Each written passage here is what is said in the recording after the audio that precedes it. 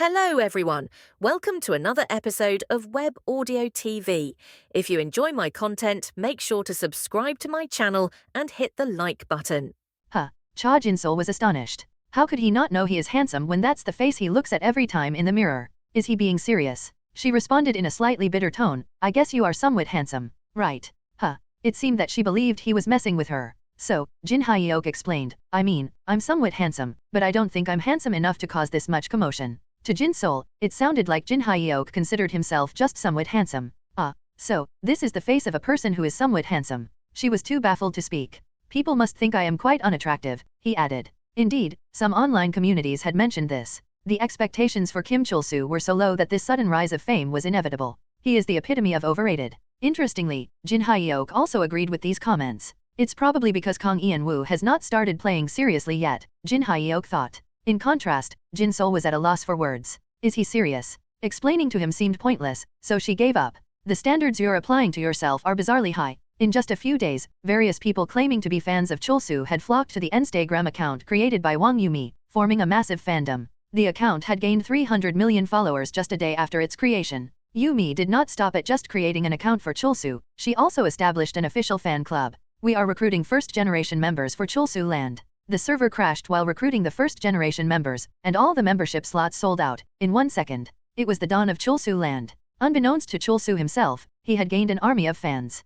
Many users flooded the Korean region minor gallery. Is this the main base for Chul-soo? Anyone know the username for the homepage master? What's a homepage master? It's sort of like a website manager. Also, there are no photos of Chul-soo here since this was the first time his face was revealed. Sorry, crying face. Just follow his Instagram account. At least, there are some pictures of Chul-soo there. Anyone selling Chul-soo's past photos? The comments posted on the Korean region minor gallery were more intense compared to those posted in other online communities. A renowned user of the KRMG, Chul-soo is God, typed ecstatically. I knew this day would come. Intense man has attained all perfections. Chul-soo Land's first-generation memberships were sold out instantly. You ignorant people, repent for not recognizing Chul-soo. Written by, Chul-soo is God. However, the most heated reactions came not from Chul-soo is God, but from no overpackaging please. Each of the latter's posts hit at least 1 million views, but the posts also had twice as many dislikes as there were likes. Currently, his top post was titled Tips to Increase Views Without Giving Public Recognition. No overpackaging please typed furiously.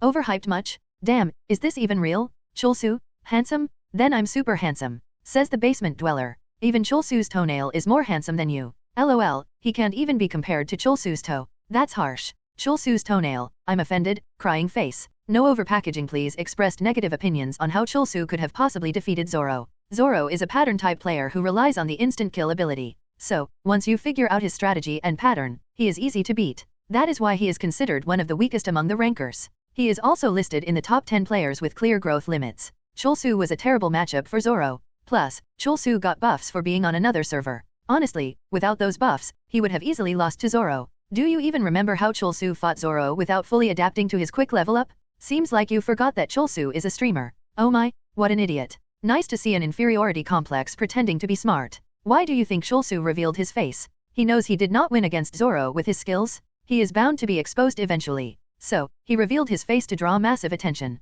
LOL? So, you admit that he drew massive attention with his handsome face? He just admitted that Chul-soo is handsome. What an idiot. Haha. Honestly, his face is his strongest asset right now. Just admit it and it's over. Are you dumb? If you want to be a hater, at least be smart about it, LOL. After posting numerous comments, the man behind No Overpackaging Please, Joseph, put down his phone with a big smile. Yumi adjusted her round glasses and said, but I think it's time to be a bit cautious. Cautious. Chul-soo Land has started digging into No Overpackaging Please's personal info, but SSP is completely secured, isn't it? Officially, yes. However, nothing was perfect in this world. There are really skilled hackers in Chul-soo Land, Yumi continued. Hackers. They already found out my personal details. Not yet. You know that I used SSP for Chul-soo Land's first-generation member recruitment. Nov. L. B //JNN. Of course, I know. I've set the timer so that the recruitment would start at midnight. Joseph started feeling uneasy, but someone joined at 11:55 p.m. They broke into the system and forcibly entered their name as a first-generation member. If you get caught by such a skilled person, your personal information will be exposed in no time.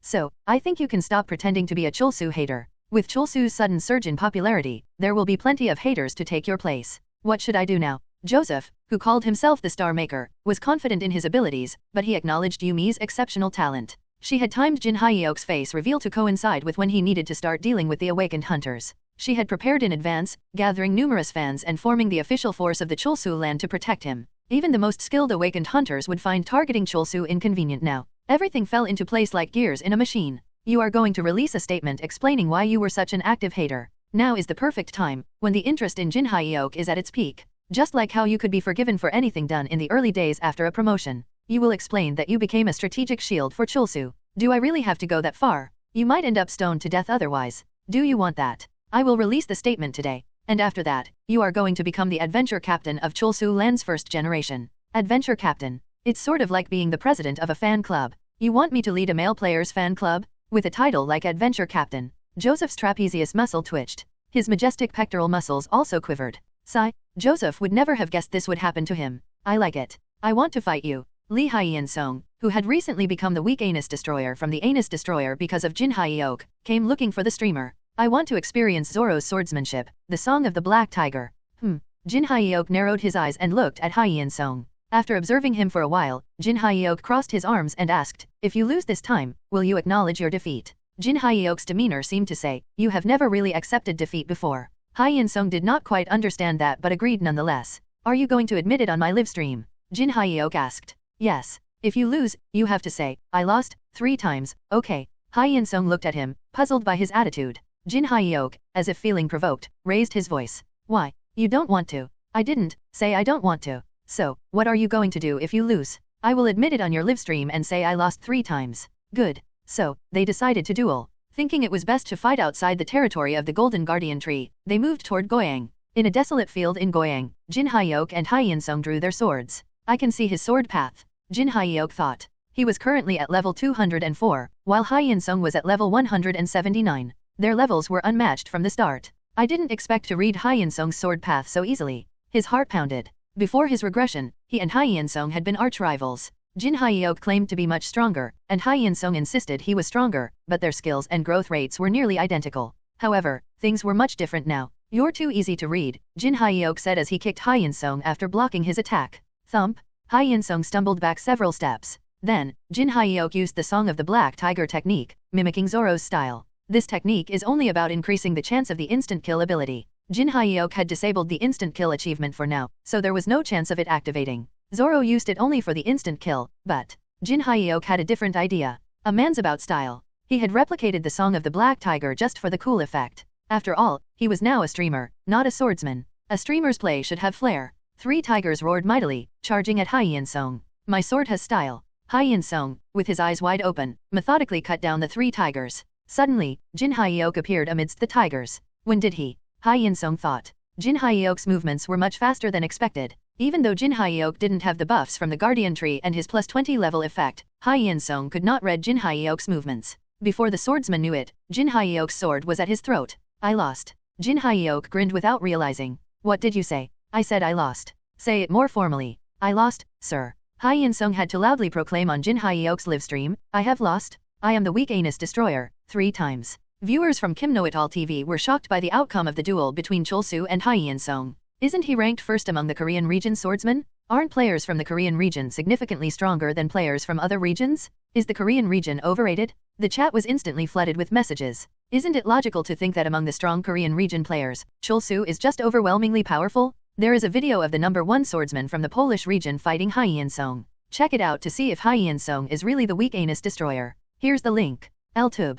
Here is a video of Hyeon-song fighting the number 1 swordsman from the Chinese region. LTube. Hyeon-song was not weak. It was just that his opponent, Chulsu, was excessively strong. Yumi smirked. I don't need to gather information myself. There were so many fans that they posted the information themselves. However, the activeness of the chat made it almost impossible to read the comments. I think I need to split the channel. It seemed time to launch Season 2 of Kim Know-It-All TV. Splitting the channel and creating separate viewer tiers for differentiation seemed necessary. Many viewers were already clamoring for a separate channel for Chulsu fans, claiming they would willingly contribute financially.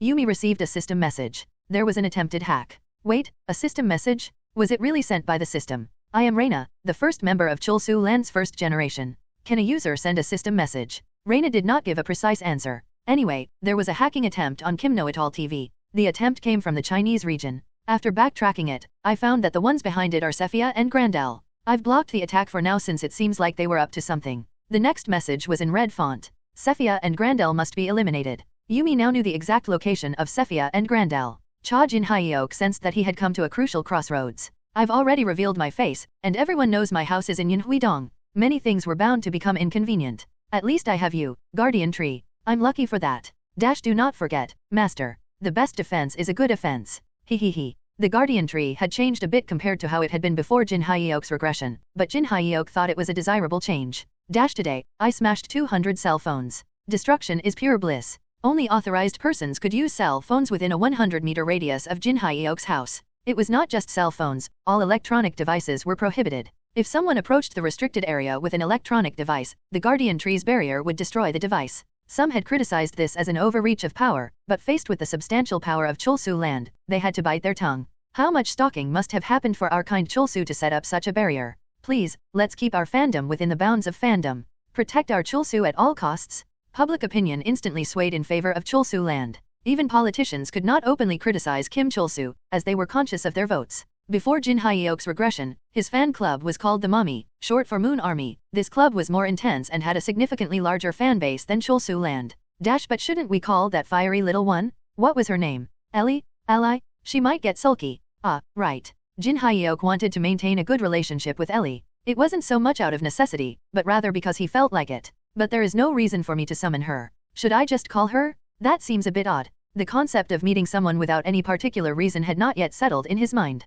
So, he sought a reason. I should look for content for my LTube channel. Desho, if it's a massacre, I welcome it, and if it could happen near here, that'd be nice. I'd be able to join in. Jinhyeok did not respond to the Guardian Tree. He used to find its words quite annoying, but now, he seemed to have gotten used to it. Though no one was listening, he explained as if he were justifying himself. The recent content has been quite provocative and intense. Of course, there was no answer since no one was near him. The content I have planned for later is also pretty provocative. The battle with Sephia and Grandel of the Black Alliance was sure to be intense and provocative. Too much intense content in a row can actually cause viewer fatigue. To whom are you speaking? Balancing intense content with calm, everyday content is essential for a good streamer, isn't it? Of course, too much calm content can become boring. Are you ignoring me right now? I'm feeling so lonely. I need content that is not too provocative nor too calm. Maintaining that fine line is important.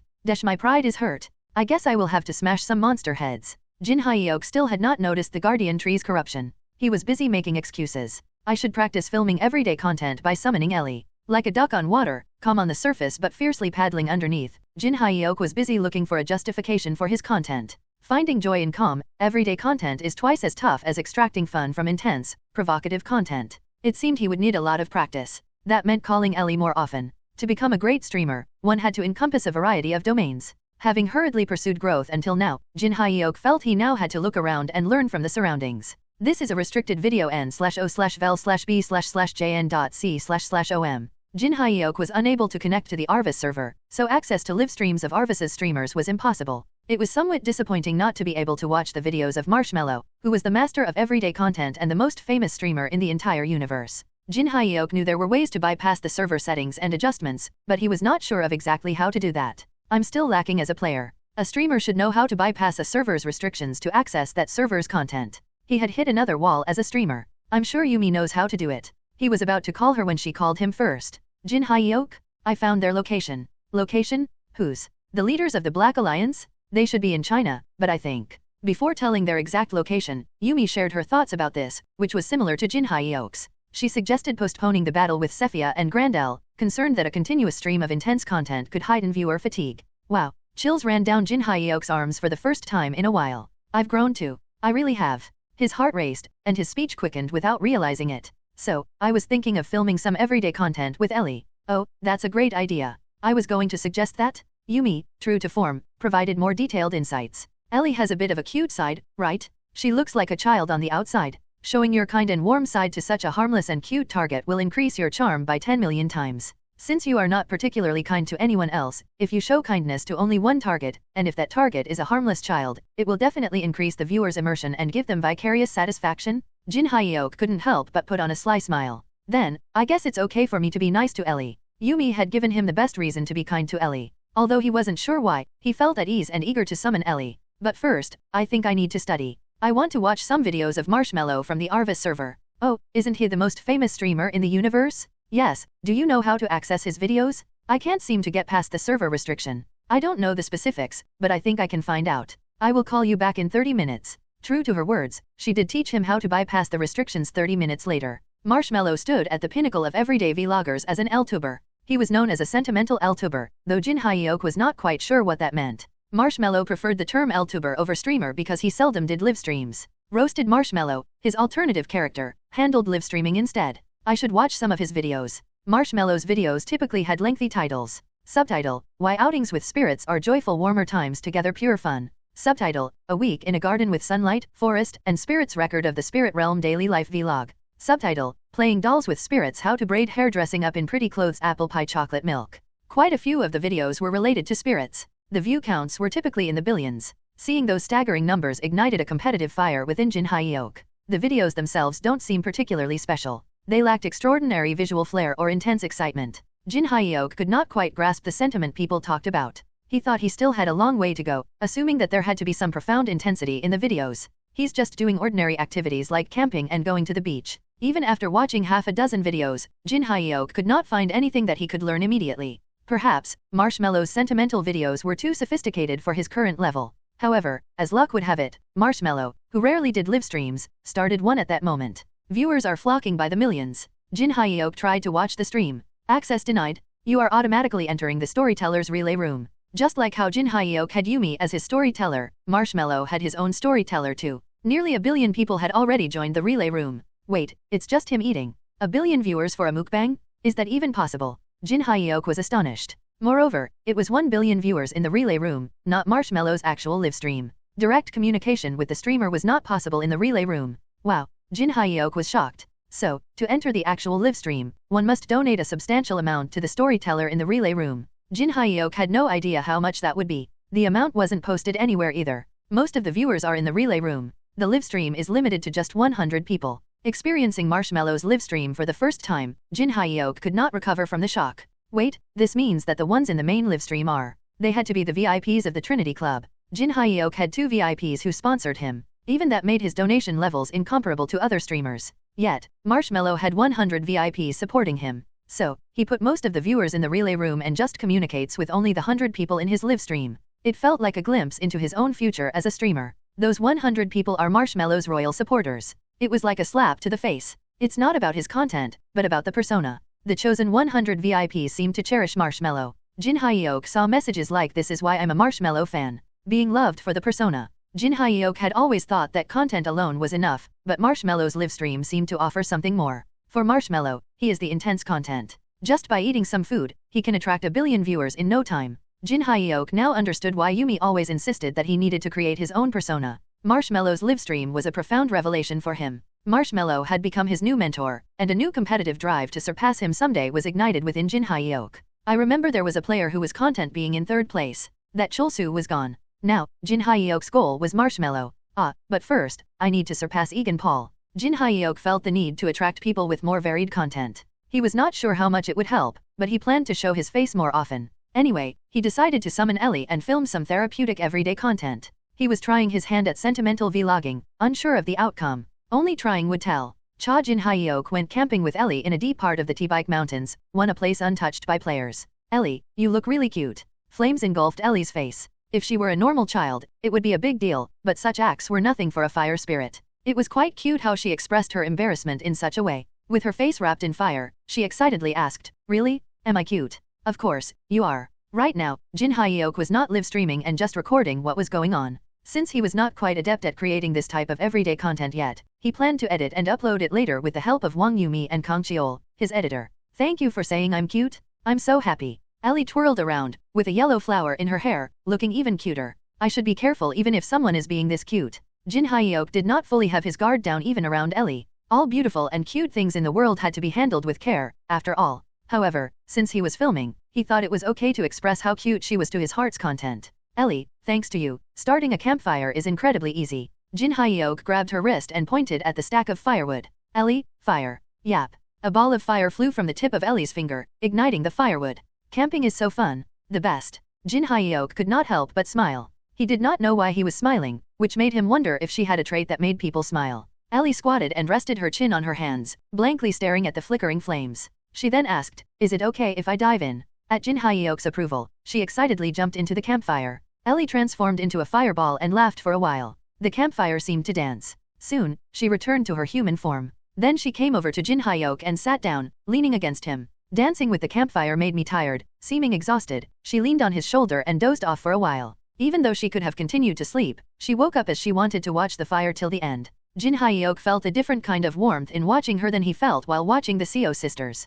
They were somewhere in the T-Bike Mountains, and Jin Hyeok was not exactly sure of the exact location. Occasionally, monsters living deep in the mountains would attack them. This is going to be a perfect therapeutic video. The monster that had just attacked him was a bug monster, resembling a cockroach about 3 meters in size, which was a delicacy when roasted over fire. I remember almost dying to this monster several times before my regression. Living in damp and dark places, these monsters had incredible vitality and were often found deep in dungeons. They were a welcome sight when food supplies ran low. Although they looked somewhat disgusting, they were nutritionally perfect. As long as they were cooked over a fire, there were almost no side effects. However, if a player cut them or made them explode, the monsters sprayed foul-smelling blood. Hence, players needed to pierce these monsters properly. Oh, and I forgot how those hairy legs had a negative texture when eating. Thud. Jin Hyeok had killed the monster properly. It had been a while, but killing these monsters was fun. Content like this isn't so bad, he thought. Of course, everyone had their preferences and tastes. But wouldn't it be more fun to find a hidden dungeon or something? Coming across a hidden dungeon or an event boss while relaxing would be more interesting.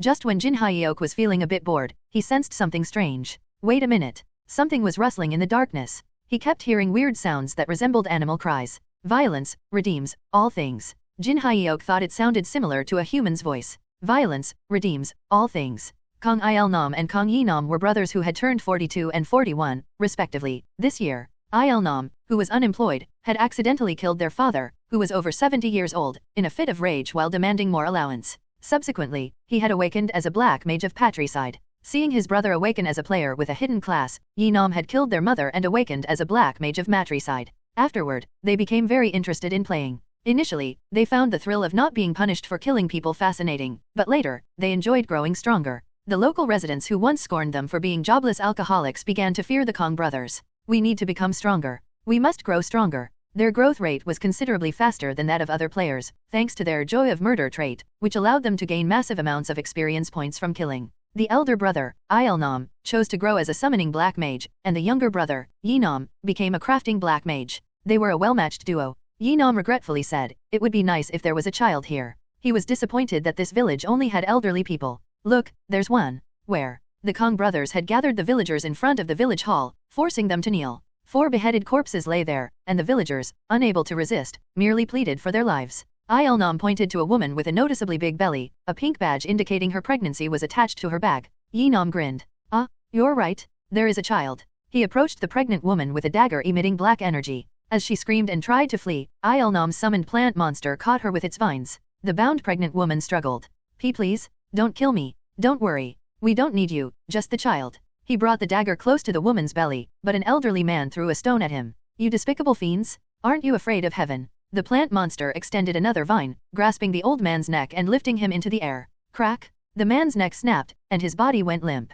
The people kneeling in front of the village hall covered their mouths, barely holding back screams. No one could stop the rampaging Kong brothers, and the brothers achieved their goals. Good. We have got the fresh blood of a child, and now we just need to melt down a spirit. Hyung, you said you could catch one, right? Of course. The only ingredient they needed now was a spirit. The T-Bike Mountains, being a place of strong natural energy, were ideal for spirits. So, the mountain range had a strong presence of spirits, who occasionally revealed themselves in the mountains. The carnivorous flower I summoned last time should be able to consume a spirit, Il-nam said. You mean the one I helped you summon with the ingredients I gathered? Ah, right. The carnivorous flower we summoned. Let's get our facts straight. You always take all the credit. Il-nam frowned and glared at his brother but then shrugged. Sorry, my bad. Suddenly, they saw something they had never expected to see in the deep mountains. It seemed a father and daughter duo was camping in this remote location. Upon closer observation, the young girl seemed to be a fire spirit. Yi-nam chuckled. It seems heaven is on our side. Hold on. Why, doesn't that guy look familiar?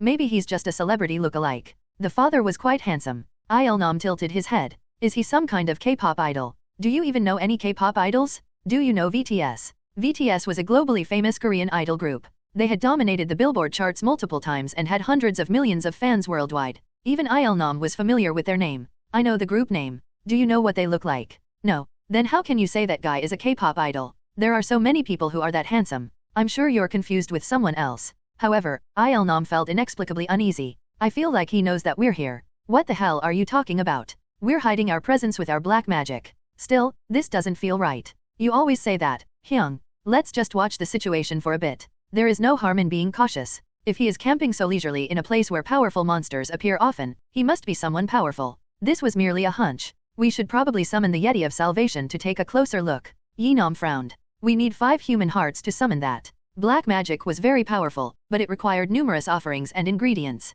The more life the offering had, the more potent was the effect of the magic spell. The Kong brothers often used human hearts as offerings. We can get more hearts later. I'll get them after this. If you get the ones from teenagers, I will agree to summon the Yeti of Salvation. Fine, I'll do that. Promise me. Last time, you brought the hearts of 20-year-olds and said they were teenagers. I said I got it. Il-nam summoned the Yeti of Salvation. Among the creatures he could summon as a black mage, this was the most powerful. It was a gift from a cult leader who had made the Kong brothers what they were. LV-177/Yeti of Salvation/Beauty of Violence. The monster's name and level were in red even in Il-nam's eyes, signifying how strong it was. Violence, redeems, all things, n/o/vel/b/in.c//om. Even Il-nam could not control it precisely. He could only designate a target and command the monster to attack the target. Kill that man first. They decided to kill the guy with the handsome face first to make the job easier. It did not matter if he was someone significant. While that guy fights the Yeti of Salvation, we will abduct the spirit. That was the moment Jin Hyuk recognized the Kong brothers.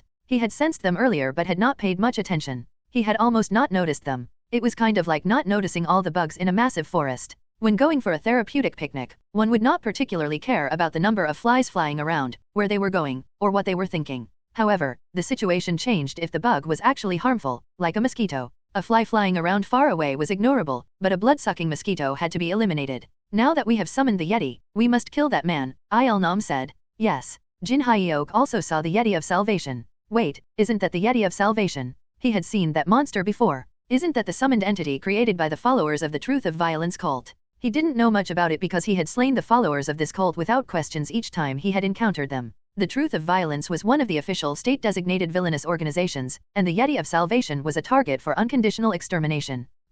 I think there was something important related to the Truth of Violence cult. Jin Hyuk could not quite remember. It was like trying to recall the brand of a punching bag he used. In keeping with his calm vlog style, Jin Hyuk calmly and serenely said, I think it's time for some genuine therapy. Wontaebike Mountains are a mountain range located along the eastern edge of the peninsula and runs along the eastern coast of the Korean peninsula. Violence redeems all things. Jin Hyuk agreed with that. Even villains deemed beyond redemption tended to find salvation when exposed to pure violence. Well, since the bad guy turns good, I guess we can say it's a form of salvation. Violence was always the answer. If it did not work, the reason was simply that there was not enough violence. Every villain could be saved with an appropriate level of violence too low, and it would not work, too high, and they would die. Now that I think about it, these sentimental vlogs are usually done with subtitles rather than spoken words. When watching Marshmallow's videos, he had realized subtitles were much more prevalent than voiceovers. So, he prepared subtitles in advance for his videos. As a streamer, being able to create subtitles while progressing with the content was a necessary skill. Jin Hyuk pulled out the rule breaker and wrote subtitles at the same time. Let's take out the handy and elegant weapon that can be held in one hand, smiley face. He wasn't sure why he wrote elegant, but it felt right. In the meantime, the Yeti of Salvation charged at him, swinging the hammer around while enjoying the forest scent. Thwack. He already knew all the moves of the Yeti. Having hunted it numerous times before his regression, he found it extremely easy to deal with. The monster displayed movements like that of a skilled martial artist, but they were nothing special to him. Breaking the monster's nose shuts it up. Let's enjoy this profound silence. Smiley face. As Jin Hyuk had smashed the monster in one hit, it stopped making weird noises. Attacking the monster half-heartedly would have only made it angrier. The Martial King, Kim Jong-hyen, had discovered this strategy of using fists or bludgeons to break a monster's nose in one go.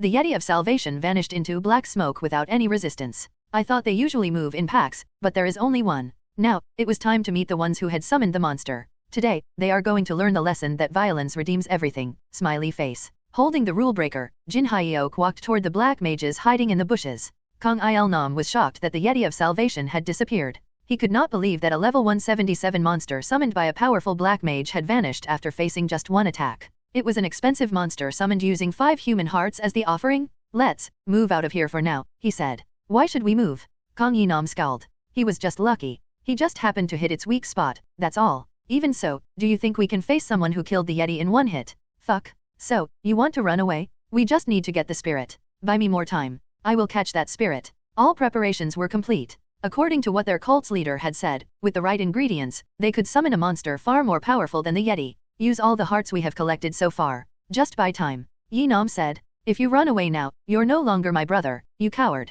Il Nam was in a dilemma. He knew that without Yi Nam's help, he too was an incomplete player. Then I will buy a some ti. Huh.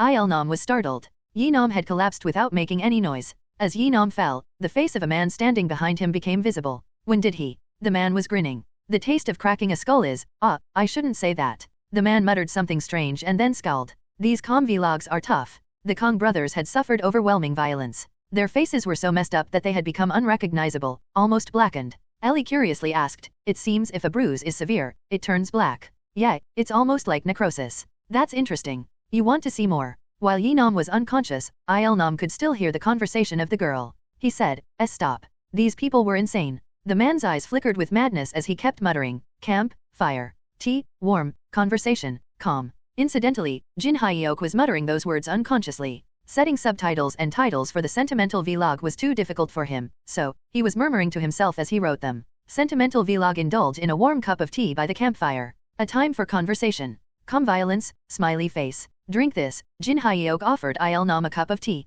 His tone was bizarrely eerie. His expression screamed drink this or die, yet the tone of his voice oozed kindness. It seemed like a madman pretending to be normal. It was incomprehensible why this person would suddenly offer tea in this situation. I will do anything if you spare me, Il Nam said. Let's enjoy a warm cup of tea. Huh. Is he stupid or something? Jin Hyuk thought. I said drink it, you bastard. Yes, sir. Jin Hyuk found it frustrating that Il Nam seemed clueless about the vibe of an everyday and calm vlog. In any case, Il Nam hurriedly drank the tea. He was so scared that he could not appreciate the tea at all. Jin Hyuk hit Il Nam's head with the rule breaker. Hey, this is sentimental content. He was frustrated at Il Nam's lack of understanding of the situation. Drink it with feeling. Slowly savor the tea. This isn't easy. This kind of scene probably doesn't fit in a sentimental vlog, right? Since Il Nam did not get on with the program, Jin Hyuk hit him a few times with the rule breaker. After the beating, Il Nam seemed to have understood how to behave. Jin Hyuk tried his best not to kill him while hitting him. However, it appeared to be a bit brutal for a sentimental vlog, so Jin Hyuk decided to have it edited out later. How did you fools manage to summon the Yeti of Salvation? Jin Hyuk asked. Il Nam was too confused to comprehend what he was hearing. The man kept saying he was trying to create sentimental content, but in reality, the content was filled with violence and threats. Il Nam admitted that the man's tone was a little sentimental, but he did not have the courage to challenge the idea that just having a calm tone meant creating calm content. I have the ability to summon monsters of a higher level than my own by using offerings, Il Nam answered. I know that. You are the black mage of patricide, and the more you commit acts close to patricide, the more power you can draw from your shitty ability. Il Nam was even more confused. Setting aside the discrepancy between the tone of the voice and the content, he was genuinely curious as to how this man knew everything about him. Then it dawned on him. How does he know about the Yeti of Salvation? Only 3 people in the world knew of the existence of the Yeti of Salvation, he and his brother and their cult's leader. Il Nam guessed Jin Hyuk's identity. Did the cult leader send you? Jin Hyuk was momentarily speechless. He felt like he had heard something significant. This is a dilemma. Content needed a concept. No matter how popular a concept was, cramming everything into one video would turn it into a mishmash that was neither good nor bad. Let's continue with the sentimental content for now. I need to get the footage. Jin Hyuk avoided answering about the cult leader and instead had a conversation with Il Nam. Yi Nam regained consciousness in the meantime, and Jin Hyuk offered him tea as well. Of course, Yi Nam did not comply at first but obeyed eventually. After all, Jin Hyuk's violence was imbued with immense power. Wow, these guys are really crazy. It's not easy for a sane person like me to understand their way of thinking. At least, I'll attract attention with this content. Jin Hyuk already had a title in mind for the video, Madman. The Kong brothers seemed to feel an affinity toward Jin Hyuk. They boasted about their so-called heroic deeds before him. Yi Nam praised his own excellent insight. Yes, eventually, I found a child from the group. They had attacked a village in need of a child, but there were no children in that village, only old people. The woman was in her trimester, so she was valuable enough. Yi Nam grinned as if he was proud of his smart decision. Next, Il Nam spoke. As you know, Mr. Messenger, to create the Legion of the Mountain Madmen, spirits are absolutely necessary, and we were searching for them in the T-Bike Mountains. They were calling Jin Hyuk Mr. Messenger, an emissary sent by the cult leader. Jin Hyuk didn't deny it. The Yeti of Salvation, the Truth of Violence cult, the Mountain Madmen, and the cult leader. Jin Hyuk began to understand how all these were related. Now that I think of it, the Truth of Violence cult was a subversive force trying to overthrow our current government. Nov. L. B //JNN. Jin Hyuk remembered the cult briefly shaking up Gangwon-do, completely taking over the region before his regression. He did not know much about what exactly they had done. Back then, he had just been a pawn who used the sword diligently as instructed by the higher UPS, so he had simply slaughtered many of them as ordered. But the Legion of Mountain Madmen. The Mountain Madman was one of the most powerful entities that the Truth of Violence cult could summon. Its level was in the early 200s. Before Jin Hyuk's regression, several high-level rankers had to team up to just hunt one of the Mountain Madmen. As far as he remembered, only 2 or 3 Mountain Madmen had appeared in Korea. But they're talking about creating a legion of them. Something was different this time. It seemed that the Truth of Violence cult had evolved more than it had before his regression. Why did you guys join the Truth of Violence cult? Well, as soon as the words Truth of Violence cult came out of Jin Hyuk's mouth, the brothers seemed moved. It looked like even the last thread of their doubt had disappeared. We want to create a better world. A fairer world. Jin Hyuk remembered. Creating a better and fairer world was the values that the Truth of Violence cult incessantly preached. What makes a world better, and what makes it fairer? Jin Hyuk asked. It's a world where the powerful can rightfully enjoy their power. A world where we live according to the laws of nature. Their argument was simple: the survival of the fittest was their definition of the law of nature. They believed only foolish humans denied this law. These foolish humans insisted that the strong had to protect the weak and that the strong harming the weak was unjust, maintaining an abnormal society for the majority who were weak. The right thing, according to the brothers, was that the strong should rule over the weak. This was the direction the new world should head toward. Wow, you guys are really crazy, Jin Hyuk said. This is unbelievable. Why is that the law of nature? Jin Hyuk believed these crazy guys seemed to have a misunderstanding of common sense. The strong should be thinking about fighting someone stronger. Where is the time to rule over the weak? Where is the time to torment them? In a world where one can fight the strong if they wish, what's unfair? The current world seems fair enough. So by your logic, me beating you up is also the law of nature, right? Jin Hyuk asked. Oh, of course. That's right. Their eyes just shook. Jin Hyuk disliked these kinds of fake insanity. True insanity should be consistent and unchanging, not fluctuating when it was inconvenient. Of course, Jin Hyuk's standards were quite variable, but that was because he believed he was not a madman. But if the Mountain Madman Legion really appears, it is going to be a bit troublesome. Ideally, he wanted Korea to be peaceful.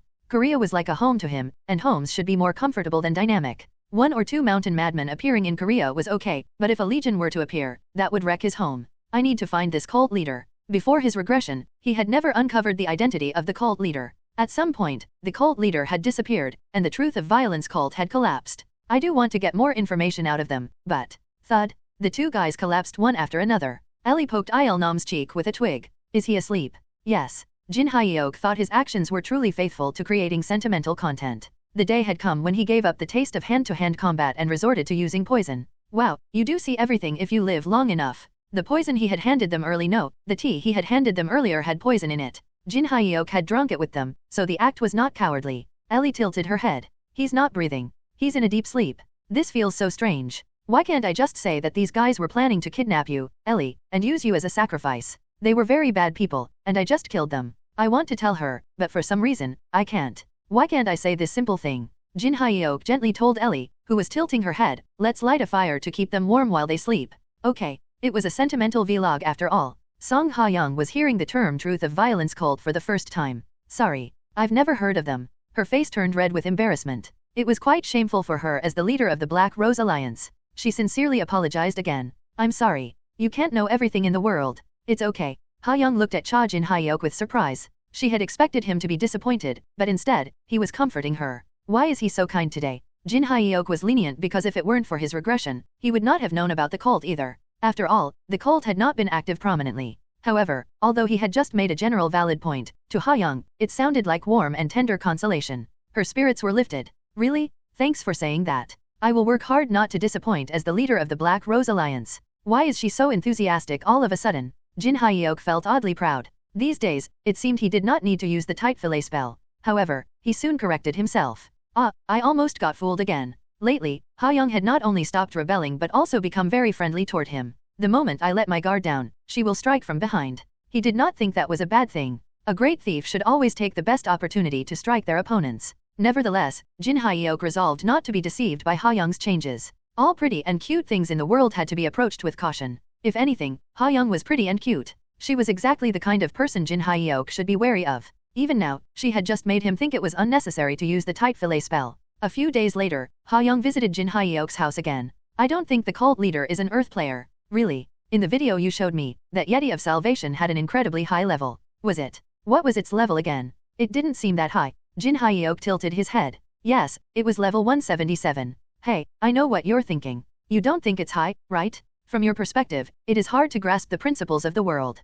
What do you mean? I mean that your perspective is twisted. It is so distorted that even I get confused sometimes. My perspective? My perspective is perfectly normal and rational. Jin Hyeok wanted to say that, but Ha Young quickly continued, this is not an entity that can be summoned at Earth's level. There must have been an accomplice. I could not find anything about the cult leader, no matter how much I searched. Their ability to hide taxes is quite advanced. That means we are dealing with an opponent much stronger than us. Ha Young crossed her arms with a very serious expression. Dark circles had appeared under her eyes due to her staying up at nights. However, her face was full of vitality. She said, to be honest, a few forces or individuals are coming to mind at this point. Who are they? What about you? What do you think? Do you have any suspects in mind? Ha Young always felt inspired by Jin Hyeok.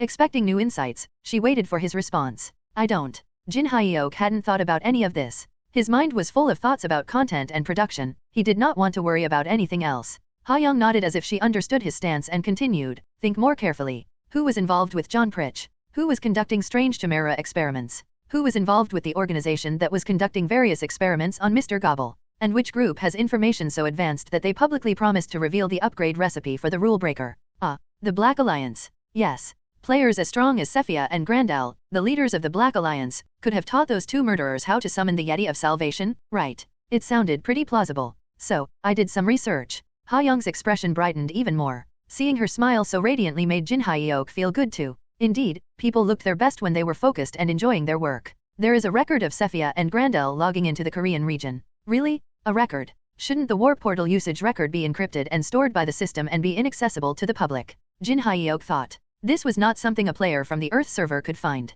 It would be possible only for a handful of super high-level hackers in the entire universe. Jin Hyeok became interested. How did you find that out? Ha Young scowled, as if something displeased her. You're quite popular, aren't you? What are you talking about? Why is she talking about how popular I am when I asked how she found out? You must be happy to be so popular. Jin Hyeok could not understand why Ha Young suddenly seemed upset. Hashtag so annoying. Hashtag why isn't it me as number one? Hashtag I am not bad at what I do either. Even after seeing this, he could not understand. He began to question himself. I should just use the tight fillet spell if she is spouting nonsense, but, strangely, he did not feel like using the tight fillet spell these days. Weird. Did she do something to me without my knowing? He could not understand why he was feeling so strange. Lately, the abilities of the people around Jin Hyeok seemed to be far surpassing what he had thought. They had even managed to find Sephia's and Grandel's location and discover that the twins had been in Korea. Everyone must be working really hard. In contrast, Jin Hyeok was lying in bed, idly passing the time. Well, one must take rest seriously too. To an outsider, it could look like he was just lazing around, but that was not the case. He was earnestly taking a break. As he had filmed a calm, everyday sentimental video, it was time to get back to his main content. The next content will likely be a battle with Sephia and Grandel. However, fighting them in China seemed like a losing battle. He thought the only chance was to fight within the territory of the Guardian Tree, so he was pondering how to lure them to Korea. Before my regression, I would have just fought them without thinking. It made him realize he had changed quite a bit. He had become cautious and capable of more universal thinking. He was becoming more rational, but someone was changing in an irrational way. He. I smashed their heads, n/o/vel/b//in.c//om. Jin Hyeok wondered if this was a bit too much. The Guardian Tree tried to act solemn, but there was a childishness in its voice. Hearing it in a child's voice somehow felt inappropriate. I was bored with the lack of monster invasions lately, but this is great. He. The tree shouted and then seemed to have come back to its senses. I shouldn't act like this. I mean, I am proud that my protective powers have grown. Muahaha. Jin Hyeok had a go at translating the Guardian Tree's sentence. So, you mean the monsters are not approaching because you have been actively slaughtering them? That's right. As Jin Hyeok's level increased, his mental connection with the Guardian Tree had strengthened as well. Now, he could sense its presence, not just its voice. He saw something humanoid with golden hair. Its body shimmered, only revealing a silhouette tinged in red. Was the Guardian Tree always like this? As he became more attuned to it, the tree seemed to sense his inner thoughts as well. I am just faithfully fulfilling my role as a Guardian Tree. Who said anything about that? Jin Hyeok wondered why the tree was stuttering and acting so embarrassed. You're doing well, Guardian Tree. The best defense was indeed a good offense. In that sense, the Guardian Tree was experiencing very positive growth. Really? Do you think so too? Yes. The Guardian Tree, which had been tinged in red, shimmered in golden light again. Its joy was palpably transmitted to Jin Hyeok. Suddenly, the Guardian Tree sensed something. The dual sword monster has appeared again. You mean Zoro? Now that you have become stronger, I've gotten stronger too. Shall we go smash some heads? Sitting in a chair at Jin Hyeok's house, Zoro said, this space itself seems quite hostile to me. The guardian tree must dislike me. You can feel that. If he could feel that, then the guardian tree still had a long way to go. The best defense was offense, and the best offense was a stealth attack. It was best to knock one's opponent out without even letting them realize they were being hit. Of course, even if it was an open attack, if one got hit extremely hard, they would get knocked out anyway. But the guardian tree did not have that kind of power yet. I will reflect on this. Jin Hyeok did not say a word, but having read his thoughts, the guardian tree entered a proactive mode of self-reflection. Jin Hyeok was guiding it in the right direction, which was quite satisfying. I think I've found a way to upgrade the rule breaker, Zoro said. Really? I knew the gist of it already, but I just needed a tiny bit more information. The information that Egan Paul had was exactly what I needed. Jin Hyeok tilted his head in thought. The pieces fitting together so perfectly seemed suspicious, so he called Han Sae-rin. Wait, I know him. Sae-rin said. Say hello. This is Zoro. Zoro, this is Pathfinder. Sae-rin looked at Zoro with displeasure. She still had a long way to go. Also, if she was to awaken as a ruler in the future, she needed to manage her expressions better. Showing such obvious distaste and suspicion was never a good sign. Broadcaster's clairvoyance clearly captured her emotions. I do not like him. Why does she dislike him so much? Sure, Zoro tried to kill me, but that alone should not make her hate him this much. Jin Hyeok cautiously wondered if he was unaware of something. Sae-rin, arms crossed, continued to talk to Zoro with a displeased look. I think the information this guy has is real. Really? The problem is, Sae-rin glared at Zoro again. You have to entrust your rule breaker to this guy, right? That's right. And what if this guy takes the rule breaker and runs off? Zoro loudly retorted, how dare you see me like that? Who tried to kill Kim Chol-soo to steal the rule breaker? Zoro hung his head in shame. It looked like a clear power dynamic at first, but now Jin Hyeok realized he misunderstood. She is exaggerating her thoughts to put him down. Jin Hyeok thought a ruler should always hide such emotions, but he realized he was wrong. Exerting pressure from a position of power seemed quite effective. In fact, Zoro could not properly argue back and was just stuttering. Anyway, it seems too coincidental that everything fits so neatly and flows in your favor, Sae-rin said. Is that so? It's like the result of a fangirl's obsession. Huh. You don't need to know what it means. There is a person who keeps claiming to be the #1 fan of Chol-soo, and although it annoys me, their abilities are real. Ha-young and now Sae-rin. They keep talking about this #1 fan, but I have no idea what that means. Even if I ask, they just get annoyed and don't give me a proper answer. Well, anyway, the answer seems clear, Jin Hyeok said as he took out the rule breaker and handed it to Zoro. Surprisingly, Zoro was shocked. You're giving this to me. Don't you have to take it to upgrade it? It did not matter if he took the rule breaker or not. Jin Hyeok already knew where Zoro lived. If he wanted to, he could send Angel Girl to steal back the hammer. Also, Zoro had a wife whom he loved more than his life. Jin Hyeok was not planning to take Zoro's wife hostage, but if Zoro tried to backstab him first, he was fully prepared to retaliate. I shouldn't say that part though. Jin Hyeok had learned a lot about social interactions and become more rational. He felt there was no need to say all the things he was thinking. He was contemplating what to answer when Zoro knelt before him. You are a true warrior. I saw the code of chivalry. In this era. Zoro seemed moved. A few days later, he came back with the upgraded rule breaker. Take it. It's your rule breaker. Huh. Something seemed a bit off. What's going on? Jin Hyeok felt something was off about the upgraded rule breaker. Shouldn't it be in the form of a magnificent longsword? The rule breaker he remembered was second to none in terms of flamboyance. It was not called the most stylish sword in the universe without reason. So, why is it still shaped like a hammer? Of course, this hammer was also a masterpiece, filled with meticulous details. Made of shiny black iron, it looked extremely heavy and solid at a glance, but was as light as a feather, making it perfect for swinging. Moreover, it was intricately engraved with patterns, exuding an air of luxury. If Zoro's rule breaker from before Jin Hyeok's regression was called the most stylish sword in the universe, this hammer could be called the most luxurious hammer in the universe. Zoro continued with a triumphant expression. The rule breaker is a weapon that chooses its master and manifests in the form most suitable for them. So, this is the most suitable weapon for me. Jin Hyeok examined the rule breaker in his hands, scrutinizing every aspect of it. It certainly looked expensive. However, something still seemed off. Shouldn't the weapon most suitable for me be a sword? Or is it something else? Jin Hyeok was a little confused. Before his regression, he had started as a swordsman and eventually ascended to the throne of the Sword King. Being a Sword King was not bad, but it was not a unique title. After all, he was the Sword King of the Korean region, and quite a few other players were called Sword Kings in different regions. Since each server had numerous regions, the number of Sword Kings was so high that it was a common epithet. Every server had at least 10 of them. But something is peculiar about this. Jin Hyeok had first felt this strange emotion when he had first met Gollum, the alternative character of the great navigator Gollum Barum from the Arvis server. Such a top ranker was less intense than Jin Hyeok. He was called the Great Navigator despite being less intense. Conversely, before his regression, despite his intense efforts, he was never called the Great Sword King. In the grand scheme of the universe, many players were stronger than him. It was like being first in class but only 30th in the country. Could it be that my talent in swordsmanship was lacking? Jin Hyuk had always thought his greatest talent lay in the sword, but he now started to wonder if it lay somewhere else. What if I had wielded a hammer instead?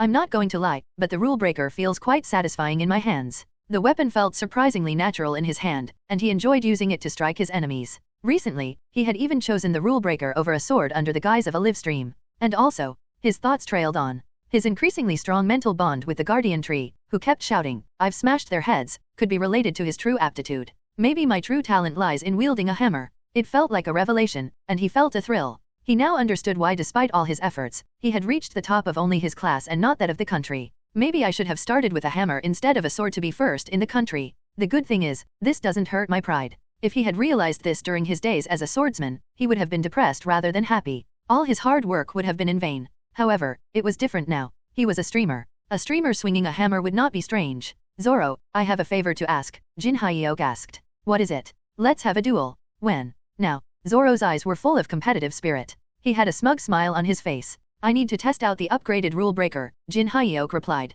That's what I like to hear. We are in the territory of the guardian tree. Is that okay? What swordsman would fuss over such trivial matters? Jin Hyuk went out to the yard and began to duel with Zoro, and he finally realized after a while. Yes? The answer was the hammer? I was only a sword king because I wielded a sword. Zoro lay beaten and exhausted on the ground. You win. Jin Hyuk looked at the rule breaker, unable to hide his excitement. The black iron brilliantly shone in the sunlight, showcasing its splendid form. You've become stronger. It's probably because I found a weapon more suited to my hand. Plus, the guardian tree's blessing helped out. Jin Hyuk was grinning continuously. Zoro lay on the ground, still watching Jin Hyuk, seemingly wanting to say something. If you have something to say, just say it, Jin Hyuk said. Did you not feel something? What do you mean? Jin Hyuk reflected on their duel. In the past, he always meditated and reviewed the fight immediately after a duel, but he seemed to have become complacent. How am I supposed to become the strongest of the universe like this? Jin Hyuk needed to reflect deeply. He crossed his legs and meditated briefly. I understand now.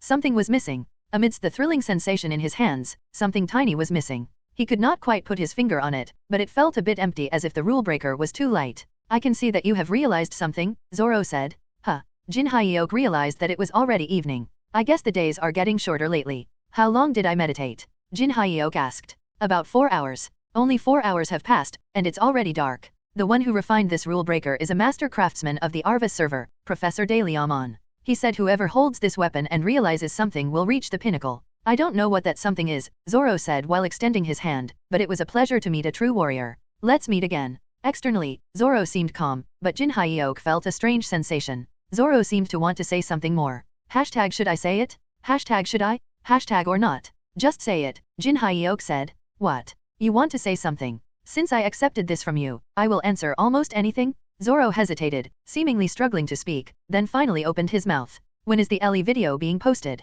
What? Is he aware that I filmed a sentimental vlog? I haven't even uploaded anything yet. I think I've rewatched the video of you two making that packed about 300 times. Zoro was not prophetic, he was just an Ellie fan. Something amazing is going to be uploaded. Just wait. Something amazing. Jin Hyuk lowered his voice and briefly spoiled the video just for him. She is going to dive into a campfire. Diving into a campfire. Zoro's eyes widened as if they could pop out. He seemed to be imagining the cute scene. And then? What happens after the dive? She dances with the flames. Dancing with the flames. Jin Hyuk was about to stop there but decided to properly repay the swordsman for the rule breaker. And then she gets tired, leans on my shoulder, and dozes off. The video is going to be calm and therapeutic in nature. I will contact you before uploading it. Just for you? Zoro's dual swords dropped to the ground. His expression was filled with immense gratitude. Thank you, friend. It seemed like there was a solid demand for sentimental content. Jin Hyuk felt proud, thinking he had done proper market research. Recently, Jin Hyuk's peers kept dodging questions with excuses about number 1 this and that, so he asked Wang Yumi.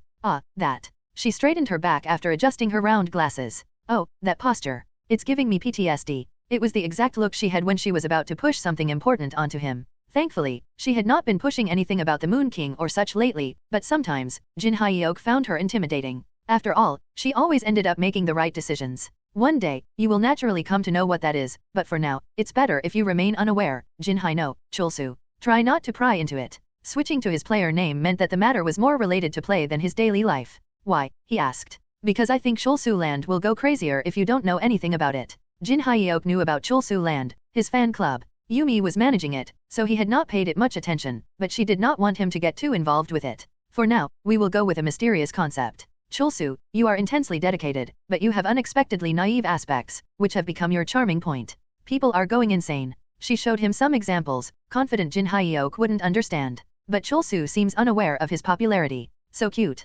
Crying face. Seems he doesn't know much about Chulsu Land either. We should protect Chulsu. Kim Chulsu, the bright-eyed madman. I love him. King God General Yumi said she is going to manage Chulsu Land. There is a rumor that she is extremely cautious to not let Chulsu neglect his play over external matters. Our unrequited love hurts, but for Chulsu's intensity, what can't we endure? Crying face, let Chulsu do whatever he wants. I love you, Chulsu. Guys, look at how cute our Chulsu is. Watch it 10 times. Yumi summarized it for Jin Hyuk. Simply put, the fans are in unrequited love with you. It's rare for fans to love a streamer this much when the streamer doesn't show their love back to the fans. But you've done it. It is not just about looks, it's a combination of your achievements and intense personality.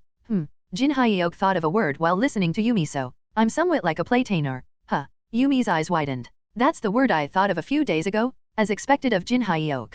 You are so smart. Playtainer was a combination of the words player and entertainer. Even though Jin Hyuk was engrossed in his play, he knew about slang such as playtainer. All competent players would eventually achieve stardom, comparable to or even surpassing that of celebrities, and use their fame to act like entertainers. Kang Ian-woo was like that. Kang Ian-woo was also known as the Beauty King. If Jin Hyuk was considered the top swordsman in the Korean region before his regression, Ian-woo was among the top 10 playtainers in the universe. He was universally recognized as an ideal type and the first player to establish the concept of a playtainer on Earth. Come to think of it, what is Ian-woo doing these days? While the weak anus destroyer Lee Hyein-sung and Zoro had shown themselves, Jin Hyuk had no idea what Ian-woo was up to. He had received a lot of help from Ian-woo before his regression. n/o/vel/b/jn.c//om. For now, I will just follow Yumi's lead. For the moment, Jin Hyuk needed to focus more on training with the rule breaker, fully integrating this weapon as his own. The more he swung it, the more refreshing it felt, yet he felt a lingering sense of emptiness. Unraveling this could lead to obtaining a weapon perfect for him. But I am curious about what Ian-woo is doing. He asked Song Ha-young to look into Ian-woo. A few days later, she brought back some unbelievable news. Song Ha-young's information was hard to believe. Wait, Kang Ian-woo is live streaming nowadays. Why would he do that? He has a natural talent for acting, doesn't he? He should know that. Jin Hyuk had thought Ian-woo would be playing as an idol of sorts, awakening to a job with that kind of vibe. However, Ian-woo had become a streamer for some reason. But he is a complete hako. He is. Jin Hyuk had grown enough to know what hako meant. That doesn't make sense. Why not? Haven't you seen his face? He hasn't revealed his face yet. He just has messy hair and a full-grown beard, and he wears glasses and a mask. So, people do not really know what he looks like. The more Jin Hyuk heard about him, the more absurd it seemed. Why hasn't he revealed his face? He asked. If he is not going to use that face properly, he might as well give it to me. It seemed like Ian-woo had no idea how much of an asset his appearance was. He was frustratingly clueless. It's because he's number 2, Ha-young said with a frown. He's doing it to imitate someone. Who do you think? Jin Hyuk looked at Ha-young for a while then realized. Wait, me. Why the hell would he imitate me? Jin Hyuk felt that Ha-young had become significantly more cooperative. In the past, she would have said something like, hey, I'm the leader of the Black Rose Alliance. Stop sending me on these unimportant errands. But now, she is surprisingly cooperative. Ha-young found Ian-woo's address in less than a day. Here is it. That was easy n/o/vel/b/n.c//om. He's a streamer. Tracing the live stream location was easy. Ha-young shook her head disapprovingly. He is trying to imitate you, but it's so clumsy. Jin Hyuk confusedly tilted his head. Ha-young appeared to be irked for some reason. People around him seemed to get upset over strange things these days. #imitators are the worst. #if he is going to copy, at least do it well. Ha-young was genuinely annoyed. Why is he imitating Jin Hyuk? She thought. Whether they imitated him well or poorly did not matter, she just disliked the idea of someone copying Kim Chulsu. Lately, many Chulsu imitators had popped up, and Ha-young despised them all. Incidentally, she was Chulsu Land member number 99, a fact she kept secret from Jin Hyuk. Why the hell is he number 2? How could such a pathetic imitation claim to be number 2, while I am 99? This was completely wrong, and it bothered her the most. She asked Jin Hyuk, why do you need his address? Are you going to punish him? Why would I do that? Well, he is an imitator. Jin Hyuk flinched. Why would I want to hurt someone just because they are imitating me? The Guardian Tree and now Ha-young, everyone seemed to be getting more violent. Technically, I also imitated the concept of mystery box. Jin Hyuk had no right to claim originality, and he did not want to either. Anyone could do such performances, and he had never thought of himself as an exception. Then why? She asked. Just want to meet him. Why? Ha Young's voice sharpened. Does he know that Ian Woo is number 2? This better not be a fan meeting, Ha Young thought. I just want to give him a piece of my mind, Jin Hyeok replied. Ha Young smiled broadly. Give him a good scare for me. Smash his head? Ha ha ha ha. The guardian tree also chimed in. Wait, Saryaga Mart Dungeon. Jin Hyeok was dumbfounded. Ian Woo, who struggled with broadcaster's barrier, was imitating Jin Hyeok and clearing the Saryaga Mart dungeon all by himself even though the streamer job was not fit for soloing dungeons. Wow. Seeing Ian Woo was almost like watching a right-handed person use his left hand, a basketball player playing soccer, or a wrestler swimming. It looked just so out of place and awkward. And what is this? Hashtag lack of self-esteem. Hashtag I am nothing. Hashtag dust in the universe. Jin Hyeok approached Ian Woo, who had heavily disguised himself with a wig, sunglasses, and a mask. He probably could not afford the deceiver's mask. Yo, what are you doing here? Jin Hyeok asked. Why you are? Ian Woo seemed to have recognized Jin Hyeok.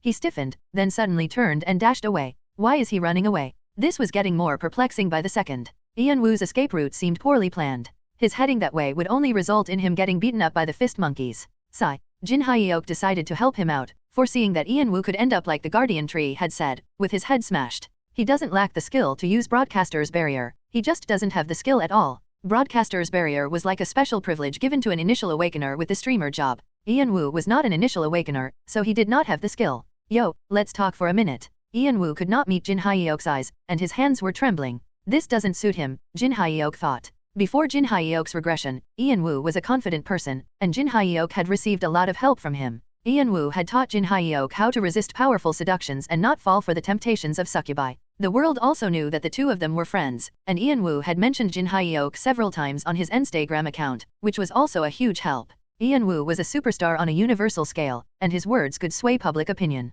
I was always the one receiving help. As a player affiliated with the NIS, Jin Hyeok had to be mindful of public opinion, whether he liked it or not. When public opinion about his party worsened due to various mistakes, just a few words from Ian Woo could turn it around. Ian Woo had hundreds of millions of fans on the Earth server alone. Even politicians, Jin Hyeok's superiors, and Maria from the NIS had to be wary of Ian Woo. He was a strong supporter of Jin Hyeok, but in this life, he was rather pitiful. Why are you live streaming? Jin Hyeok asked. I am sorry. I didn't mean to imitate you. Ian Woo looked like he was about to cry, tears welling up in his eyes. Anyone would think Jin Hyeok was bullying him. This won't do. He helped me before my regression, so I should help him now. You need to quit being a streamer, Jin Hyeok said.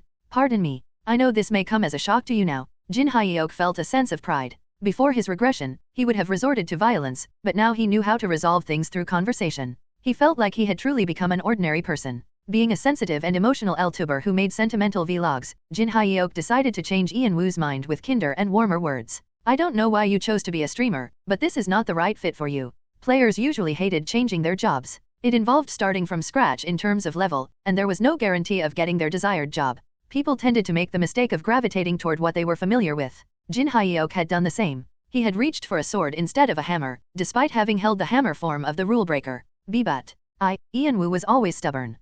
Should I just hit him? Since Jin Hyeok had a lot of experience where violence solved everything, he found himself wanting to resort to it too easily. Going the long way around when an easier path existed was frustrating. I just want to be like you, Mr. Chulsu. Jin Hyeok had no idea why Ian Woo had a crying expression. He had not even hit Ian Woo. Should I just hit him? Then, he would have a reason to be this upset. Why you are my idol, Mr. Chulsu. What is he even talking about?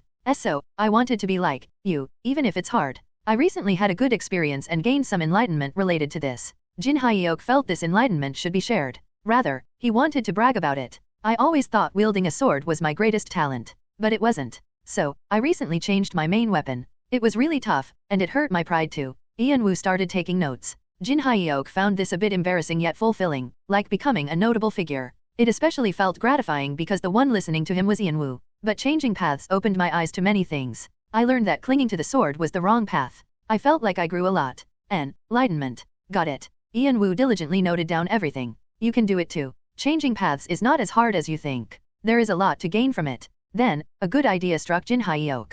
Now that I think about it, streamers were always desperate to have Ian Woo as a guest in their live streams. Before Jin Hyeok's regression, whenever Ian Woo appeared on a streamer's live stream, the streamer's subscriber count would explode. However, Ian Woo's high appearance fee and an exclusive contract with another streamer, Marshmello from the Arvis server, made that difficult. What if I secure him for myself? It would be a jackpot. Jin Hyeok's perspective had broadened since he had filmed the sentimental vlog. His old way was more in line with that of a skilled swordsman who live-streamed, rather than that of a true streamer. That was a narrow-minded approach. To grow his channel, Jin Hyeok needed content that could appeal to various generations and species. In that sense, bringing Ian Woo on board was a great strategy. You don't have to live-stream by yourself. If you really want to live-stream, you can just appear on mine, Jin Hyeok said. Tears welled up in Ian Woo's eyes again. Jin Hyeok wondered if the man did not like the offer. He even thought of forcing Ian Woo to sign a contract if Ian Woo hated it. You mean, I can be on your live stream? Ian Woo asked. Yes. Can someone as pathetic as me really appear on your show? Of course.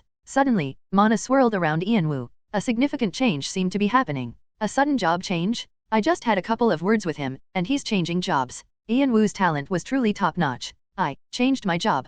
Jin Hyeok could see that too. It seemed like Ian Woo had undergone irregular awakening as he started his new job at level 50. LV50/Kong Ian Woo/homepage master/skills/low self-esteem but still number 2. Homepage master? Not everyone's idol? Is this like the initial phase of becoming everyone's idol? And what about those rainbow colors? That's new. Jin Hyeok was not quite sure why the job title was rainbow colored. Nevertheless, Kong Ian Woo seemed to be quite moved, speaking with an air of deep emotion. Oh, I will try my best to find the right path. Good. You have the potential to become a superstar of the universe, as long as you are on the right path. It would be a shame to waste that. With his face turning red, Ian Woo gauged Jin Hyeok's reaction and cautiously asked again, so, can I really join your live stream, Mr. Chulsu? Yes, if you do well. Jin Hyeok was immensely grateful for this opportunity. He wanted to tell Ian Woo that, but managed to hold back. A few days later, Jin Hyeok introduced Ian Woo to Wang Yumi, who seemed quite pleased. He is not as charming as you are, but his foundation is trendy. And a homepage master doesn't have to be particularly handsome anyway.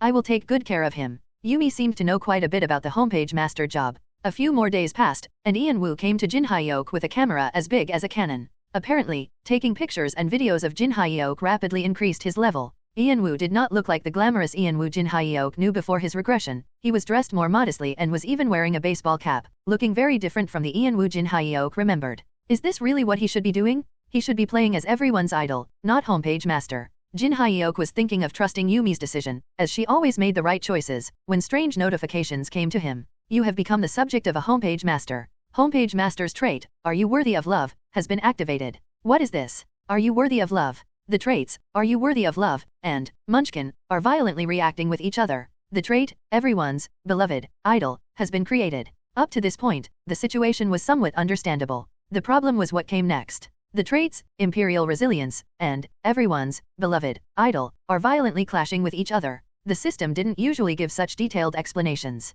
Thanks to his consistent meditation and training in contemplating the microcosm within him, Jin Hyeok could accurately sense what was happening inside his body. This might fuck me up real bad. For the first time in a while, he felt a significant threat. So, he immediately sat down with his legs crossed. Clashes between traits are common. But this felt more like an explosion. It was like a nuclear bomb dropping in his mind. If left unchecked, his mental world would get torn apart, leading to a high likelihood of him becoming a vegetable. Even extra life won't help me in this case. The explosion that was about to occur would far exceed the revival value allowed by extra life. In his microcosm, 2 stars were about to collide, both bursting into flames. Jin Hyeok had to choose sides between the 2 stars, and at this point, he could not choose both. Right now, the easier trait for me to handle is Imperial Resilience. Jin Hyeok had possessed this trait for a long time, and it was well settled in his microcosm. He could not let the new trait come in and disrupt his entire mind. So, he tried to help Imperial Resilience and push the new trait out of his microcosm. Damn it. The new trait pushed in regardless of his will. As he tried to push it out, he felt like he was burning, and the sensation was especially intense in his palms. Jin Hyeok liked this feeling. This is thrilling. Filming a sentimental vlog had loosened his mental discipline, but now, he felt he could get it back on track. It was the real thrill he had missed for a long time. Hey, what are you doing? Jin Hyeok called in another star from his microcosm, a very large star called Pure Luck. It seemed as if Pure Luck itself was speaking to him. If I help now, the microcosm will be destroyed. You will die, Master. It's okay if you destroy it. Extra life can handle the fissure you'll create. Although extra life could not stop the explosion caused by the collision of the 2 traits, it could handle the fissure that Pure Luck would create. You have used the mystery, Pure Luck, flash, n/o/vel/b//in.c//om. There was a bright flash before his eyes. Then, he lost consciousness, and it seemed like he had died. It was only after 3 days that Jin Hyeok could open his eyes. Thank goodness for extra life. The first thing he saw was Ian Woo tied up with ropes against the wall. Cha Jin-sol was dozing off beside Ian Woo, seemingly watching over him. What are you doing? Jin Hyeok asked. Appa, you're awake. Jinsul ran to him and shook his shoulders.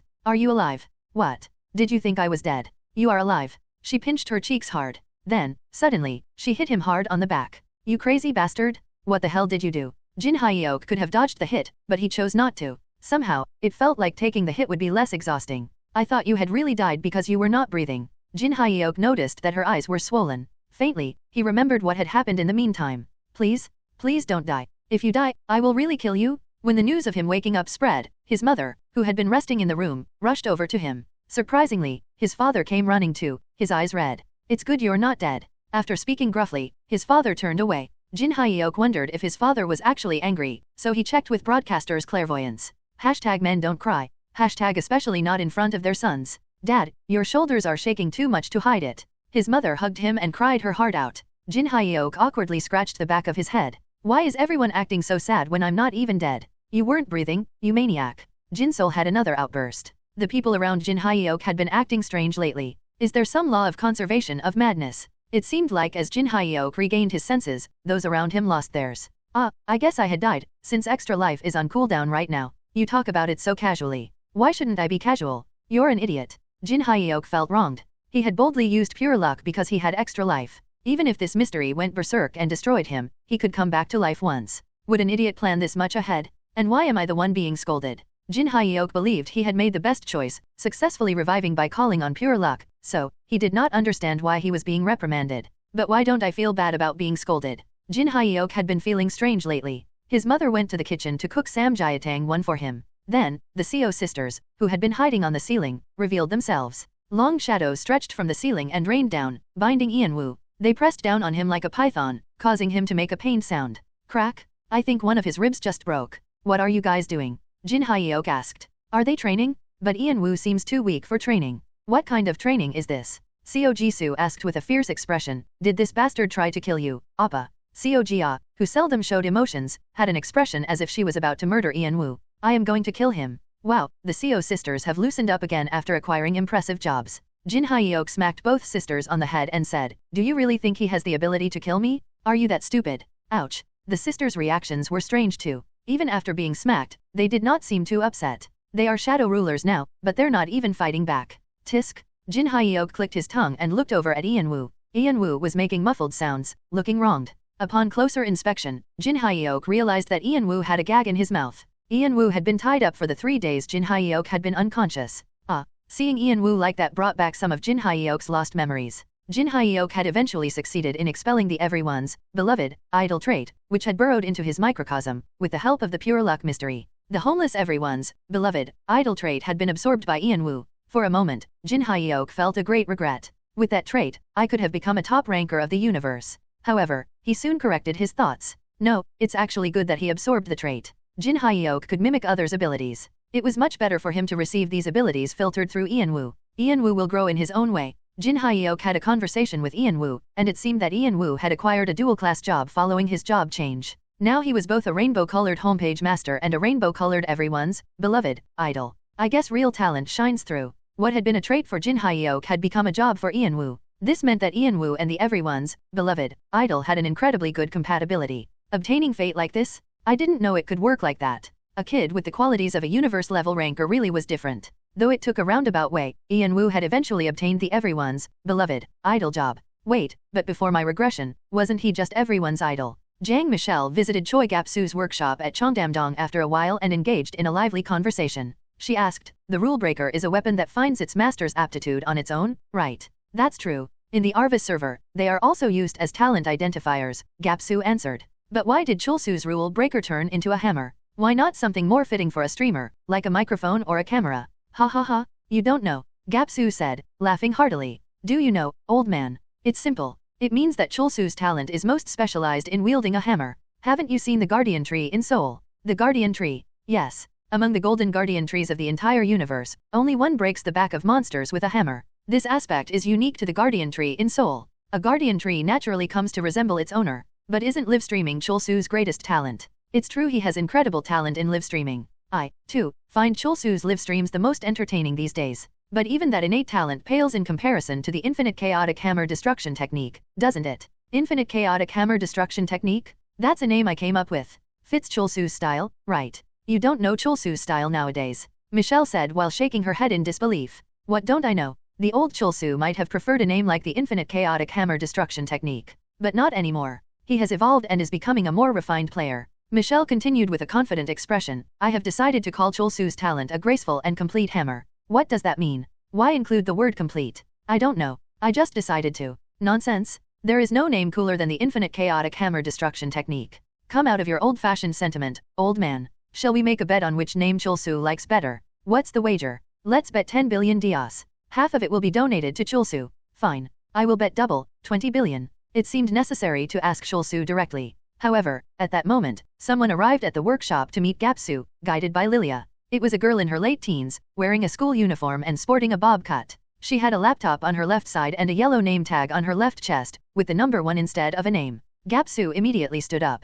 What brings you to this humble place? Michelle tilted her head in confusion. Who is this girl that made Money Shower behave so respectfully? Who is she that you are acting like this? Michelle asked. Stand up and greet her, Gapsu replied to Michelle. He then guided the girl to sit on the sofa and said, It's been a long time since we last met. Do you recognize me? The girl asked. Of course. What kind of idiot wouldn't recognize the mad god of favoritism? As he said idiot, he subtly glanced at Michelle. She was also surprised. Mad god of favoritism. It was a name she also recognized. One samgyetang, or ginseng chicken soup, is a traditional Korean soup for nourishing the body. Jang Michelle was well aware of the name mad god of favoritism. I greet you, fragment of the god. At the beginning of the universe, the first will gave birth to the world. It was said that when the first will commanded light to exist, light was born. The first will separated light and darkness into day and night, morning and evening. People called it the creator or God. However, after creating the universe, the first will fell into a deep slumber, handing over the operation of the universe to sentient beings. No one knew when the first will would awaken or influence the universe's order directly again. She is one of the small fragments that fell from the sleeping god. The first will was mighty enough to give birth to a universe, and even the tiny fragments that fell from it held immense power. These fragments quietly observed the world according to the god's will. However, like how different humans had different personalities, these fragments were very different from each other. The mad god of favoritism was one of those more actively involved in the world. Specifically, she liked to mess around with subjects of her obsession. Some fragments of the great will referred to her as the crazy bitch with her head in the clouds. Do you know me? The mad god of favoritism asked. Of course. It is my first time seeing you in person, though, Michelle answered. My name is No One. The mad god of favoritism smiled contentedly. What does that mean? I am Chulsu Land's member number 1. Both Choi Gapsu and Michelle realized it at the same time. Ah, this crazy god is obsessed with Kim Chulsu. Instead of the dumbfounded Michelle, the experienced Gapsu calmly replied, however, this is the world of humans. That name is quite peculiar. I like this name. Using such a name might prevent you from seeing Chulsu for long. Why? Number 1 flinched. I am aware that you have woken up after a long sleep. Before that, Gapsu talked about an incident from the early days, when the mad god of favoritism had been obsessed with Garbina, the first-generation idol of the universe and the sexiest demon king ever known. She was not just a fan, but a crazy fan. Worthy of the title mad god. This crazy woman had volunteered as the first member of the Demon King's army. For the Demon King, she had gone to great lengths. With her help, Garbina had become the first demon emperor of the Arvis server. I've forgotten about Garbina. Turns out, he was a complete playboy with a messy personal life. I don't know why I was so crazily devoted to him. Ahem. Anyway, don't you remember what happened back then? Gapsu asked. I do remember. My mom dragged me away and made me shave my head, damn it. Then she gave me sleeping pills. It was 2,000 years ago, but I still remember it vividly, she said, clenching her fist. Fragments of the god existed in various forms. If a fragment like the mad god of favoritism became excessively fixated on something or someone, other fragments could find it objectionable. If the mad god of favoritism interfered with the human world too much, another god would suppress and seal her away. Ultimately, these fragments were parts of the god, and they moved according to the first will. If you act too noticeably, your mother will eventually intervene. Gods dislike excessive interference in the human world, don't they? It might not end just with a shaved head and sleeping pills this time, Gapsu said. Ugh. No one is too conspicuous. Try using a simple name, like Minji, or, Gapsu cautiously glanced around. Remembering the galactic scale devastation caused by number 1 from the Demon King's army, Gapsu thought of something else. Maybe ask Chulsu to give you a new name. Great idea. And he is actually on his way here. Ah really? The mad god of favoritism suddenly stood up and started acting like a meerkat, her face turning bright red. You should have told me that earlier. Soon, her entire body turned red. Whoosh! She burst into flames and disappeared. The laptop she had been holding also burned up and fell to the ground. Phew. Lilia, please clean up the mess. Since it's divine fire, be sure to wear protective gloves, Gapsu said. So, the mad god of favoritism does exist. I had only heard of her in legends, but seeing her firsthand is something else, Michelle said, sighing in relief.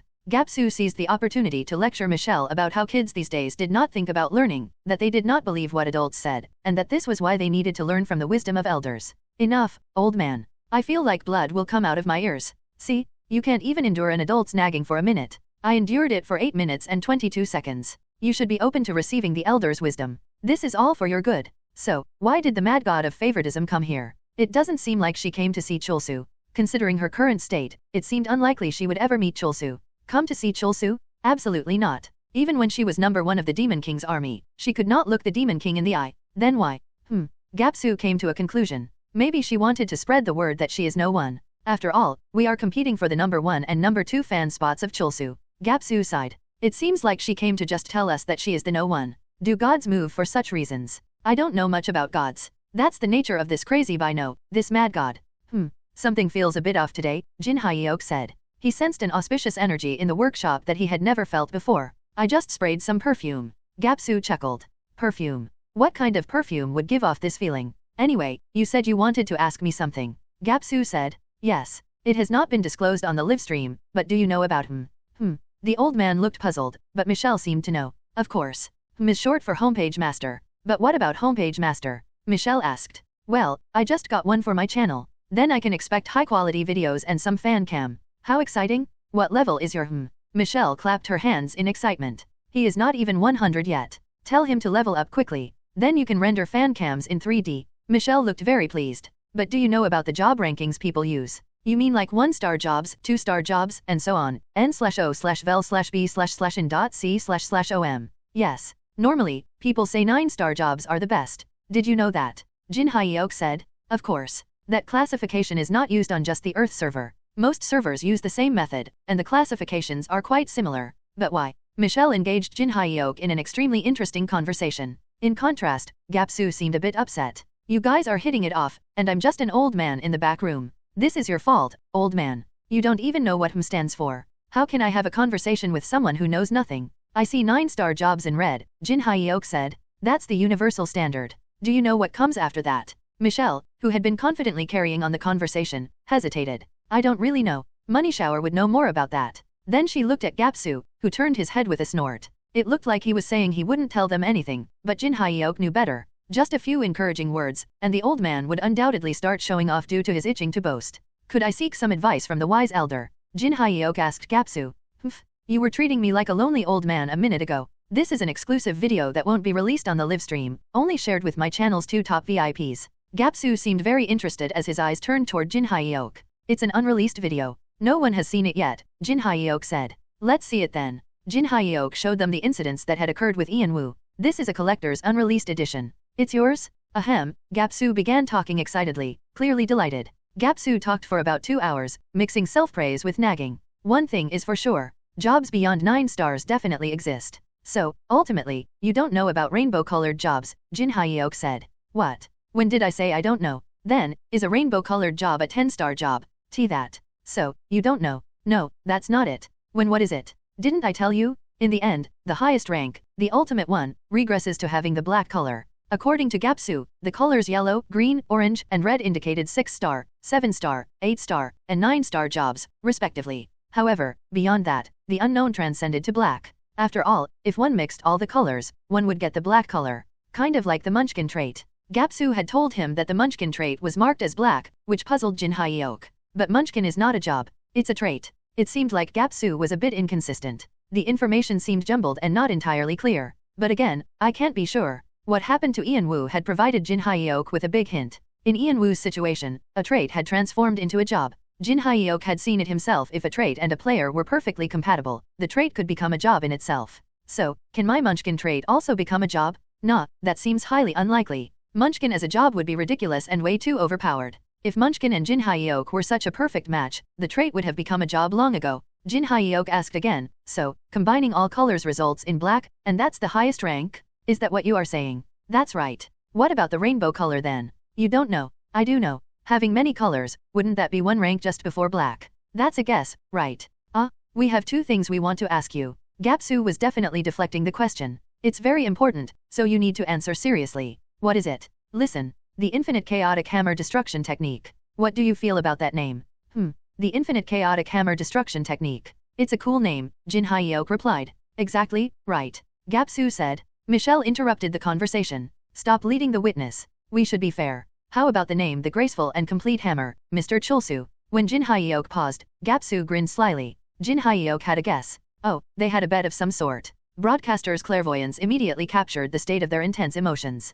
Hashtag I know Chulsu's style better.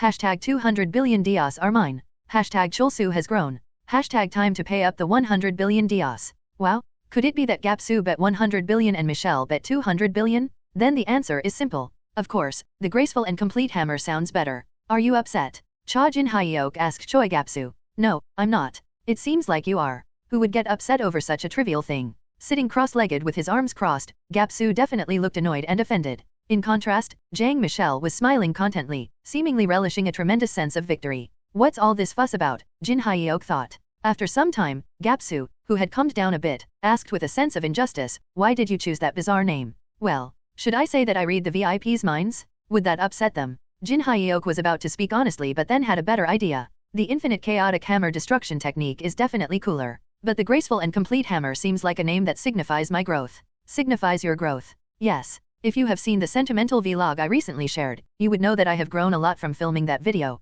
Also, changing my main weapon was a good opportunity to reflect on my narrow-minded views. So, to create a better channel and bring more joy to more subscribers, I think the name Graceful and Complete Hammer well represents my direction. That is why I chose it. Ultimately, I must become a better streamer, or rather, an L-tuber. Please see this as part of my effort to provide quality content. You're good at selling yourself. Gapsu was always generous with those who showed effort. Although somewhat old-fashioned, he was forgiving to those who tried their best. A few days ago, I would have definitely chosen the Infinite Chaotic Hammer Destruction Technique. It sounds cool, Jin Hyuk added. Exactly, right. Yes. Jin Hyuk felt like he was doing a good job balancing between the two giants without having to use his special diplomacy skill. He sensed his growth once again. Jin Hyuk believed that just doing something was the peak of a player's ability. Without using skills, studying, or understanding the principles of something, just being able to do it was the realm of a master. Now, it was time to throw a carrot at both of them. My next content, as you know, is going to be about Sephia and Grandal. That won't be easy, Gapsu replied.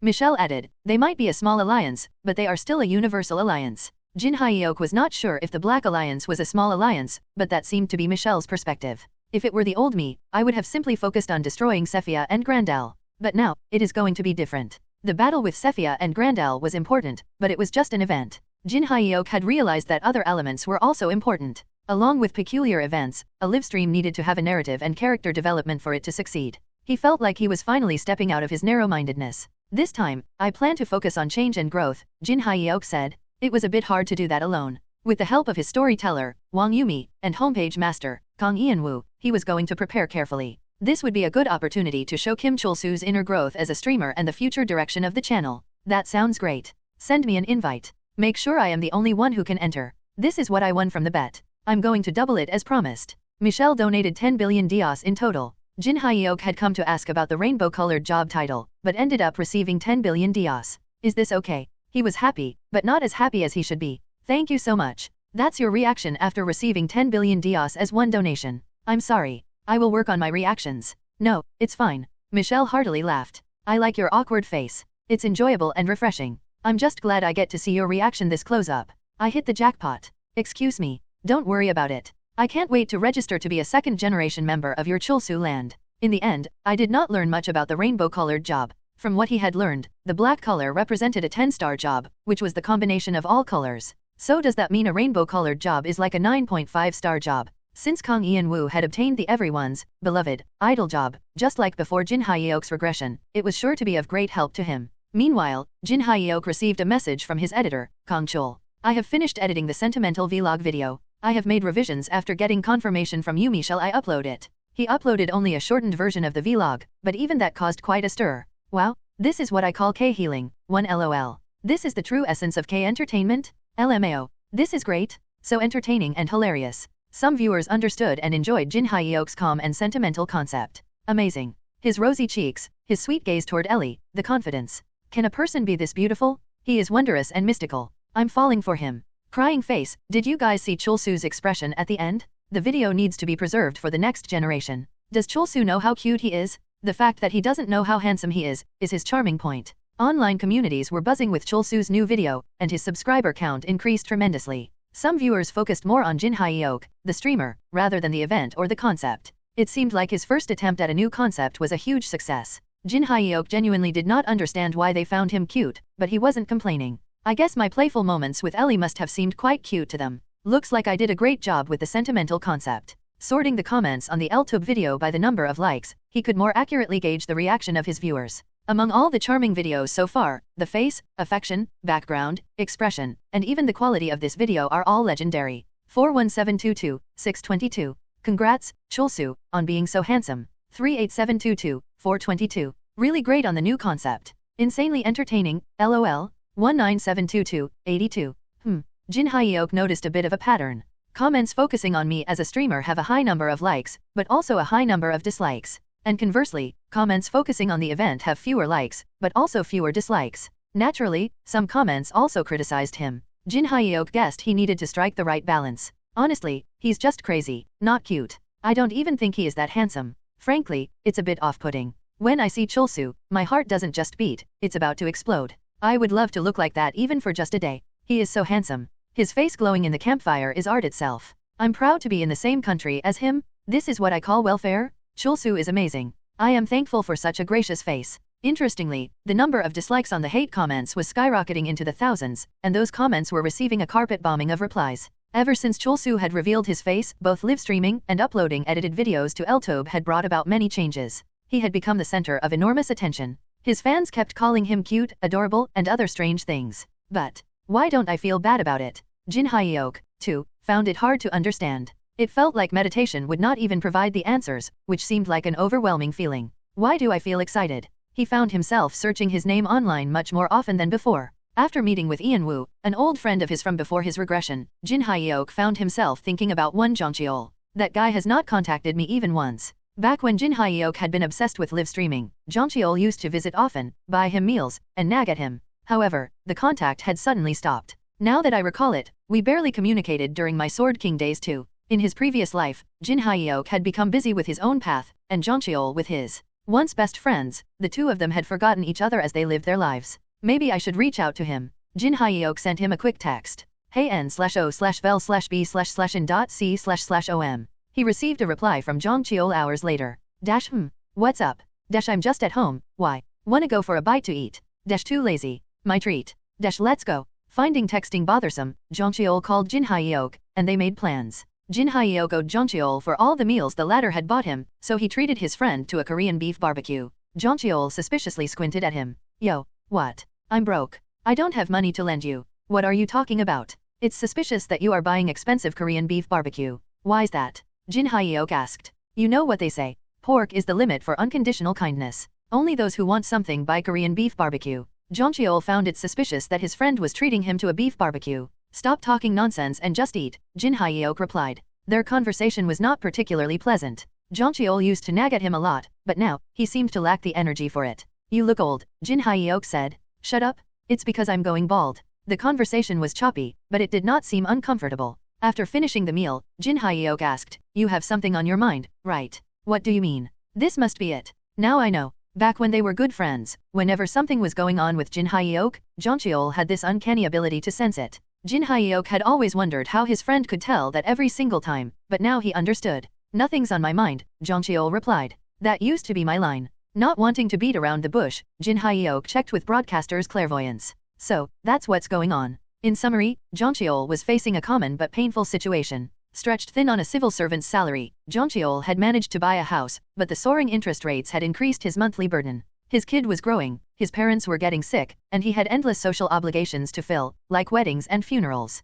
His bank account was closer to zero than ever before. To make matters worse, his wife had been diagnosed with early-stage stomach cancer. It was treatable with surgery, but with his current financial situation, he couldn't afford the treatment. Hey, I'm Kim Cholsu, Jin Hae-ok said. I know. Then why didn't you call? Why would I bother you with that? Jeongcheol avoided Jin Hae-ok's gaze, seeming embarrassed. However, Jin Hae-ok felt oddly upset. Why does this bother me? Jin Hae-ok was not offended when people called him cute or adorable, but for some reason, Jeongcheol's response irked him. He had never felt this way before his regression. Why am I annoyed that he did not contact me? Did you stop contacting me because you didn't want my help? Jin Hae-ok asked. Why would you say it like that? Jang Cheol explained that he didn't want to burden him and that he did not want to cling to his successful friend. Jin Hyeok wanted to smack him in response, but restrained himself, thinking he could hurt his friend in the process. He instead said, "Let's get your wife treated first. We have to wait a few weeks. The appointments are full. Who goes to a university hospital to treat cancers these days? Cancer treatment was best left to doctor players."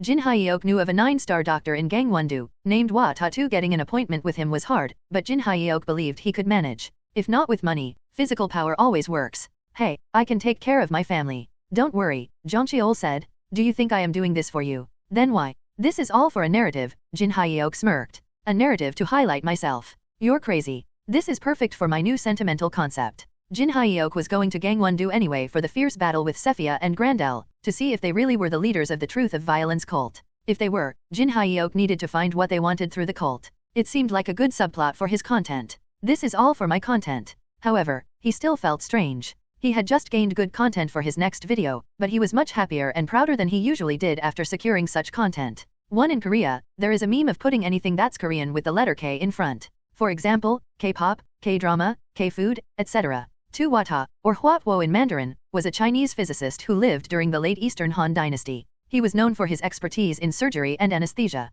During play, healing injuries, lifting curses, or curing poisons was the job of a healing mage. Healers like Cha Jin-sol were collectively referred to as healing mages. Those who cured diseases not related to play were called medical mages, and due to the confusion between the terms healing and medical, they were commonly referred to as doctor players. Doctor players were one of the alternatives to traditional doctors, but their exorbitant fees made them inaccessible to ordinary people. Wata was something else. Jin Hyeok shook his head in disbelief. Wata Guy was a doctor player who dealt with only conglomerate heads, high-ranking government officials, or top-tier players. I remember he was such a snob before my regression. Jin Hyeok had wanted to punch Wata in the face dozens of times. Before awakening as a doctor player, Wata had been studying for the public service exam for 6 years. Back then, he had borrowed 3 million won from his friend and then cut off all contact. After Wata became famous, that friend publicized the incident, which made Wata furious. 3 million won? Huh? That's how much I spend on food every day. Are you seriously groveling over such a trifle? Get lost, you wretch. When this incident became widely known, Wata received a lot of hate. However, he didn't change his stance. Jin Hyeok also remembered Wata's livestream on Instagram. Ultimately, these incompetent fools who can't do their part are just barking up the wrong tree. Let them bark all they want. I am earning in a day what they will make in a lifetime. Losers. He was the kind of person who referred to most ordinary people as incompetent or losers. Even Jin Hyeok's team members from the NIS occasionally needed Wata's treatment, and the disdain they received from the doctor player each time was unbelievable. I am treating you guys only because the director of the NIS personally requested it. He would mutter to himself, I'm not someone who deals with mere civil servants. Jin Hyeok recalled one incident. He did not remember when it took place exactly, but it was probably around the time when Han Sae-rin's mother was ill. So, you are an absolute monarch. 1. At that time, Sae-rin had changed her job to absolute monarch. She was undoubtedly at the top of the Korean region among the rulers, but she was still a civil servant and was treated with disdain. Jin Hyeok and his team genuinely did not have much money compared to their fame, and to Wata, people without money were just slaves. Jin Hyeok really wanted to beat Wata up, but he had to hold back. The team had to ensure quite a few things in exchange for national support. I've heard that you were pretty, but I didn't expect you to be this beautiful. Are you free tonight? Let's have dinner at a fancy restaurant and a drink. I will make sure to cure your mother n/o/vel/b/c/om. What had followed was like something out of a cheesy and trashy movie. Wata had made some distasteful remarks about saving Sae-rin's mother if she complied, and if she had not stopped Jin Hyeok would have smashed Wata's head right then. I had forgotten about that guy. When Jin Hyeok thought about that, his mood significantly improved. He was not a civil servant anymore. Now was a great time to proceed with his sentimental content. With this content, he could provide comfort that was even warmer than Ellie's flame. Jin Hyeok was growing into an L-tuber who knew how to handle emotions, so he had more to think about than just efficiency. Sure, riding the Thunder Dragon would have been the easiest and fastest way to travel, but he chose to ride the train. It seemed like the right choice, as along with the train came the opportunity to capture a peaceful scenery from the window. Sitting next to him was Song Ha-young, and behind them was Kang Ian-woo, who looked excited.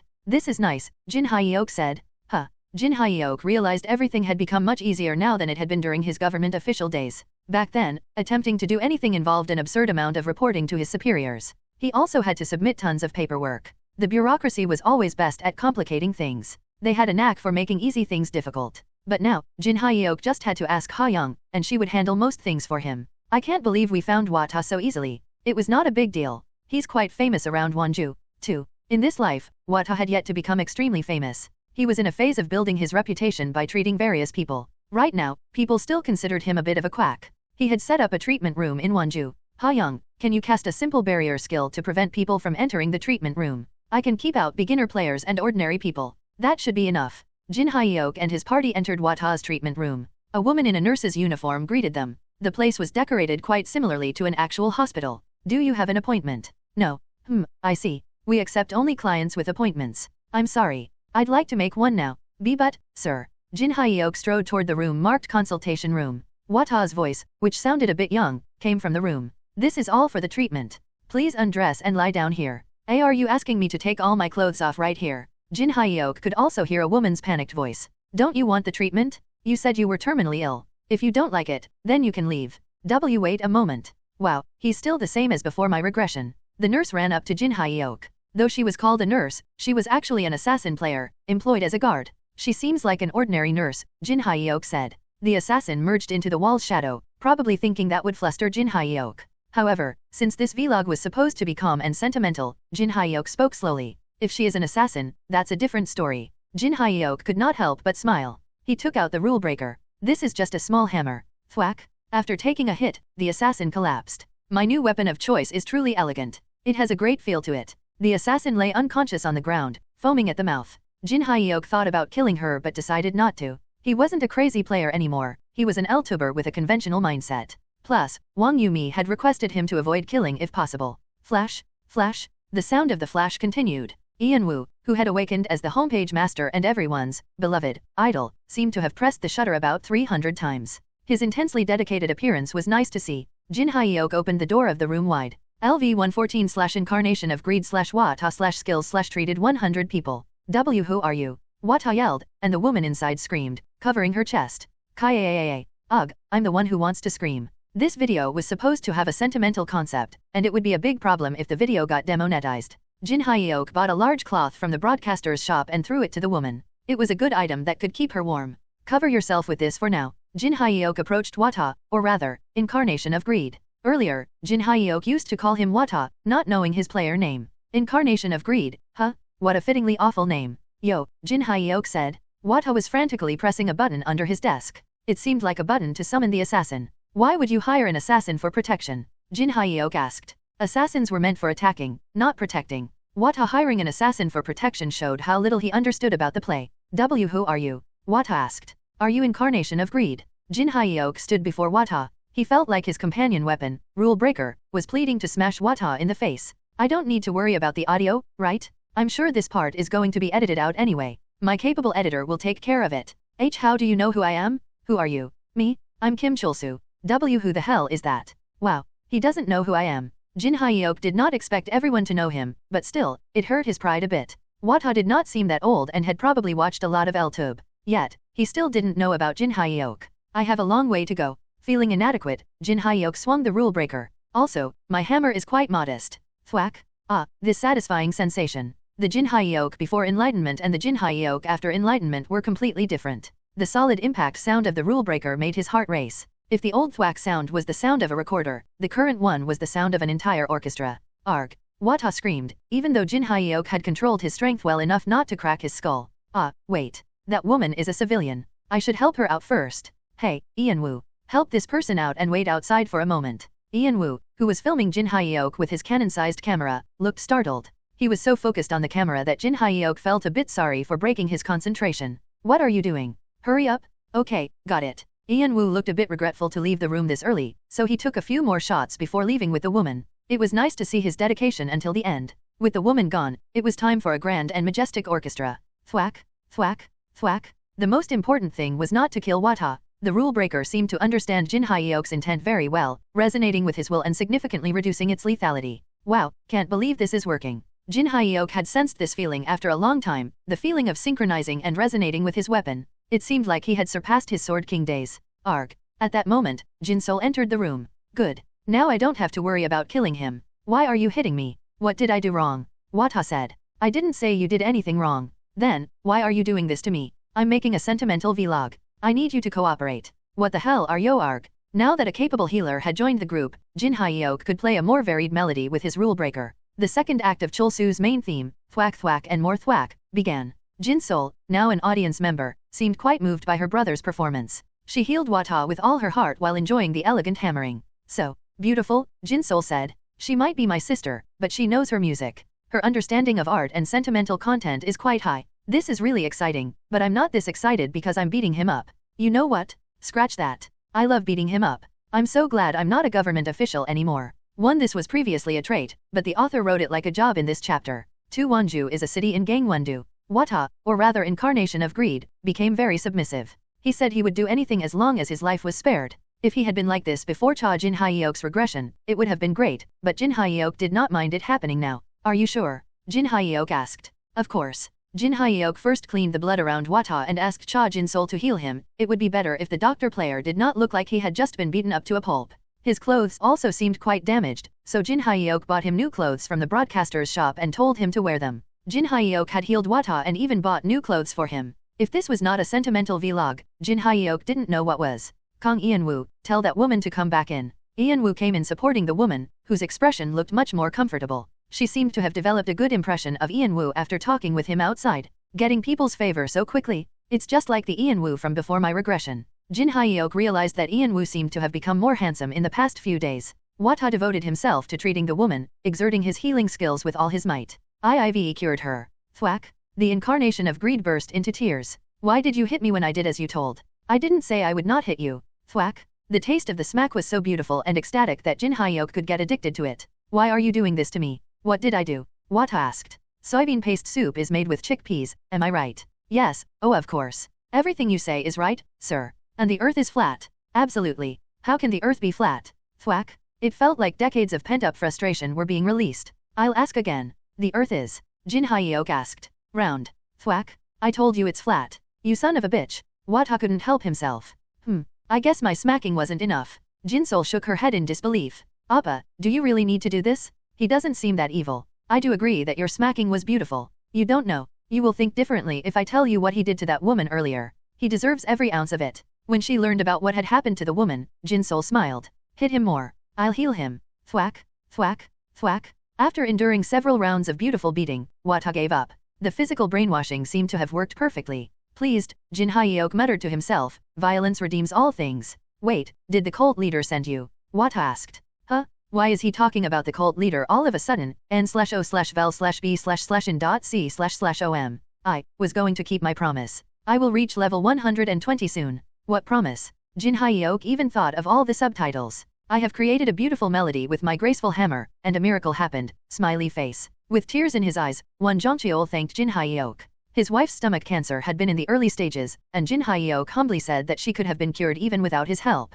Jin Hyeok was sure that this moment would look quite beautiful in his video. Jongcheol's wife bowed to him. Thank you so much. No, I owed Jongcheol a lot. I am glad I could repay him. Jongcheol, who hardly ever said cheesy things to his friend, firmly grabbed Jin Hyeok's hand. Really? Thank you? His eyes were filled with tears. He loves his wife to death. He must have been incredibly worried about her. To think there would come a day when I would be holding hands with him. Life is full of surprises. Jin Hyeok felt strangely ticklish in his heart. It was a sensation totally unfamiliar to him, but not necessarily bad. Don't worry about it, Jin Hyeok said. I will never forget this kindness for the rest of my life. I promise. You do you, buddy. I am 100% confident that she is cured, but you should still go to the hospital for a checkup. Will do. If it's not completely cured, let me know. Jin Hyeok glanced at Wata. If Wata had tried his best, she should have been fully cured. If she had not been, it meant that Wata had not given his all. In that case, Jin Hyeok would have to conduct the greatest orchestra once again. Jin Hyeok looked at Wata more closely. Did I hit him too much? Wata was somewhat dazed and crying. Jin Hyeok felt like he could edit the clip to make it look like Wata was crying out of joy for their friendship. If I add some calm music, it will make a convincing video, right? Meanwhile, Ian-woo was busily pressing the shutter with his Canon-sized camera. Right now, I'm filming in the third-person perspective, so Ian-woo keeps getting in the frame, but it should be fine. He knew his editor would take care of minor things like this. Jin Hyeok thought he had gathered enough content for his subplot. Now, shall I talk about the cult leader? Seeing Jin Hyeok approach him, Incarnation of Greed staggered backward and fell on his knees. The earth is round and flat. Soybean paste soup is made with chickpeas. I am ready to obey anything, messenger. Please, have mercy. He earnestly begged on his knees. He's also calling me the messenger. What exactly is the leader of the Truth of Violence cult doing in Gangwon-do? The Korean region minor gallery was more chaotic than ever. Did you see the official teaser for Chulsu's new video on his Instagram? I already have my tears ready. Crying face. Honestly, if I were that successful, I don't think I would care about my old friends. Whether it's his face, personality, or ability, what doesn't he excel at? Crying face, please take me, Chulsu. But who is that person occasionally seen in the video? I heard he is the new homepage master. Name, Kong Ian Woo, age, 23, characteristic 1, he is handsome. Characteristic 2, he is cute. Characteristic 3, the most important, he has insane visual chemistry with Chulsu. If both of them are in the video, I might need sunglasses to watch as they're so dazzling. Two main themes were trending on the Korean region minor gallery. One was the narrative of Chulsu sincerely helping to treat an old friend's wife. The other was the fleeting glimpses of Ian Woo in Chulsu's video, highlighting their incredible visual chemistry. A handsome guy next to a handsome guy. A cute guy next to a cute guy. Thank you so much for creating them, God. Ian Woo is blatantly cute. It's super adorable how he gets embarrassed and blushes when Chulsu says something. Crying face. Despite that, he is diligent with the camera. Even when flustered, he works hard. The number of Jin Hyeok's followers on Instagram increased in real time. This also positively impacted the subscriber counts of Chulsu's channel and Kim Know It All TV. Yumi, who managed the Instagram account, was very pleased. Ian Woo is doing a great job, extracting dozens of A-cuts like this one. Especially this angle, it's insane. She carefully examined one of the photos. It was a photo of Chulsu reaching out to a man lying on the ground. She assumed the man on the ground had just tripped or something. In this photo, Chulsu's sharp nose and red lips stood out, evoking a dreamy atmosphere along with his gentle demeanor. His face makes him look so cold and intimidating, but his actions were kind and gentle. This gap created a dreamy and mysterious vibe that the viewers loved. And in the next photo, somehow, the deeply moved man, Wata, was seen standing up and wiping his tears. The scene could be interpreted as a doctor being moved by Chulsu's loving friendship with his old friend, shedding tears of empathy. Together with this narrative, these photos deeply touched the hearts of not only Yumi but also the public. The reaction to the teaser and photos was explosive. And that photo where Jeongcheol hugs Chulsu. Perfect angle. The fan cam angle looks so good. Jeongcheol was crying in that photo. His slightly balding head and wrinkled eyes added a more dramatic aspect. The man looked a bit haggard and unimpressive in the photos, but his expression was genuine. Ian Woo is doing such a great job. We can't lose to a newbie, right? Yumi excitedly shouted at Kong Chul. Of course not. Editor Kong Chul also gave his best. I can't let a newbie beat me, Kong Chul thought. Although the nature of the work he did for Chulsu was slightly different from that of Ian Woo's, Kong Chul felt a great sense of competition with Ian Woo. Working under the username, Chulsu is God, Kong Chul could feel that Ian Woo was full of admiration for Chulsu, just like him. Such quality photos and fan cam videos could not be produced without admiration. I will show my true ability. Kong Chul gave his best to prove that he was no less than Ian Woo in every aspect except appearance. I need to edit this part, cut here, do this. The end result was almost akin to creating a new video. Kong Chul thought he had edited too much, so he asked for confirmation from Yumi, who gave him a big thumbs up. She said, "It's perfect. Let's go with this." Oh, but add that part where Jinsol mumbles about how beautiful it is. What if people criticize the video for being too manipulated? Yumi wiggled her index finger from side to side. Just insert a disclaimer that the video includes some dramatization for quality purposes. What if Wata protests? Then another beautiful melody will ring out across Gangwon-do. Thwack thwack and more thwack. He. Madness twinkled in Yumi's eyes behind her round glasses. The video released afterward was quite a surprise even for Jin Hyeok. Wow, the view count is rising faster than I expected. Jin Hyeok had a profound realization. So, this is why they make teasers and separate short videos. Thanks to the teaser on Instagram and the short videos, his new video had surpassed 100 million views as soon as it was uploaded. It was not even a major event that happened in the server, but just a simple sentimental vlog. The editing made it seem like a very moving video. Once again, Jin Hyeok was surprised at how competent Yumi and Kong Chul were. Jin Sol, who was resting in the next room, rushed into his room. Her expression made it evident that she liked the video. Appa, do you remember the scene where you helped Wata up after beating him up? This part? Yes. They edited it to look like you were encouraging and helping up Wata after he was tired from treating your friend's wife. Both Jin Sol and Jin Hyeok were surprised. The power of editing was more astonishing than he thought. It looks like you are sincerely helping him. Editing indeed created facets that did not exist. Additionally, Jin Sol's words so beautiful were aptly inserted in the video. It appeared as if she had been moved by Wata's devoted healing. Thanks to that, it looked as if they had tried their best and challenged the impossible. They selected some of Wata's arrogant expressions and connected them so naturally. Initially, he seemed indifferent to the healing, but the dedicated healing he performed later contrasted this, doubling the dramatic impact. Jin Sol said, "It seemed like the editing actually made Wata look good to the public." The scene where everything ended and Jin Hyeok was smiling happily as if he had the world was also perfectly placed. In reality, it was a satisfied smile due to the thwack thwack and more thwack. But it's really surprising. Even with the power of editing, I did not expect such simple content to get this much response. Indeed, there was so much in the world that Jin Hyeok did not fully understand. And why do I look so handsome? In some fan cam videos, he seemed even more handsome than he was in real life.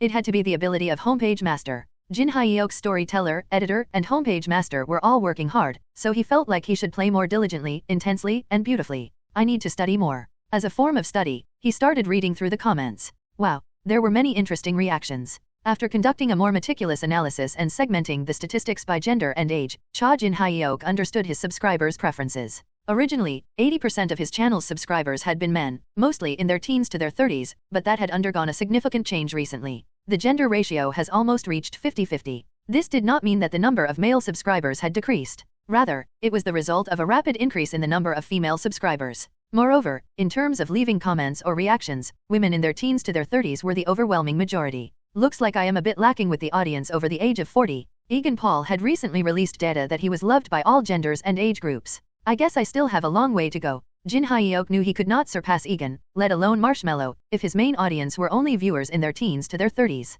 To become a streamer loved across the universe, he at least needed to be loved across genders and ages, even just on the Earth server. Well, it has not been that long since I've been enlightened. Jin Hyeok realized that he should not be impatient. He calmly went through the comments. He didn't ride the Thunder Dragon for his friend's frail wife. What a guy? Crying face. Please stop overreacting. It's getting old. Do you know how much Chulsu earns in an hour? From his perspective, by wasting time riding the train, he is throwing billions of won into the trash. How am I overreacting here? Can someone explain? Just the way Chulsu remembers his past as a weak player and cares for the sick shows his character. He has such a warm heart. I cried. Crying face. Wow. Jin Hyeok realized he had become a very warm person without trying to be. Although many commenters criticized him as well, they were overwhelmed by those defending him. He felt goosebumps on his forearms. So, this is how it feels. Having many fans meant having so many people on his side. Jin Hyeok knew it earlier as well, but today, it felt especially clear. Maybe it was because he had several realizations lately. Everyone knows Chulsu squeezed in time while doing his main content, right?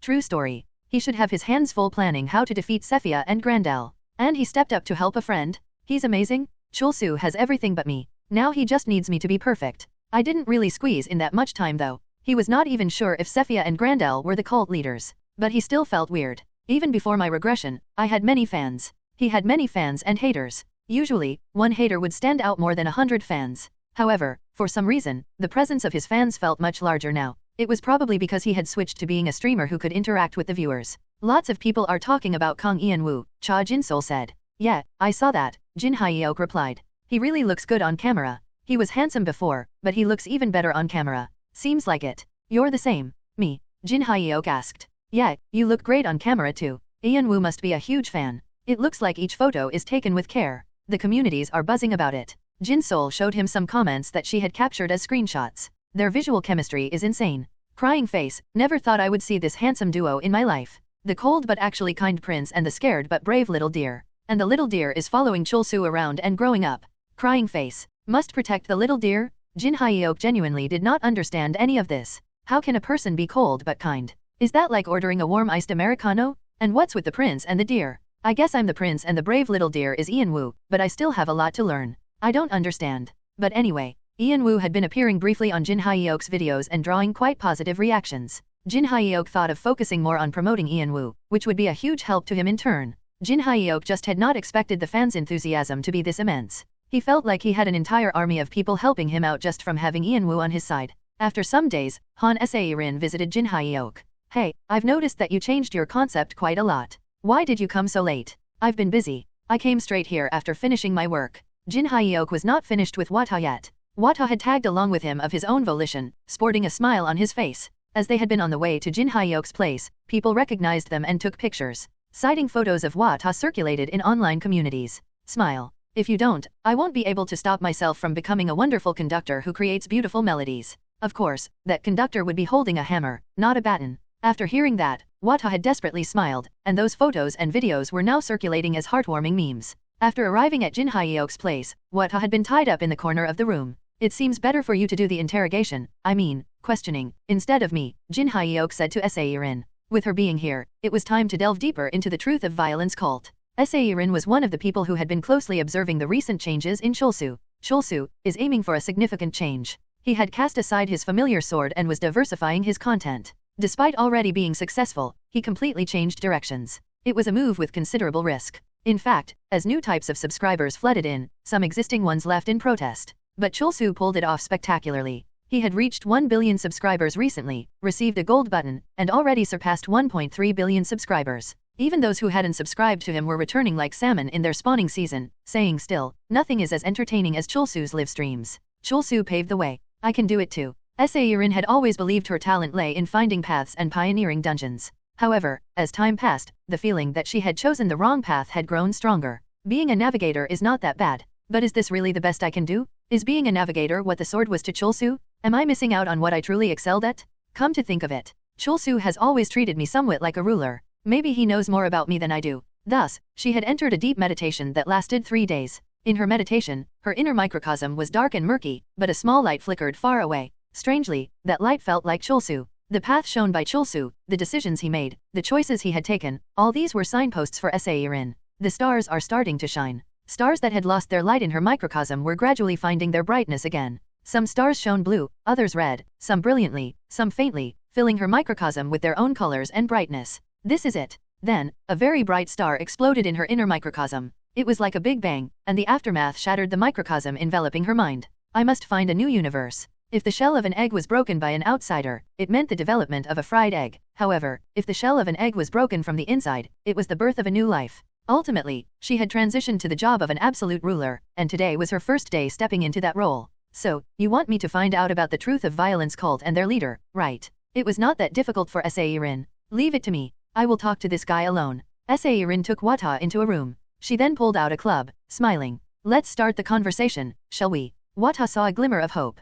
To him, Sairin looked quite gentle on the outside. She seemed like someone with whom he could reason with. So, he sobbed, expressing his innocence. I am innocent? I was just brought here for no reason. Did anyone ask? After her transition through meditation, a new trait had emerged in her. It was a trait that Sairin didn't have before Jinhyeok's regression. Absolute violence. You will tell me everything, even if you don't want to, Sairin said, madness glinting in her eyes. I will tell you everything? Please. I won't stop hitting you even if you talk. Please. Please don't kill me. I won't kill you. But it will hurt so much you will wish to die. He. You, crazy bastards. She decided to test the extent of her power as a ruler. n/o/vel/b/in.c//om. I want to go in and see what they are doing. Jinhyeok heard quite a beautiful sound of beating. The sound made it seem like Sairin was using a club, perhaps with some special skill or trait. Jinhyeok could feel a deep resonance between Sairin and the club, which made him quite proud. Sairin has grown, but her style of play seems a bit more aggressive than before. I don't recall her treating opponents this way. Jinhyeok was not sure why she became this aggressive, but he was somewhat relieved knowing that she had awakened as absolute ruler. Just like the famous Korean saying the end justifies the means, Jinhyeok was sure Sairin would do well with her new job. Since the beating was going to take some time, Jinhyeok decided to do something else. With a slightly scrunched expression, Song Ha-young asked, why exactly? Like I said, Wata is too valuable a piece to simply throw away. Wata could cure many diseases that modern medicine could not. It was said that the only disease he had not conquered was baldness. I thought he would be quite useful if I put the golden headband on him, Jinhyeok said. Ha-young's reaction was very unexpected. He thought she would be happy if he said he would remove the golden headband, but strangely, she seemed a bit displeased. I told you. I haven't found a way to remove the golden headband yet, Ha-young said irritably. I think I've found it. What? With this, Jinhyeok took out the rule breaker. The upgraded rule breaker was exuding a mysterious charm, shimmering brightly. This is more of an artifact to break rules than a weapon.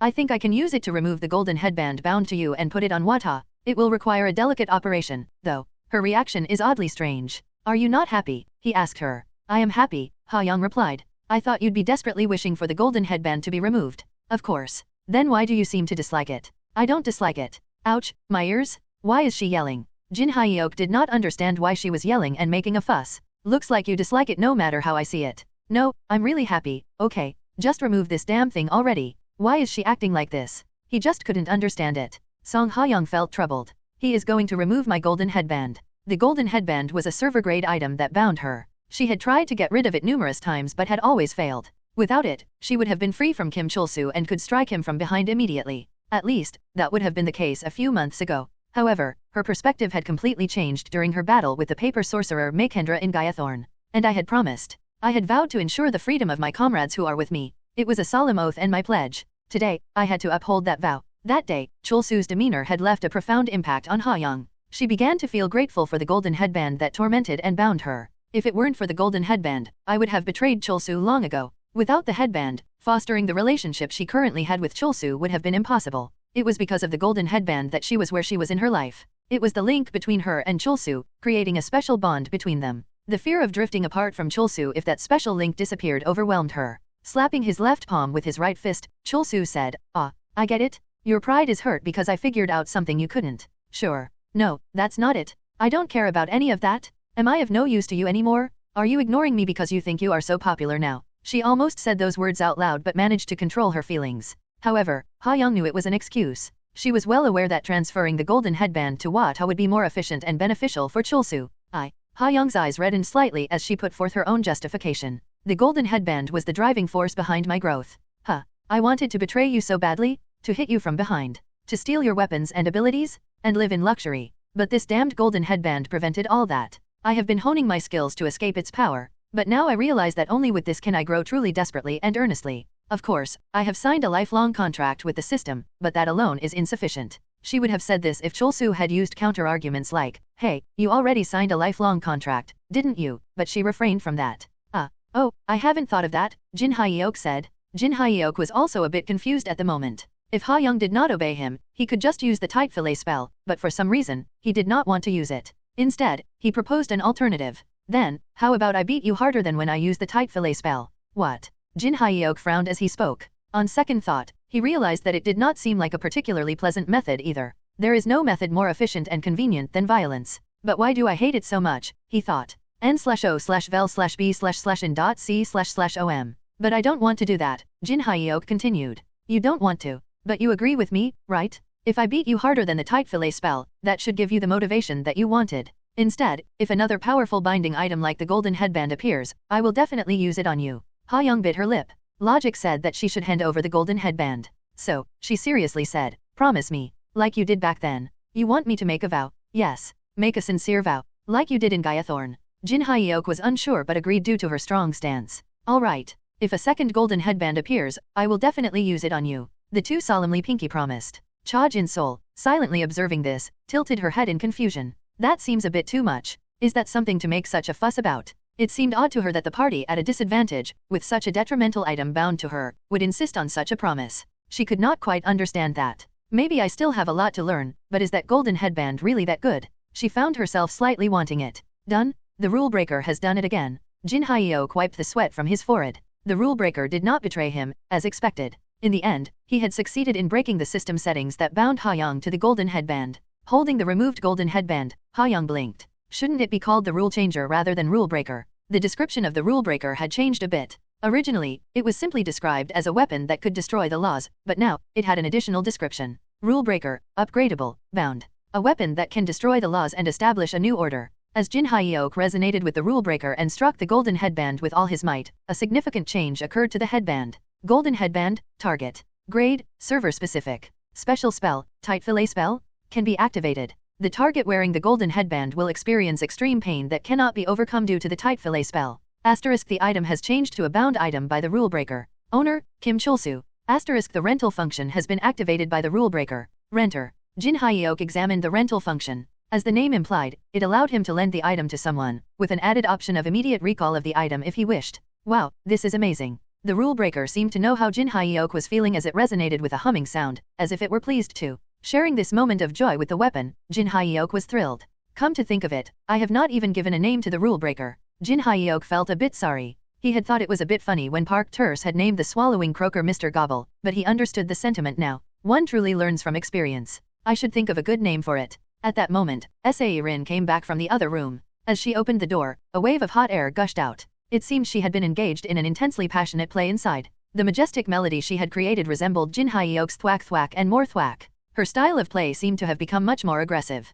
Sae-rin pointed to Wata lying in the corner in a rather pitiful state. He said he will acquire a skill to cure a heart disease once he reaches level 120. What kind of heart disease? It seems the mountain madmen have a chronic heart condition. I think someone was helping Wata grow so that he could cure it. This was just the beginning. So now, the important thing is who helped Wata and how, right? It seems likely that the cult leader has the authority of swallowing. They have reached the level where they can swallow other players' abilities and transplant them into different entities. The Kong brothers and Wata are the results. Tell me more about the authority of swallowing in detail. Jin Hyeok knew what it was, but he wanted his viewers to know it as well. Sae-rin explained it in the simplest terms, perhaps sensing his intention. It is the power to devour others and steal their strength or ego. I'm sure you have seen a similar ability somewhere.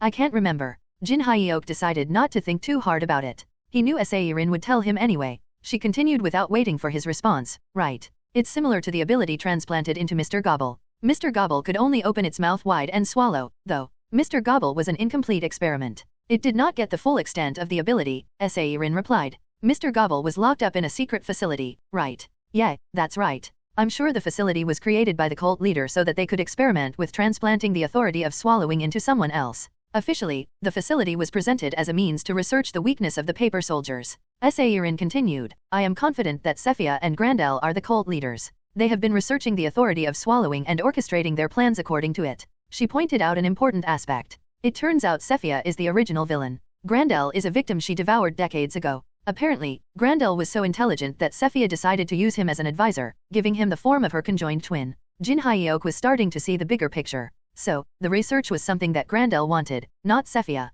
Exactly. If I am right, Grandel wanted to research and transplant the authority of swallowing to someone else. Sephia had no need to research the authority of swallowing. She already possessed that power. Grandel wanted to transplant the authority of swallowing into himself, stealing it from the original, Sephia, Seirin said. If I'm right, Grandel will betray and devour Sephia. Wow, what a perfect teaser for my next video. If that really happened, the views would be incredible. Seirin clapped her hands in delight. Really? I can borrow the golden headband? That's fantastic. Do you want to lend out the golden headband? She placed the golden headband on the head of Wata, who was comfortably sleeping on the bed. The golden headband has been lent out. Renter, Pathfinder. The golden headband has been applied to Incarnation of Greed.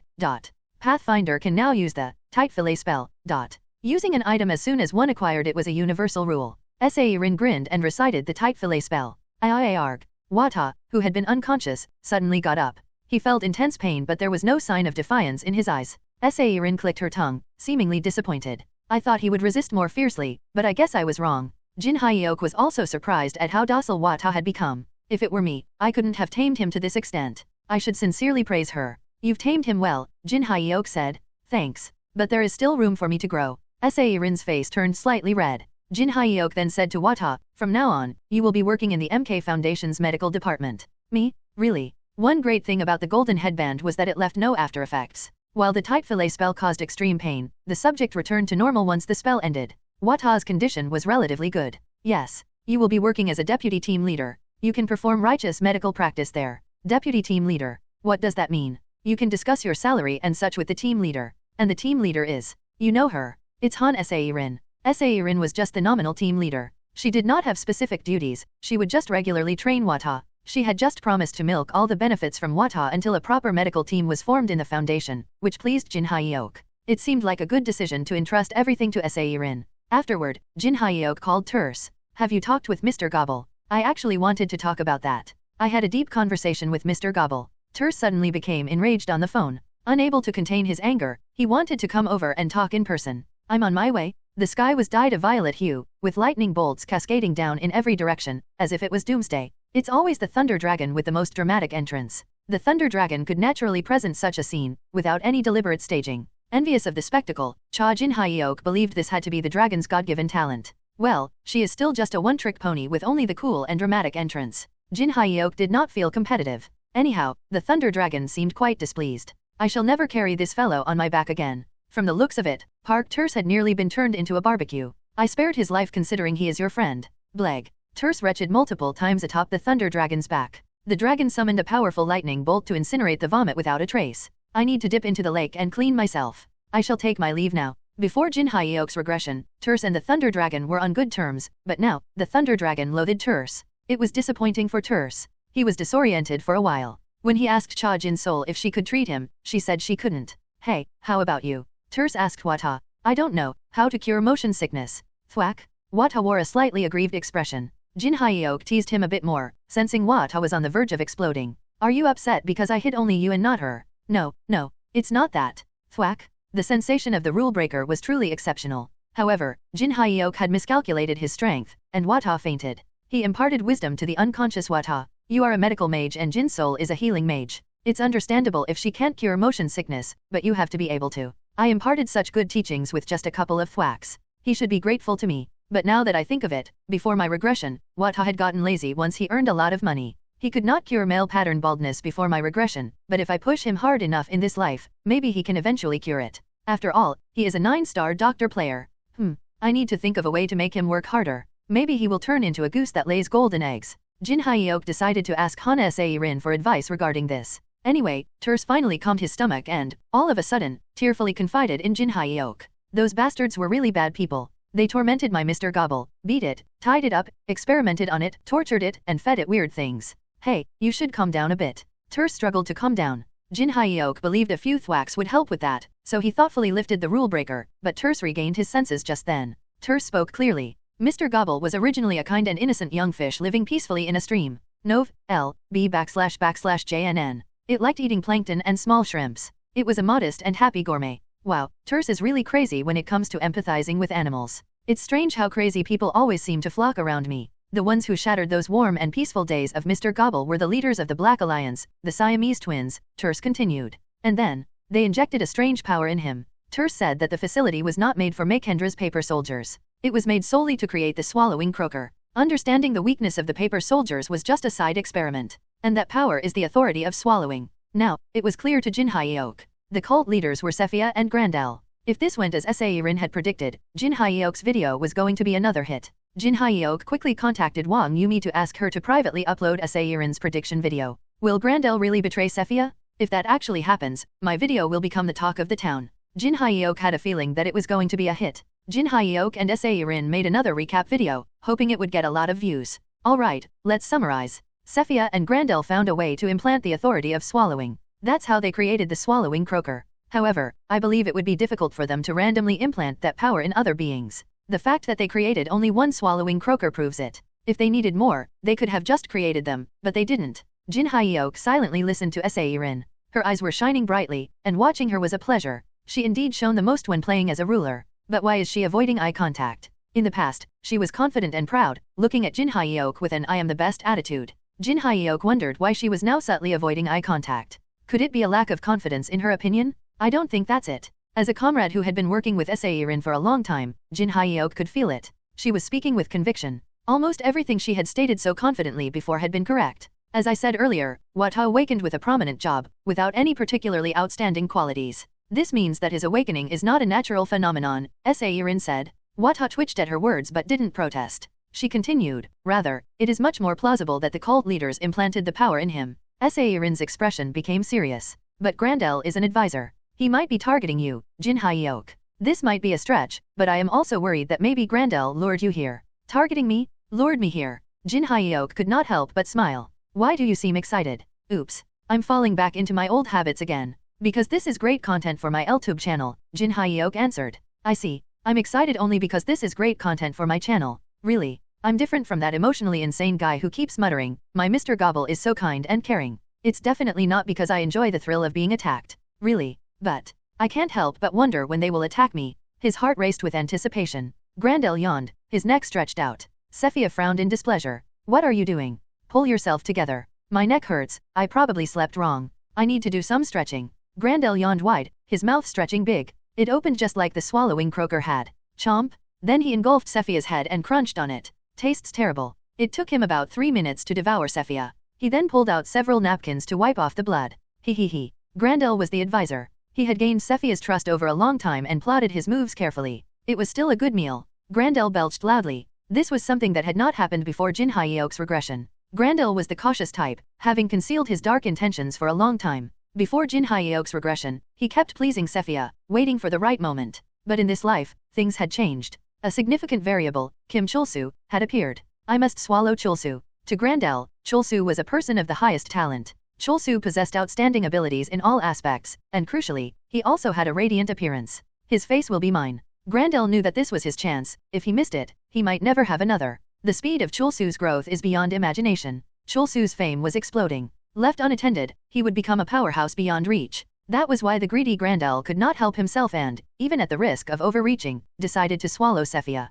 A few minutes later, Grandel vomited something out. It was a pulsating heart. I don't need Wata, he said. Wata was just a smokescreen to deceive Sephia. With Sephia's heart, Grandel could complete the army of mountain madmen. He could summon a perfect form of the mountain madman, free from any chronic heart disease. Chulsu, I will swallow you no matter what.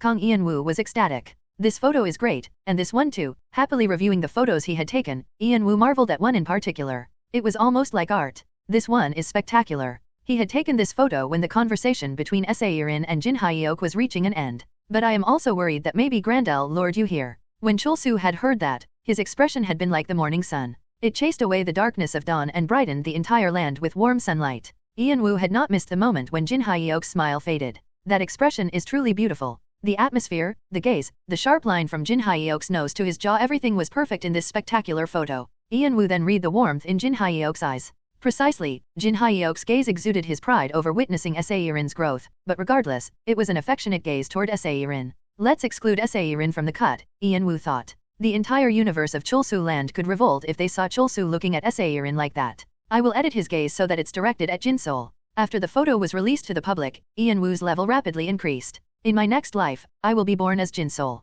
Crying face. Me too. So jealous of her? Chulsu seems like a completely different species from my mother's son. Jinsol looks like she doesn't care about his gaze though. I think Chulsu is usually very affectionate to his sister. She sees it every day. Personally, if Chulsu looked at me that way, I might melt. Is it too late to be born as Chulsu's sister? For a while, keywords such as how to become Kim Chulsu's sibling dominated the top spot on various online communities. Grandel also saw the photo on Chulsu's Instagram account. He is annoyingly handsome, Grandel thought. Grandel had an Instagram account before Sephia had swallowed him. He had only a few dozen followers, and the number of likes or comments on his posts was virtually zero. However, Chulsu's account had followers in the hundreds of millions even though the account was not managed by Chulsu himself, and the number of likes and comments was increasing exponentially. Grandel laughed, imagining what it would be like to live as Chulsu. I will definitely devour him. Combining clues from the photo, Grandel could pinpoint Chulsu's location. It was better to swallow Chulsu in Gangwon-do rather than in Seoul. Grandel laughed to himself again. I bet you didn't know I lured you out of Seoul. The Black Alliance was still a step ahead of the Black Rose Alliance. Knowing that Ha Young was trailing him, Grandel had intentionally leaked some information to ensure Chulsu would catch the scent and come to Gangwon-do. It was much more convenient to swallow Chulsu in Gangwon-do, away from the Golden Guardian Tree of Seoul. Losing Wata in the process was unexpected, but ultimately, everything had gone according to Grandel's plan. It's time to start the grand scheme. Choi Soon-nam was a merchant who sold vegetables at the market. I hope business goes well today. She wanted to buy toys and cook something delicious for her adorable grandchildren. Having done this for 30 years, she always earned about the same income, but today, for some reason, she felt like the business would be good.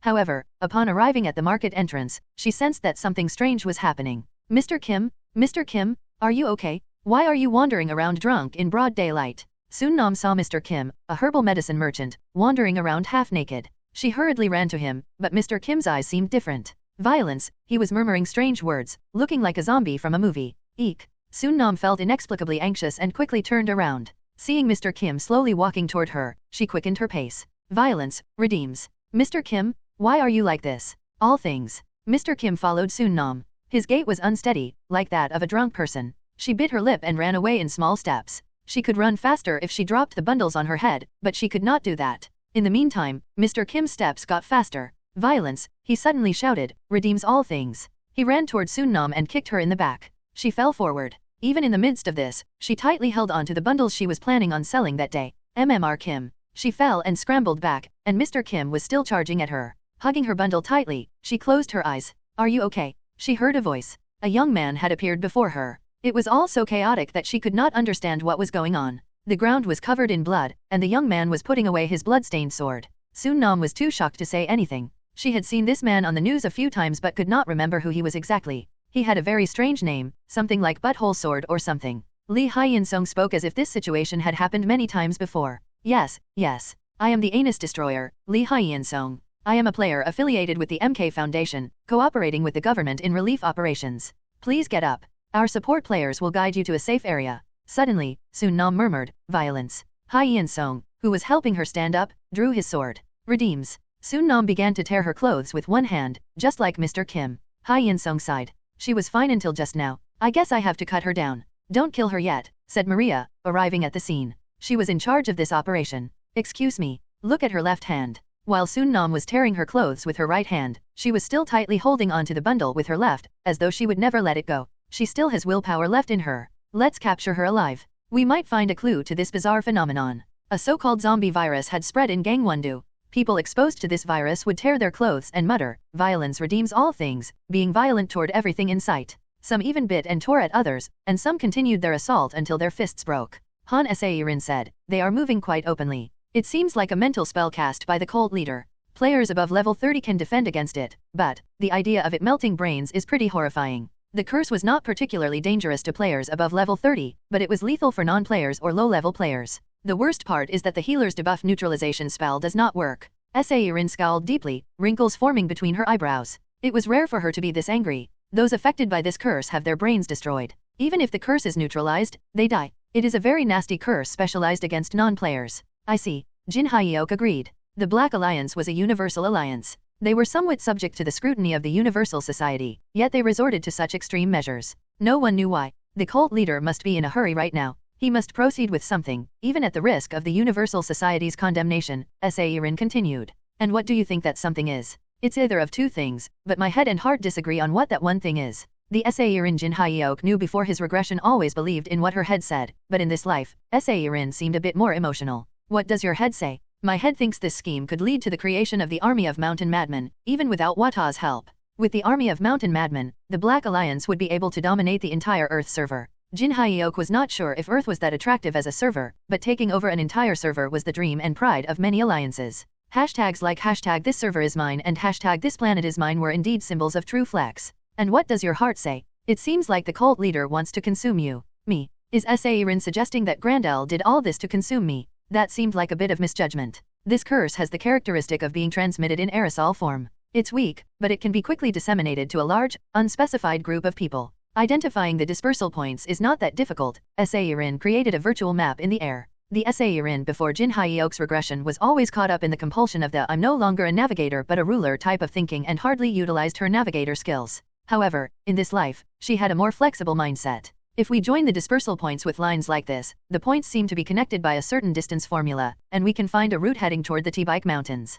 A green line connecting several points appeared on the map. The next dispersal point will be here. Coincidentally, the news reported new victims at the very location Seirin pointed out. And the next one will be in this mountain area. "I think the cult leader is luring you. He is asking you to find him and saying that he is waiting for you." Grandel, the instigator of the chaos in Gangwon-do, climbed up a mountain and looked down at the burning cities below. "I like the sight of that. Violence redeems all things." Grandel believed certain phrases held a mystical power, and he called these phrases mantra. The more people chanted a mantra, the stronger the mantra became. Thousands of people were currently chanting the mantra he had created, and Grandel thought this was making him stronger. The mantra will soon reach its full power. Originally, he had intended to slowly infiltrate the Earth server and naturally accumulate the power of the mantra, a method that would take a lot of time and resources. The fatal flaw of a mantra was that those who recited them had to truly believe in and utter them sincerely. Melting the brain is indeed the fastest way. Destroying the brain, preventing rational thinking, and instilling a blind belief that violence brought salvation to everything was the quickest and easiest method.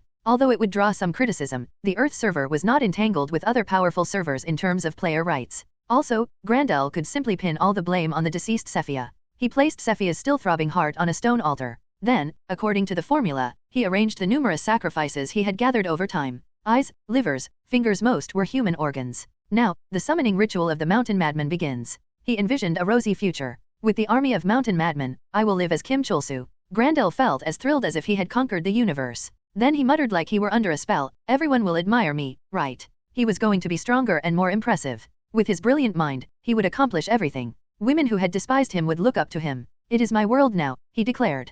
"Just 2 hours. In just 2 hours, it will be done." "He's quite defenseless, isn't he?" Jin Hyuk was somewhat skeptical. It was as if Grandel thought that no one could discover this place. Seirin quietly asked, "Are you going to attack him alone?" "Well, let's watch him a bit more. What is the chance that this is all a trap?"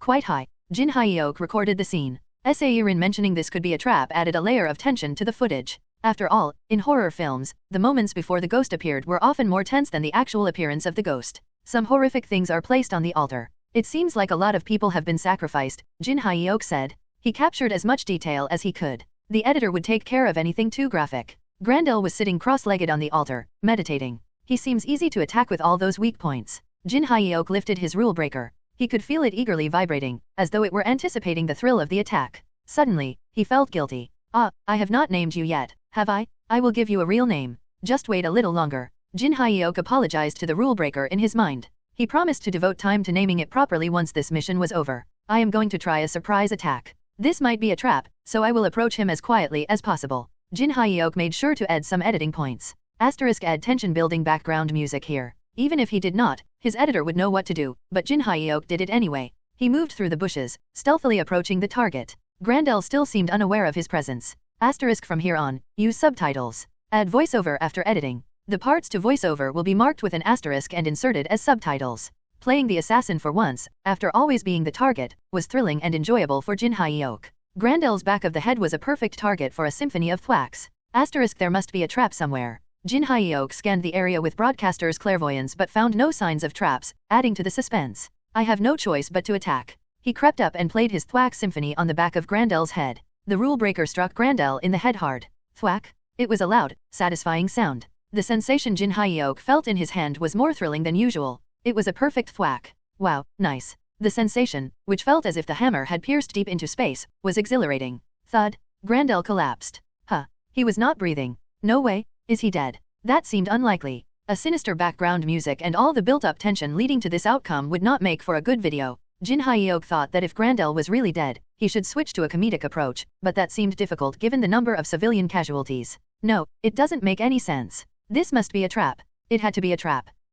At that moment, the blood flowing from Grandel reversed and flowed back into his body. His limp fingers began to twitch. N/O/vel/B/C/.C//OM. Thank goodness it's a trap. Jin Hyuk felt a bit relieved. He quickly stepped back 3 steps and spoke urgently. You bastard? This was a trap. Good. I think I look startled enough for the video. Dark energy emanated from the altar, looking like arms made of darkness. It feels similar to the Seo sisters' abilities. It appeared as though the shadow had formed several tendril-like arms and intended to attack Jin Hyuk.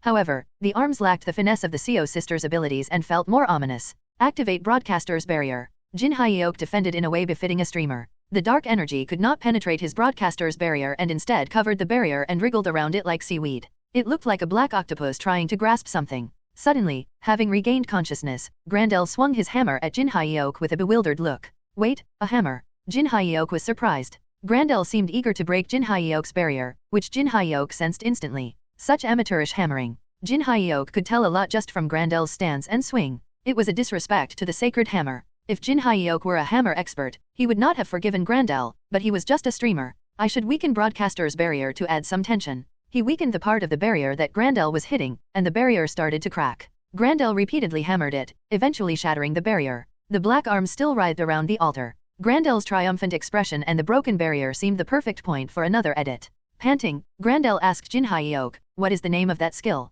This skill. What is this? A clever trick? I know that some people don't watch my livestream, but how can an advisor of a mid-sized alliance fighting me not know of my abilities? It's obviously called broadcaster's bari. Don't say it's broadcaster's barrier, Grandel said. A streamer's broadcaster's barrier cannot have such defensive power. Jin Hyuk was momentarily speechless. Is he being serious right now? My broadcaster's barrier is special, but not that much. It's much less sturdy than Mok Jae-hyen's wood fortress. This is a miscalculation on my part. I thought I could swallow you here. Jin Hyuk wiped the non-existent sweat from his forehead and said, that was close. I thought I was going to be devoured. I thought so too. But your barrier is surprisingly strong. Grandel smirked, clearly hiding something more. But this too is within my expectations. It seemed Grandel had abandoned his plan to consume Jin Hyuk with the help of the altar. The dark energy no longer flickered.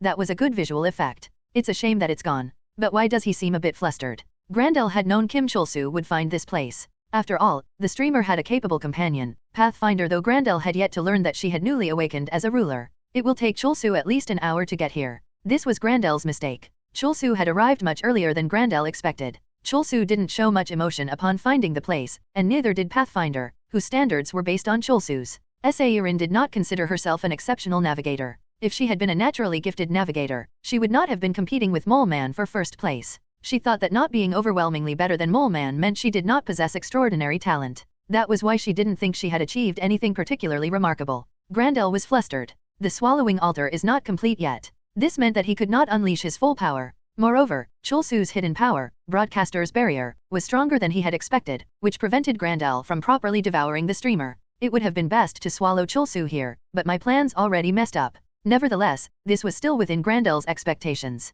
He had a contingency plan for such a situation. His voice changed slightly. I wanted to fight you anyway. Grandel pulled out a great sword from his inventory. This great sword belonged to one of the players he had swallowed before. It seemed like Grandel and the player had switched personalities. My name is Jansen. I was a streamer, before. A streamer wielding a greatsword. Jin Hyeok's eyes sparkled. It seemed like perfect content for creating a buzz. Seirin shouted, he is trying to buy time? You know that, right? Jin Hyeok nodded, feeling excited. It reminded him of the times he had played together with Seirin before his regression. If she wanted to keep that information a secret, she would have whispered into my ears using one of her ruler skills. The message was intended for Grandel to hear. Jin Hyeok started fighting Grandel, who was wielding the greatsword. This is disappointing. Creating a tense battle scene in this fight was proving hard. It seemed like handing Grandel an overwhelming defeat would be better for his content. Yo, that's not how you use a sword, Jin Hyeok said as he drew his greatsword of Logon. He felt sorry for the rule breaker, but the sword fit the fight more. As Jin Hyeok swung his greatsword of Logon, Jansen, Grandel, used Broadcaster's barrier. The barrier was too weak. I almost cut his throat. The personality handling the fight was the swordsman streamer Jansen, but the body was still Grandel's. Had Jin Hyeok not adjusted his power, he could have easily cut Grandel's throat. Grandel was much weaker than expected. Thanks to Jin Hyeok's restraint, Grandel's broadcaster's barrier did not break. Jansen swung the sword, and Jin Hyeok blocked it with his broadcaster's barrier. At that moment, Jin Hyeok realized something. You are not Grandel, are you? Of course, even Grandel can't be this weak. It seemed like Grandel had placed his puppet here. I can feel it. It was a sophisticatedly made puppet, likely an evolved form of the paper soldiers of paper sorcerer Makendra. Well done, but it's already too late, a voice replied from beneath the altar. A green magic circle appeared below the altar, and unknown hieroglyphic mana characters floated around the altar. High magic. Activate spatial separation. A green light began to cover the altar. Soon, it formed a cube, enveloping the entire altar. It's getting harder to breathe. Jin Hyeok felt an unknown sense of crisis and quickly moved away. The paper puppet claiming to be Jansen melted away. That cube seems to be a different dimension created by Grandel. The real Grandel showed up, sitting at the center of the altar. I admit, you are far more skilled than I expected. But I was holding back. Jin Hyeok could not bring himself to say that out loud. Now, I have one more reason to swallow you. Grandel wore a confident expression. Jin Hyeok briefly contemplated breaking into the cube. His rule breaker could do it, but he shook his head. If I do that, it would not be any different from my previous live streams. Thankfully, Grandel provided further explanation with even more confidence. As your friend said, I was buying time. Seirin's shout had made Grandel slightly complacent. As though he had another plan, Grandel said, I needed to buy some time because you arrived faster than I thought. What is he saying? We arrived too quickly? Is this some kind of a trap? If I could have swallowed you here, it would have been ideal, but I have given up on that plan. After using Jansen to buy more time, I used my great magic spell, spatial separation, Grandel said. Good. He is creating good content for me. The more he talked, the better. Jin Hyeok wanted him to keep talking. This is a dimensional displacement magic spell that separates your space and this space completely. It is a high-level spell beyond your current level. Setting it up takes time and effort, but its effects are exceptional. Is that what the mage you swallowed taught you? Yes. This is disappointing. Jin Hyeok partly acknowledged Grandel's intelligence. However, no matter how smart Grandel was, if he kept stagnating in one place, he was bound to rot, like uncirculated water. Jin Hyeok left a note on the video being recorded. Failed self-objectification. Lived too long as Sephia and Grandel. Jin Hyeok genuinely wanted to tell Grandel his true thoughts. Do you really think a mage weak enough to be swallowed by you would be a notable archmage? A competent archmage would not be defeated by the likes of you? However, Jin Hyeok pretended to be tense. It does feel like the dimensions are separated. He then started his live stream. Great magic. Viewers flocked in instantly. The Kim Know-It-All TV chat room was so overwhelming that it was hard to read all the comments. Even with settings adjusted to allow only the VIPs to chat, it was still overwhelming. Raising the standard of the VIP entry seemed a necessity now. Is that the culprit of the Gangwon-do incident? Our great Chulsu is shining again. I think he went alone to face danger and catch the bad guy. He is the GOAT. It's like he is doing what the government is supposed to be doing right now. I used to think that Chulsu was just showing off, but for this, I have to be on his side. Wang Yumi and Kang Chul timely uploaded a video they had prepared earlier. It showed that Jin Hyeok had anticipated that Sephia and Grandel were the cult leaders and that Grandel would swallow Sephia. Wow, did he predict all this? No way. They must have manipulated the video to make it look like he predicted it. However, video experts commented that the video was not edited. No way. Is Chulsu a god? How could he predict and act on everything that's going on? Chulsu is god would be so confused right now. The great Chulsu knew everything? But it seems like he is struggling right now. Even if he knows everything, a defeat is unavoidable against a powerful opponent.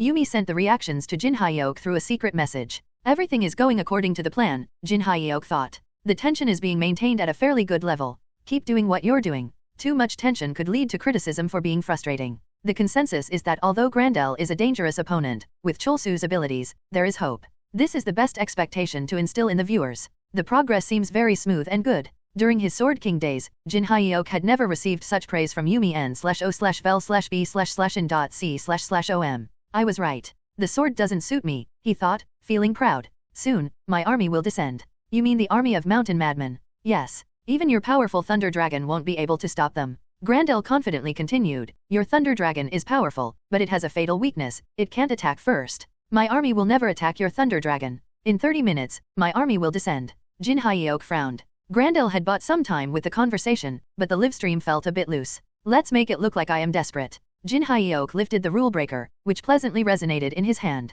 Please, rule breaker, don't hit too hard. Then I have to break the cube, Jin Hyuk said. Don't break it, please. Jin Hyuk attacked the cube with the hammer, becoming one with the weapon. Grandel appeared relaxed on the outside but was tense on the inside. Of all things, Chulsu's weapon was the rule breaker. Although its target right now was dimensional separation, the rule breaker could nullify the magic itself. Thank God, Grandel thought. Fortunately, it seemed Chulsu did not have that capability yet. Chulsu attacked the cube desperately, or so it looked. Your attack cannot surpass my great magic. Grandel had mentioned it would take 30 minutes for the army of mountain madmen to appear, but that was also a trap. He only needed 7 minutes. This bastard firmly believes it's going to take 30 minutes? He won't have time to prepare. Grandel finally completed the summoning magic. Dozens of black summoning gates appeared in the sky. Welcome, my army. Join me willingly and enjoy eternal life. However, what Grandel could not see was Jin Hyuk's sly smile. For Chulsu, this was the climax of his production. He changed the livestream title. A twist. The former navigator Pathfinder was now making her official debut as the absolute ruler Han Seirin. He is trying to buy time? You know that, right? This was kind of like putting up a smokescreen. By emphasizing that they knew Grandel was stalling for time, Jin Hyuk and Han Seirin had feigned urgency, conveying to Grandel that they didn't know much more than that. However, what Seirin, the absolute ruler, aimed for was something more. I need him to perform well, Seirin thought.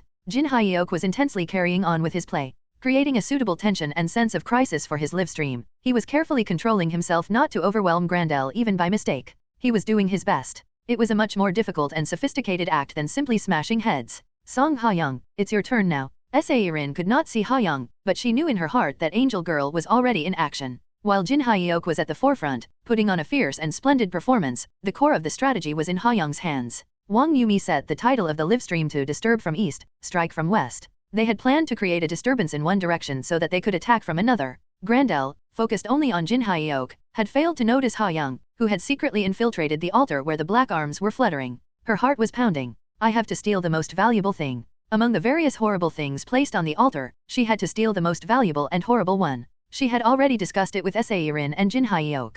The mountain madman is said to have a chronic heart problem. That's why Grandel helped Wata level up so that the latter could cure the chronic disease. And since Grandel is moving so urgently despite not having Wata, he must have solved the problem. Seirin continued, there might be something related to the heart. That could be the key. But this is just an assumption. Ha-young, see for yourself and make your judgment. I trust your intuition, Angel Girl. Summoning such a dark magic entity must require sacrifices, right? What about stealing all the sacrifices? Ha-young asked. That won't work. First, if you try to steal too much, it will be noticeable. Grandel will catch on. Second, Jin Hai no, Chulsu is hoping that the army of the mountain madmen will be summoned. At this point, an ordinary player would have asked, who would think like that? But Ha-young was not ordinary.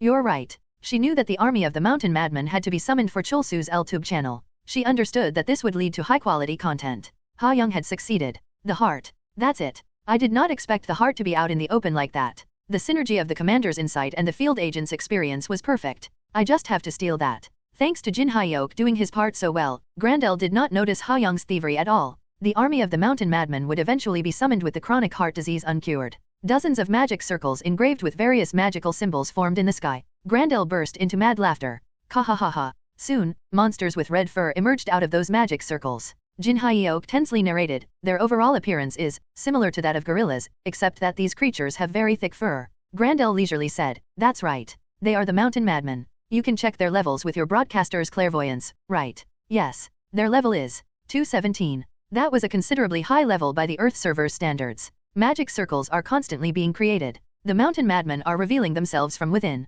Jin Hyuk said in a trembling voice. He seemed genuinely tense. In reality, though, he was trembling a bit out of excitement. Wow, how many are there? At least, a few hundred, it seems. Isn't this dangerous for Chulsu, no matter how strong he is? I think he needs to run away and gather allies to fight them. Even the viewers who knew Chulsu's prowess were worried about him. The momentum of the mountain madmen, who were now beginning to form ranks, was indeed tremendous. Having set foot on the ground, the mountain madmen swung their vicious muscular arms and cut down the surrounding trees. The trees bent helplessly, and the surroundings soon became flat. They clearly look like warrior-type monsters. Their resistance and attack power seem incredibly strong. Chulsu, there is no winning against sheer numbers. Better to run for now. Yumi relayed these viewer reactions to Jin Hyuk in real time. I don't know why, but this doesn't hurt my pride. Had he still been a swordsman, his pride would have been hurt, but now, he felt okay. It meant that the tension was being portrayed well. N/O/vel/b/in.c//om. Savoring his victory, Grandel said, I will devour you. I will become you, and you will become me, living a beautiful life together.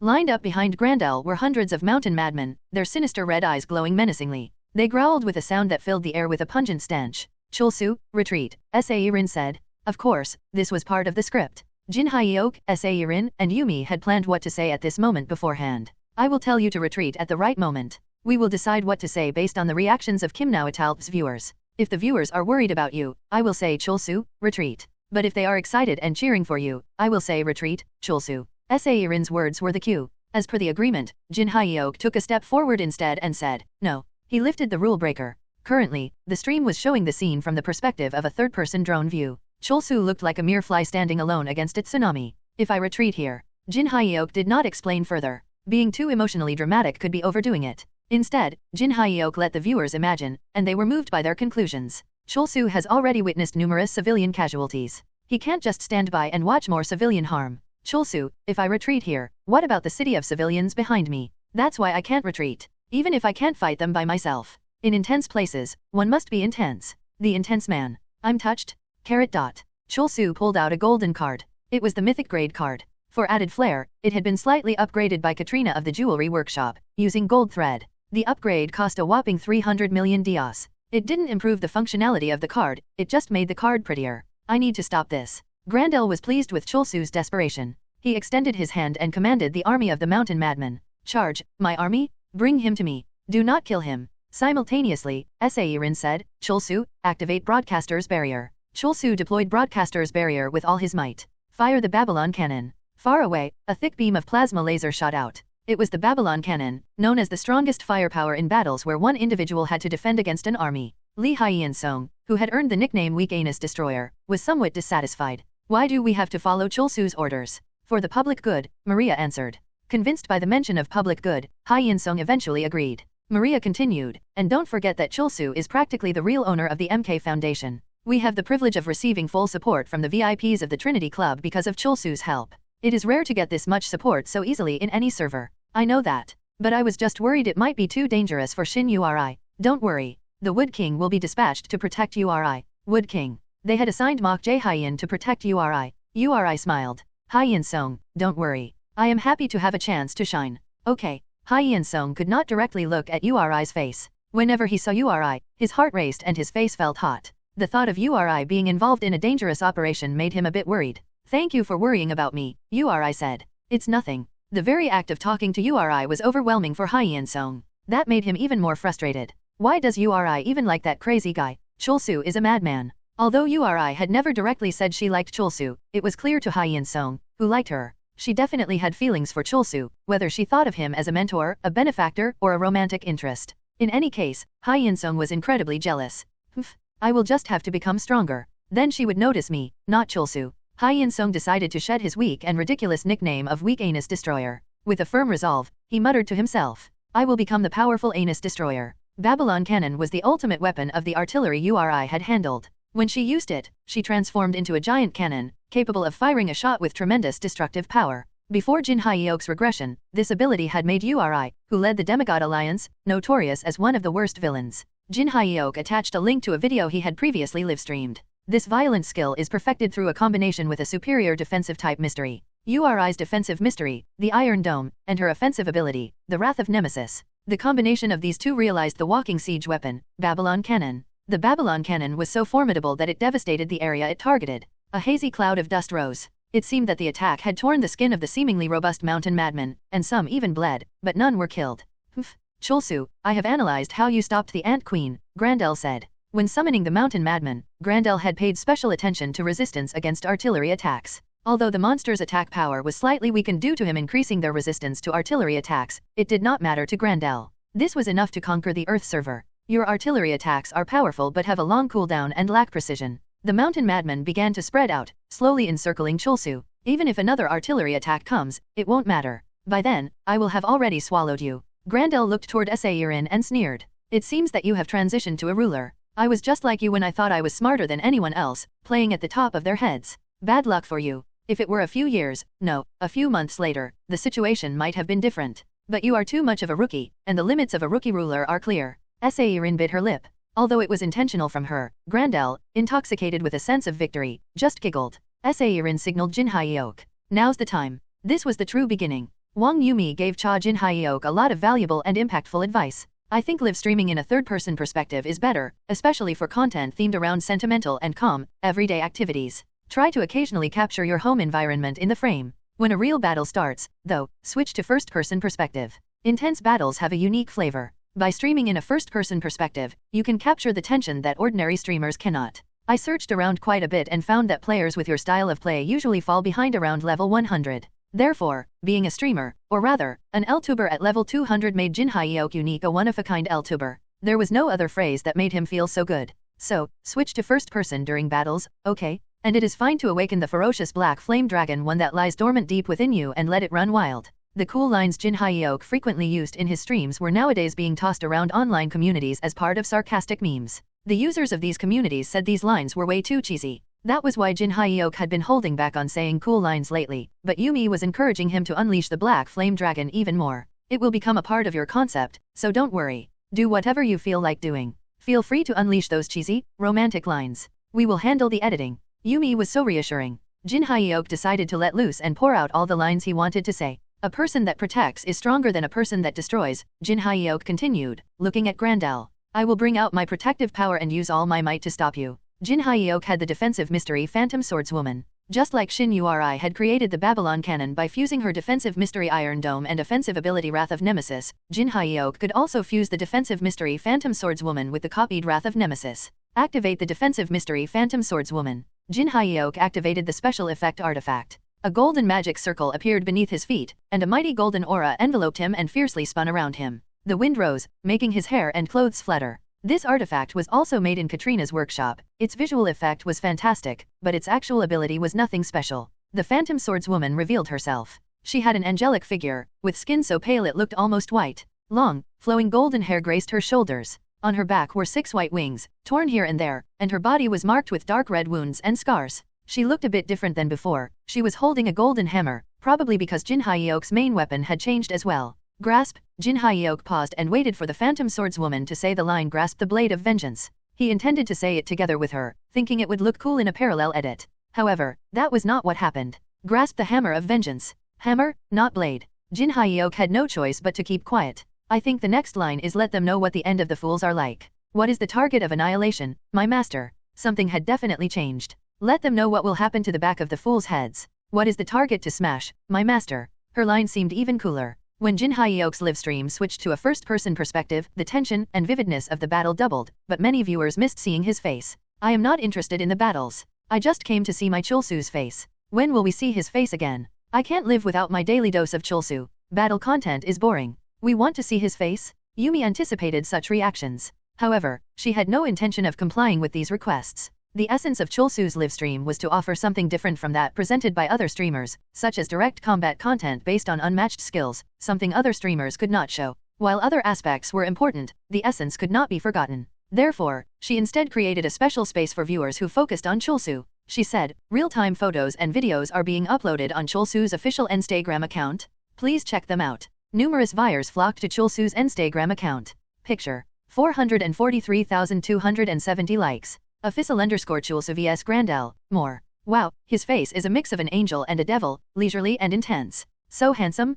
Please post more photos of Ian Wu. I have decided to stan Chulsu. Short videos, no longer than 15 seconds, were also uploaded to the account. They showed Chulsu murmuring, activate the defensive mystery Phantom Swordswoman. Initially, the comments were full of mocking. This concept is so cheesy, lol. Literally cringing every time I see this. Haha, is he a protagonist of a fantasy novel or something? Lol. However, that was only for a moment. Do you guys not understand this? Those who do not get this livestream concept, please leave. As Yumi and Jin Hyeok had intended, the viewers accepted Jin Hyeok's deeply rooted black flame dragon concept. Wow, this is so cool. He is so amazing. I might die. Absolutely spectacular. I wonder what it feels like to live such a life. Chulsu had become the protagonist of a hero movie, standing alone against the army of mountain madmen and protecting the earth. Furthermore, the angles and compositions Kang Ian-woo captured made the scene look almost like a movie starring Chulsu. Jin Hyeok continued to explain, the Babylon Cannon and the Phantom Swordswoman are powers that have the same root. Soon after, having successfully reloaded, Uri fired the Babylon Cannon again. The massive beam of light, devastating the surroundings, swept through the army of mountain madmen. Rocks the size of houses turned to dust, and thick dust clouds billowed. Even Chulsu, captured in Ian-woo's lens, seemed to be engulfed by the Babylon Cannon. Walking through the thick dust, Chulsu slowly emerged. Therefore, the Babylon Cannon cannot harm me. Next to Chulsu stood the Phantom Swordswoman, as if she was guarding him. A golden protective shield surrounded Chulsu, which was also just an effect of the artifact earlier. While the surroundings were devastated, everything behind Chulsu remained intact. And I shall protect the world. The mountain madmen were indeed strong, but not strong enough for Jin Hyeok. They are weaker than the mountain madmen that I remember. They were weaker because Grandel had focused on developing resistance to artillery attacks, neglecting other abilities. Thanks to this, Jin Hyeok could easily engage in battle with them. Wow, what did they say earlier? They boasted that Chulsu would be swallowed before the next cannon attack. Another cannon fired? That villain couldn't even swallow him. The madman got blasted. He can't do anything? Haha. The Korean region minor galleries named user encyclopedia analyzed Jin Hyeok's battle. The large-scale bombardment is being handled by the Babylon Cannon, which caused appropriate damage to the mountain madmen, while the Phantom Swordswoman, more focused on individual attacks, is smashing the back of their heads. The Phantom Swordswoman was immune to the effects of the Babylon Cannon. Darting between the mountain madmen, she forcefully swung her golden hammer and cunningly aimed for only the back of the monsters' heads. The hammer caused a large explosion each time it struck a monster. Break heads, she said in a mystical voice as if she were reciting an incantation. I have never seen a Phantom Swordswoman so graceful yet aggressive. The ones I have seen before were not like this. When she swung her hammer, she was a butterfly fluttering in the air. Her movements made her look like a noble angel wielding a devil's hammer. There was a saying that the appearance of a mystery followed its master, and Chulsu and his mystery were proving that true. Compared to other players' Phantom Swordswomen, Chulsu's was particularly beautiful and mysterious. It had even reached the point where fans were following Chulsu's Phantom Swordswoman. By just being next to Chulsu, the Phantom Swordswoman shone even brighter, as their appearances synergized well. A handsome guy next to a pretty girl next to a handsome guy. My eyes are blessed. Just watching them makes me happy. Chulsu's appearance synergy is insane no matter who he is paired with.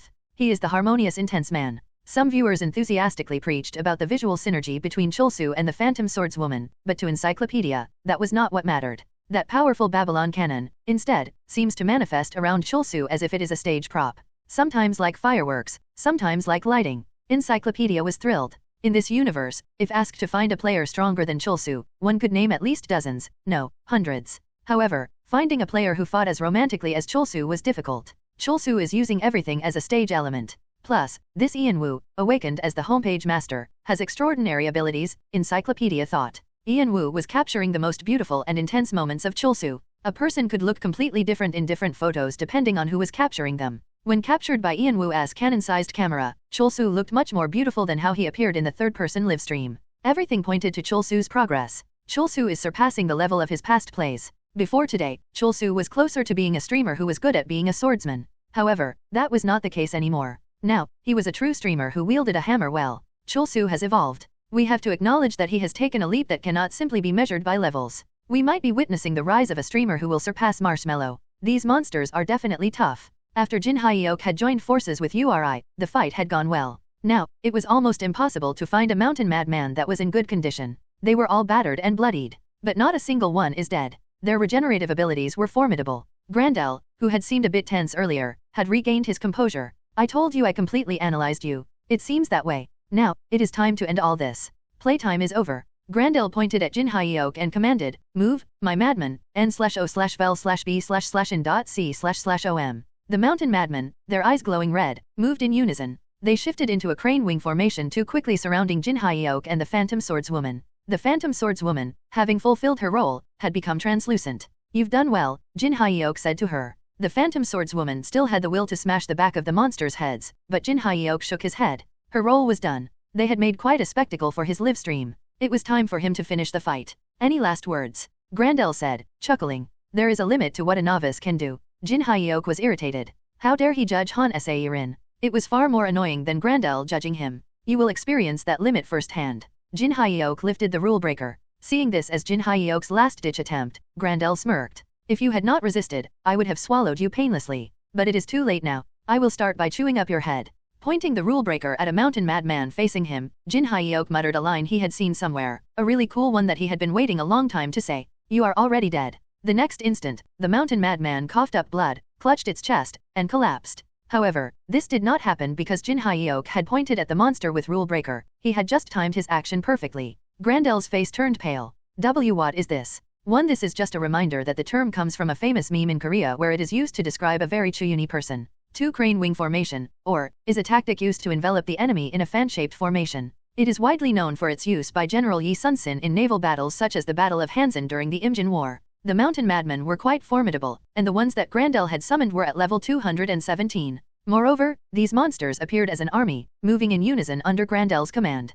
If Cha Jin Hyok had really been an insane player, desiring to create truly chilling content, he would have ensured Grandel summoned the mountain madmen with their heart problems cured. The old Jin Hyok would have done so, but now, he had changed. If I do that, too many people would die or get hurt. An army of completely healthy mountain madmen would have been too risky. Jin Hyok could escape from such an army on his Thunder Dragon, but a single mistake could bring chaos to not just Gangwon-do but all of Korea. It is a bit disappointing, but there has to be a line that I should not cross. He felt he had significantly evolved. Now, he could think like ordinary people, realizing what social appropriateness meant. Jin Hyok pointed at another mountain madman with the rule breaker. You are already dead. That mountain madman also vomited blood and collapsed. Jin Hyok had already figured out which ones were in the worst condition through broadcaster's clairvoyance. I just need to time it right. He also changed the livestream title, Undercover Genius. As the mountain madmen collapsed one by one, Grandel roared, what trickery is this? The mountain madmen have a chronic heart condition, right? You can't mean. Grandel, being quite intelligent, quickly caught on to what was going on. You deliberately created tension and bought time. Yes. I was waiting for you to summon the army of the mountain madmen with their chronic condition uncured. Jin Hyok had put on a good show, keeping Grandel's focus on him, and Angel Girl had played her part very well. This is called teamwork, Jin Hyok said. Soloing had a unique flavor, but so did teamwork. The exhilaration from a seamless collaboration between team members was priceless. Bleed and kneel. This is the level difference between you and me. 1. Jin Hyok wanted to pay homage to a cool phrase he had heard somewhere, but the timing was off as all the mountain madmen around him had already collapsed. Another mountain madman followed suit, vomiting blood. The timing seemed perfect. Some mountain madmen charged at Jin Hyok, but they were too weakened to effectively breach his broadcaster's barrier. But it's still hard to fight against sheer numbers. Due to their sheer numbers, some mountain madmen managed to attack him from blind spots. Jin Hyok could not block all of them, which resulted in a torn shoulder and possibly a ruptured thigh muscle. His ankle seemed broken too. Still, he was in pretty good shape. Dodging through the mountain madmen's attacks, Jin Hyok moved toward Grandel. The livestream captured Grandel's expression of horror. This was the charm of the undercover genius concept.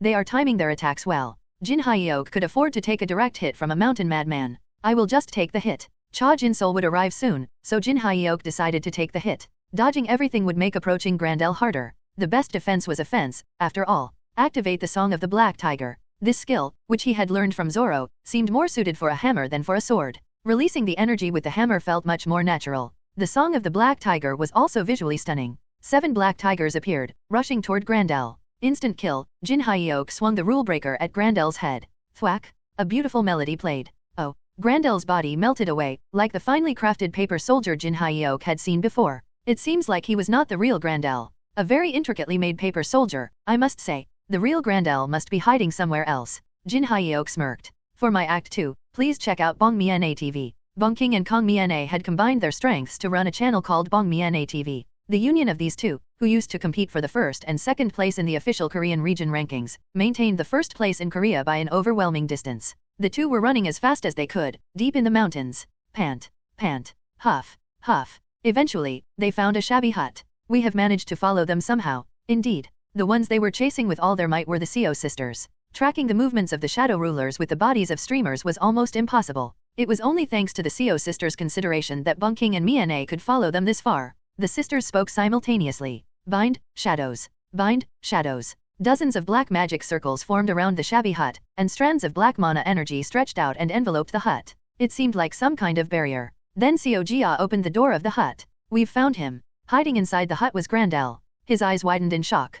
How did you find this place? Seo Jisoo smirked. They say a clever rabbit digs multiple burrows. Grandel had exposed too much of his strength. At the altar, he had used his shadow power in conjunction with the authority of swallowing and even put forward a finely crafted paper soldier as his double. But Intense Man was just cleverer than you, Jisoo continued. She looked like she was about to lunge at Grandel to stab him at any moment, but Jia stepped forward and blocked her. She glanced at Bunking and Miane and said, "Traces remain when you wield the power of shadows." Bunking and Miane took the hint. Jia's lines were an explanation for the viewers. Shadow rulers can detect that power, Jia continued. Meanwhile, Grandel tried to muster his magic power to escape. Shadow rulers control all shadows. Trying to run is useless, Jia said. Why you maniacs? Jia drew her dagger. Kim Chulsu sent us here. Uni, can we kill him now? Jisoo asked. Jia nodded. Grandel, who dreamed of ruling the world with Chulsu's face, died on the spot. It was a pathetic end to a pathetic man. A surge of new users flooded into the Korean region minor gallery. What is an undercover genius?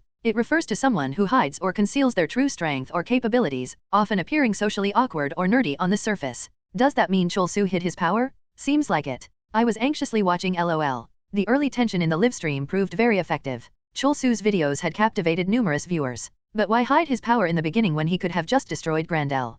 Probably looking ahead to the future. What future? Didn't you see the greed in Grandel's eyes? He would have summoned the Mountain Madman army eventually. Better to make him summon them now and root them out. Wouldn't it have been easier to just kill Grandel from the start? LOL, is Chulsu a philanthropist? He's gotta milk it for the LTube views, SMH. If this keeps up, people will start thinking it's normal for Chulsu to stop Grandel. Honestly, Chulsu could have just moved to another server with his family. He would probably be welcomed in the Arvis server. Chulsu defeating the Black Alliance became a popular issue in the universe. The app Chulsuverse, created by Wang Yumi for all the members of Chulsu Land worldwide, was also becoming more famous. It was a group chat-style app, and millions of fans had already joined it. However, only the official first-generation Chulsu Landers could chat directly on it. Chulsu Land _1, Chulsu is so cool. But how could he do all that when he is only level 204? The outcome of the battle was shocking to many. Essentially, Jin Hyuk had just raised his rule breaker, and the Mountain Madman had collapsed. Many events had led up to that, but that was the general feel of the battle. Chulsu Land _2, he is not level 204. He is 205 now. He leveled up recently. Happy face. Chulsu Land _1 was the mad god of favoritism, who had changed her name to Kim Minji for the Earth server. She trembled and bit her nails. Madness flickered in her eyes. Ugh, do you think you know about Chulsu more than me? Chulsu Land _1, Minji, and Chulsu Land _2, Kong Ianwu, conversed very amicably, at least on the outside. Chulsu Land _1, wow really? I did not know that he was level 205. His leveling is so fast. Classic Chulsu. Chulsu Land _2, Chulsu Land _1, so, he used the mythic grade card to become level 225 and defeated the Mountain Madman, right? Chulsu Land _2, it was not just brute force. He secretly deployed Angel Girl to steal their key ingredient, the heart. The undercover genius concept was just a smokescreen? Isn't that cool? Who is this Chulsu Land _2? Minji thought as she bit her lip. The things Chulsu Land _2 said had not been shown to the public yet. Yumi had live-streamed the fight under the title Disturb from East, Strike from West, but she had not revealed details like stealing the heart as a key ingredient. Chulsu Land _1, of course. Chulsu is the coolest? But how did you know about the stealing of the heart? Chulsu Land _2, that's a secret. Dozens of Chulsu Landers learned something new from Ianwu. They were thrilled to learn another secret of Chulsu. However, Minji felt differently. Who is this guy? Jealousy flared in her. How could someone know such details in advance? Why is he acting so close to Chulsu? Should I hack this guy and reveal his identity? Is he stalking Chulsu? How sinister? No, I can't do that. The guy was Chulsu Land _2 after all. They were fans admiring the same person, so there were ethics to upload. Anyway, Chulsu swept away the Mountain Madman army at level 225, right? She thought about the fight, stroking her chin. He showed too much. He is too cool. Just watching him is enjoyable, exciting, and beautiful. But, she stood up. It's not just me who sees him like that, right? She was thrilled just thinking about Chulsu, and her heart pounded. Such an experience had been rare. True treasures shone on their own. She knew other fans beside her would have noticed Chulsu's brilliance. No doubt, player hunters eyeing Chulsu and his abilities would start moving. He was too beautiful to be left alone. I will protect my Chulsu, no matter what. The Black Alliance had collapsed. The Black Rose and Blackthorn Alliance, also known as the Black and Black Alliance, absorbed the Black Alliance's power and emerged as a universal alliance. The Earth server was growing much faster compared to how it had before Jin Hyuk's regression. The MK Foundation recruited Wata. I was moved by Chulsu's beliefs and his sense of justice. I will dedicate my life to practicing medicine at the MK Foundation. After the Doctor player officially debuted, numerous people visited the MK Foundation's medical center, and Wata tirelessly treated patients day and night. Thank you so much. I am really grateful, Doctor. Thank you, Doc. I owe you my life. How can I ever repay this kindness? Wata was enveloped in a strange emotion. This feeling is not bad at all. He had always thought money was everything, but now he was questioning that belief before shaking his head vehemently. No, money is still the best. He was cooperating with Chulsu only because of that damn golden headband. That was the only reason. He convinced himself of that. As the doctor player's reputation grew, so did the praise for Chulsu. Wow, a universal alliance and now a doctor player too. There is no place untouched by Chulsu's influence. Of course. He is the intense man, embodying beauty, passion, order, justice, protection, and harmony. N/O/vel/b//in.c//om. The Korean region was recording more dazzling growth and development than any other region. This is a really famous quote from a Korean webtoon called Noblesse. The video of Cha Jin Hyeok defeating Grandel topped the list of real-time trending videos on LTube. Its view count had already surpassed 500 million, and the number of subscribers on Jin Hyeok's channel was increasing even more rapidly, exceeding 1.5 billion. Egan Paul trembled as he browsed LTube. He has beaten Marshmallow's video. Marshmallow, the top LTuber in the universe, had also uploaded a video, which ranked third in the trending list. The second place was Egan's video, but this position was meaningless because the numbers for his video were inflated. He is really impressive. Other LTubers tended to avoid uploading videos when Marshmallow did. No shrimp in the world wanted to compete with a whale. But Kim Chul-soo just uploaded his video without caring about any of that. And he beat Marshmallow. Truly insane. It was not just Chul-soo who was remarkable. Bong King and Kong Miana held the #1 position in the Korean region's streamer rankings as a duo. Their channel, Bong Miana TV, was also experiencing explosive growth. Although the duo was ridiculed for leeching off Chul-soo, their channel's growth was notable. Bong Miana TV will soon receive the gold button too, Egan thought. He had also received the gold button, but it was a manipulated one. In reality, his subscriber count was around 700 million. Chul-soo aside, I am nearly 200 million subscribers behind Bong Miana TV. He was also lagging behind in terms of viewing time and viewer firepower. There is just something about the Korean region. First, it was the Ant Queen incident, and now, the battle with Grandel. The Korean region was something else. The system seemed to have set the Korean region as the main region of the Earth server. Otherwise, it was impossible for Bong Miana TV, a channel run by two rankers from the small Korean region, to surpass his channel. Considering that the quantity and quality of content in a region tended to be proportional to the region's size, the Korean region was very special. I am going to Korea. Egan decided to focus the content of his next major video on the Korean region. As it was going to be a major video, he planned to bring a large group of elites from the Avengers army. I can't beat Chul-soo. Egan did not think about beating Chul-soo. Chul-soo was his role model, an ideal he wanted to reach but could not. But I can't lose to Bong Miana TV. As the American region's top streamer, he had to prove that being #1 in the American region was far superior to being the official #1 streamer in the Korean region, which was the duo of Bong King and Kong Miana. There is a very famous unexplored dungeon in Korea. Although the Haeundae-1 dungeon had not shown any sign of a dungeon break yet, it had remained unconquered for several months. It was an unexplored dungeon in the Korean region, or, as some people called it, a Chul-soo region.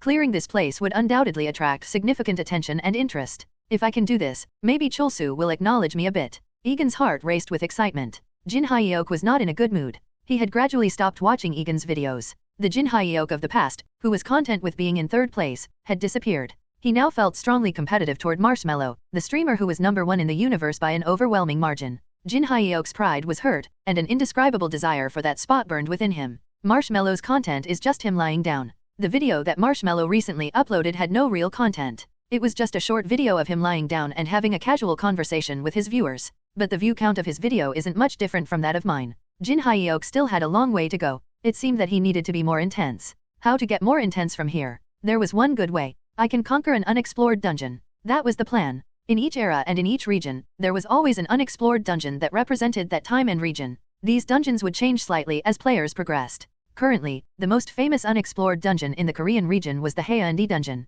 Wait, I can't seem to remember why it is an unexplored dungeon. Before Jin Hyeok's regression, the Haeundae dungeon was known as a classic example of a first-generation unexplored dungeon. At that time, Jin Hyeok had been busy dealing with the Demigod Alliance, and Lee Hyeon-sung had cleared this dungeon all by himself. I remember now. A dungeon could remain unexplored for various regions. Sometimes, the difficulty of the dungeon was too high, or its entry conditions were unknown. Often, even after annihilating all the monsters inside, players could not figure out the clear conditions of the dungeon and ended up dying of starvation. The Haeundae dungeon could only be cleared by going in there alone, and Hyeon-sung proved that with his efforts. Not many players were crazy enough to enter a dungeon alone. Reflecting on it, Jin Hyeok realized that Hyeon-sung had definitely been insane. Wang Yumi asked Jin Hyeok, "The Haeundae dungeon? Do you think you can clear it?" "I don't know. I have to go in and find out." You know that players have recently made attempts to clear it, right? They managed to kill all the monsters inside but ended up starving to death. They brought a lot of food, but it all suddenly rotted away at some point. Yumi adjusted her round glasses and continued, Chulsu on the brink of starvation, and the homepage master Kong Ianwu sharing his pain.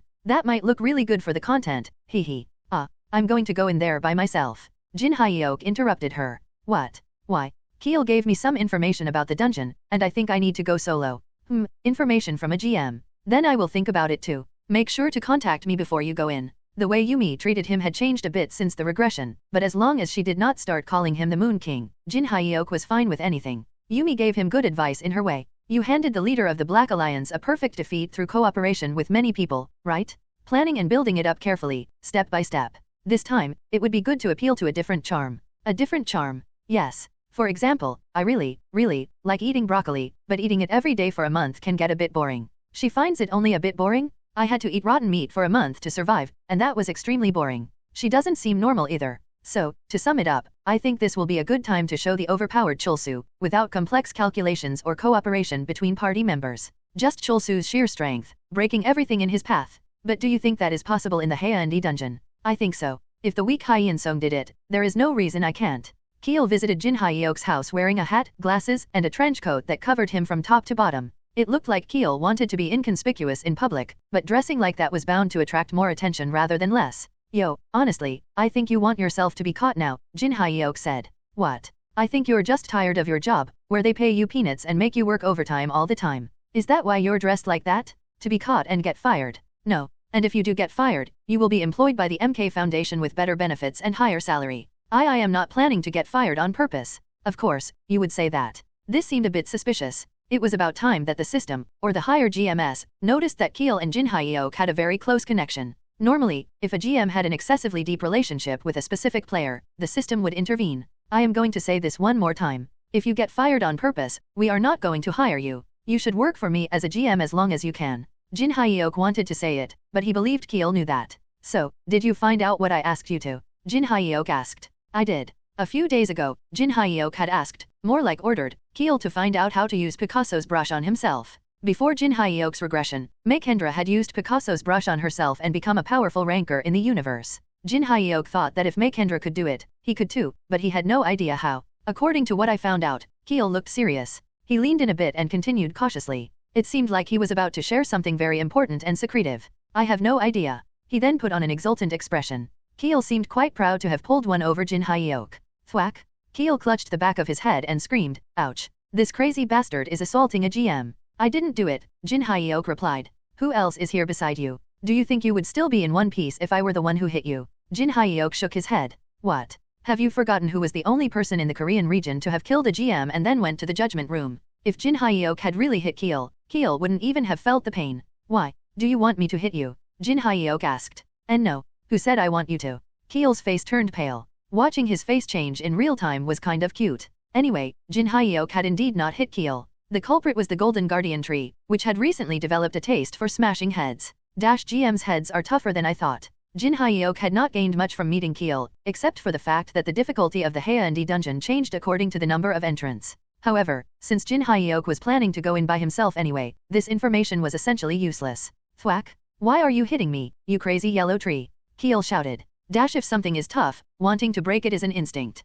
That is the nature of the great Golden Guardian Tree. So he says. Jin Hyuk relayed the message to Keel. That's the nature of the Golden Guardian Tree. Keel looked at Jin Hyuk as if he could not believe it. It was Jin Hyuk's first time hearing that too. It seemed this Golden Guardian Tree was just an odd one. I'm becoming more rational and sensible, but why is my Guardian Tree becoming even crazier? With a large lump on his head, Keel gritted his teeth and said, a Guardian Tree has a strong bond with its planter and is greatly influenced by the planter's soul. If the Guardian Tree were influenced by my soul, it would have become more rational. It seemed Keel was misinformed. Anyway, after Keel left without providing any useful information, the Guardian Tree kept nagging Jin Hyuk. Let's just use the rule breaker to hit Picasso's brush. The Guardian Tree was talking about the much improved rule breaker. It argued that the rule breaker could break the condition embedded in Picasso's brush. However, to Jin Hyuk, that seemed like the Guardian Tree just wanted to break something. Note, retouch is limited to one use per item or player and cannot be used on the holder of the item. The Guardian Tree was suggesting breaking the cannot be used on the holder of the item condition n/o/vel/b//n.c//om. What if it fails? Jin Hyuk was a bit worried because the performance of the rule breaker had improved greatly. If he recklessly swung it around, the server-grade item Picasso's brush could be completely destroyed.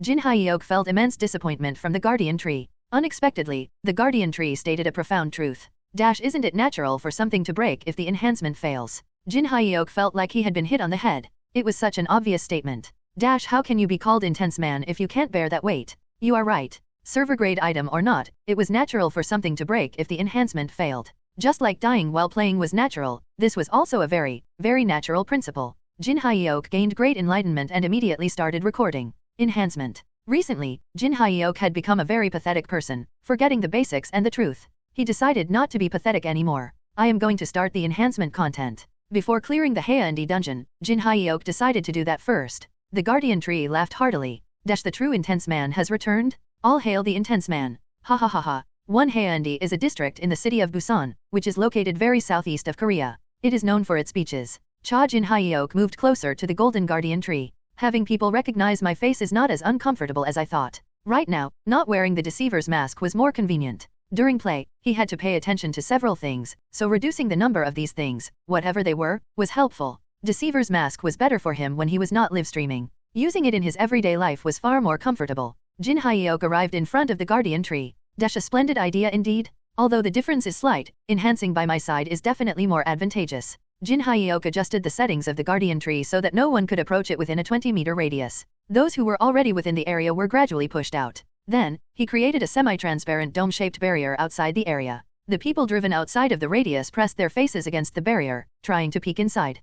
Regaining your initial determination is important. You shall block the gaze of those human beings. The semi-transparent dome soon turned a golden color, completely blocking the view from outside. Jin Hyuk leaned against the guardian tree and sat down, immersing himself in a moment of meditation. Before he proceeded with the enhancement, focusing his mind and meditation were essential. Even though that would take some time, it did not matter, since he could edit those parts out later. Hehe.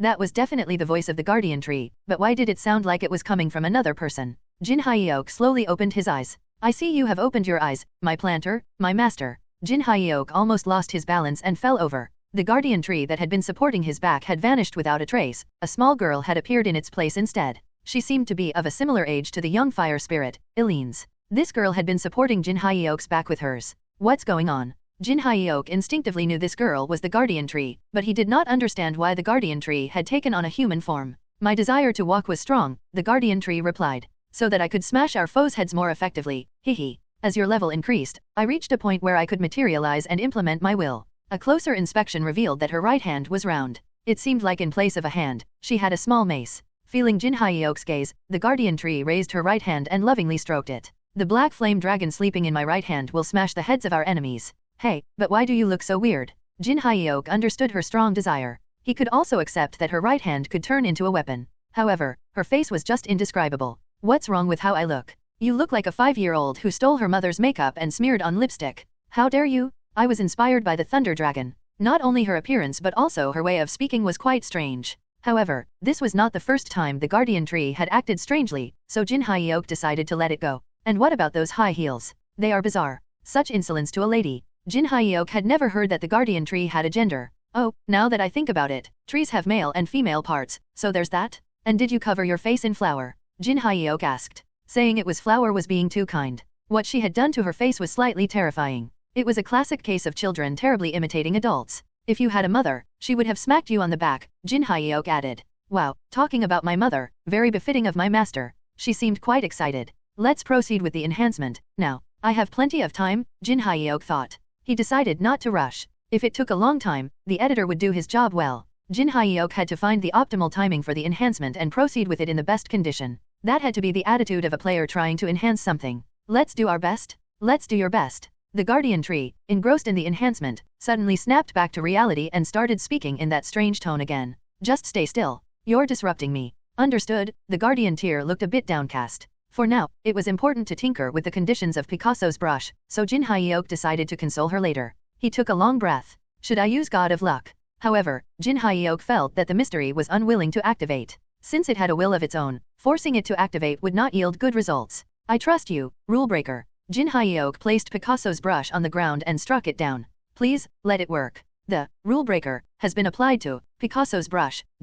Numerous illusions flashed through his mind. It felt like data values made of zeros and ones were whizzing by. Amid all this, Jin Hyuk had to find the value he wanted. Now, one more time. Jin Hyuk struck down with the rule breaker again. Crack? Among the illusions, a crack formed on the image of Picasso's brush. That wasn't an illusion. Picasso's brush cracked. Picasso's brush has been destroyed. The luminous Picasso's brush turned to ash gray. The broken server-grade item rolled on the ground, split in half.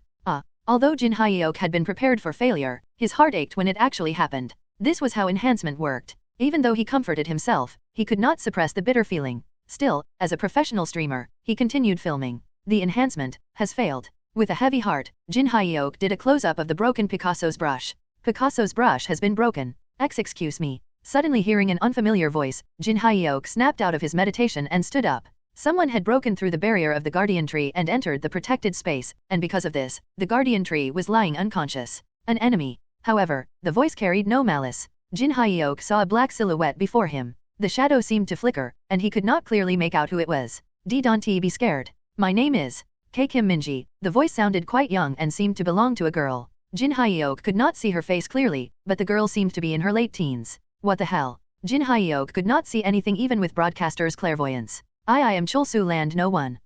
You are a member of Chulsu Land. Wang Yumi had told Jin Hyuk to speak informally with the Chulsu Landers as such a practice was customary in fan clubs, and fans loved informal speech more. That seemed to be true. Her face is turning red. It was interesting. Jin Hyuk could not see her face, but somehow, he knew her face was turning red. How did you get in here? He asked. I have a rare ability that lets me avoid barriers and enter any space. She stammered a lot and seemed very intimidated by him. Don't worry about the guardian tree. She is just asleep for a moment. I did not hurt her. Really. I actually know a lot of things and really wanted to help you, Chulsu. I am sorry for intruding like this. The person in front of Jin Hyuk had penetrated the guardian tree's barrier and appeared before him. It was an entity he could not see through with broadcaster's clairvoyance. Obviously, she was much stronger than him. But why is she so afraid of me? How are you going to help me? He asked. You were trying to enhance something, right? How did she know I was enhancing an item? Jin Hyuk was just recording a video, titled Enhancement. He hadn't released it to the public yet. And, it looks like you just failed.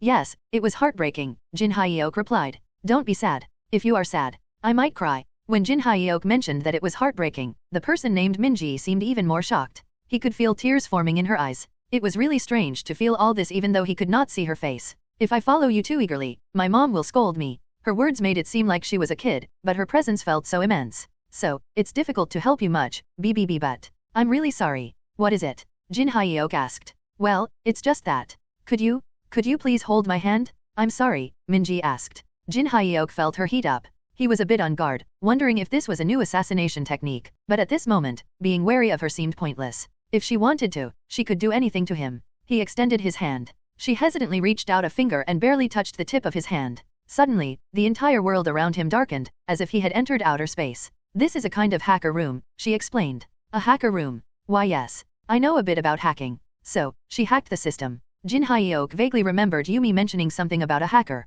We don't have much time, but I can tweak some settings here to help you. She took out the vibrating phone from her pocket, ignored the incoming call, and turned it off. You have the extra life trait, don't you, Chulsu? She asked. Yes, I do. If you use it, I can restore the broken Picasso's brush. Really? Extra life was a relatively common ability. Jin Hyuk had never heard of anyone using it to restore an item. But, in return, extra life will be completely gone. Jin Hyuk knew that past level 200, having extra life was not that significant. Most attacks at higher levels far exceeded the settings of extra life. Do you agree to this? Minji said. Yes. But there is a minor problem. What is it? Jin Hyuk's heart started to race. More precisely, God of Luck was going wild. The mystery that had refused to act earlier was squirming as if it were having a fit. At this point, Jin Hyuk was certain this was a fateful opportunity. You need to commit suicide once with the rule breaker, Minji explained. Suicide? Why yes, but it's a bit more difficult than you might think. To Jin Hyuk, who had died many times, this was an easy task. It sounds simple n/o/vel/b/in.c//om. Jin Hyuk struck his temple with the rule breaker. Just enough power not to exceed the settings of extra life. With the experience he had accumulated, maintaining such fine control was not difficult. Jin Hyuk instantly died on the spot. Watching this, Minji, or rather, the mad god of favoritism, cast her eyes down and fidgeted with her toes. So cool. Not only was the precise control of the rule breaker impressive, but the way he struck his temple without a moment's hesitation was also perfect. Such an act was impossible without self-assurance. The mad god of favoritism gulped hard at the sight of Jin Hyuk's complete belief in himself. So sexy. So cool. So thrilling. He is the best. I must protect Cholsu. When he died, the extra life trait was activated. At that moment, black arms stretched out from various directions in the hacker room and passed through Jin Hyeok, rummaging around here and there. Soon, they extracted a glowing green pattern and transplanted it into Picasso's brush. The mad god of favoritism said, "Do not resist." Her tone and attitude were markedly different from when she had earlier spoken to Jin Hyeok. Fitting for a fragment of a god, her voice was filled with strong power and authority. When the mad god of favoritism placed the writhing green pattern that was resisting and squirming into Picasso's brush, color began to return to the previously ashen brush.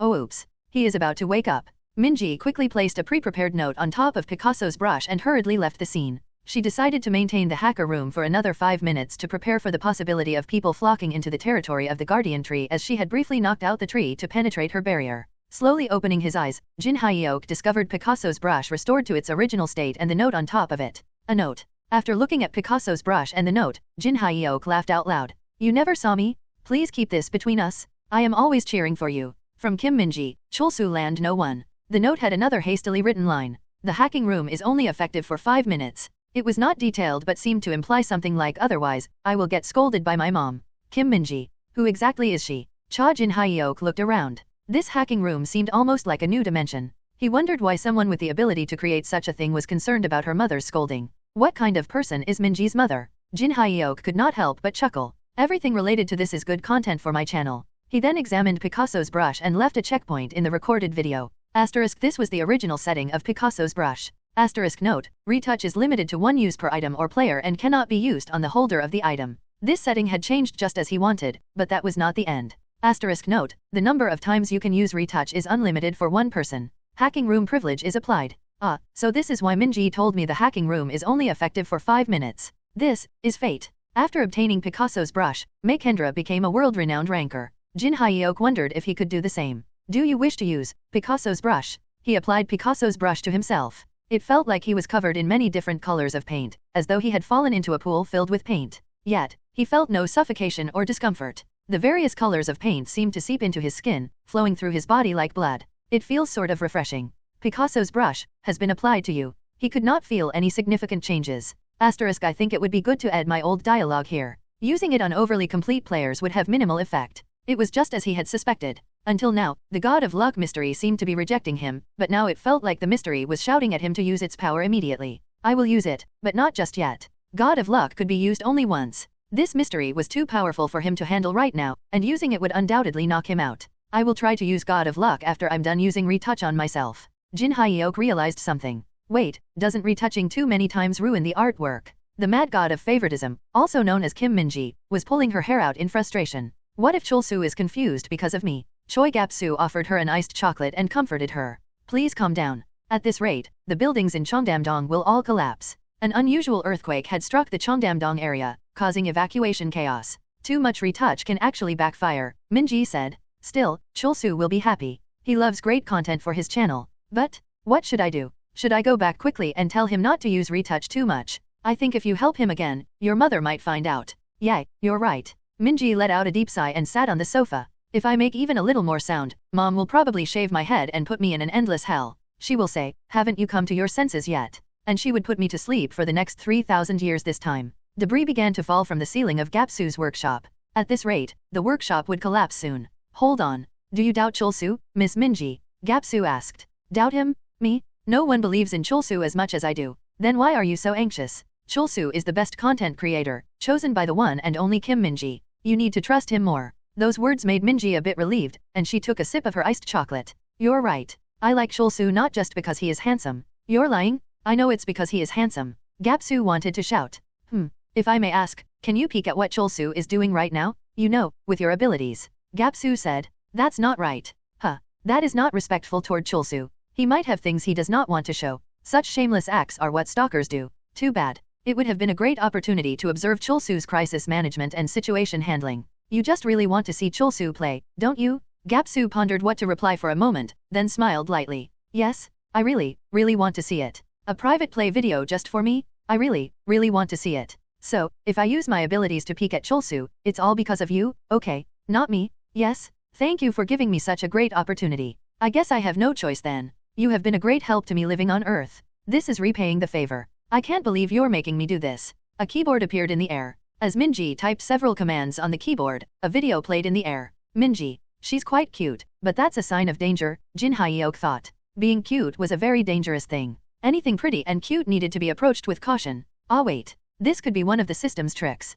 The system always prioritized balance. That was why it did not acknowledge regressions. She might be pretending to be on my side while planning to stab me in the back. She could be a high-level GM. That was probably why she had displayed these strange powers with the hacking room and such. Jin Hyuk was becoming more and more convinced of his theory. The whole Cholsu Land #1 fan thing can also be a smokescreen to deceive me. This was the logical and rational way to understand what was going on. She must be pretending to bestow favors on me, inducing me to use retouch multiple times. It seemed like God of Luck had seen through this and tried to warn him. Jin Hyuk picked up Minji's note. Minji, who was watching the live video, got very excited. Oh, what should I do? Cholsu seems to be reading my note again. Kim Cholsu has activated the latent skill, fire control technique.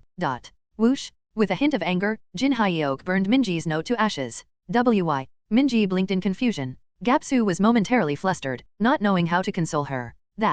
However, Minji found an excellent explanation herself. It has to be for his LTube channel, right? Oh, of course. Look at that splendid flame. I remember Cholsu obtained the fire control technique as a latent skill after consuming the phoenix heart. He gained that skill during meditation in the trance realm. You remember all that? Of course, I should remember all that as a fan, right? The flames are prettier than before. He must have made the flames prettier for the video he is going to upload later. His professional attitude toward his live stream is so cool. I think you just find anything Cholsu does cool. Gapsu wanted to say that but had to hold back. Meanwhile, Jin Hyuk was gathering his resolve. I'm counting on you, God of Luck. You have activated the mystery, God of Luck.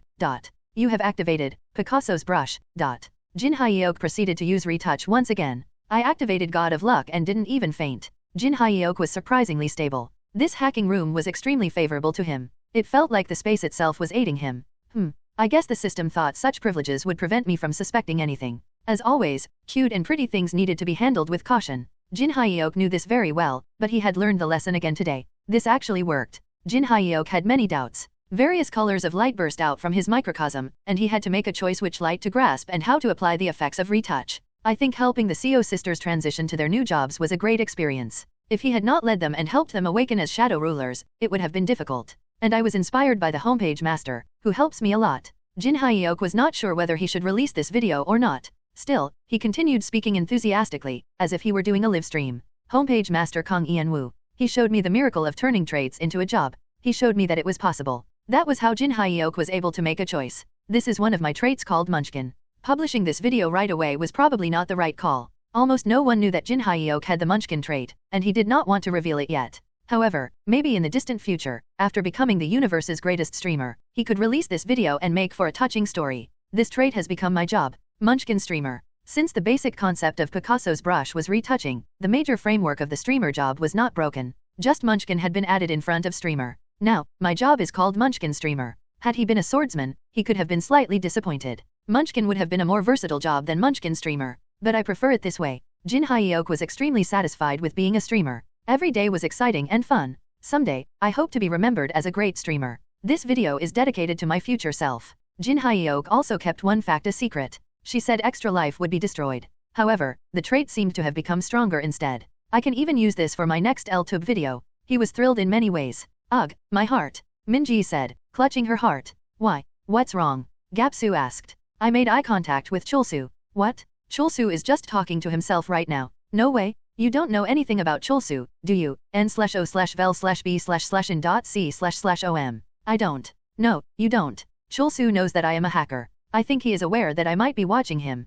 No, that's definitely not it, Gapsu thought. He knows that I got nervous and made a mistake. That is why he is kindly explaining things to me, telling me that everything is okay. She seemed to be reading too much into it. He's so good to his fans. I have no choice but to love him even more. Minji said. You think so too, right? Aren't you going to love him more no matter what? Minji was not listening to Gapsu. I'm going to love him forever. In the video Jin Hyuk said. Someday, I hope to be remembered as a great streamer. This video is dedicated to my future self? Minji clasped her hands and reverently nodded. She was thrilled, as if she had heard him say, I dedicate this video to you, Minji. Wow. His fan service is unreal, she said. Gapsu struggled to understand how this could be described as fan service. He had no idea where she found such an emotional moment, but he again held his tongue. Meanwhile, Jin Hyuk continued to film himself. My broadcaster's barrier has been strengthened. Its name has been changed to Absolute Barrier. Quite a grand name. We will have to see if it lives up to the name. And broadcaster's clairvoyance has been changed to broadcaster's insight. We will also have to see. Jin Hyuk suddenly stopped talking. This strange sensation. He felt as if his hair was standing on end. A tingling sensation seemed to spread throughout him, climbing up his spine. Someone is targeting me. The spine-tingling sensation resonated deeply within Jin Hyuk. He felt an intense gaze on him, as if someone was watching him from somewhere. The feeling was unmistakable. It's an assassin of an extraordinary level. Jin Hyuk decided not to show any signs that he was aware of this assassin. By displaying how vulnerable he was, he would entice the attacker to make a move. After all, an assassin's cover was most compromised when they were about to attack. I'm ready. He calmly waited, but the assassin did not show up. I was sure that an assassin was looking at me. He had rarely felt such a powerful gaze. As a competent player, Jin Hyuk was able to tell just from the gaze that it was an assassin with extreme skills. How strange. I felt like they would pounce at me any moment. Jin Hyuk slowly opened his mouth. Thank you all. I will see you in the next video. He was still a bit confused. After returning home and taking a rest, he saw things differently. Was that gaze not from an assassin but from Kim Minji? Minji certainly had the capability. Given the circumstances, the probability that it was Minji rather than an assassin seemed higher. This thought further complicated his mind. n/o/vel/b/in.c//om. Why didn't she attack? Given how intense that gaze was, Jin Hyuk had been sure she would attack him. The only reason that I can think of for Minji to look at me like that is that she wanted to attack me. But then again, someone with her abilities would not need to resort to such an ambush. If it was her, why would she disappear like that and secretly watch me? Jin Hyuk tilted his head in confusion. I have no idea. Anyway, it seems like Jin Sol has gone out to play as well. The house was quiet. Jin Hyuk decided to put aside his thoughts about Minji for the time being. Thinking more about her was not going to provide any answers. He sat on the sofa and took out the rule breaker. I'm sorry. I've been neglecting you. Jin Hyuk had promised to name it but had never gotten the chance to. He placed a soft cloth on the coffee table and set the rule breaker on it. The weapon's elegance was captivating. He gulped hard. It was like a swordsman going crazy over a fine sword. It's so beautiful. He was lost in thought, admiring the rule breaker. What should I name you? Suddenly, a golden magic circle appeared right beside Jin Hyuk, and a girl emerged from it. I don't have a name either. It was the materialized golden guardian tree. Just as Jin Hyuk could feel the emotions of the guardian tree could feel his emotions. Knowing exactly how Jin Hyuk had felt earlier, the guardian tree had appeared this time without the bizarre makeup from before and wearing ordinary sneakers.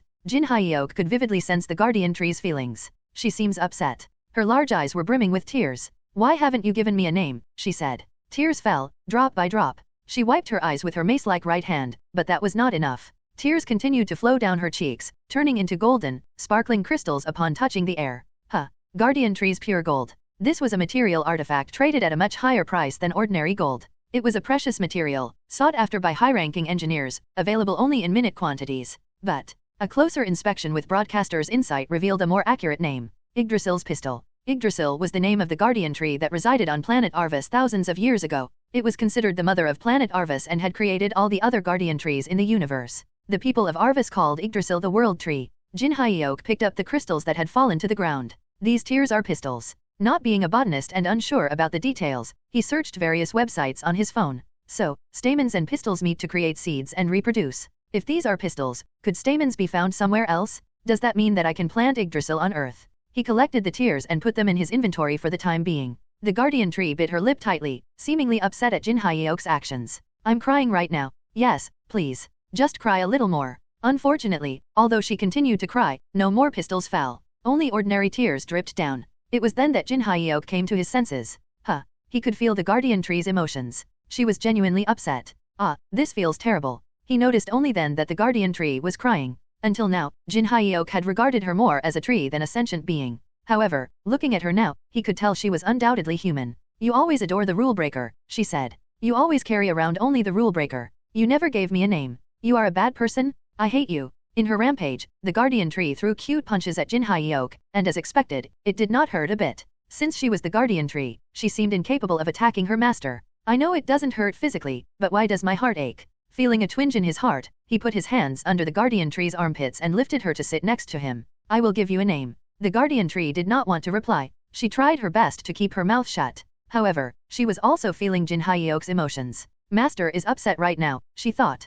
Clearly, Jin Hyuk was in distress. Therefore, she could not help but speak. Really? Yes. Do you have a name in mind? Black Flame Dragon, she replied. Black Flame Dragon. You don't like it. It sounds cool, but Jin Hyuk was not sure if the name Black Flame Dragon suited the guardian tree. A name being cool did not mean it fit well everywhere. Everyone had a name that suited them. If I name you Black Flame Dragon, my viewers might confuse you with the Thunder Dragon. Since you will also appear in my live streams in the future, it would be better to have a name that suits your character, Jin Hyeok said. Me? I am going to appear in your live streams. The Guardian Tree's eyes widened in surprise. You said you were upset because I always take the rule breaker around but not you. I am not that upset. The Guardian Tree blushed and looked down. She felt unqualified as a Guardian Tree for being angry at her master. Since you are a Guardian Tree, how about I name you Soho? One that sounds pretty cool, right? It sounds like a boy's name. In the Guardian Tree's standard, the name Black Flame Dragon was fine because it was gender neutral, but Soho was not. I am a tree with a mission to assist my master, she continued.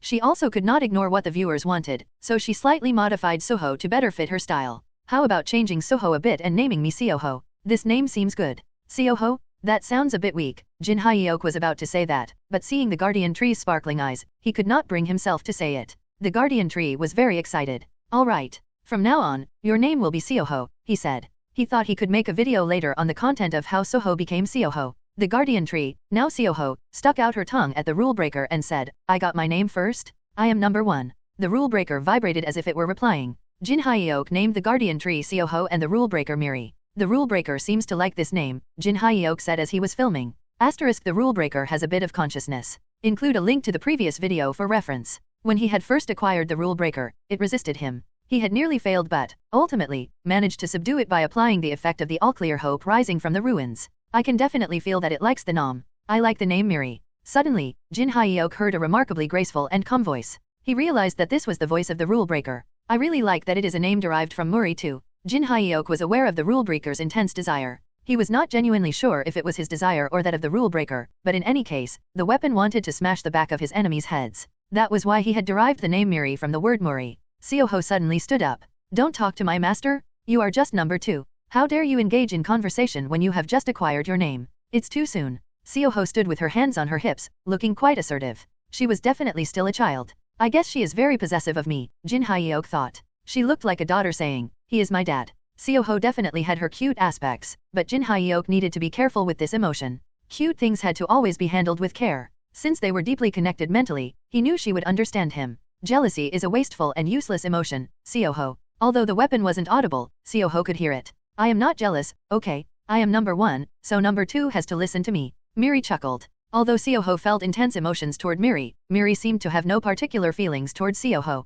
Instead, Miri conveyed strong emotions toward Jin Hyeok. Master. Its voice was excited yet restrained, hiding a subtle madness in its calmness. I want to smash heads. Find me an enemy. It seemed they would make excellent partners. Seoho, slightly displeased with their conversation, muttered to herself, just as I thought. The best defense is offense. I need to become a weapon, not armor. I must be a weapon. Only as a weapon can I continue to be together with my master. She continued to murmur the same thing, biting her fingernail. Before heading to Busan, Jin Hyeok discussed his upcoming content with Wang Yumi. You should bring Ian Woo with you, Yumi said. I need to do this by myself. I told you, that has been taken care of. Ian Woo's skills can still let you solo clear the dungeon while he's with you. Yumi shared an interesting piece of information. So, Ian Woo won't be recognized as a player. No, he would be like a ghost, and you can treat him like he doesn't exist. The name of the skill was unique. It was called Homepage Master's Passion, and it possessed a fascinating ability. This too made for great LTube content. If Broadcaster's Barrier is a defensive skill that protects streamers, then Homepage Master's Passion is more of an evasion skill that protects Homepage Masters.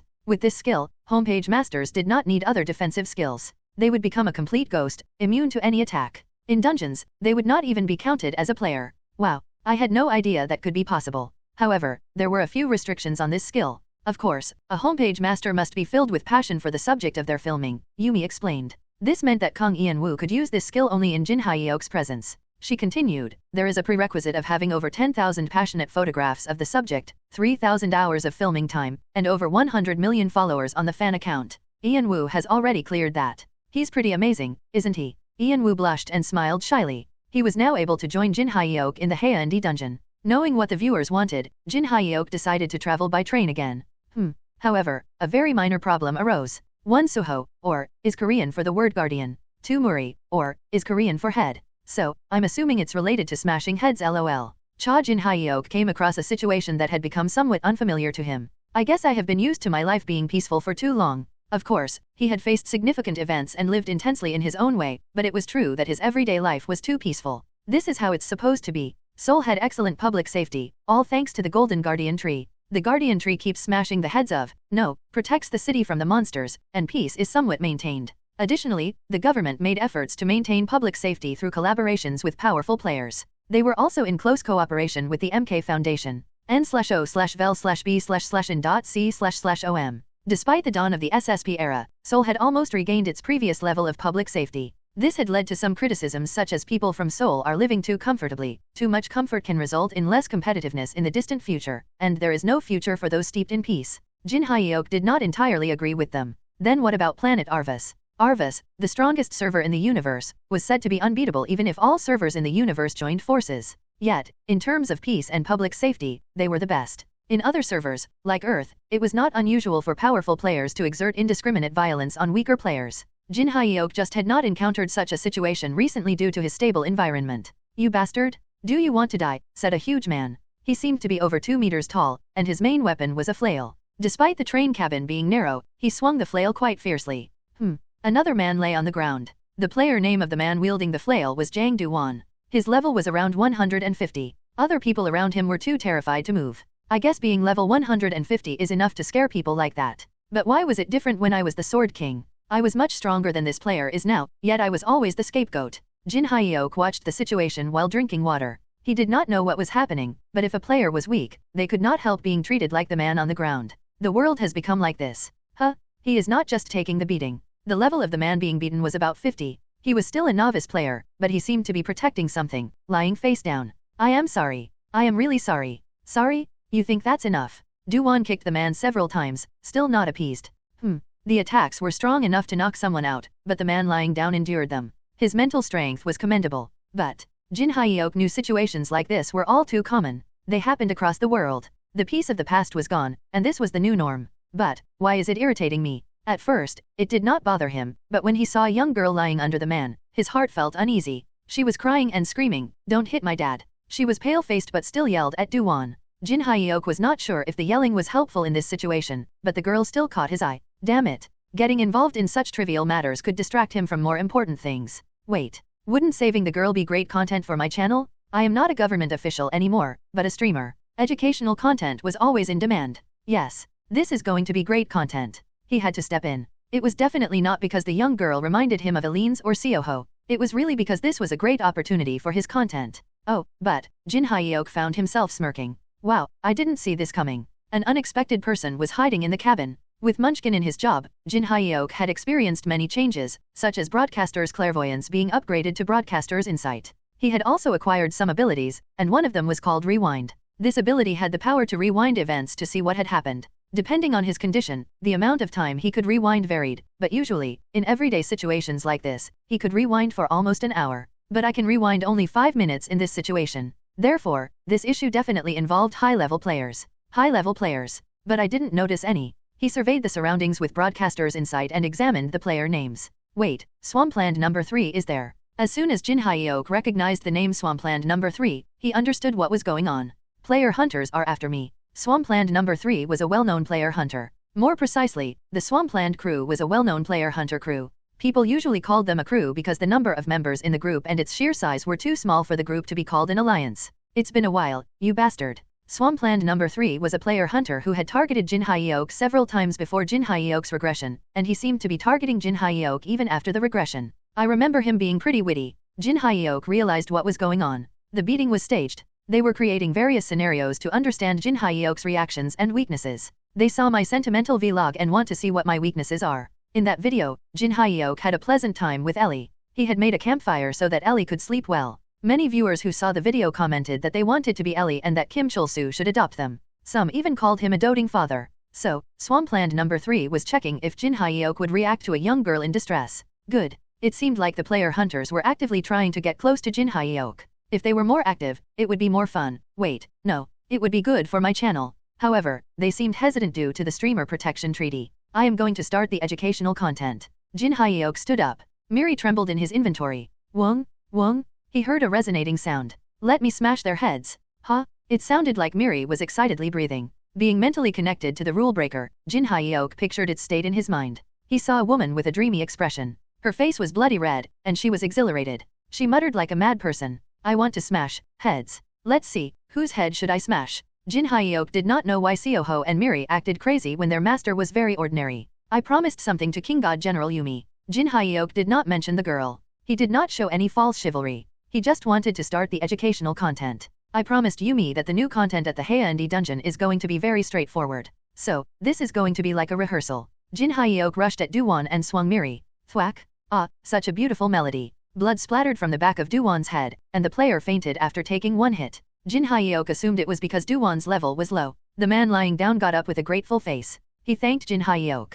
Very straightforward. Thwack. Jin Hyeok struck the back of this man's head too. He did not kill him, as this man did not seem to have committed a bad enough crime. Ha, I'm so happy. More? Treat me rougher? Weakness is a sin. Using low-level players to attack another player was a typical strategy of Swampland No. 3. Before his regression, Jin Hyeok had been a civil servant, so he could not mistreat low-level players. Even if they were suspicious, he had no choice but to let them go. Next is her. This is for waking me up. Jin Hyeok fiercely swung Miri toward the girl who was crying in terror. Even Yumi was slightly flustered.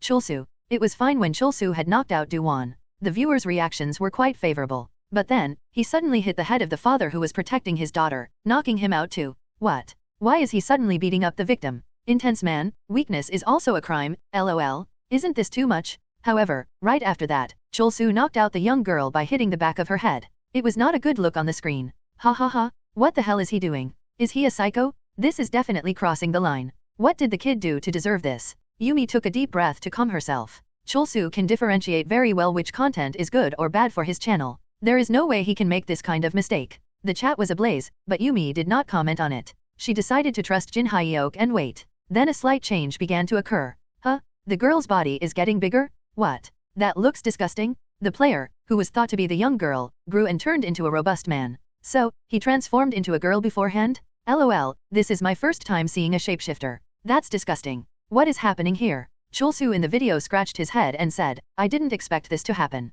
Haha, no way he didn't know. LOL, is this also one of his concepts? Chulsu, I just swung around and this happened? It seems like he was some sort of actor class player. I'm surprised too, Jin Hyeok continued. Wait, did he really swing without knowing? Look at his calm face LOL. How can anyone say that he looks surprised? He's lucky that it was a shapeshifter. What if it really was just a kid? This is not something to laugh off. Honesty, saying that weakness is a sin is crossing the line. Many viewers criticized Chulsu's actions and what he said. You idiots. Please just watch the live stream. It's obviously a concept. People cannot differentiate between a show and real life. This is why people call y'all stupid. Remember, this is all part of the Chulsu verse. Many people defended Chulsu's concept. Intense man always plays intensely. And that's what he did today. Our intense man always has a plan. He seems crazy on the outside but is intensely rational on the inside. Jin Hyeok let Miri control a part of his mind for more dramatic effect and the weapon spoke through him. Hehe, I want to be handled more roughly. The third member of the Swampland crew, Swampland No. 3 frowned.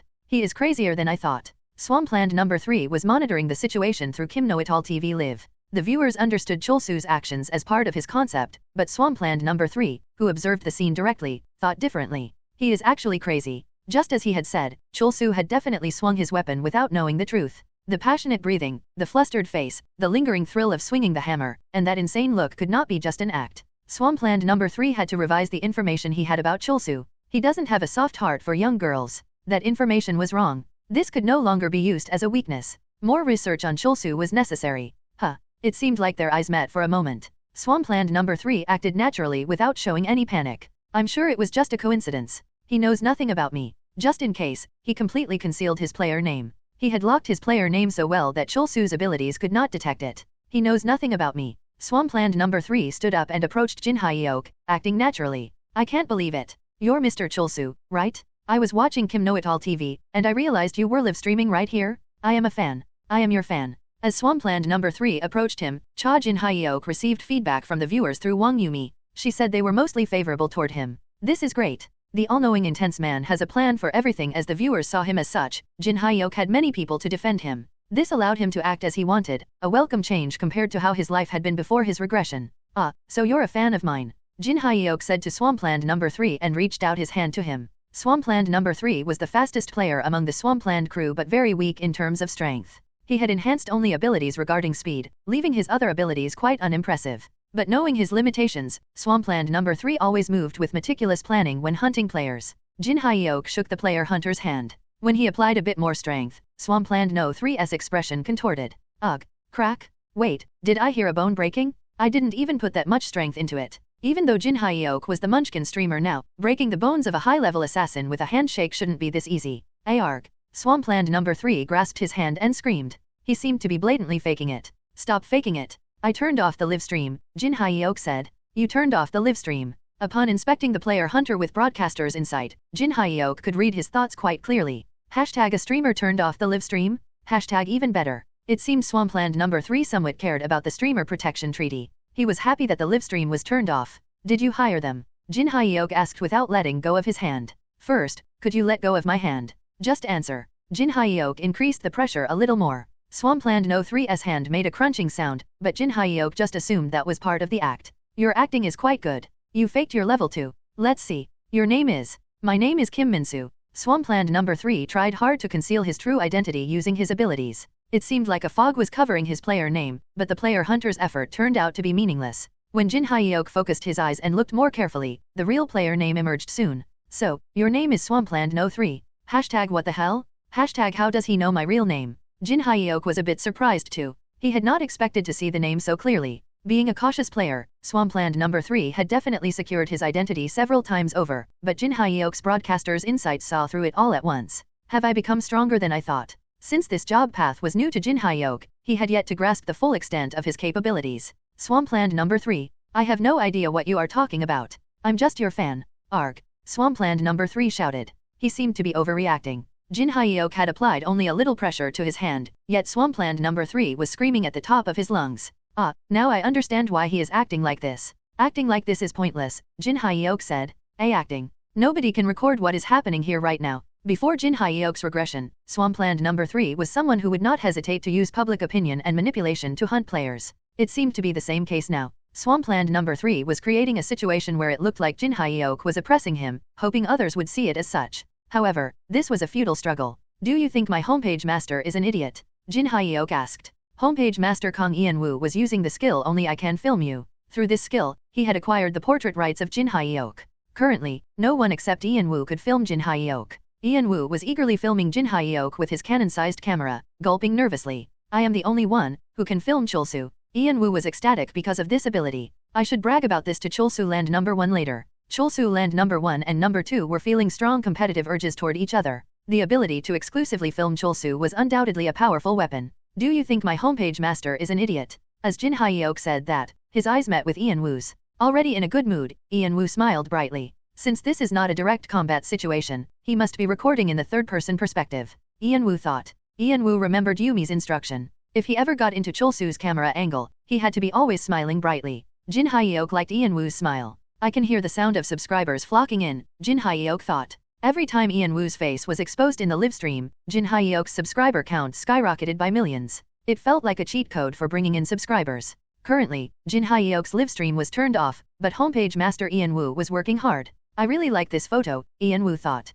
n/o/vel/b/jn.c//om. To Ian-woo, Jin Hyuk was the epitome of beauty. He had the pure madness that only someone truly passionate about play could exhibit. The smile he had while breaking the bones of his opponent's hand was truly beautiful. Ian-woo promptly uploaded the photo that he took of Jin Hyuk to Kim Chulsu's official Instagram account. Picture. 2,230 likes. Official_Chulsu #train_pic more. Holy moly, this unbearable handsomeness? He is the epitome of beauty. Who is that ugly squid next to him? Why is he holding Chulsu's hand? I'll buy that hand. As always, fans from all over the universe instantly flocked in. Meanwhile, Ian-woo noticed some comments. Wait, isn't that a member of the Swampland crew? Holy shit, it's definitely the Swampland crew. He's Swampland No. 3. The netizens of the universe easily identified Swampland No. 3. He is disguised, but he cannot deceive my eyes. That bastard killed my father. I am a level 150 archer. With my fantastic vision, I can tell that it is definitely Swampland No. 3. If Swampland No. 3 could see these comments, he would be shocked. He had disguised himself to the best of his ability, and a level 150 archer would not normally recognize his true identity. This was all thanks to the capability of the Munchkin steamer Jin Hyuk and homepage master Ian-woo. Jin Hyuk had unwittingly live-streamed what he saw with his own eyes. Swampland No. 3, despite his efforts, could not deceive Jin Hyuk's eyes. Jin Hyuk had unconsciously seen the true form of Swampland No. 3. A similar thing happened with homepage master Ian-woo. Ian Wu's ability was unparalleled, as his photos and videos were limited to only the subject he was filming, Chulsu. Since Ian Wu captured Swampland No. 3 holding hands with Chulsu, Swampland No. 3's disguise was revealed in the camera. To the viewers, Swampland No. 3 was just a poorly disguised enemy. How lightly must he regard Chulsu to attack him in his true form? Our Chulsu, we must protect him at all costs. I have already contacted King God General Yumi. That guy is a player hunter. Good. This is an attack on a streamer, so we need to formally protest to SSP. The protest petition link is here. SSP. Fans of Chulsu from across the universe were furious, sending real-time tips to Kim Know-It-All TV about everything related to Swampland No. 3. Even Yumi was surprised by this.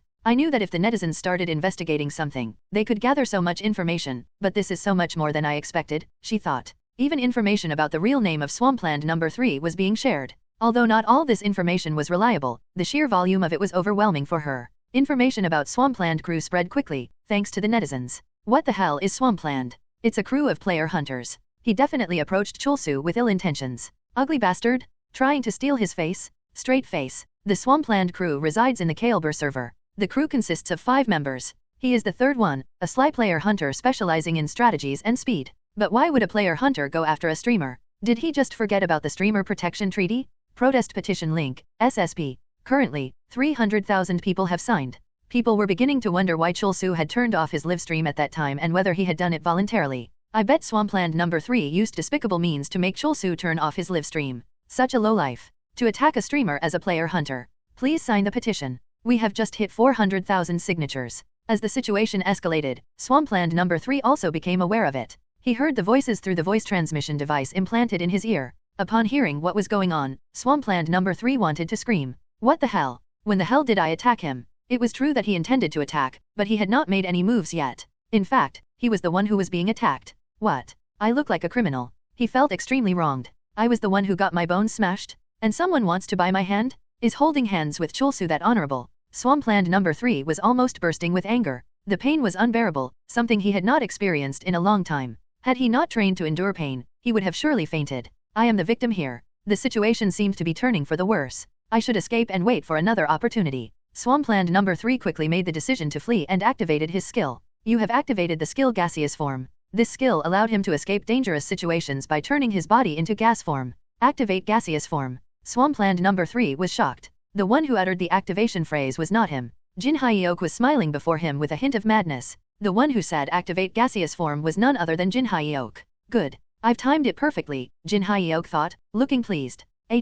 How did you? Swampland No. 3 was stunned. Oh, this is how mana moves. And when you panic, these lines shake. Broadcaster's Insight was a mysterious ability. It showed Jin Hyuk the name of the skill that his opponent was using. He instinctively knew how the skill was applied to the body. As the mana lines moved to envelop Swampland No. 3, Jin Hyuk grabbed and pulled them. I usually cannot grab these lines, but you have created an opening with your panic? So, I can grab them with my hands. The mana lines that were manifesting the skill became entangled. Bleg. Swampland No. 3 vomited blood because the mana was regurgitating. This, crazy bastard. Swampland No. 3 thought. Clearly, the information about Chulsu was terribly wrong. Swampland No. 3 had never received reports of such abilities. He quickly thought of another plan. Wait. I propose a negotiation. Negotiation. I am a warrior by nature. I want to duel with you, fair and square. A warrior? Weren't you just trying to escape by transforming into gas a moment ago? Do you know how much I suffered because of your damned ability before my regression? And what's this about a fair and square duel? Jin Hyuk had a lot to say, but he knew that if he went into the details, his livestream would become messy. I need to think about my channel. He decided to keep it nice and clean. Why? Do you think you can win if I let go of your hand? No, I can't beat you. But as a warrior, I would appreciate it if you would allow me to die an honorable death. Think of your livestream. This fight will provide better content, won't it? True. You have a point. Jin Hyuk looked around at the passengers and continued. I think we should change the location of our duel. Jin Hyuk's heart raced. Swampland No. 3's level was 230. Encountering a player with such a level on the Earth server was not easy, and on top of that, Swampland No. 3 was quite a skilled assassin. Such an opportunity was rare. I had many fights against him before my regression n/o/vel/b/in.c//om. With this fight, Jin Hyuk could compare his past self with his current self. He wanted to be sure that he had surpassed his former self. Jin Hyuk and Swampland No. 3 climbed on top of the moving train. Wow, it's been a while since I fought on top of a train. Memories of swinging his sword thousands of times atop the KTX train to practice his balance flooded Jin Hyuk's mind. At that time, he had fallen off several times and even suffered full-body fractures, but that too had become his memory. I used to spar a lot with Lee Hyein-sung up here. The wind rushing by on a train moving at hundreds of kilometers per hour was as refreshing as ever, putting Jin Hyeok in a good mood. He kept grinning. I might be stronger than I thought. He had shattered a skill that Swampland No. 3 was trying to use. Jin Hyeok had no idea he could do that. Gaseous form, unavailable. It seems that in my right hand, with a serious face, Jin Hyeok unleashed his inner emotions dwells the king of destruction. The adrenaline surged in the midst of this rare battle on the train. Senior Manager Steakold, who was the department head in charge of SSP petitions, frowned deeply. Damn it. He was not too fond of the traffic surge on the petition server. It usually meant annoying issues were about to arise. At this rate, the number of people who signed the petition will soon hit 1 million. Once the number of signatures on a petition exceeded 1 million, the petition was automatically recorded in the SSP server. Then, whether the SSP GMS liked it or not, they had to intervene in the issue. I told them 1,000 times to raise the threshold for the petition number. Steakold was angry that they were still using the standard set 30 years ago. Back then, it was rare for a case to exceed 1 million signatures. However, surpassing that number was becoming increasingly common nowadays. And it's not like we have our hands full with other things. Steakold sighed. Sir, what should we do? What can we do? We just have to send a GM. But currently, they are all out on assignments. Facing a serious staff shortage, Steakold had his own way of setting priorities. Besides the number of signatures reaching 1 million, another criterion he had to consider was how fast the number of signatures was increasing. He referred to this as the slope. How steep is the slope? Steakold asked. It's pretty steep, sir. God damn it. It meant that the issue was attracting a lot of public attention. There is also something unusual, sir. What is it? Normally, after the initial surge, the slope tends to flatten, right? They focused on certain statistical values, such as the range of the initial surge and when the slope usually began to flatten. This decided whether an issue was minor enough to be ignored, or if it required serious attention. They had experienced a lot due to their long accumulated data, but this incident was breaking all the usual patterns. Instead, the slope is getting steeper, the subordinate said. What? Look at this, sir. The number of signatures breached 1 million and then quickly surpassed 2 million. I can only think of one similar incident, the subordinate gulped hard. The Demon King of Arvis, Garbanu, was the only precedent. I need you to request support. By request, you mean, do I have to tell you everything? I bet the GMS in the Seoul region have a lot of free time. The Seoul region was currently the most peaceful on the Earth server. Thanks to this, the Seoul GMS were relatively idle. There were even rumors that Seoul GMS were just drawing salaries without doing much work. Understood, sir. Why not just tell me who I should request support from? Geez, the subordinate thought. Such tricky tasks were always left to subordinates. In reality, this subordinate was a novice with little field experience. There were not many people he could contact. How long will SSP operate in such a haphazard manner? It was a wonder that SSP had not collapsed under such disorganization. Well, since it's still running somehow, they probably won't change anything. After all, burning through junior GMS was cheaper and more efficient than establishing a proper system. I guess I have no choice then. Regrettably, the only GMS he could randomly call upon were the junior ones. Keel, I chose you. Examining the holographically created date, Steakold pressed his temples hard. The slope is nearly vertical. The situation was more severe than that during the Demon King's time. Swampland No. 3 laughed. This was my plan all along.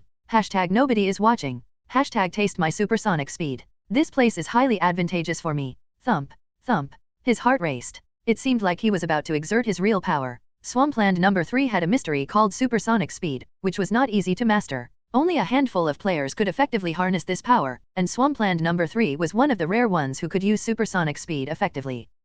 Supersonic speed, Jin Hyeok thought. He could clearly see Swampland No. 3's intention to dive at him. Just then, Jin Hyeok spotted a tunnel in the distance. It seemed like Swampland No. 3 wanted to hide in the darkness and overwhelm Jin Hyeok with his speed. He is making it so obvious. I can clearly see when he will move, how he is going to attack, and how intense he will be. Jin Hyeok assumed it was obvious to him because he had been in several fights with Swampland No. 3 before his regression, or perhaps because he had broadcaster's insight. Jin Hyeok needed to fight a strong opponent he had not faced before to distinguish this clearly. Anyway, what I need to confirm now is not the broadcaster's insight. The train entered the tunnel. At the same time, Swampland No. 3 disappeared. I can't see him, Jin Hyeok said. He could not see Swampland No. 3 but could feel him lurking around, waiting for an opening. Terrifying speed. Jin Hyeok was genuinely astonished by the player hunter's speed. However, just because he is fast does not mean I can't hit him. Let me introduce you to my absolute barrier. Jin Hyeok activated absolute barrier. He had practiced it a few times, but this was his first time using it in a real combat situation, so he felt a thrill.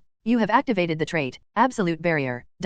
Broadcaster's barrier worked best when Jin Hyeok timed the opponent's attack. If he activated Broadcaster's Barrier for too long, its defensive efficiency would drop, and it would consume a lot of stamina. That was why he worked hard to use Broadcaster's Barrier as efficiently as possible. His experiences during his days as the Sword King had been a great help in that. But, is this really okay? Absolute Barrier was very different from Broadcaster's Barrier. It felt like a thin film was enveloping his body. Insert a healing and comforting background music. Jin Hyeok was on top of a high-speed train, and a player hunter was targeting him. However, the only thing Jin Hyeok felt was a mix of comfort and excitement. There is almost no stamina consumption. It almost felt like Absolute Barrier had a will of its own. No barrier of a streamer can block my supersonic speed. Flash! Suddenly, a light burst out. Sparks flew where Absolute Barrier and Swampland No 3's weapon, a long claw-like weapon, collided. Swoosh! Swampland No. 3 seemed to scatter to the side and then vanished from Jin Hyeok's side again. Jin Hyeok stood still without much agitation. There were things that I could not agree with before. During his Sword King days, he endlessly practiced and trained to become stronger. He loved the feeling of becoming stronger. He believed that by honing and refining his skills, he could one day become the strongest player in the universe. However, his beliefs had changed now. He was wrong from the start. He should have picked up a hammer as his main weapon, but instead, he chose a sword, and that was the limit of his growth. They say that before overwhelming power, technique is meaningless. I always disagreed with the statement, Jin Hyeok said. Jin Hyeok remembered a few absolute beings from the Arvis server saying this. Now, he was gaining a new enlightenment. Absolute Barrier, you are truly incredible. It did not matter if Jin Hyeok could see his opponent or not. He did not need to time anything. The defensive capability of Absolute Barrier was, literally, overwhelming. Unlike Broadcaster's Barrier, there was no need to think about efficiency or to use it skillfully. A rock did not need to worry about an attack from an egg. Swampland No 3's claw attacks could not even graze Jin Hyeok. His rapid movements at supersonic speed seemed almost pitiful, as Jin Hyeok stood in tranquility. So, techniques don't really matter, do they? Jin Hyeok was convinced that no matter what Swampland No. 3 tried, he could never penetrate Absolute Barrier. Continuing to fight him while using Absolute Barrier seemed like an insult to the barrier itself. A voice of anguish reached Jin Hyeok's ears. Master, please be rough with me. Miri desperately called out to Jin Hyeok, and he responded by lifting it. In the past, I had to move around quite a lot to find my opponent's weaknesses. That was the way of a Sword King. However, the style of a streamer had to be different. If a streamer moved intensely, the screen would shake. Some viewers would get motion sickness and vomit. Jin Hyeok continuously gained insights as he grew as a streamer. But sometimes, such intense movements are necessary. However, Jin Hyeok had to take it to the next level. Moving around because it's necessary and moving around because there is no other choice are totally different. In the past, he had to fight intensely out of necessity. Back then, he was not the Munchkin streamer, just an ordinary initially awakened streamer. Today, I will fight more comfortably. Sort of like my sentimental vlog. Jin Hyeok leisurely lifted Miri so that the viewers would not feel uncomfortable. Everything was calm for him. His movements are clearly visible. Despite Swampland No 3's use of the mystery supersonic speed, Jin Hyeok could see the player hunter's movements clearly. They emerged from the tunnel. As the scene brightened in front of his eyes, he swung Miri. Thwack. Arg. Supersonic speed was disadvantageous for Swampland No. 3. Fast speed was a threat to not only the opponent but also oneself. If Swampland was hit by a hammer at this speed, it was natural for his head to be shattered. He fell to the ground, twitching as if he were electrocuted. Jin Hyeok approached him and crouched. Is he dead? Just when Jin Hyeok thought Swampland No. 3 was dispersing like smoke, a voice came from behind him. I had seen through your attack long ago. It seemed like Swampland No. 3 knew very well that Jin Hyeok would target the back of his head. Swampland No. 3 had used some kind of cloning skill, but the problem was that Jin Hyeok could see this too. His attack patterns are very similar to before my regression. Should I just take the hit? Jin Hyeok felt like he had gotten tougher than how he had been before his regression. After a moment's contemplation, he remembered the concept of today's livestream. Today's concept was overwhelming the opponent. Jin Hyeok exposed his neck, and Swampland No 3's claw attack hit his throat. You have activated the automatic protection feature of the trait, Absolute Barrier. Absolute Barrier protected him efficiently as an AI would. It was like a supercomputer that provided the best efficiency without much effort from him. Jin Hyeok twisted his body and grabbed Swampland No 3's neck, intending to strangle him. Master. I want to smash it. Miri called out to him so earnestly that he had no choice but to swing it, not toward the back of the head, but at the temple. Swampland No. 3 went limp. His temple, so delicious? How can someone's temple be delicious? Also, was Swampland No. 3 always this weak? He was so weak that Jin Hyeok did not even get the chance to compare himself to his old self before the regression. Maybe it's a matter of compatibility. Just like a game of rock paper scissors, even among those with similar skills, much could change depending on compatibility. My defensive capabilities increased significantly, so it must have been a terrible matchup for him, who only has speed as his strength. As Jin Hyeok entered the next tunnel, he could hear a familiar voice. You crazy bastard.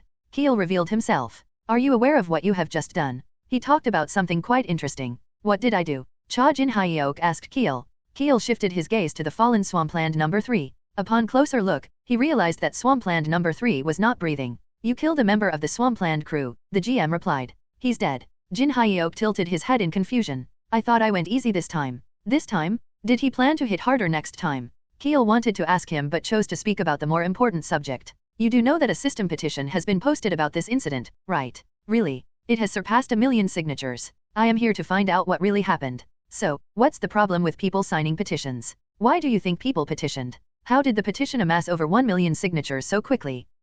I wouldn't know, Jin Hyok replied. Your fans are outraged because you are facing unjust persecution. You have been attacked by a player hunter, who violated the Streamer Protection Treaty, and I retaliated and ended the situation. What exactly is the problem here? This guy always makes a big deal out of everything, Jin Hyok thought. But you obliterated him without a scratch on you, Keel explained. I did not know he would die in one hit. Destruction. Ah, so great. You have given the player hunters a reason to kill you. They see you as someone who can effortlessly defeat a player like Swampland number 3. They think treaties like the Streamer Protection Treaty are meaningless. This will make it easier for them to target you. Keel was desperate. He was taking a huge risk cooperating with Jin Hyok. His plan was that if he got fired, he would join the MK Foundation and enjoy a balanced life. However, if anything happened to Kim Chulsu, Keel would be in trouble too. Jiang Michelle, who was effectively running the MK Foundation, was doing so only because of Chulsu. Chulsu disappearing would mean the end of the MK Foundation and the shattering of Keel's happy future, just like the condition of the fallen swampland number 3. You are in a lot of danger.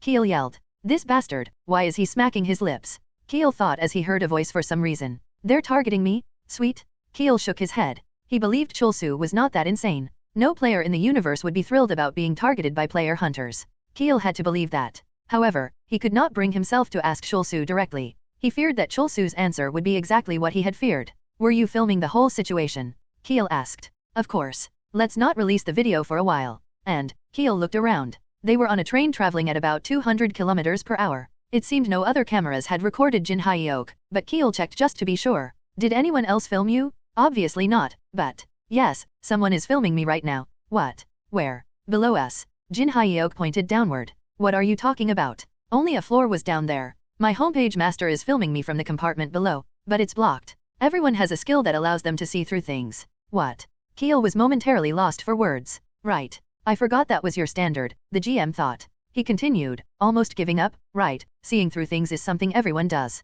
Jin Hyok replied, I'm sure he is filming me using that ability. His level is not that high, so he can't add any other effects or anything. Oh, and the quality of the video won't be very good either. Well, he's still low level, so it can't be helped. What kind of low-level player? Keel wanted to shout, what kind of low-level player has an ability to see through things? He wanted to give up on common sense when talking to Jin Hyok, but couldn't. He also did not want to ask any more questions about this, as it would only tire him. Whatever, enough about that. Here is the plan. Keel rolled the corpse of Swampland number 3 off the train. The player hunter fell like a thrown doll, rolling several times on the ground, and disappeared. You were fighting fiercely with Swampland number 3 when I appeared. I intervened to investigate the situation, and Swampland number 3 accidentally fell to his death here because he could not control his movement, Keel said. Why would I go with your plan? Do you want to give the player hunters a reason to kill you? Why aren't you answering? It seemed like Jin Hyok did want to give them a reason. I feel like he is trying his best to stay as an ordinary player, Keel thought. He knew that if he asked more questions, Jin Hyok would answer, yes, I do want them to come at me.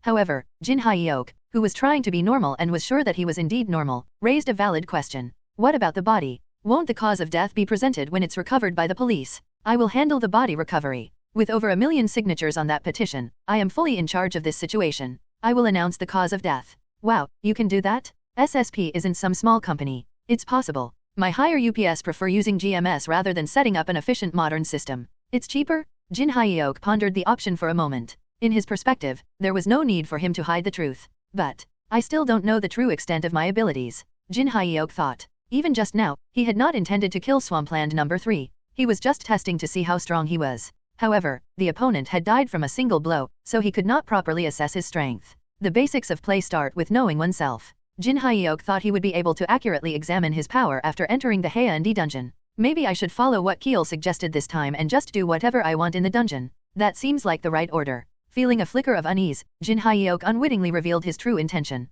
But, what if the player hunters don't come after me? Egan Paul and the Avengers army's attempt to clear the Haeundae dungeon became a big topic of discussion. Wow, the Earth server's top alliance landing on the Korean region is so majestic. Agreed. Did you see the teaser? They came in a nuclear-powered aircraft carrier. It was awesome. At this rate, the Haeundae dungeon will be cleared by them. No, what are you guys talking about? The top alliance on the Earth server is the K-Force. K-Force is not an official alliance. First off, Chulsu is an unofficial ranker. LOL. Honestly, isn't every player in K-Force other than Chulsu overrated? Totally agree. Without Chulsu, they can't even compare to the Avengers Army. In the United States and Europe, the Avengers Army was rated higher than the K-Force. Many argued that apart from the overpowering presence of Chulsu, the K-Force was overhyped. Even Chulsu himself was often rumored to be a hero manufactured by the media. The Korean Region Minor Gallery was an online community used by people from all over the universe, equipped with an automatic translation system. Honestly, they fuss over Chulsu in only Korea. Sheesh. Aegon even has more subscribers.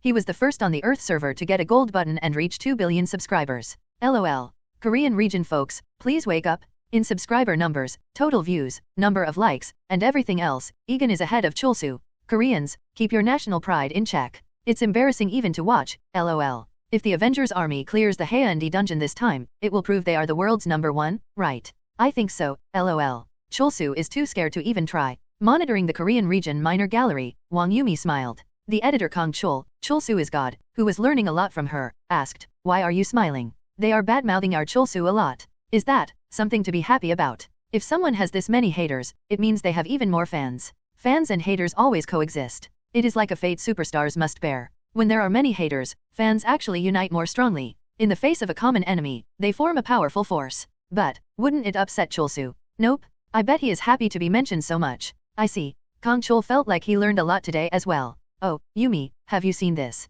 I am looking at it right now. Yumi also adjusted her round glasses and assessed the situation. The Avengers Army, which had entered the Haeundae dungeon with great anticipation, barely escaped in a miserable state. Here. About 2 hours after they started the dungeon expedition, the livestream was cut off. They said it would be replaced with recorded footage. It seems they barely escaped after another 2 hours. They look terrible. Only 4 hours had appeared to have passed outside the dungeon, but it seemed like the Avengers Army was inside the dungeon for much longer. The players looked emaciated and pale as if they had been starving for a long time. Aegon collapsed as soon as he came out, and 4 members of the Avengers Army did not make it back. This expedition of the Avengers Army was a complete failure. Jin Hyeok was a bit surprised. Aegon is not usually this reckless. Why did he make such a rash move? Jin Hyeok knew Aegon to be more inclined towards safety. Aegon's tendencies seemed to have changed. The grand background music playing as they rode in on a nuclear-powered aircraft carrier was impressive. That teaser video had created quite a stir. It had already surpassed 300 million views. And that's the Aegon that I know of. The nuclear-powered aircraft carrier. The Avengers Army lined up and dressed in splendid uniforms. Heroes landing in the Korean region, receiving salutes from the American military, their demeanor solemn. The sea shimmering blue, the sun sparkling, with waves coming in and seagulls fluttering around. In reality, these were trivial things, but Aegon had a knack for packaging them impressively for his viewers. He conducted most of his dungeon clears in a similar fashion. He usually focuses on dungeons that have already been explored, and excels at producing spectacular videos while clearing them. Aegon maximized the visual appeal and deepened the characters' relationships within the team. His videos felt like movies, and Jin Hyeok genuinely liked them. Trying to clear an unexplored dungeon does not make sense in terms of cost effectiveness. It is hard to film properly in a completely unknown place. Too many variables make it difficult to maintain a good livestream. Jin Hyeok could not understand why Aegon had made such a choice. He knew Aegon was not that foolish. Who would be crazy enough to pursue content in an unexplored dungeon instead of taking the safe and certain route? I don't get it. Cha Jin-sol also seemed a bit odd lately. Han Sae-rin, Seoho, the Golden Guardian Tree, and Miri, the Rule Breaker, seemed off too. Somehow, it felt like Jin Hyeok was becoming the only normal one, while the rest were getting stranger. After checking into the hotel, Jin Hyeok went up to the room with Kang Ian-woo. Okay, I will be on standby in the next room, so, please call me if you need to go anywhere. Ian-woo looked at him with bright, enthusiastic eyes. His passionate demeanor was quite gratifying. When Jin Hyeok thought about it, Ian-woo seemed normal too. Oh, by the way, I really like this photo, Ian-woo continued. He showed Jin Hyeok a photo stored on his camera. It seemed to capture the moment when Miri struck the Temple of Swampland No. 3. Was I smiling this much? Jin Hyeok thought. He looked like a madman, smiling at this moment. During the fight, he had not realized he was smiling so broadly. I am going to keep this private, but may I share it with Yumi? I want to brag about the photo that I took. This one is just too beautiful. I hope. Ian-woo smiled brightly with deer-like eyes. Huh. I hope you smash more heads, Chulsu. I think your expression is most beautiful when you are smashing your enemies' heads. Ian-woo could not take his eyes off the photo. He seemed completely absorbed in his art. Miri also chimed in. I agree. Master is most beautiful when using me? Everyone is so strange. After a few hours, Egan came to Jin Hyeok's room, saying he had something important to tell Jin Hyeok after failing to clear the Haeundae dungeon. Jin Hyeok noticed something odd about Egan. Did he lie about his level? It was not just his level. Other unexpected things came to light.n/o/vel/b/jn.c//om. Egan Paul fearfully stepped back. Why are you looking at me like that? Stay right there. Do not move. Egan felt an inexplicable fear. Wait, could it be? It seemed like Kim Chul-soo had seen right through him and figured out his bluff. Have you been lying to me? Jin Hyeok asked. Well, Egan did not know whether Chul-soo was testing him or if he really knew the truth. This is crazy. Egan had thought he would get caught someday. He had even planned to reveal it to Kim Chul-soo, who was being treated as the number 2 streamer because of these lies. After all, in Egan's opinion, the true number 1 streamer on Earth was Chul-soo. I did not want to be caught like this. There was a big difference between confessing and being caught. Egan became anxious. He was about to hurriedly explain everything, but Jin Hyeok spoke first. Everything is exaggerated, isn't it? Your level, your subscriber count, the view count, even the number of likes. I will explain everything. I did not mean to lie to you. Jin Hyeok smirked. Egan broke out in a cold sweat. That smile. It was undoubtedly the expression Chul-soo wore when he was about to smash the back of an enemy's head with his hammer, the moment when Chul-soo's smile was the brightest, which amplified the madness in his eyes. Unwittingly, Egan stepped back a few paces. You're more of a small fry than I thought, Chul-soo said. However, he did not seem too upset or think he had been tricked. He just appeared to be amused and surprised that Egan's achievements were lower than he thought. What is he thinking? Most people would have been furious. Because of my deception, Chul-soo was greatly undervalued. He received undue criticism and ridicule. Some viewers, especially those in the United States, believed that Chul-soo would never surpass Egan. He should be fuming right now. Chul-soo continued. I was always curious. I believed I was stronger than you, yet I always had fewer likes and subscribers. I really pondered why I was at a lower level than you. But it was all because of your deception. Wow, so you're just a nobody who has not even hit 1 billion subscribers yet. Thanks to you, I realize I am on the right path. Egan got confused. He's calling me a nobody? Is he mocking me? It did not seem like that.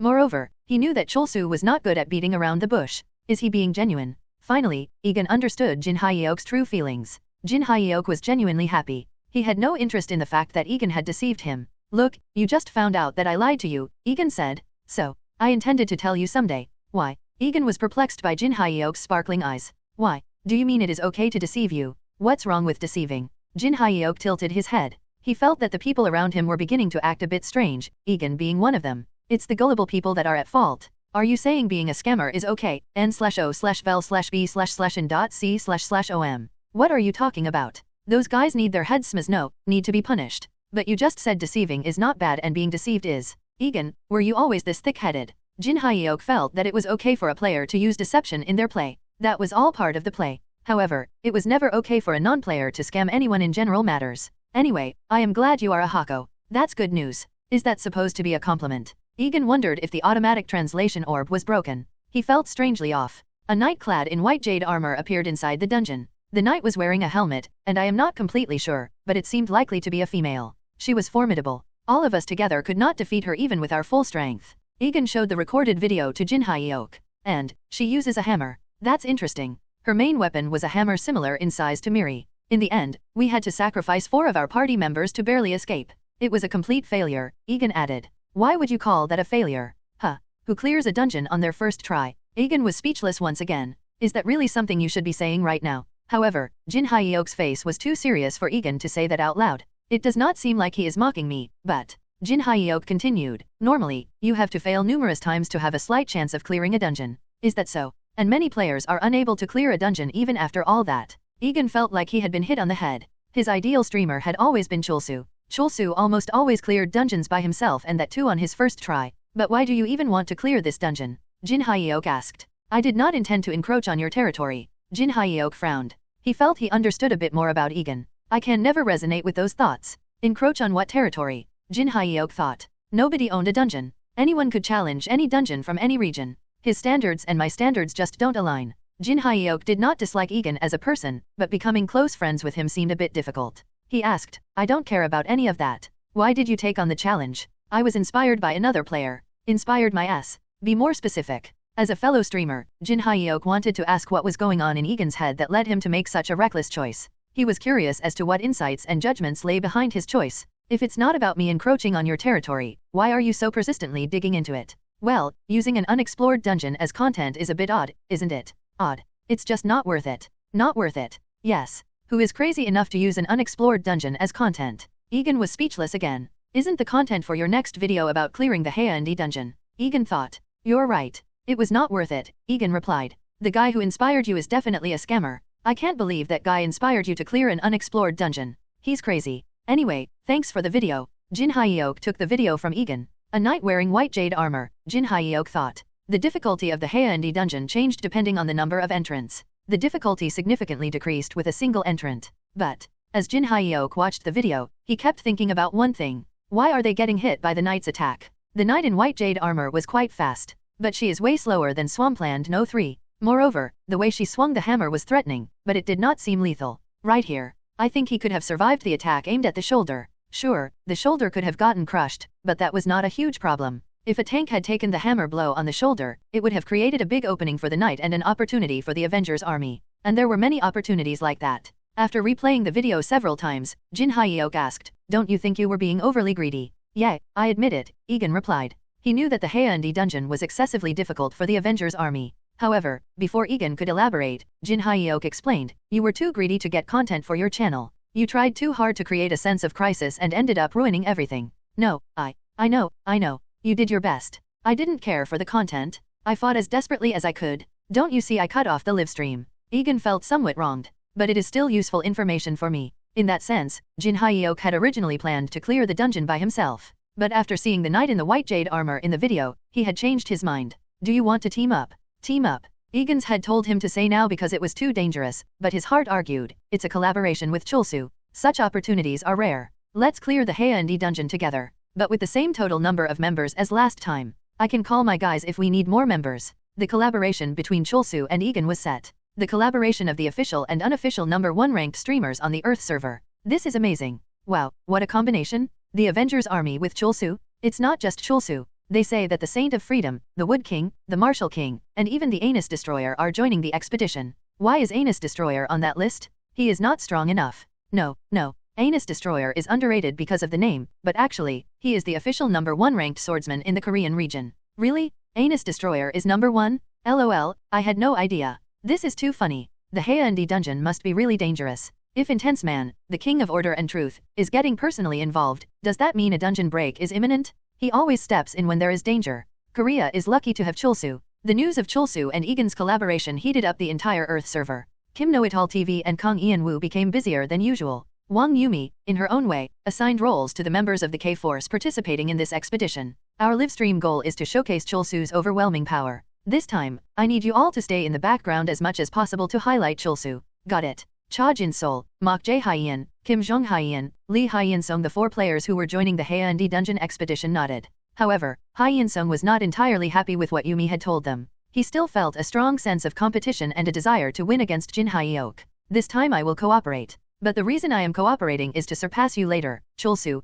Hyeon-sung thought. His eyes sparkled with determination. This expedition was meant for Chulsu to take the leading role. That would allow Hyeon-sung to observe Chulsu more closely and accurately. He was determined not to miss a single step, attack, or even breath of Chulsu. Next, Yumi called Ian-woo. What's Chulsu doing right now? He just finished taking a shower. Oh, then he hasn't dried his hair yet, right? No, not yet. Quick, put Chulsu on the line. Pardon me, hurry? Yumi then had a phone conversation with Jin Hyeok, placing a special request. Can you take it off? Wang Yumi said over the phone. Take what off? Cha Jin Hyeok was confused. Does she mean take the head off an enemy? Do I need to kill someone? He asked. No, take your shirt off. But I'm only wearing a bathrobe right now. Just let the bathrobe slip down and expose your upper body? I'm sorry for not being clear. Take your shirt off. If you are too uncomfortable with that, I can think of another way. Take my shirt off. But why would I be uncomfortable with exposing my upper body? Taking someone's head off, that would be more uncomfortable. Jin Hyeok found it hard to fully understand what Yumi was trying to imply. There is nothing uncomfortable about it. But what's the point of doing it right now? We need to make a promotional video for the Haeundae dungeon expedition. We have already made a slash with the joint live stream with Egan Paul. Now, we need to amplify it. How would that promote the expedition? Jin Hyeok still could not understand but went ahead with it. Following her advice had never failed him. After ending the call, he tilted his head in confusion. Do you think this will help increase my subscriber count? I am sure it will. Kang Ian-woo enthusiastically agreed, gauging at Jin Hyeok's reaction. Only if you are not particularly against exposure or feeling embarrassed. Why would I feel embarrassed? If it helped the live stream, he would do more than expose his upper body. Then please sit here. Ian Woo set Jin Hyuk in the middle of the bed and adjusted the lighting. I will just set the surrounding objects and the temperature of the lighting. Jin Hyuk filmed Ian Woo too. The camera really loves him, Jin Hyuk thought. After acquiring dual jobs, Ian Woo became even more handsome. He is becoming the Ian Woo I knew from before my regression. It was clear that he would become popular in no time. I remember his videos of him concentrating on something were very popular back then. Jin Hyuk still did not understand why those videos had been so popular. However, just because he did not understand them, it did not mean they weren't popular. Also, Jin Hyuk believed that his filming Ian Woo would help with the live stream promotion. He uploaded a short 10-second video titled Hardworking Ian Woo. Oblivious to this, Ian Woo put his heart and soul into the preparation for filming Jin Hyuk. Chulsu, please get ready for meditation. Right here. Yes.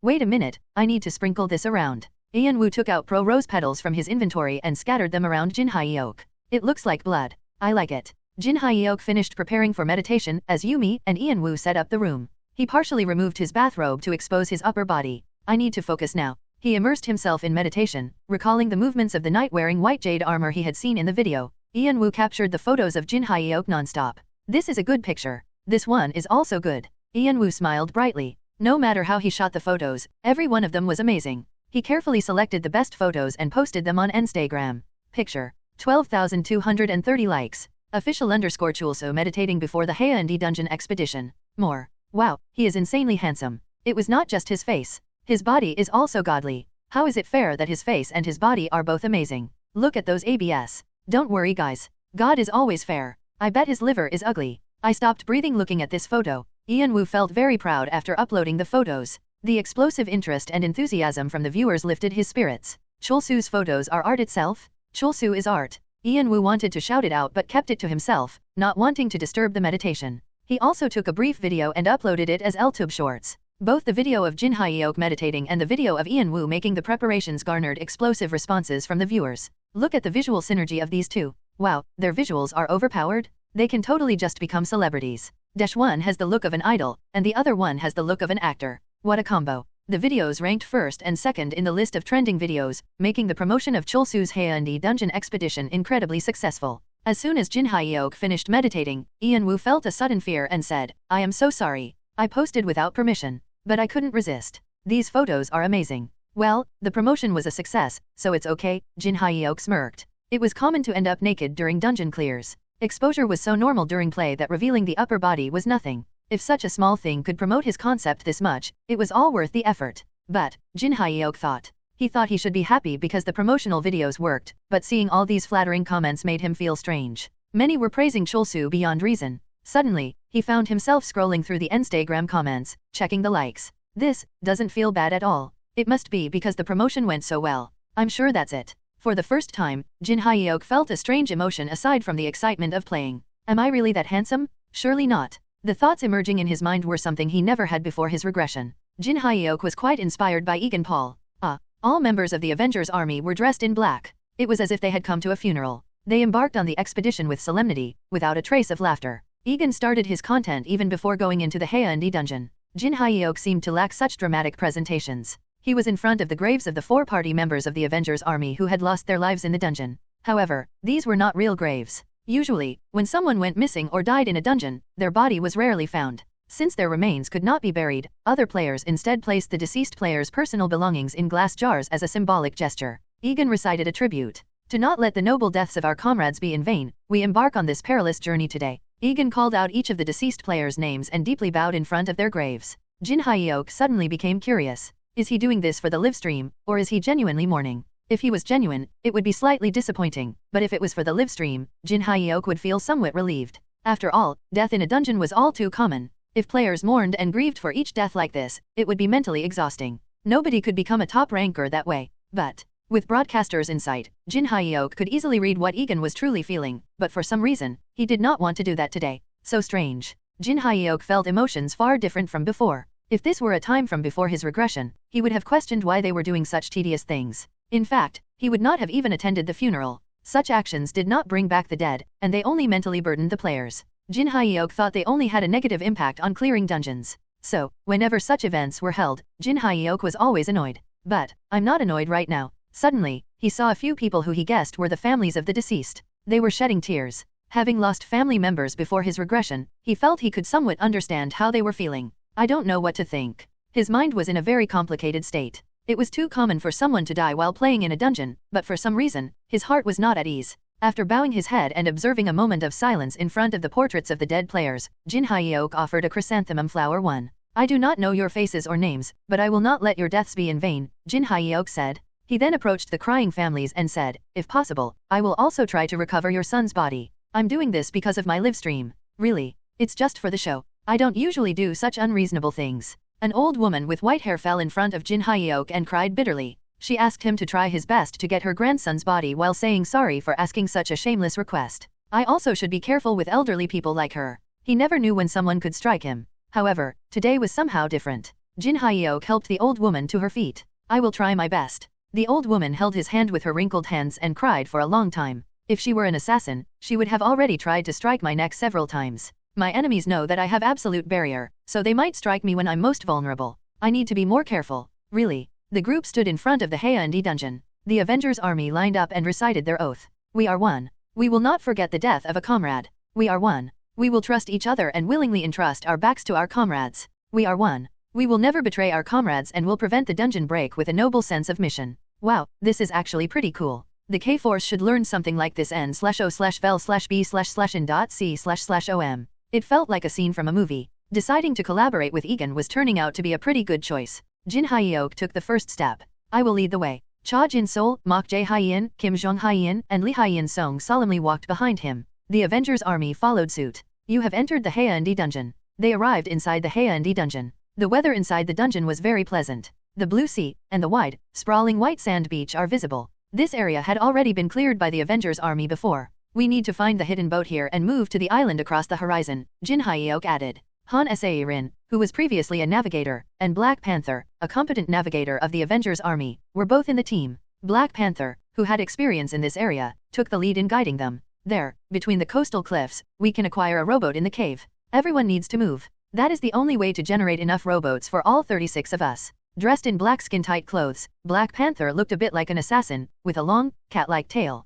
Apparently, it helped him maintain balance in dangerous places. But, should I tell them or not? An insect-type monster was lurking under this white sand beach, targeting the team. Shouldn't they kill the monster first before doing anything else? Why does Black Panther, and even Sae-rin, seem so oblivious of this? Jin Hyeok checked just in case. Yo, you're just ignoring it on purpose, right? It must be something that does not affect the clear of the dungeon that much. I guess that's why they're ignoring the monster. However, Sae-rin's reaction was a bit strange. In Korea, white chrysanthemum flowers are commonly used in funeral floral arrangements to say goodbye to the deceased. What do you mean, we are ignoring it on purpose? Han Sae-rin whispered. Well, you know, is she acting like that because of my live stream? Is she pretending not to know? No, it's nothing big, but, Cha Jin Hyeok continued to beat around the bush. Both she and Black Panther must have their reasons. Jin Hyeok trusted Sae-rin more than Black Panther. Still, just in case, he said to her, an insect monster is hiding under the white sand beach. A monster is hiding there.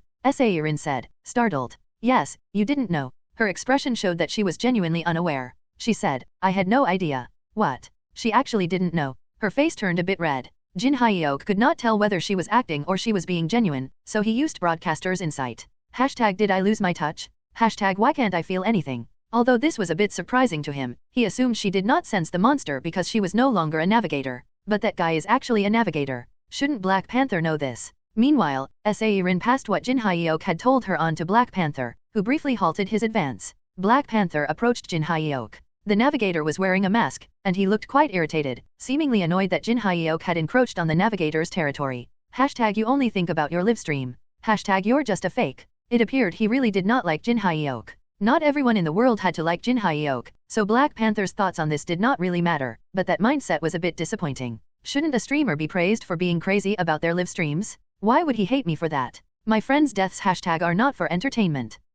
I guess he's not in his right mind, considering he recently lost his comrades. Jin Hyeok was proud that he was able to think this far and had become more like an ordinary person. In the past, he would have just hit the man first. Black Panther asked him, really? A monster is hiding underneath here. Well, I feel it. I need to check if that is true. Black Panther stuck his tail into the sand and closed his eyes. His tail seemed to have various uses besides maintaining balance. After a short while, Black Panther suddenly opened his eyes. There is nothing below here. That's not true. There is a monster underneath. However, since this was the navigator's territory, Jin Hyuk decided not to interfere too much. As Jin Hyuk refrained from making any other comments, Black Panther even scolded him. Have some faith in the navigator, will you? Jin Hyuk could keep insisting that there was a monster below, but he chose not to. Moreover, letting them believe that there wasn't any monster under there, then having the monster pop out later would make for better content. The thought alone was thrilling. Black Panther approached him again. We can't waste time. This area is a field where the tide is gradually rising. Unless it is something really important, don't hold me up.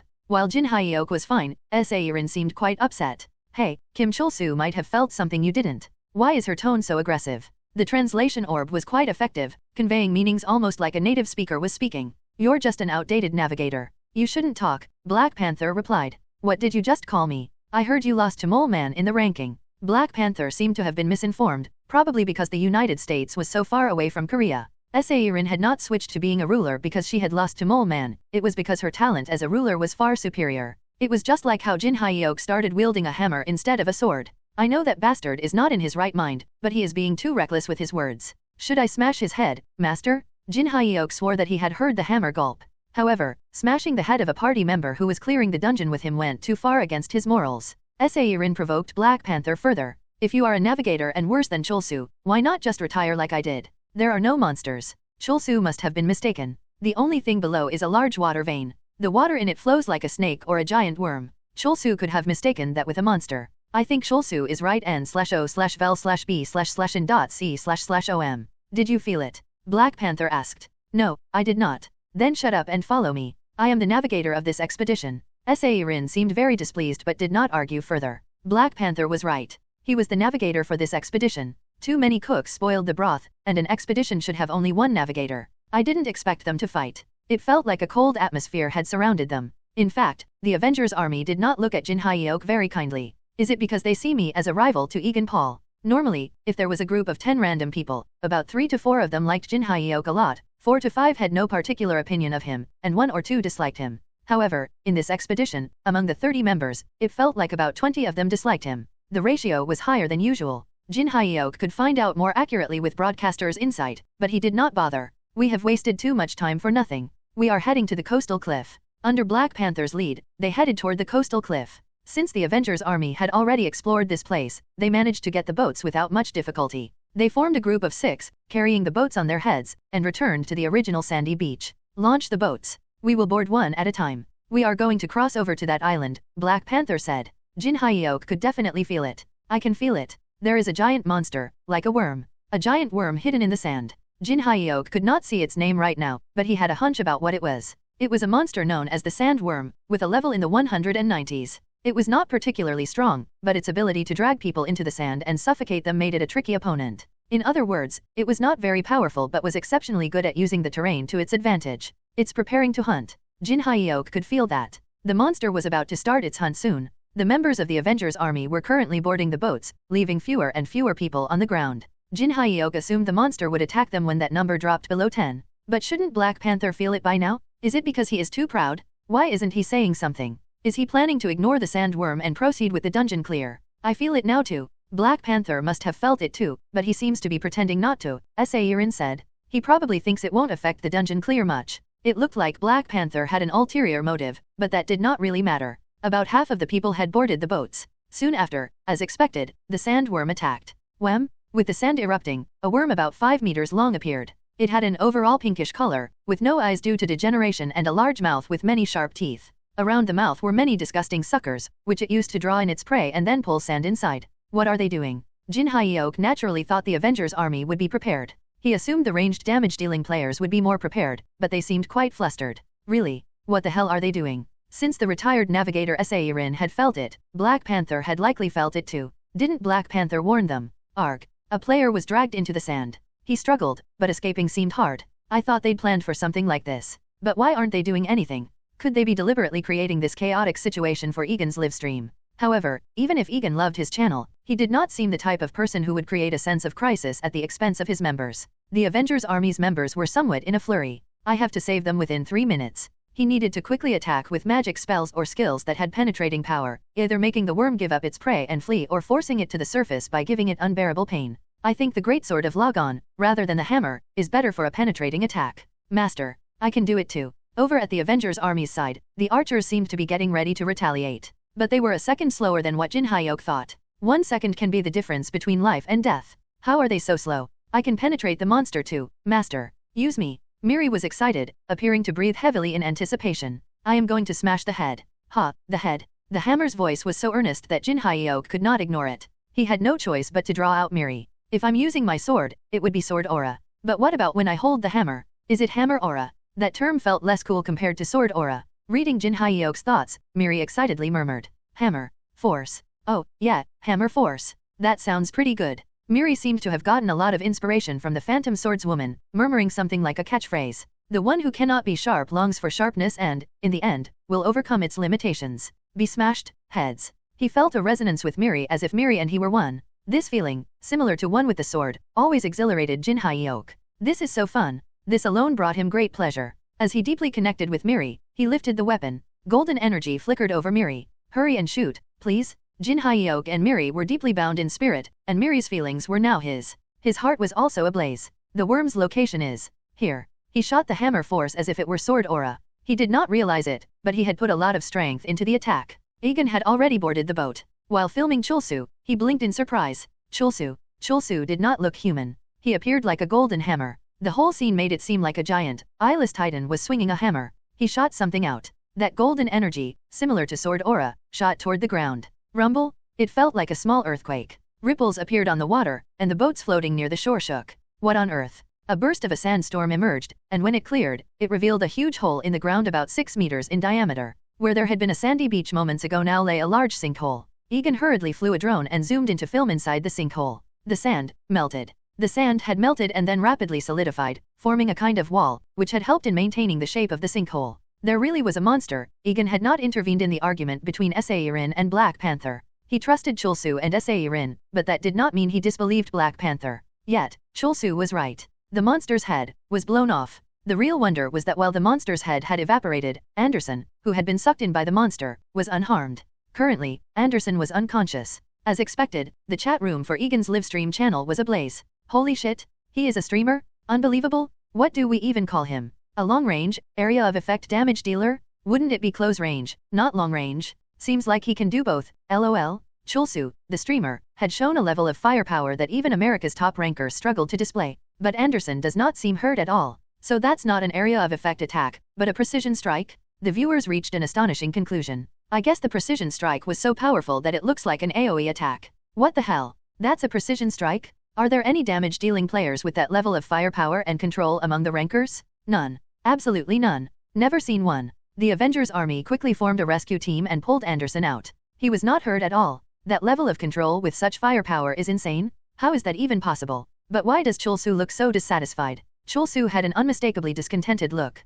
Damn, I was off by 0.2 centimeters, Jin Hyuk thought. For him, it was a gross mistake in control. Nevertheless, he decided to read Black Panther's thoughts using Broadcaster's insight. What the hell is he thinking? Hashtag what did I just see? Hashtag how is that possible? Jin Hyuk did not find anything suggesting an ulterior motive in Black Panther's thoughts. Jin Hyuk tried to figure out if Black Panther had an ulterior motive but did not find anything. Black Panther was just feeling intense emotions, and Jin Hyuk could understand why. Well, Miri was indeed impressive. Jin Hyuk was also surprised at what had happened. His attack was much stronger than he had anticipated. He was a bit flustered himself, which resulted in a 0.2 centimeter error. He had been lucky. If he had hit the monster precisely, he could have evaporated Anderson's head. That would have been nice, too. Another head to smash in. Whom did this hammer take after to become so crazy? Normally, it spoke like a cultured, noble lady, but in battle situations, it just flipped. Miri said it was influenced by Jin Hyuk, but that seemed to be incorrect. If it were influenced by him, this would never happen. Ah, wait. Jin Hyuk thought of a possibility. Black Panther might be pretending right now. The navigator could be using various tactics to deceive Jin Hyuk's broadcaster's insight, such as pretending to be very surprised to suit the current situation. Oh, if that is the case, I'm less disappointed in him. Jin Hyuk loved it when other players pretended to be surprised to deceive him. Having strange and unique tactics was always good as it would be good content for his channel. Jin Hyuk wished Black Panther was properly deceiving him. Yes, he is hiding something. Just thinking about what the navigator could be plotting made Jin Hyuk's heart beat faster. Jin Hyuk thought it would be even better if Black Panther was planning something dangerous and thrilling. Black Panther was genuinely shocked. How is that possible? He shared the same sentiment as the viewers. He had not expected someone to launch an attack this powerful, especially one that precisely targeted a monster hidden in the sand. To his knowledge, no player was capable of such a feat aside from his personal feelings toward Jin Hyuk. Black Panther felt nothing but awe for that attack. He had not expected the streamer to pull off something like that. After overcoming his shock and awe, he regained his composure and fell deep in thought. So there was indeed a monster. Black Panther had also sensed something resembling a worm under the sandy beach. He had dug his tail deep into the ground moments before. I was sure it was a water vein. It seemed like the monster had a detection evasion ability. Did Kim Chul-soo accurately identify it as the sandworm? No matter how Black Panther thought about it, it did not make any sense. How can someone exhibit such extraordinary attack and control and have better detection abilities than me? Is this the power of the famed all-rounder? Black Panther shivered. His eyes met with those of Chul-soo, who looked at him from a distance. It felt like Chul-soo's eyes were saying to him, "Aren't you supposed to be prepared for something like this as a navigator?" Of course, that was not what Chul-soo was thinking. Chul-soo was actually thinking about what kind of tactics Black Panther was planning. Regardless, Black Panther felt unjustly accused. I had prepared too. It's not like I didn't. When Jin Hyuk had said a monster was lurking below them, Black Panther did not fully believe that but still made preparations. If the monster was the type to hide and wait, it would wait for our numbers to decrease. In that case, it was only right to let the players with strong defensive abilities get on the boats last. This was to ensure they could buy time in case the monster emerged. But I did not expect the monster to use the terrain to its advantage instead of making direct attacks. Black Panther realized he should have analyzed the situation from more angles. This was a clear oversight on his part. He had indeed been complacent. After all, nothing had happened in the previous dungeon expedition. The real danger of the Haeundae dungeon was the white jade armor knight that appeared in the end. Sitting on the same rowboat as Egan Paul, Black Panther muttered as if he were making excuses. I assumed that the difficulty of this dungeon was determined by time, like if we go too slow, the difficulty might increase. And there were reasonable grounds to believe that. If they stayed too long on the sandy beach, the tide would rise and cover the entire coastline. It seemed like there was some sort of time limit, which Black Panther thought was the overall theme of the dungeon. So, I felt a kind of urgency to progress quickly. It's okay, Black Panther. Stay strong. Egan Paul patted Black Panther's shoulder. No matter what anyone says, you are the navigator of the Avengers army. Everyone makes mistakes. The important thing is not to repeat the same mistakes. If you waver, we all waver. Let's focus on the positives. Nobody died. We are counting on your guidance. Jin Hyuk boarded the boat with Han Sae-rin. Egan came over to them from his boat. Yo, Egan, be honest. Did Black Panther pretend not to know on purpose? Jin Hyuk asked. Egan was momentarily at a loss for words. He had just come from comforting the nearly shattered Black Panther. If Black Panther had heard this question, he probably would have fainted from shock. Egan calmly asked, "Why do you think so?" "Well, it's obvious, isn't it? Even I, a streamer, noticed it, and even she, a retired navigator, did. There is no way Black Panther did not know." Egan pondered what to reply for a moment. He wondered if he should set the record straight or if he should let Jin Hyuk continue with his misunderstanding. This was a matter directly tied to the pride of Black Panther and, by extension, the Avengers army. No, I shouldn't think about saving face in front of Chul-soo. He decided to tell the truth. Black Panther did not know either. He thought it was a water vein. Oh, I see. Surprisingly, Jin Hyuk did not make a big deal out of it. Egan, however, felt somewhat wronged. Does he think I'm just covering for Black Panther? No, we really didn't know. Nevertheless, Egan thought that speaking more about this matter would be awkward, so he swallowed his unjust feelings. I thought you had exaggerated everything about the Avengers army too, like you did with your abilities and levels, Jin Hyuk said. Egan, thankful that he had not turned on his live stream, earnestly pleaded with Jin Hyuk. Please, can you keep that a secret from the public?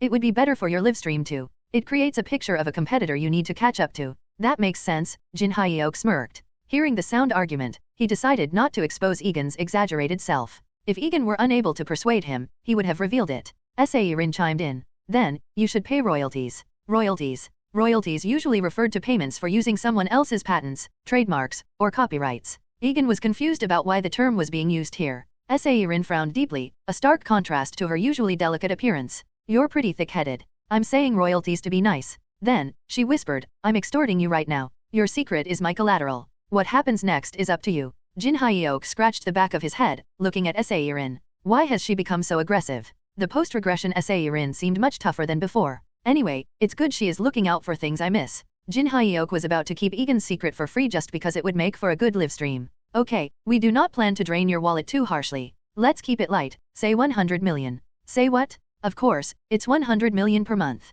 Eventually, they agreed on 100 million a month. Jin Hyuk marveled at how easy it was to achieve a monthly salary of 100 million. The tough Sae-rin, now sitting next to Jin Hyuk, suddenly acted demurely. You heard everything, right? We agreed on 100 million monthly. Can you give me 10% as a brokerage fee? Sure. Really? Wow, I can never get used to her acting all modestly. There were aspects in which she had become tougher than before she had been his regression, but there were also parts that had become more repulsive. I never thought in my life I would see Seirin's coy voice and crescent moon-like smiling eyes. How did I do? She said coyly. What's with her? Is she also thinking of creating good content for my live stream? Jin Hyeok shivered. Sensing his mood, Seirin smiled more brightly and pressed herself closer to him. Then she leaned her head slightly forward.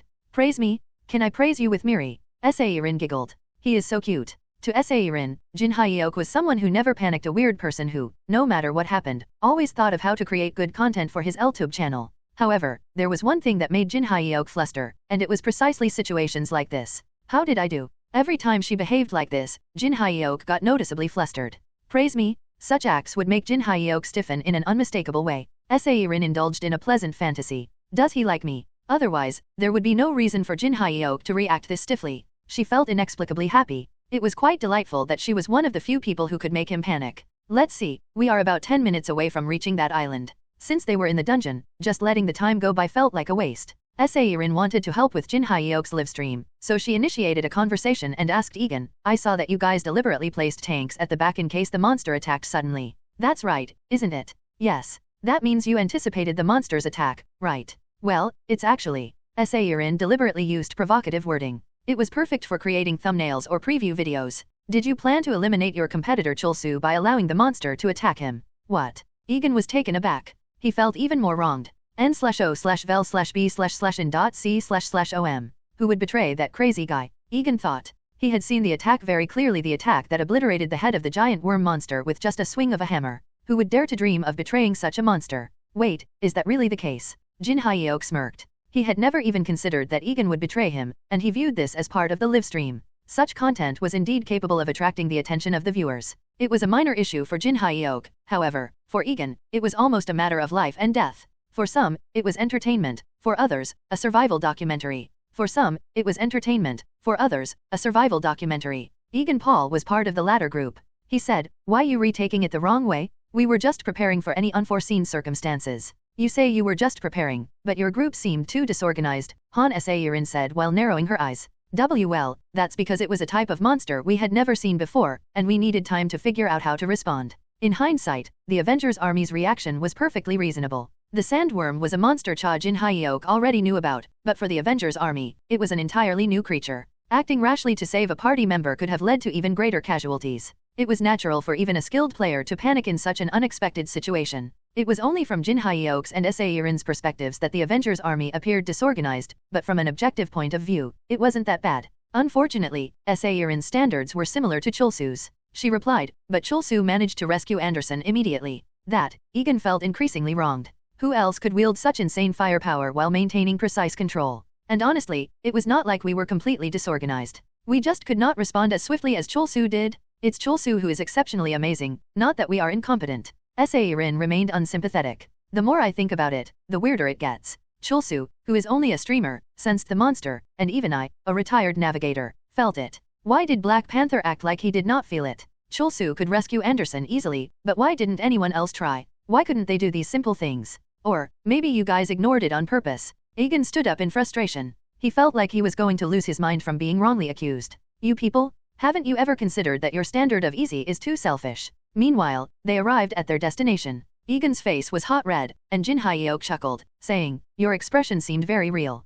What? Let's just stop the acting now, and focus on your expedition. Jin Hyeok was in a good mood. Egan's realistic improvisation seemed to have made for a great video. Egan, you're pretty talented in acting. No wonder you're a prominent streamer. Egan was internally conflicted. Wait, I'm a prominent streamer? After all this? It seemed like Chulsu was thinking, it's such an easy task to identify a sandworm and prepare for its ambush, so Egan must have pretended not to notice? There is no way the Avengers Army could not handle such trivial tasks. Egan was at a loss for words. Isn't it common sense to think that we could not respond effectively because everything happened so abruptly? Am I in the wrong here? Unaware of Egan's turmoil, Jin Hyeok shifted his gaze to Black Panther, who had arrived at the beach first, and said, we have arrived at the beach. What will happen next? Oh? It seems like the navigator of the Avengers Army, Black Panther, has sensed something. What could be happening? Black Panther almost tilted his head in confusion. Wait, what did I sense? Then, he started to feel that something was happening. Black Panther realized that things were different from the previous expedition. He knew this would happen, since they had killed the sandworm on the beach. With the first sequence changed, the next one was likely to change as well. Everyone, prepare for battle. Black Panther stabbed his tail into the ground. It feels similar to before. It felt like a water vein. However, Black Panther knew it was not that. Jin Hyuk realized that Black Panther was indeed pretending to not have detected the monster the last time. He took a step back and captured what the Avengers army was doing. Earlier, the monster was a male. This time, it's a female. Black Panther was slightly surprised. There are males and females. Black Panther could barely recognize it as a water vein, but Chol-Su seemed to have already found the monster's gender. This one is bigger and more agile than the last one, Jin Hyuk said. It seemed like the female sandworms were stronger than the males. Hickson, the ruler of the Avengers army, deployed players and got ready for battle. Thanks to him, no one was sucked into the sudden sandworm ambush. The monster, which had briefly emerged from the sandy beach, hid again in the sand. Its head is the weakness, Hickson shouted. This was a reasonable inference. Chol-Su had obliterated the previous sandworm's head with a single hammer blow. However, Chol-Su smirked.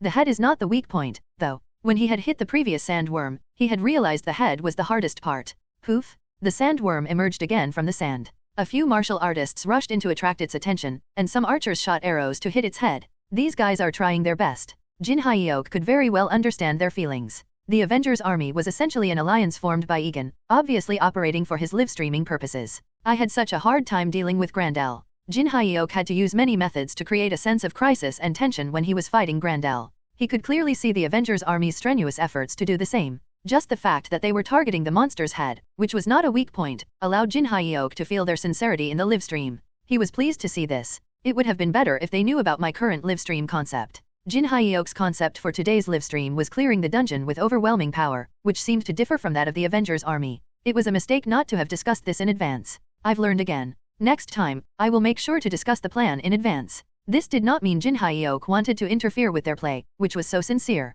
After all, the sandworm was a monster Jin Hyuk had beaten, so there was no need for him to display the same performance again. So, shall we just proceed with our own content? Jin Hyuk said to Jin Sol. Our content? What is it? Her eyes sparkled. Jin Sol was quite bored. She wondered why the Avengers army was making such a dramatic and serious play out of a monster that Jin Hyuk could defeat in one hit. Although it could be an intense battle for the viewers, for Jin Sol, it was a tad boring. We need to recover the bodies, Jin Hyuk replied. Nov, L, B /JNN. B bodies. Mok Jae-hyun, who was feeling slightly more bored than Jin Sol due to his superior defensive abilities, was startled. He had seen many corpses, but they still frightened him. Yeah, the sandworm has dug a lot of tunnels underground, Jin Hyuk said. Chol-Su, can you sense that the bodies are underground? Saerin asked. Yeah, you can feel it too, right? Jin Hyuk did not really wait for Saerin's response. He thought that if he had sensed it, she had to have too. But, Hyung, what if we go down the tunnel and the entire thing collapses? Jae-hyun asked. You can use something like your vine plants to support it, right? Kind of like a tunnel. I will do that. Zhang Haiyan clenched his fist in silence. Always thirsty for justice, he seemed ready to do anything to recover the bodies. Let's hit the road. Egan had a much broader field of vision than the players directly involved in the battle. This was partly due to his job as a streamer, but also because he was relatively more at ease compared to the combatant class players. So he managed to hear the conversation of Chol-Su's party, and it made him doubt himself. But, Hyung, what if we go down the tunnel and the entire thing collapses? From Egan's perspective, this was a very strange question. Wouldn't ordinary players be more afraid of a sandworm ambush inside the tunnel rather than worrying about the tunnel collapsing? There seems to be no fear of the sandworm, Egan thought. You can use something like your vine plants to support it, right? Kind of like a tunnel.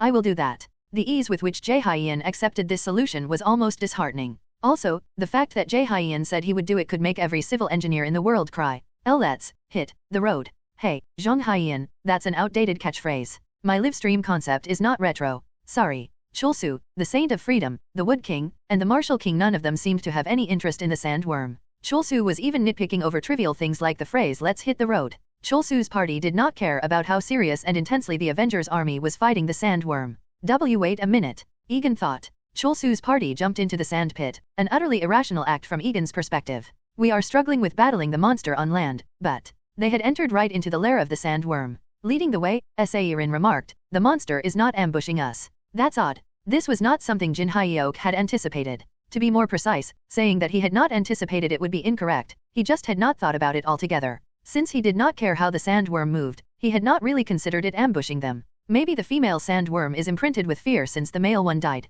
Perhaps they were psychologically connected. Saerin came up with an explanation. That's good. I was worried I might accidentally destroy the corpses with excessive force. Fortunately, that would not happen. The level 197 female sandworm did not dare come near Jin Hyeok. Sairin ran ahead. There they are. They recovered 2 bodies at this location. Jae Hyeon quickly made wooden coffins to collect the bodies. Despite being terrified, he did his job well. It does not seem like there are more bodies here, Sairin said. Right. Let's go back to the surface. Zhang Hyeon carried the 2 coffins on his back. He could have put them in his inventory, but out of respect for the deceased, he chose to carry them instead. Jin Hyeok smirked. He is being inefficient. If this had taken place during his Sword King days, Jin Hyeok would have prevented such actions. However, as a streamer, he found himself more understanding of Zhang Hyeon's actions. Well, it's not like we are in a hurry here. Carrying 2 large coffins would naturally reduce mobility. In a battlefield where life and death were decided in 0.1 seconds, such inefficient actions would be impractical, but in this calm and peaceful palace, he decided to let him be. But, something is a bit off. Unexpectedly, a truly dangerous situation was unfolding on the surface. Should I step in? That was when Jin Hyeok had an epiphany. He understood why Egan was struggling so hard in battle and why a player seemed to have been sucked in by the monster, creating a really dangerous situation. Egan Paul, you clever guy. Jin Hyeok felt somewhat moved. He must be setting the stage for my dramatic entrance. With that realization, he decided to respond accordingly. Before Jin Hyeok emerged to the surface, the Avengers army was fighting with all their might. Egan Paul bit his lip. That monster is completely different from the one before. It's much stronger. That was his logical judgment, but it was a misconception. While the female sandworm was indeed stronger than the male one, it was not overwhelmingly powerful. The male sandworm had just appeared weak because Kim Chul-soo had defeated it too easily. Fighting monsters that used terrain to their advantage was always tricky. Still, the experienced Avengers army managed to fend off the sandworm's attacks relatively well. N/O/vel/b/in.c//om. Iron Shield. A player with a shield tried to deflect the sandworm's charge. Just blocking it won't do. A misstep could result in one being sucked inside the monster. Deflecting it sideways while turning it, the charge turned out to be a feint by the sandworm. The monster, which had been attacking in only a straight line until now, changed its attack pattern. It bent itself and bit the healer next to the player holding a shield. Hickson, the ruler of the Avengers army, clenched his fist. Did the aggro shift? When? Hickson hastily shouted, grab its tail? Stop it from going into the sand at all costs. Following Hickson's command, the 2 martial artists manifested large hands to hold on to the sandworm's tail. With its tail caught, the sandworm's mobility was significantly reduced. However, Hickson felt something was off. Wait, was the tail the weak point, not the head? Though nobody had deceived him, he could not shake off the feeling of having been fooled. He realized that Chul-soo had targeted the sandworm's head not because that was the monster's weak point. Targeting the head was merely a matter of preference. Hickson made a quick decision. The weak point is not the head, but the tail. Hickson had to rescue Jason at all costs. Jason was the healer of the Avengers army who insisted on healing right beside his comrades. Jason's healing power was stronger at close ranges, so he reasoned that he could save more players by being closer to them. Jason always said not to worry about him as long as the other members of the Avengers army could attract the aggro of the monster. I will save you no matter what. The players of the Avengers army focused their attacks on the sandworm's tail. Some even used explosive abilities, which slightly injured the tanks, but that was unavoidable. Descend, Goddess of the North Wind. Karen used her highest level freezing magic spell, Goddess of the North Wind. A chilly wind began to blow. It took the form of a giant goddess and spread wings of ice over the sandworm. The sandworm was completely frozen. Did we get it? They were wrong. Something was off. The first to sense that was Karen, who had manifested the spell. She said with an angry voice, this thing has resistance to ice magic. There was no other way to put it than to say it was bad luck. One would not know this until one had faced the monster directly. Unfortunately, the sandworm seemed to have a strong resistance to ice magic. Crack, crack. The ice began to break, and the injured tank's stamina rapidly decreased. Just as the frozen sandworm wriggled and moved again, it suddenly slammed its head into the ground, seemingly trying to escape back into the sand. At that critical moment, Egan desperately shouted, no, Jason. However, something weird happened. The sandworm, with its head buried in the ground, was not moving anymore. Jin Hyeok had arrived on the surface when the ice wizard Karen had frozen the sandworm. The sandworm had successfully resisted the magic and tried to escape into the sand, taking the healer with its sucker-like mouth. It was then that Jin Hyeok realized. This is a setup for me? Egan, just how far are you thinking in terms of live streaming? Egan's ability to envision the bigger picture for the live stream was commendable. Since I attacked flamboyantly and powerfully for the previous sandworm, this time, Jin Hyeok decided to go for a different approach. Reading his mind better than anyone, Miri whispered, I will do it discreetly. I will enjoy your head deliciously. The golden beam from earlier had been just for show. It felt a bit forced. However, this time was different. Jin Hyeok created the invisible and powerful hammer force and shot it out. This was closer to his original style of attack. Without the cumbersome flamboyance, his energy operated much more naturally. It was swift and agile like sword aura, but not as agile as his ferocity skill. It was a much more blunt and heavy force of destruction. None of the Avengers' army could properly see Jin Hyeok's attack. I enjoyed it. It was blissfully delicious. Jin Hyeok was also content with this attack. There was absolutely no error. Earlier, there had been a deviation of 0.2 centimeters. This was a perfect attack. He felt a sense of accomplishment and enjoyed the feeling of growth. After a bit of time, the players of the Avengers army realized that the sandworm was dead. Egan rewound the recorded footage to understand what had happened.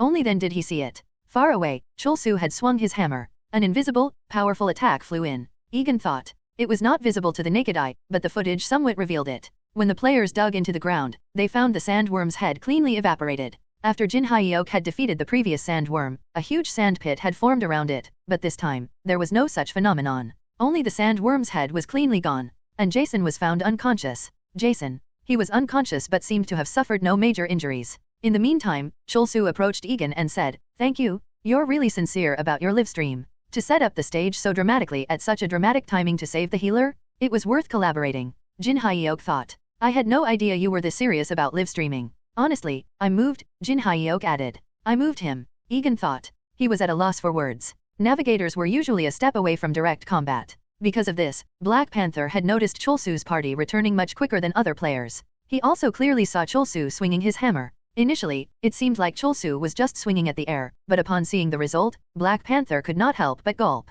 He could accept that Chol-Su's attacks could be flamboyant and destructive, something akin to the common trait of powerful damage-dealing players. But, that attack was almost invisible, Black Panther thought. It was barely visible even to a navigator's eyes. Strong destructive power usually meant a flashy and noticeable presence. The concentration of power should have made it easier to dodge, a simple logic. Chol-Su has the destructive power of wide-area damage-dealing players, the precision of sniper players, and even the stealth of an assassin. He came to a fitting conclusion. He must possess a divine weapon. A divine weapon was something that players called the weapon of gods. It was publicly known that Chol-Su had upgraded his rule breaker, but Black Panther believed that was not all. No doubt about it, Chol-Su was a possessor of a divine weapon. But this is unexpected. Black Panther did not particularly like Chol-Su. He thought of Chol-Su as someone who used even a comrade's death as live-stream content, a form of entertainment. Even when Chol-Su laid the chrysanthemum flowers at the graves of the deceased Avengers army members, it felt too repugnant to bear. At least Egan showed the grief of a human being, but Chol-Su did not seem to mourn at all in Black Panther's eyes. But he recovered the bodies. The bodies had been carried out inside coffins crafted by Mok Jae-hyen. Having faced the sandworm himself, Black Panther knew well how much effort and dedication it would have taken to accomplish that within the sandworm's habitat. Egan and the Avengers army gathered around the coffins. Egan, representing the group, opened the coffin lid and confirmed the deceased. Michael, Paul. The players of the Avengers army teared up. These were indeed their fallen comrades. "Thank you, Chol-Su." Jin Hyeok casually shrugged and waited for the Avengers army to observe a moment of silence. The play with these individuals felt extraordinarily strange. Commemorating someone's death inside a dungeon was usually considered a luxury. In dungeons, players had to advance even if their family had died. Hesitation for even a second could mean life or death for someone else. A moment of silence. Jin Hyeok thought. Han Sae-rin seemed a bit displeased. She whispered to Jin Hyeok, "Hey, we have already spent 30 seconds. Anything could happen in 30 seconds, and we're mourning? What the hell is going on? Shouldn't we close the coffin lids and continue playing? Shouldn't you say something?" Jin Hyeok largely agreed with her words, in his head at least. However, he spoke differently. "Let's wait a moment. Why? Why are you acting unlike your ordinary self?" Sae-rin's eyes were filled with questions. Jin Hyeok himself did not quite understand why he did not mind this moment of silence, but he didn't know how to explain. So, he resorted to a universal excuse. "Honestly, I'm not sure, but people seem to like this kind of scene." So this is for your live stream?" "Yes." "Well, if that's the case, guys." Sae-rin relayed this information to Jin Sol, Jae-hyen, and Kim Jong-hyen, and as if they had been waiting for this explanation, they all nodded. Now, they all seemed to accept the situation. Jin Hyeok swallowed a thought. Honestly, this place does not seem too difficult. Having traversed numerous dungeons, he had developed a sense of these things. He could tell whether a dungeon was difficult or not. He genuinely felt confident that even with minimal effort, they could clear this one easily. But I shouldn't say that out loud. Accidents often happened when least expected. Carelessness could lead to irreversible consequences. And I'm not a navigator. With this resolve to not rely on such premonitions, Jin Hyeok refocused on his initial goal. Regaining his composure, Black Panther resumed his role as the navigator. "Once we pass this sandy beach, a jungle-like field will appear. If we travel through it for a few days, we will reach an ancient temple. You might already know this if you have watched Egan's previous live stream. However, just as the sandworms were an unexpected factor, there could be other variables in the jungle field. Jin Hyeok raised his hand. If the main field is inside the ancient temple, how about entrusting the guidance through the jungle to a former navigator? He seemed slightly displeased. In such cases, a good thwack in the head usually does the trick. Though that thought crossed his mind, Jin Hyeok thought about what was better for his live stream and decided not to act upon it. It was the duty of the streamer to think about how to make the live stream more interesting and how to make the viewers more convinced. Jin Hyeok added a comment. No, I'm not disregarding your ability as a navigator. A navigator needs physical strength and concentration. It's better if you conserve your energy. Black Panther slightly frowned but then nodded. He agreed because what Chulsu said made sense. Alright then. There are several animal-type monsters in this area. The most dangerous among them is the red-clawed black bear, with a level in the early 200s. It is a brute force monster, so engaging it directly will be quite draining. I recommend avoiding the red-clawed black bear's territory, Black Panther explained. What are you talking about? Sairin heavily sighed. What's this about conserving energy in a dungeon? What did you just say? Black Panther was confused by Han Sairin's provocative words. Her attitude and tone were markedly different from how they were when she talked to Kim Chulsu. To Black Panther, Sairin appeared like a person with a dual personality. I saw it in your previous video. The red-clawed black bear is the top predator here, isn't it? Yes, it is. That is why avoiding it is the logical choice. Why is that logical? Sairin genuinely could not understand Black Panther. Then it means there are no annoying monsters around its habitat. So, we should head in that direction. What? Defeating one strong monster is less bothersome than killing several weaker ones. What if that one monster is excessively strong? Even so, it won't be stronger than the White Jade Armor Knight, right? Sairin wondered why Black Panther would try to avoid the weaker red-clawed black bear when they were here to defeat the White Jade Armor Knight. That's true, but what about managing the stamina of our party members? Also, the key to clearing the dungeon could be hidden in the territory of the strongest monster. I don't understand why you want to avoid it, Sairin replied. If there were two paths, it was wise to choose the one with the higher difficulty. In the Korean region, this was common sense. Who exactly taught you how to play? Black Panther also wanted to ask her the same. What seemed obvious in the Korean region was not so in the American region. The European and American regions tended to prioritize safety over efficient play. Well, it's somewhat unfortunate that the red-clawed black bear hunts alone, Sairin continued. Unfortunate? Isn't it fortunate that the monster acts alone? Is the automatic translation orb broken or something? Black Panther thought. It took him a while, but he finally understood what she was trying to say. She's upset because she can't hunt them in packs. The Saint of Freedom, the Wood King, and the Martial King also seemed to think it was unfortunate. If the monsters were gathered in one place, the players could deal with them more quickly. Everyone in Chulsu's party is crazy. Surprisingly, Chulsu appeared to be the most normal of them all. But then Black Panther saw Chulsu murmur to his hammer, okay, I will make sure you can smash the monster's head. Just wait a little. Who's a good hammer? Black Panther could not believe that this maniac was the most normal of them all. You have entered the jungle field of the Haeundae dungeon. The field was rather friendly. You have entered the red-clawed black bear's habitat in the jungle field. The underbrush grew denser, and the large trees bore claw marks as if a beast had scratched them. They seemed to be territory markings of the red-clawed black bear. Now, let's start playing in our style, Chulsu said. Only then did the expressions of Chulsu's party members brighten, as though things would not be boring anymore. Sairin smiled and said, it's your turn, Kim Jong-hyeon. Chulsu's style of dungeon play was about to begin. Jong-hyeon punched the tree that had the territory markings of the red-clawed black bear. A single punch split this considerably thick and huge tree in two. Hickson, the ruler of the Avengers army, was astonished. That's crazy. Everyone in Chulsu's party was crazy, so the Avengers army decided they needed to be the ones who were sane. We will maintain a defensive stance, Hickson added. The red-clawed black bear was adept at close combat. Direct confrontation with monsters like these was undesirable. Why are they causing such a commotion if they're supposed to just guide the way? Hickson ordered Black Panther to stay extra alert. The monster was quite strong but not particularly stealthy. Hickson repeatedly reminded his party members, it's not the red-clawed black bear itself that we are afraid of. With the capabilities of the Avengers army, they could easily hunt the red-clawed black bear. The important thing is managing our stamina. We cannot afford any injuries. We must conserve our energy until we enter the abandoned temple. Hickson continued. The playstyle of Chulsu's party felt incompatible with them. Unaware or indifferent to this,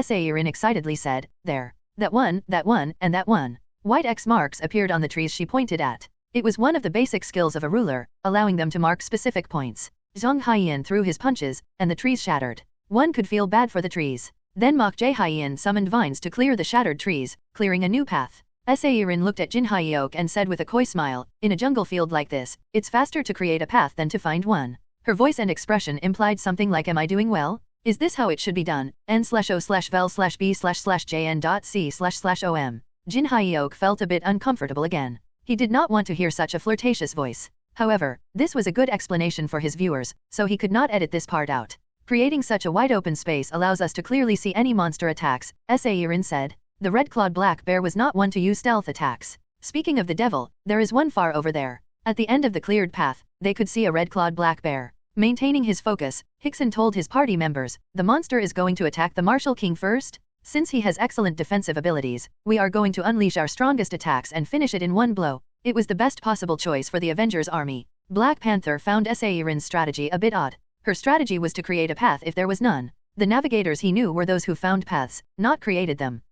Now that I think about it, Black Panther thought. Although she was currently a ruler, Black Panther remembered hearing about Seirin's previous job. She was formerly known as the Secret Destroyer. So that's why she was called the Secret Destroyer. On the newly created path, the Avengers army followed Hickson's orders and tried to conserve their energy while fighting the monster. In contrast, Chulsu's party seemed to pay no heed to such matters. Forgive me, bear, friend, Zhang Haiyan charged forward like a rhinoceros, resembling a tank. If he charges in like that, he is definitely going to get injured. Hickson thought as his eyes widened. The red-clawed black bear was known to be strong in physical combat. Rushing headlong into such a monster would result in injuries. Although those injuries could be minor, they could accumulate and negatively impact the entire expedition. What are they thinking? Why isn't the ruler stopping him? But then, something strange happened. The red-clawed black bear, known for its extreme hostility toward humans, fled as if it were overwhelmed. For Hickson, it was a shocking sight. Zhang Haiyan approached Chulsu with a sigh of relief. It ran away. Then, he muttered to himself. It was so cute.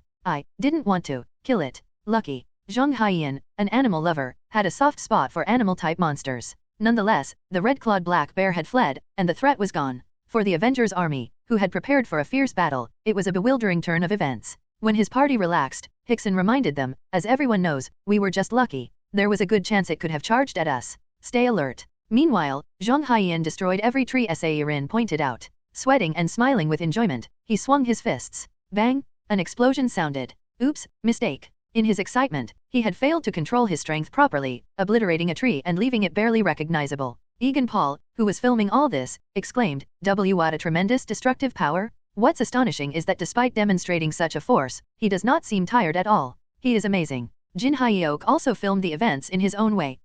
Look. He failed to control his strength and completely destroyed the tree. That was not what our ruler asked for. He still has a lot to learn. Notifications rang out to all the party members. You have destroyed all the territory trees of the red-clawed black bear. You have fulfilled the condition of the hidden achievement, exiling the Jungle King.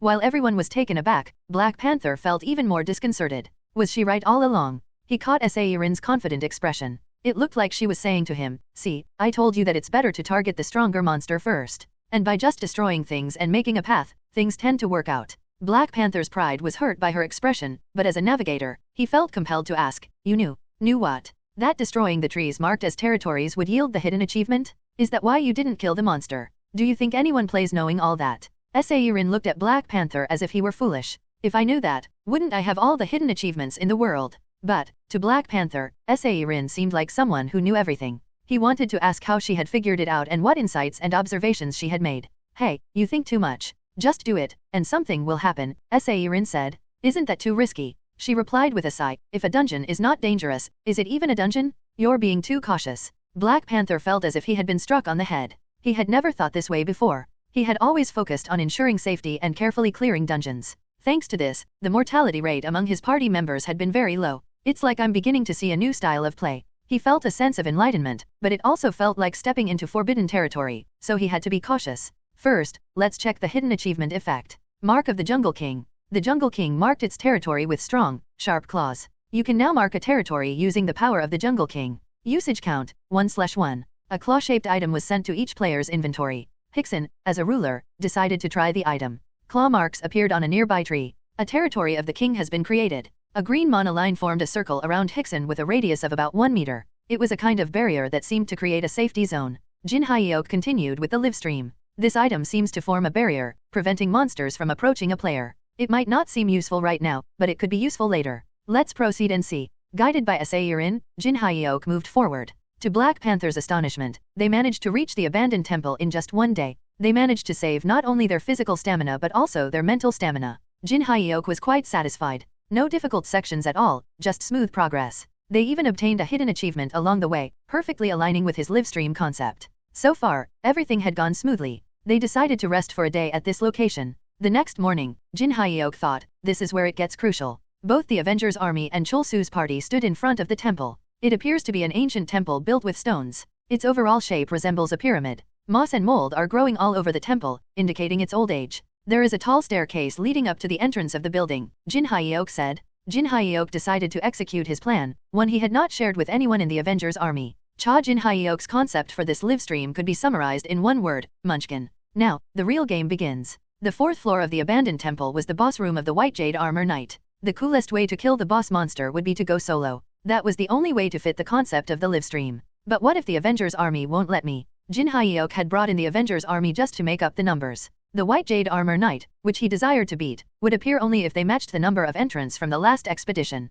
As that requirement had been fulfilled, Jin Hyeok now had to find a decent excuse to enter the temple alone. I bet they want to go in with me. The White Jade Armor Knight was the boss monster that the Avengers army had failed to defeat last time. Any decent player would naturally want to try to defeat it again. Jin Hyeok would feel the same, wanting to jump right in. Not many situations made a player's heart race like a boss monster raid. Plus, having faced it once before, the Avengers army would find the monster much easier to defeat this time. For them, this could be easy content. I'm sorry, guys. I feel like I'm taking all the fun away from you. Jin Hyeok felt a bit guilty, but it could not be helped. He had to separate personal matters from business. Thinking about how to go in there alone, Jin Hyeok said to Egan Paul, I will infiltrate the temple first to scout and then come back. You. Egan seemed skeptical. Jin Hyeok decided to be more assertive. Yeah, I'm a streamer, after all. Jin Hyeok instantly regretted speaking those words. Even saying that he was a navigator would have made more sense, but instead, he had told the truth. As though he was trying to make an excuse, Jin Hyeok continued, I have skills for undercover reporting. My scouting can prevent needless sacrifices. If possible, I will try to learn about the patterns of the White Jade Armor Knight too. No, there is no need for you to overdo it. This guy, he is wary of me hogging the content. Was he thinking of sharing the content only up to this point? While Jin Hyeok thought so, Egan was impressed. Undercover reporting? By himself, n/o/vel/b/in.c//om. Egan knew Chol-Su's extraordinary abilities, but having such skills did not mean anyone could show such courage. He thought of why Chol-Su was volunteering to be reckless. He is trying to protect us all. 4 of Egan's comrades had died in the last expedition. Chol-Su going in by himself was like him saying, don't worry, this time no one will die. I will make sure of it. Even Black Panther felt slightly moved. Chol-Su, I think I might have misunderstood you. His mind had changed when Chol-Su had bravely entered the Sandworm's territory and carried out 2 of the deceased members of the Avengers army in coffins. Chol-Su is more devout on this expedition than anyone. He is not just a crazy streamer. Egan and Black Panther deeply admired him, and Kang Ian-woo filmed the whole scene in ghost mode. I'll go ahead then, Jin Hyeok said. Good luck. We will wait for you right here. Jin Hyeok hid his excitement. He was relieved that they had agreed more easily than expected. He tried hard to hide his happiness, maintaining a solemn expression. Egan and Black Panther watched Jin Hyeok's lonely back as he ascended the stairs, while Ian-woo excitedly kept hitting the shutter button. Great expression. The ancient temple covered in moss, the lonely back of a hero climbing the stairs alone, and the admiration of the official #1 ranked streamer and the navigator of the Avengers army for that said hero made Ian-woo's photos even more beautiful. What a sight. Ian-woo was already excited about posting these videos and photos on Chol-Su's official Instagram account. Meanwhile, Chol-Su finally reached the entrance at the top of the stairs. You are entering the field, abandoned temple, ... I've successfully made them wait for me. Jin Hyeok had managed to give a dramatic performance and found a legitimate reason to enter the field alone. After all, soloing a dungeon is the most fun. His heart was pounding with excitement. Picture. 202,110 likes. Official _Chol-Su ascending the stairs alone. More. Look at how he is shining just from the back. It's amazing. What kind of life must one lead to do that? Isn't it going to be dangerous if the White Jade Armor Knight shows up while he is doing this? No? We must absolutely protect our Chol-Su. Ian-woo was surprised. Wow, the number of likes is increasing faster than usual. Apparently, the noble sacrifice of taking on danger for the sake of one's party members resonated well with the public. Ian-woo also added an extra photo of Egan and Black Panther genuinely admiring Chol-Su. It looks like Egan and Black Panther have fallen for Chol-Su, lol. Anyone would fall for him, right? Even as a guy, I find him incredibly attractive. Wow, what must it feel like to live like that? For Ian-woo, this was a very encouraging result. This time, the response from male followers is particularly hot. Ian-woo had been a bit concerned before. Usually, on Instagram, Chol-Su had significantly more female than male users, and the female followers were much more active than the male ones. However, this time, with the hero climbing the stairs alone under a heavy burden concept, the response from the men was tremendous. Ian-woo's heart raced. Chol-Su is a next-generation superstar appealing to people of all ages and genders. For him, Chol-Su was such an entity. There are new followers from all over the universe. With just a few photos and a couple of videos, Chol-Su had managed to elicit such a reaction. What's going to happen when the actual video is released? Especially when the story and narrative with Black Panther are disclosed. The thought alone was overwhelming for Ian Wu. However, as with all social media posts, it was not just positive comments. I will take down this crazy guy myself. Ian Wu slightly frowned. Such comments were easier just to delete. Delete? Huh? Is something wrong with the system? Despite multiple attempts, he could not delete the comment. What is going on? As soon as Jin Hyeok entered the abandoned temple, Miri kept urging him on. Please tell me you are going to use me. He answered affirmatively, but the weapon seemed not to trust him completely. Please. You must handle me roughly? All right.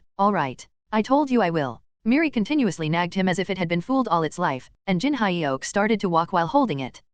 Feels so good, Miri exclaimed with ecstasy. The first floor was populated with mid-level 100 monsters in abundance. Killing them all seemed unnecessary, but he diligently engaged in the hunt anyway. You have defeated the gold skeleton warrior. You have defeated the gold skeleton archer. You have defeated the gold skeleton hound. Nothing special happened. He just smashed the heads of the undead-type monsters that appeared before him. Miri was exhilarated and enjoyed the experience, and so did Jin Hyeok. This feeling. Anyone who had experienced this sensation once would understand how Jin Hyeok felt. The thrilling sensation of becoming one with Miri was immensely pleasurable. I don't think the first floor has any more monsters. Jin Hyeok found the stairs and went up to the second floor. This floor had slightly stronger platinum skeleton monsters. They were in their late level 100s, but not too difficult to kill. The Avengers Army guys were a bit dramatic. Jin Hyeok remembered seeing in Egan's video that they struggled here. The monsters on the second floor regenerated quite fast, and the members of the Avengers Army had used a lot of their energy here. However, when Jin Hyeok killed the monsters, he realized it was just for show. They don't regenerate if you smash them properly. If the monsters' heads were shattered, they did not regenerate. Jin Hyeok thought that Hickson and Black Panther probably knew this, but they had intentionally made it look difficult for Egan's content. It must have been really hard to act like these monsters are strong. Jin Hyeok understood that making something that was not difficult look like it was quite a challenge. Simply smashing the monsters was much easier. Eventually, he found the stairs leading to the third floor. You have entered the third floor. Oh, the air on the third floor was different. When Jin Hyeok breathed deeply, it seemed like a colorless, odorless poison was dispersed in the air. If he had not consumed the phoenix heart, he could not have even noticed the poison. Whoosh! The flame inside him relentlessly burned the poison that had penetrated his body. The poison was stronger than expected, making his breathing a bit rough. There was no such poison when the Avengers Army entered the floor. However, this was not a major concern. Jin Hyeok was aware that many variables could arise in a dungeon from entering alone. This was hardly a variable to be concerned about. How dare you disturb the queen's sleep? A lich revealed itself. At the same time, an object resembling a small meteor fell toward his head. When Jin Hyeok saw that, his heart raced. It was every man's dream to get hit by a meteor. I can't resist this. Jin Hyeok had not taken a single hit on his way here. However, this seemed like something he had to experience firsthand. It was a meteor after all. The second in command of the Swampland crew, Swampland number 2, made a vow. I will definitely kill Chulsu and return. Our goal isn't just that. Number 3 would not want that either. I know. Killing Chulsu was a secondary objective. The Swampland crew was a group of player hunters, and their primary aim was to seize the abilities of other awakened players. Many VIPs desire Chulsu's abilities. You know that, right? Swampland number 1 said. Of course, Swampland number 2 replied. Bring both his face and body back intact. That might be difficult. Swampland number 2 bit his lip. I intend to mutilate him so much that it would be hard to recognize his corpse. After all, Chulsu had killed his brother. He would not simply kill the streamer and let him off easily. It's a request from Lady Harkoen, Swampland number 1 said. Swampland number 2 frowned. That crazy doll collector again. She seems quite fascinated by Chulsu. Lady Harkoen was one of the noble women of the Arva server and a VVIP of the Swampland crew.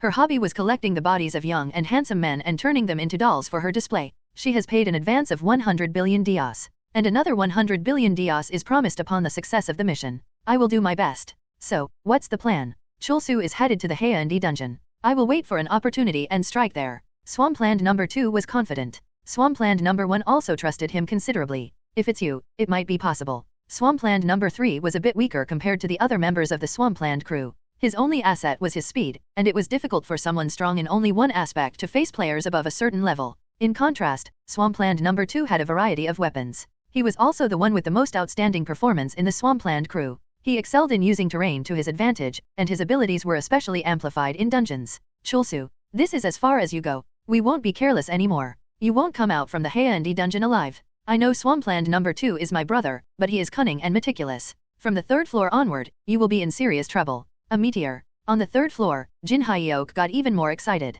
The Lich, seemingly a monster with level in the early 200s, wielded a surprisingly powerful destruction spell. However, this did not matter to him. How much impact will it have? Jin Hyok took the hit with absolute barrier. The result was severely disappointing. What? The meteor, which looked flashy on the outside, lacked destructive power. Upon contact with absolute barrier, it simply vanished. Was that just an appetizer? The Lich continued chanting non-stop. Jin Hyok decided to wait for something grander. Leaving the Lich alive for now, Jin Hyok proceeded to deal with the other monsters. Meanwhile, the meteors, which were actually arrows, poured down, and something interesting happened. Absolute barrier has been partially damaged. Absolute barrier has been partially damaged. Each time the arrows hit him, the barrier was slightly damaged. It seemed the arrows had barrier neutralizing properties. They had almost no killing power but were specialized in destroying barriers. A weapon specialized against barriers. I have not seen that in a while. It was as if the attack was tailored for Jin Hyok.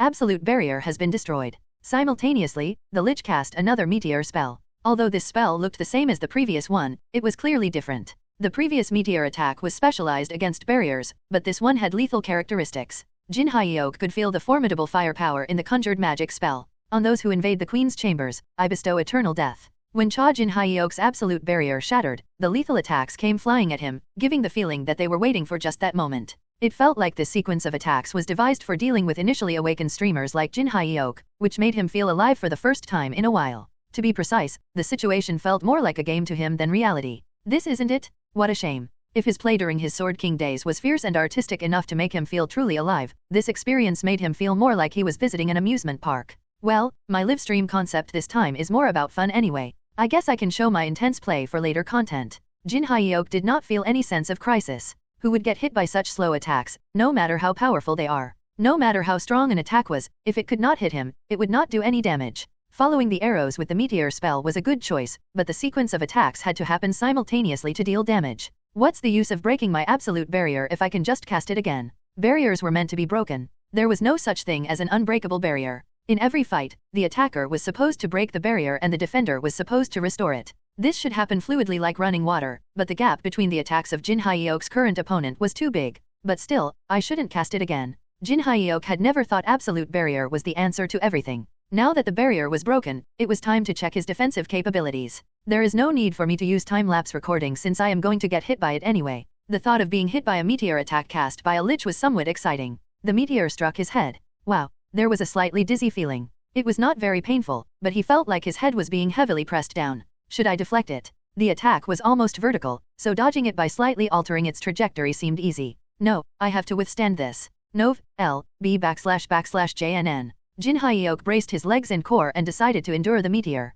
It felt fun, like wrestling. So, this is the damage from a magic attack of this level. Calling it damage would be overselling it. The attack made him feel like he had spun around 10 times in a row. It was not at the level he was expecting, but it was not devoid of fun either. But, what about that figure lurking in the shadow on the wall? It doesn't seem like an assassin. Jin Hyok could sense something akin to hostility, but it was not an outright killing intent. If it were killing intent, he would have immediately used Broadcaster's insight to identify and deal with whoever that was. However, it did not seem that serious. Still, someone had crawled all the way here to intensely stare at him, with a gaze very strong but devoid of any killing intent. Could it be? Jin Hyok reached a plausible conclusion. A stalker. Swampland No. 2 was adept at utilizing the terrain and manipulating elements within dungeons, which was a significant advantage in dangerous dungeons. He was the one who had created and manipulated the sandworms in the early part of the Haeundae dungeon. I knew the sandworms would not be able to defeat Cholsu, Swampland No. 2 thought. It was merely a ploy to gauge Cholsu's abilities. I needed monsters neither too weak nor too strong to make you reveal your abilities, and sandworms were tricky enough to do just that.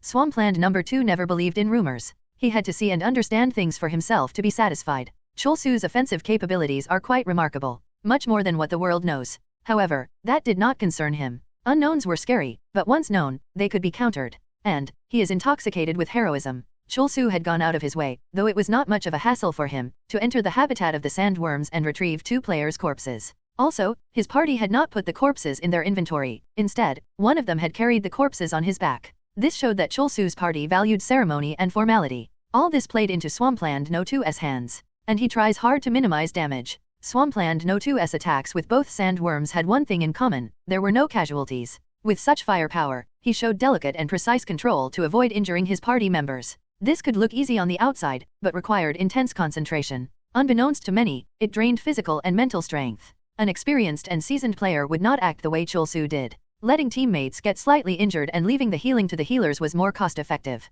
Swampland No. 2 came to a conclusion. His abilities are outstanding, but he is still naive. This made Chulsu much easier to handle. I can't kill him. Lady Harkoen's request could not be ignored. A whopping 200 billion dios were at stake. Swampland No. 2 desperately suppressed his killing intent, which led Jin Hyok to misunderstand Swampland No. 2 as his stalker. However, Swampland No. 2 could not completely hide the killing intent, though he suppressed it rationally. Occasionally, the accumulated killing intent seeped out a little. Every time that happened, his heart skipped a beat, but fortunately, Chulsu did not seem to have noticed him. You have not noticed me at all. This was Swampland No. 2's misconception. Jin Hyok had not completely missed the killing intent. However, he perceived it as something relatively harmless, akin to a strong gaze rather than a serious threat. It was more like sensing the hostility of a harmless rabbit, not something to be concerned about. To one, it was entertainment, to another, a documentary. The so-called Chulsu law was still very much in effect. Swampland No. 2, who was filming this documentary, was able to confirm a very useful piece of information.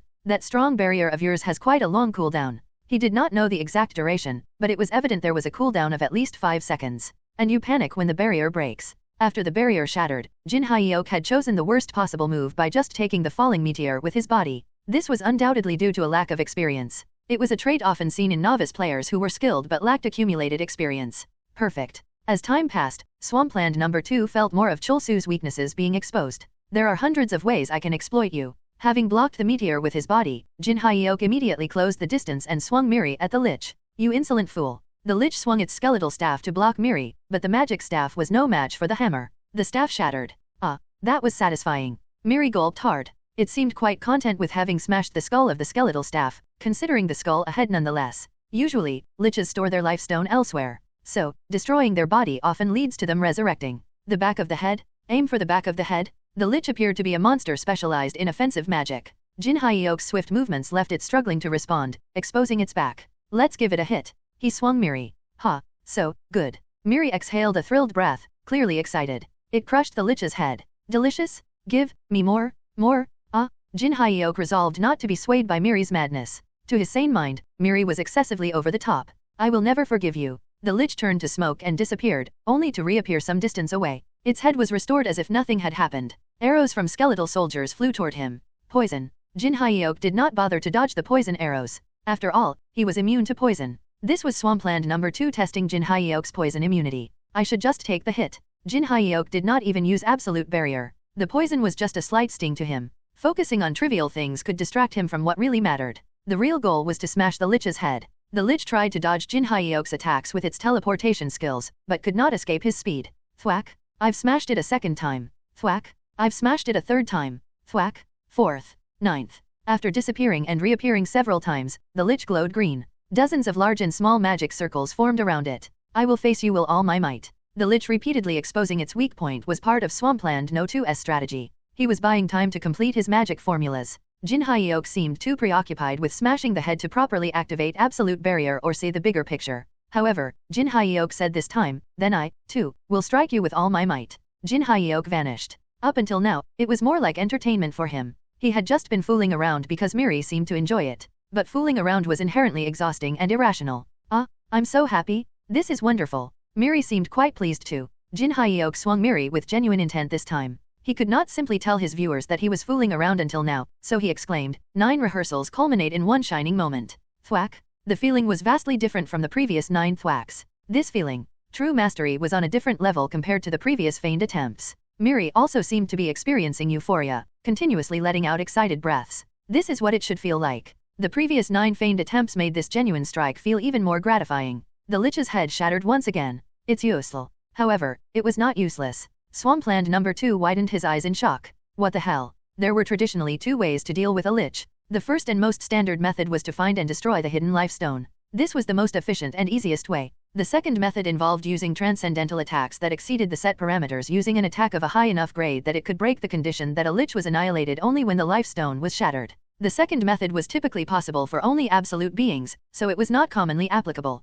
I need to stay calm. Swampland No. 2 had never thought the lich would capture Chulsu. This was still a phase of gathering information. He struck it 10 times. If it had been easy, Chulsu would have done it in one hit. He must have a special power that creates a massive explosion after hitting the same spot 10 times. Swampland No. 2 observed that Chulsu persistently targeted only the back of the lich's head. He had opportunities to strike elsewhere but chose not to. This meant that even his tremendous attack came with significant limitations. Phew, It's a relief I figured it out now. Swampland number 2 now knew that being struck continuously 10 times in the same spot would be dangerous. He absolutely could not allow the same spot to be hit more than 9 times. As Swampland number 2 continued to accumulate information on Chulsu, an explosion erupted from the wall. Boom! It seems like the life stone was hidden in that wall, Jin Hyeok said. When he smashed the lich's head, its life stone exploded alongside it. He approached the exploded wall and swung Miri. Boom! There was a hidden space behind the wall. Oh, there seems to be a treasure chest there. Thud! A giant stone fell, blocking the entrance. Soon after, a voice was heard.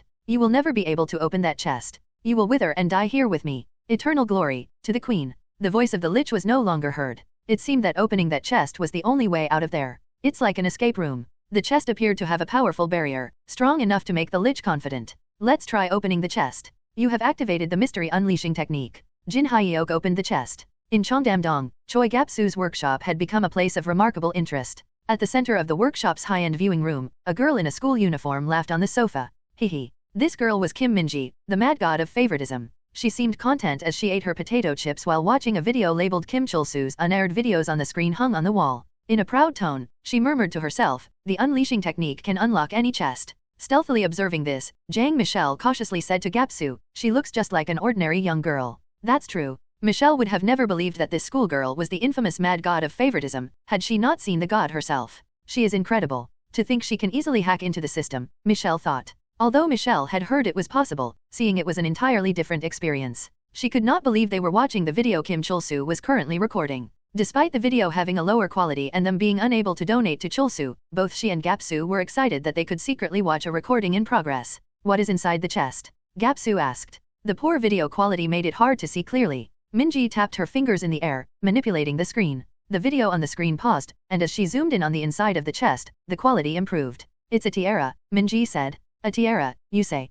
Chulsu had found a small tiara inside the chest, shimmering in silver. Minji murmured with slightly unfocused eyes, Chulsu would look really good wearing that. Chulsu, in that. Don't you think so? Yes, I also think he would look good in it. Gap-soo did not contradict Minji's words, not so much out of fear of her, but more so because he did not want to upset Minji and miss the chance to watch the unaired footage. He was also somewhat curious. Does she really think that tiara suits Chulsu? Gap-soo wondered. The thoughts of the mad god of favoritism were indeed hard to comprehend with ordinary logic. Gap-soo glanced at Michelle.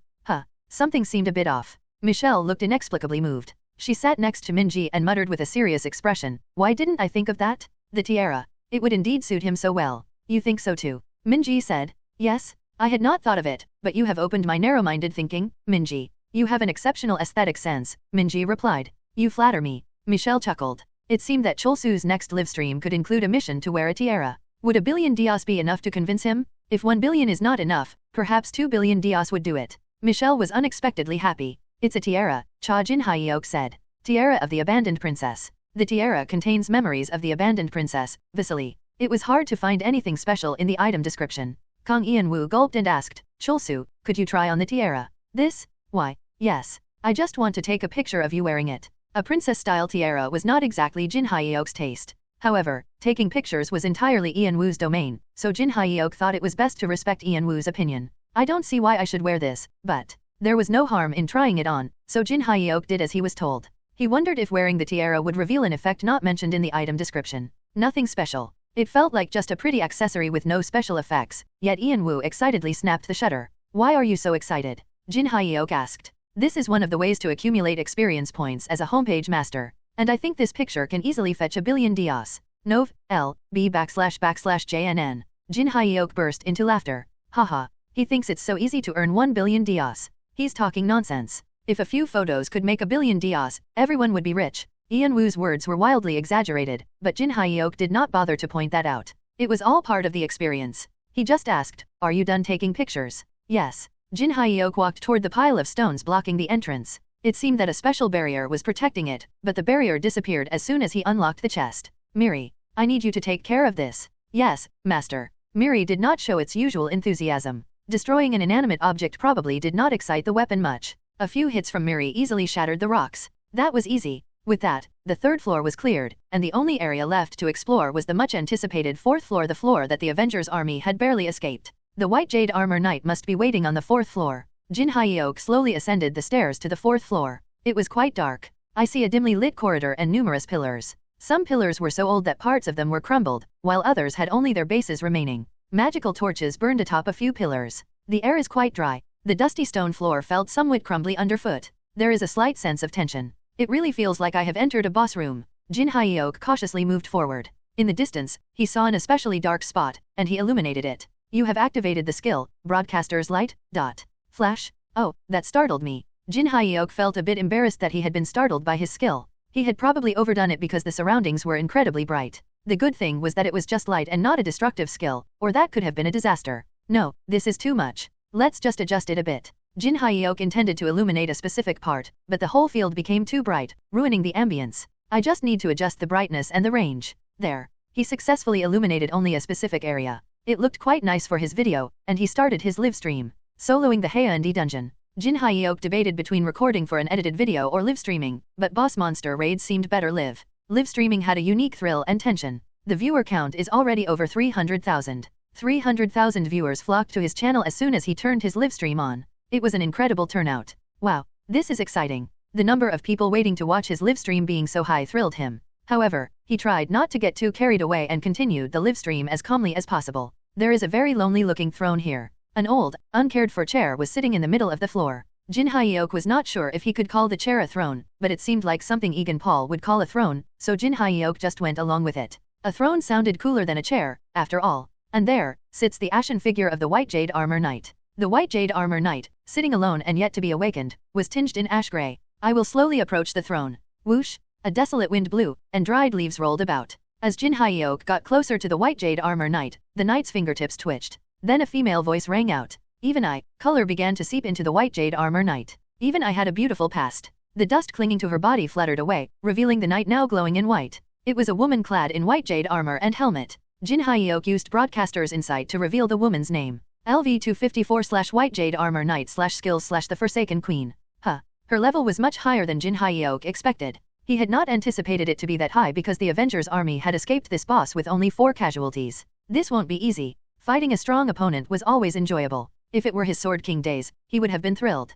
However, the situation was different currently. Maybe live streaming was a bad idea. The concept of this live stream was overwhelming power. Sticking to such a concept was hard when facing a high-level opponent. But I can't just stop the live streaming now. The only thing left to do was to face her head-on. A characteristic of Chulsu's live streams was that they showed most of his battle scenes in the first-person perspective. While this limited the field of view, it also had the advantage of delivering a vivid sense of what was going on. That intro is awesome. I just got chills. I can feel how intense it is even through the screen. Jin Hyuk had overlooked one aspect. When he had awakened as the Munchkin streamer, all his abilities had become significantly stronger, including his live streaming abilities. The live stream was conveying the intensity he was feeling right now directly to the viewers. I had to turn off Chulsu's live stream. I couldn't breathe.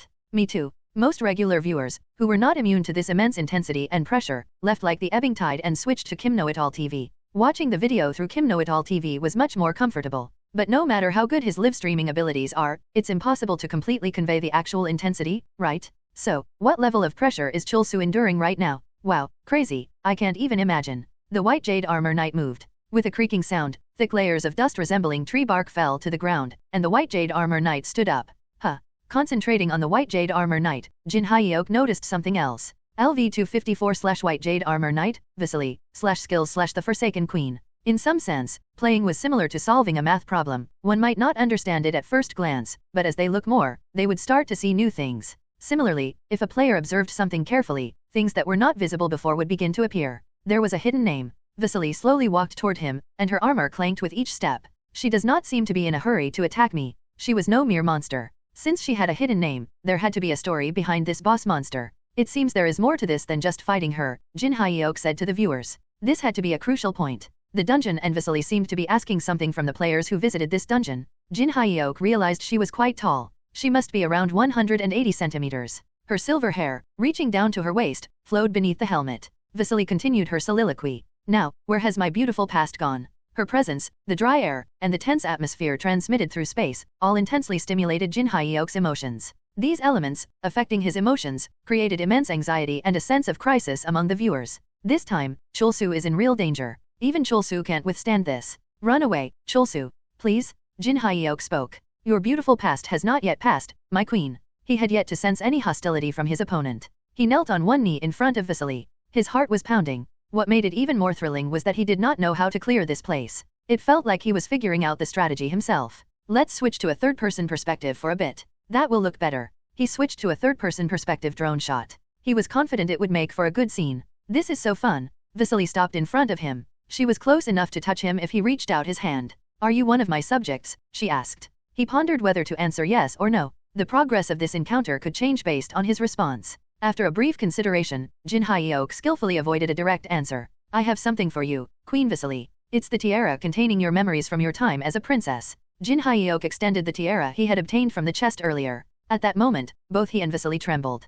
What is she doing? She moved her hand toward her helmet and slowly took it off. Wait a minute. With her helmet removed, Vasily's face was revealed. Jin Hyok switched his live stream back to the first-person perspective. He was now facing Vasily. The intensity of the pressure increased, and a considerable number of viewers dropped out of his live stream again. Her face was rather grotesque and covered with disgustingly twisted boil-like tumors, emitting a foul odor. It looks like her face is melting. Her face resembled melting wax. It was hard to believe that was a human face. Is she smiling? Wearing the tiara, Vasily appeared to be smiling. The pressure feels a bit less now. I can finally breathe a little. Vasily's overwhelming presence seemed to have faded slightly. You are my loyal subject. A faint light leaked from the tiara before the tiara turned into dust and disappeared. Vasily reached out toward the dust floating in the breeze. My glorious past. Jin Hyok had a premonition. I think the battle is about to begin. His encounter with Vasily was quite different from that of the Avengers army. Their encounter didn't have any such intermediate process. Vasily slowly moved and put her helmet back on. Though the will of the subject is noble, awakening me from my slumber is unforgivable.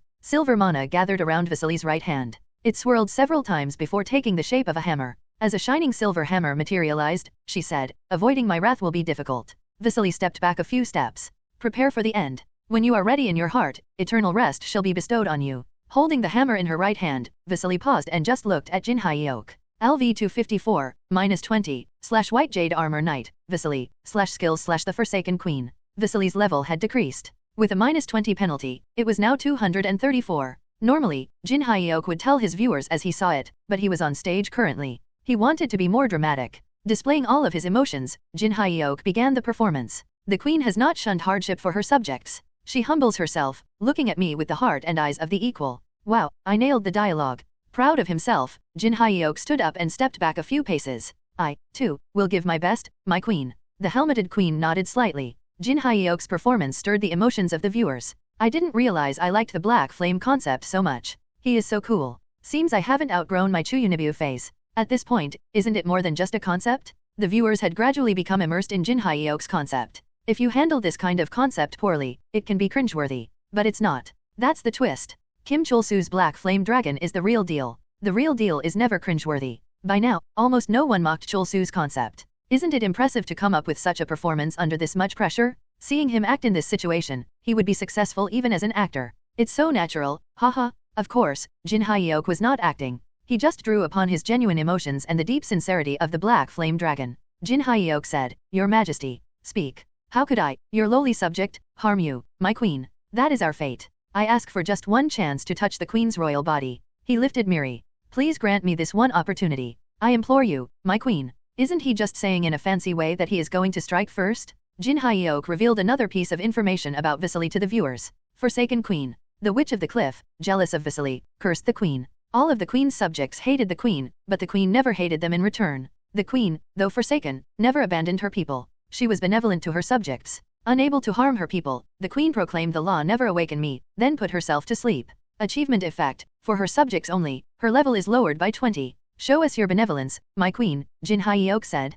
But doesn't Chol-soo have instant kill? If he times it right, it is a guaranteed one hit. That is easier said than done, though. Hitting a sandbag and hitting a person were completely different. Unlike a stationary sandbag, a person kept moving. The situation would be the same for instant kill. You think she will just stand there and let it happen? She is the dungeon boss? Nah, that would be too easy, lol. Even with the instant kill achievement, it seems unlikely. You have my permission, Vasily said. Wait, is this really happening? She gave permission? LOL, how did Chol-soo manage to make this happen? He acts all serious, but he plays so dirty, haha. Jin Hyok stepped forward, Miri in hand. The skill I am about to use is called the Song of the Black Tiger. It was the ability he had learned from Zoro, the harbinger of instant kill. The extraordinary skill that significantly enhanced the effect of instant kill shown at this moment. Thanks to Vasily standing still, Jin Hyok could prepare the instant death ability with ease. Miri, I'm sorry. I can't aim for the back of the head this time. Dash, I guess it can't be helped. He did not think he would lose in a head-on fight, thanks to Vasily's decreased level, but what Jin Hyuk needed was more than just victory. I just need to hit anywhere. The torso was the easiest target. He took a deep breath and focused. I need to end it in one strike. 6 black tigers made of mana sprang up from behind him and encircled the queen, as he lunged toward her with Miri. Vasily lifted her hammer to block it. Her hammer and Miri collided with a loud explosion. I need instant kill to work. The base probability of instant kill activating was 7%. With the Song of the Black Tiger and perfect timing, the probability was much higher. It worked. The queen's entrance had been overwhelming, but her ending was a bit anticlimactic. The white jade armor knight slowly fell. Finally, my glorious past has come back to me. Her helmet fell off, revealing a face that was healing from the grotesque wounds, the twisted tumors disappearing. Jin Hyuk wrote captions in real time. It seems the curse is only lifted in death. Jin Hyuk knelt beside the fallen Vasily. Kang Ian-woo diligently captured this solemn moment. They look almost sacred, Ian-woo thought. It was like a scene from a myth. Thrilled to be witnessing this moment and eager to share these emotions with others, he wholeheartedly pressed the shutter button. My winter was too long, Vasily said. I was too cold, too scared, too lonely. The queen now had the tiara on her head, which had disappeared earlier. It looked a bit small for her head, probably because it was from her childhood. Oh man, why am I crying? The queen's emotional dialogue is too vivid. This was the power of Jin Hyuk's first-person perspective livestream. The livestream conveyed the queen's emotions, just like her presence and pressure, to the viewers through the screen. Am I the only one who feels sorry for the queen? I'm crying. Crying face. The description of her achievement earlier was so touching. Feeling pity for a dungeon boss monster is a first for me. It is strange indeed. Speaking to you gives me a sense of comfort, the queen said. The livestream created a bond of empathy between the dungeon boss monster and the viewers. The queen felt an indescribable sense of comfort. It was certainly not a typical situation. Meeting you has been my fortune. She extended her hand, passing something to Jin Hyuk. It was her weapon, Actorial. Nov. L. B /JNN. You have acquired the queen's weapon, Actorial. The queen faintly smiled, while her eyes were closed. You have returned my glorious past to me. Then, the queen turned ashen. Jin Hyuk bowed his head in a silent prayer. He skillfully applied what he had learned from the Avengers army. To the queen who could not rest, may you receive eternal rest. You have defeated the Forsaken Queen, Vasily. I did not expect it to go like this. Swampland No 2's plan had failed. Anticipating a fierce battle between the queen and Chulsu, he had intended to stealthily put poison on the queen's weapon, letting Chulsu slowly die. However, Chulsu had absurdly defeated the queen in one hit.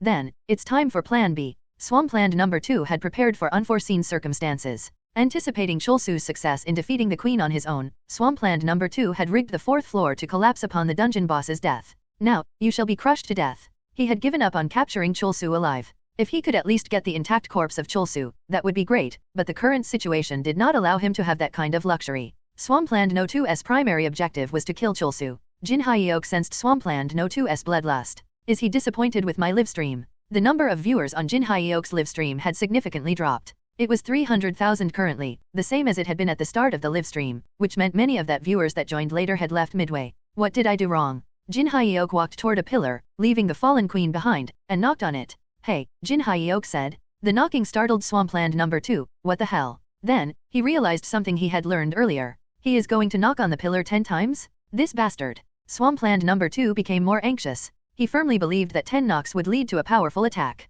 Hey, can you tell me what I did wrong? Jin Hyuk asked. I need to escape. Swampland No. 2 thought. He fled using his footwork technique. Getting out of this situation was the top priority. Jin Hyuk scratched the back of his head. He seems like a shy guy. Just like Kim Minji, most Chulsu landers seem to be shy people. I should just get feedback from Wang Yumi. Jin Hyuk walked back toward the queen's corpse. But this does not seem like a normal corpse. It felt more like a part of the terrain than a corpse. Although he had defeated the dungeon boss monster, there was no notification of the dungeon being cleared, nor had he received any experience points. Perhaps, Jin Hyuk looked around. The queen might not have been the real dungeon boss monster. What would Seirin have done? After playing together with Han Seirin for a long time, Jin Hyuk had a rough idea of what to do in this kind of situation. He lifted the fallen queen and slowly walked toward the throne with her in his arms. This seems a fitting place for the queen. Even this gesture deeply resonated with the viewers. Did you see the caption he wrote when the queen died? Jin Hyuk could have just spoken to the viewers but chose to write a caption in silence. I really liked the solemn atmosphere.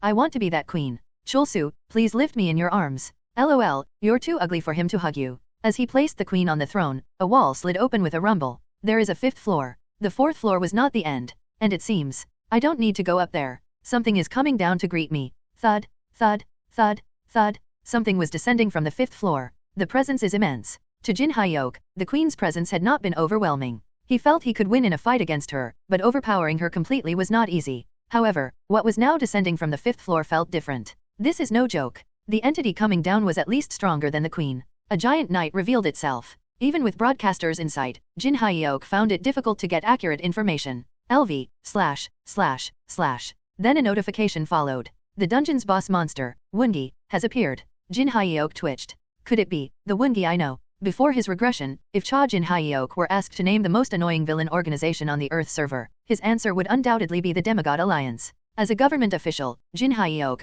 along with his team, had clashed with the Demigod Alliance several times and come close to capturing the alliance's leader, Shin Uri, on a few occasions. Uri was strong by herself, but Uri boasted the strongest firepower in one versus many battles, but she was slightly weaker in one-on-one, small-scale fights. It took her a long time to load her cannon, and once she fired it, her location was easily exposed, making her an ideal target for snipers. However, whenever Jin Hyuk tried to exploit Uri's weakness in their capture operations, he had always failed due to another player Woongi. Jin Hyuk thought of Woongi as a madman wearing a teddy bear costume. Woongi had not particularly committed any villainous deeds, but he was classified as one of the top-tier villains. He was not the type to initiate misdeeds, but he was overly zealous in protecting Uri. To the world, he was known roughly as Uri's bodyguard. I thought he was a player? So, that's why no matter how hard I tried to uncover his identity, nothing came up. That was not a teddy bear costume. Jin Hyuk had thought Woongi was a player wearing a teddy bear costume, but upon looking at him with broadcasters in sight, he realized it was Woong's body and not a costume.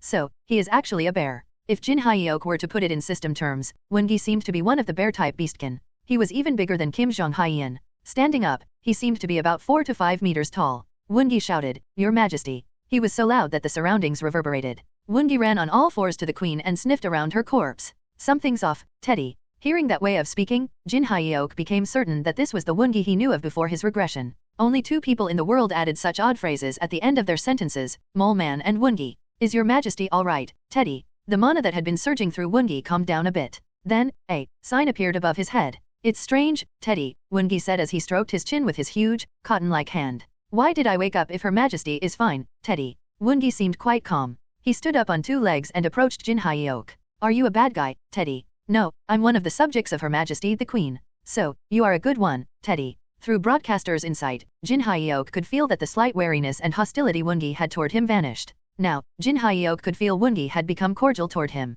Thanks to that, Jin Hyuk could read more information about him. LV258/Woongi/Ultimate Fan. Is that really an achievement? Ultimate Fan. Dreaming of becoming the strongest mercenary in planet Arvis, Woongi had resolved to become the bodyguard of Princess Vasily. From their first meeting to the end, he protected Vasily as a bodyguard and wished to be sealed with her. When protecting the queen, the fan becomes unimaginably stronger. The description was just as strange as the name of the achievement. How can this be an achievement given by the system? Jin Hyuk felt odd. It was as if this achievement had not been naturally generated but forcibly created and inserted into the system. Wait, hold on. Something he had forgotten came to mind. When Jin Hyuk had faced Uri before his regression, she had been wearing something on her head. He had thought it was just an ornament. I think she was wearing that. It seemed like Jin Hyuk needed to talk to Uri to make sure. He immediately sent Wang Yumi a secret message. "Emergency? Bring Shin Uri here right now? Mole Man can come along." "But, what is your purpose here, Teddy?" Woongi's eyes narrowed. "Yes, you? Tell me why you came here, Teddy." Since Jin Hyuk had intended to defeat the White Jade Armor Knight, technically, he had come to kill the queen. Woongi didn't know that yet, but it was also true that Jin Hyuk had used instant kill on the queen. Damn, I don't think I can overpower him. He believed he could not even beat Woongi, let alone overpower him. The information from broadcasters' insight was also telling him the same thing. When protecting the queen, the fan becomes unimaginably stronger. Since the queen whom Woongi had to protect was here, Woongi would be much stronger than his actual level. It's not just about not overpowering, I might actually lose to him. So, fighting Woongi right now was not the answer. It did not fit the concept of Jin Hyuk's live stream either. Jin Hyuk deliberately sighed and shook his head. "Why do you think I'm here? State your purpose, Teddy." "Are you stupid?" "I am not stupid, Teddy." "You are, though." "No, I am not, Teddy." 3 exclamation marks appeared above Woongi's head. If those turned red, it meant he was angry, but they were currently black. He was not angry, but he did seem a bit flustered. It seemed like Jin Hyuk had hit the nail on the head. "Why do you think I came here? Look carefully. Do you notice anything different about Her Majesty the Queen?"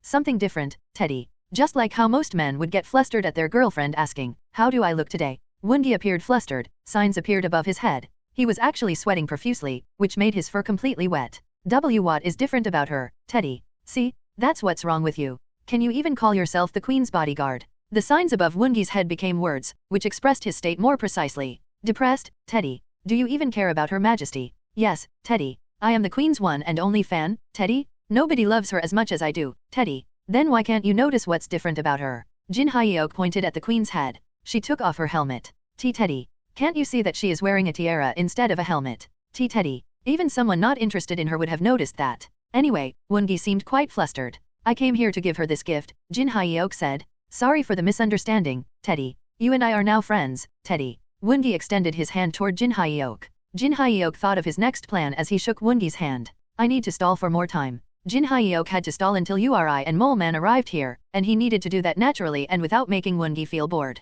He pondered how to do that. Mole Man had a significant concern lately. Since Pathfinder fell out of favor, I have become the undisputed #1 navigator. Of course, Pathfinder kept telling him that she had voluntarily retired from being a navigator, but Mole Man chose not to listen to her. But still, he was operating as a freelance navigator, not belonging to any particular alliance, and lately, he had been hearing a recurring question. You're not affiliated with the K-Force, are you?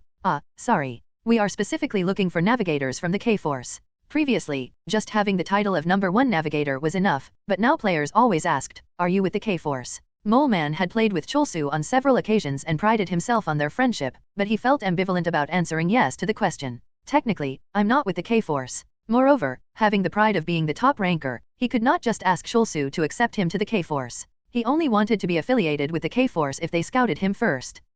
I'm only interested in joining Cholsu's original party. He was not interested unless it was Cholsu's original party, which was directly linked with Cholsu. Then, he received a message from Yumi. Hey, are you free right now? I'm in Busan right now, Mole Man was relaxing, looking at the night view outside the window. He had come down to Busan on purpose in case Cholsu needed help, but he had kept that a secret. Great. Cholsu urgently needs help. We will pay whatever you ask. Can you head to the Haeundae dungeon right now with Uri and Park Terse? I am a bit busy right now, Mole. Then, no worries. I will look for someone else. We are short on time, so I will talk to you later. Wait, hold on, Mole. Yes? Did Cholsu mention me specifically? Yumi thought about what to reply for a moment before throwing a tempting bait. Cholsu said it has to be Mole Man. He desperately needs the help of the unparalleled ranking #1. But if you are busy, we will manage. Well, if you put it that way, I guess I have no choice but to go, Mole. Terse and Uri traveled on the back of the Thunder Dragon. The dragon sternly wanted Terse. If you vomit on my back one more time, I will turn you into a roast. Terse vomited into a plastic bag he had prepared in advance. Thankfully, not a single drop spilled. Welcome, comrades. I welcome you to the party of the undisputed #1 navigator, Mole. Mole Man talked ahead, chuckling to himself. Yes, this is something only I can do, he. Uri seemed slightly dubious. This guy, is he really the top-ranked navigator? Mole Man, along with Uri and Terse, arrived at the entrance of the abandoned temple. The real deal, Korea's top-ranked navigator, has arrived, Mole. Recognizing Mole Man, Han Seirin frowned. What brings you here? Cholsu was desperately seeking me out, Mole. Cholsu is soloing right now. What are you talking about? Seirin had already seen Jin Hyeok's solo play through the livestream. She was biding her time, making excuses so that the Avengers army would not interrupt Jin Hyeok's soloing. You fool. That is why you have always been second best. Outdated navigator you are, Pathfinder. I've retired from being a navigator. And you do realize that the time I spent as #1 was longer than the total time you've ever been as #1, right? When did you calculate that, Mole? I'm still 32 hours ahead. Sensing the situation turning slightly unfavorable, Mole Man quickly climbed the stairs. Cholsu specifically asked for me, pleading for me to come. So, I am going to go meet him, Mole. Seirin thought about it for a moment but then got up. The Avengers army was also with her. After entering the first floor, Black Panther, the navigator of the Avengers army, felt a peculiar sense of defeat. What's going on? There was no doubt that Mole Man and Pathfinder felt an intense rivalry toward each other. Both desperately searched for the hidden items on the first floor, competing over who was the better navigator. The patterns on these murals are strange, Mole. Mole Man said as he touched the murals. If you look closely at these bones, you will see small patterns engraved on them. If you interpret these patterns, you can create a magic circle using these bones. Seirin used the bones of the monsters that Cholsu had previously killed to create a magic circle. Black Panther understood why Mole Man was being so enthusiastic. After all, Mole Man was Korea's top-ranked navigator. However, Black Panther was confused about why Seirin was acting this way. I thought you retired from being a navigator. In a normal world, Black Panther was supposed to be the one competing with Mole Man. He didn't know why Pathfinder was in his spot. Do they not see me as a competitor? N/O/vel/b/in.c//om. With his pride deeply wounded, Black Panther became much bolder and greedier than before. His competitive spirit surged. I am a navigator too, you guys. Black Panther dug his tail into the ground and channeled his mana at maximum output. As their magic circle glowed with green light, a small chest appeared. It's a pair of cotton gloves. They acquired a pair of cotton gloves on the first floor.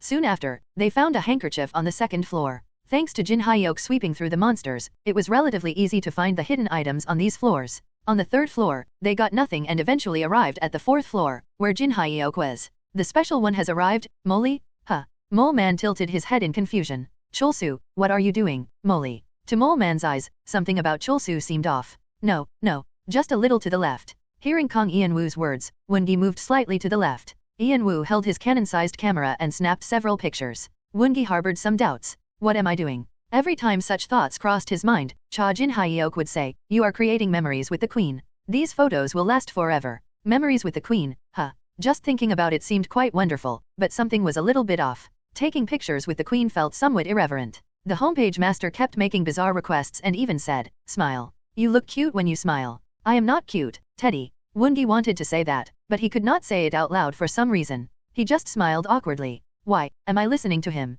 Jin Hyuk slyly grinned. He is really susceptible to brainwashing skills, isn't he? For Jin Hyuk, this was a fascinating phenomenon. If Ian-woo's instructions had been a perfect mental attack, Woongi would have instinctively defended against them. After all, there was a significant level difference between Woongi and Ian-woo. But it's a bit ambiguous to say that Ian-woo's instructions are actually mental attacks. Ian-woo's instructions were too weak to be called attacks, yet they were effective enough for Woongi to listen to him. Moreover, as Ian-woo was a homepage master, his skills did not contain any bloodlust or hostility. They were instead filled with pure passion to capture the perfect shot. Thus, Woongi's inner self did not resist Ian-woo's brainwashing attempts. He's really falling for it, Jin Hyuk thought. Woongi followed Ian-woo's instructions very well. Just when it seemed Woongi was coming to his senses, Ian-woo would show a few photos he had taken, and Woongi would again strike a pose with a silly grin. Ian-woo's enthusiasm grew even more. Now, how about placing your finger on your cheek? Like this. It would look so cute. I am not cute, Teddy. I still have my dignity, Teddy. Although Woongi said that, his right hand was already touching his cheek.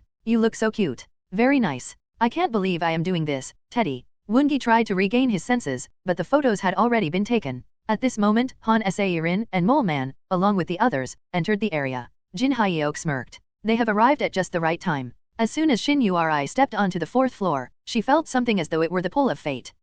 Her eyes were drawn to a statue of a woman sitting in a chair far off in the distance. More precisely, the tiara placed atop the statue's head had captivated Yuri's gaze. Yuri walked toward the tiara as if it was calling out to her. Who are you people, Teddy? Woongi blocked Yuri's path. Jin Hyuk said, are you stupid? I am not stupid, Teddy. Can't you read the emotions in the woman's eyes? Teddy. A symbol appeared above Woongi's head. Woongi was just a bodyguard and not a mind reader. He found it difficult to discern others' inner feelings or emotions hidden in their gazes. However, admitting that felt like conceding to being a fool, so Woongi could not just bring himself to say it. The emotions in her eyes are admiration and awe, Jin Hyuk said. Teddy. At that moment, Yuri knelt in front of the queen. Like how babies naturally learn to breathe without being taught, it was an utterly natural and instinctive act for Yuri. See? I told you, Jin Hyuk continued. So, she is also a good person, Teddy. Yuri remained on her knees, staring at the queen's face for a long while. She appeared like a woman fallen in love. I'm so envious. Of what? Of that face in love.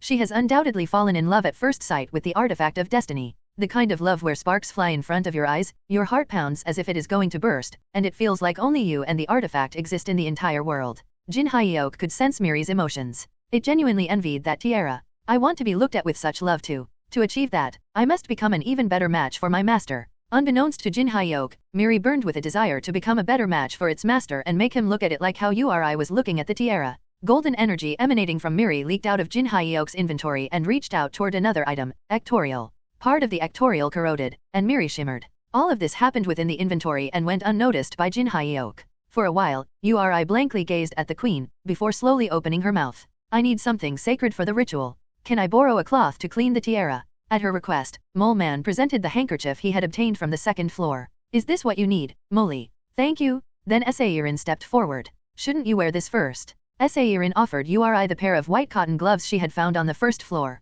Yuri put on the gloves before taking the handkerchief from Mole Man and gently cleaned the queen's tiara. Seirin had provided the gloves, and Mole Man the handkerchief. Naturally, everyone's gaze turned toward Black Panther. People were questioning him with their eyes. What have you brought, Black Panther? Damn it. Black Panther thought. Being outdone by Mole Man was one thing, but being overshadowed by Sairin was unbearable. I can't lose. Even now, secrets surely lay hidden within this dungeon. Despite his depleted strength, Black Panther released his magic with all his might, not caring about conserving energy. It was a boldness not seen in the Black Panther of the past. I feel an unusual energy. It was a subtle flow of energy that Sairin and Mole Man had yet to notice. An exchange of mana was taking place between Uri and Wundi, and only Black Panther seemed to be aware of it. Yes, this will lead to some change. It was invisible to the eye, imperceptible to most. Only those with an animal-like intuition could sense this special phenomenon. Confident in his insight, Black Panther focused on Uri and Wundi. At that moment, the tiara, which had become grayish, sparkled again. N/O/vel/b/in.c//om. Uri unconsciously murmured, beautiful. It felt as if the tiara was pleading to be worn, and she indeed placed the tiara on her head. The next moment, silver energy flowed in the tiara. Then, as though he was enchanted, Wundi approached Uri and sniffed her. Who are you, Teddy? It was like a huge bear sniffing its prey. Wundi muttered as if he was in a trance. I smell something familiar, Teddy. Tears filled his large eyes. You're lying. A symbol appeared above his head. Wundi raised his hand. How dare you impersonate my queen? I will kill you, Teddy. Then he burst into tears again, saying, I can't kill you, Teddy. Wah? I smell something nostalgic, Teddy. One moment, he expressed his anger. Humph, you must be a fake, Teddy. The next, he suddenly hugged Shin Uri, crying uncontrollably. I've missed you, Teddy. He seemed like someone with multiple personalities. Black Panther realized something. It's my turn to step in. The navigator of the Avengers army believed he was the only one who had grasped the reason behind Wundi's erratic behavior. There was something tangled and knotted between the exchange of mana between Uri and Wundi. Unraveling it was crucial for ensuring a normal interaction between these two. This is a task only I can accomplish. Before Black Panther could act, however, someone else moved first. It was Park Terse, a tamer who had gained fame by taming the swallowing croaker and making it docile. Wundi is in a state of confusion. He needs to be tamed. The mana connecting these two is twisted. It needs to be untangled, Terse said. He hurriedly ran forward, and Black Panther was momentarily stunned. Wait, someone else noticed it too. Black Panther thought he was the only one who had figured it out, but it seemed the tamer had already understood what was going on. Terse placed a hand on Wundi's back and spoke in a very gentle voice. It's okay. You can calm down. No one will hurt you. Meanwhile, Wundi continued to alternate between being threatening and embracing Uri, crying and laughing. Jin Hyeok also realized something. Ah, so this is how Wundi became Uri's bodyguard before my regression. Jin Hyeok realized that Wundi seemed to have gone through a similar process before the regression. However, that had probably happened at a much later stage in Wundi's life. Jin Hyeok believed that at the time, the situation that Wundi and Uri had met in was more developed than the current one. At the current state, it is difficult for Wundi to be subservient to Uri. Uri, when she wore the tiara, and Wundi were fated partners, but the timing was off. If this had happened a few years or even months later, it would have been highly likely that Wundi would have sworn loyalty to Uri without any problem. Terse kept stroking Wundi's back. Relax your mind and trust me. I can help you, Wundi. Terse was trying to soothe Wundi's mind with his taming skill, but it seemed challenging, especially because he wasn't trying to actually tame Wundi but aiding Uri. My abilities are not enough, Terse thought. He realized his ability was insufficient. Wundi, who kept fluctuating between two types of personalities, eventually swung his right hand, scratching Uri. Fortunately, Uri's defensive mystery, Iron Dome, blocked his attack once. Mok Jae-hyeon and Kim Jong-hyeon tried to evacuate Uri, but she shook her head. No, I will not run away. Uri was resolute. Just how Wundi felt a pull of fate toward her, she seemed to feel the same toward him. Uri was seeing visions shown by the tiara, a vision of her past when she had lost her beloved husband and a vision of the abandoned Princess Vasily, who had been cursed, turned into a horrific monster and abandoned by others. Uri started to hear hallucinations. Your past was the same as mine. Tears streamed down her face as she continued to hear the voice. Please, free Wundi from the shackles that are tied to me. At that moment, Jin Hyeok intervened. He held Miri in his hand, and Terse gasped. Chulsu, what are you thinking of doing right now? I'm trying to help with the taming. Jin Hyeok also had an excellent taming skill, called taming, physical. Terse was well aware of it. Please stop. I respect your taming method. Jin Hyeok also believed that a gentle and caring approach was the right way. However, in some cases, a radical method was necessary. But we don't have much time. He is going crazy. Wundi's eyes were turning slightly red. I am not going to hit him for fun. Please understand, Jin Hyeok said to Terse. Give me 5 minutes. Please? I can calm him down and communicate with him. Wait for 5 minutes? I can't wait that long, Jin Hyeok thought. Taming involving violence is not taming at all. It's rather Terse could not finish his sentence. You have used the skill, taming, physical, ... I am definitely not doing this out of excitement, Jin Hyeok thought. It was not that he wanted to hit Wundi, and it was definitely not for the love of the fight. Jin Hyeok grinned and wielded Miri with all his might. Woongi had extraordinarily strong defense due to his tough skin. Jin Hyeok spoke calmly as if to prove that he was not insane. A strange exchange of mana has been taking place between Shin Uri and Woongi since earlier. It's not visible to the eye, but there are places where it's tangled and twisted. That is hindering them from developing empathy toward each other and interacting with one another. Wait, Cholsu knew about this too. Black Panther lost his fighting spirit. He was okay with Park Turs knowing this information, since this information was closer to the realm of taming than that of a navigator. However, he needed help understanding how Cholsu knew about this. He is just a streamer. If Cholsu had realized only that something weird was going on between Uri and Woongi, Black Panther would have been okay with that. However, Cholsu had not stopped there. He also found a solution in that short period. You have used the skill, taming, physical, ... Although the skill looked violent, the tangled mana lines were being untangled as Cholsu struck Woongi. Clearly, Cholsu was gradually resolving the situation. Black Panther blankly stared at Cholsu. Why am I even here? He was okay with being overshadowed by Mole Man, the #1 navigator in the Korean region. Being overshadowed by a retired navigator hurt his pride a little, and not even being considered a rival by those two hurt his pride even more. However, being beaten by a tamer and a streamer completely destroyed his pride. His experience playing with the players in the Korean region was not very pleasant. They are like a wall that I can't climb. Black Panther, who had been flourishing in the American region, had hit a wall for the first time, a wall so high and distant that he did not even feel the desire to overcome it. Meanwhile, Turs screamed in agony, "Arg? No." Each time Jin Hyeok's ruthless hammer touched the back of Woongi's head, Turs suffered. Please, stop. Turs was well aware of the destructive power of Miri. As he had already empathized with Woongi to some extent, he was indirectly experiencing Miri's fierce attacks. This is so wrong, Turs thought. He aimed for a gentle and warm approach to taming, so this was an unimaginable situation for him. Ironically, it pushed his potential to the limit. I have to succeed in taming as quickly as possible. Turs could not stand to see Woongi exposed to violence anymore. He utilized all his abilities to proceed with the taming, as accurately and as precisely as possible, feeling desperate. I need to succeed so that Woongi does not suffer anymore. This was a new experience for Turs, not taming directly himself, but helping someone else do that. Through this experience, Turs felt he had grown. Eventually, the taming was completed successfully. Your Majesty, Teddy. Woongi's eyes, which had turned red, returned to normal. After saluting Uri, he hugged her and sobbed. He had returned to being a gentle and kind bear. Jin Hyeok grinned. See? If you beat him, no wait, tame him like this, you empathize more with the taming subject, right? Turs was too stunned to reply. Jin Hyeok continued with a serious face. I did not strike him because I wanted to. It's true. Turs blankly stared at Woongi. The taming had been completed perfectly. Turs reviewed and recalled the situation that had just occurred. It felt like he was about to grasp some sort of realization, yet not quite. Taming with physical violence isn't really taming, but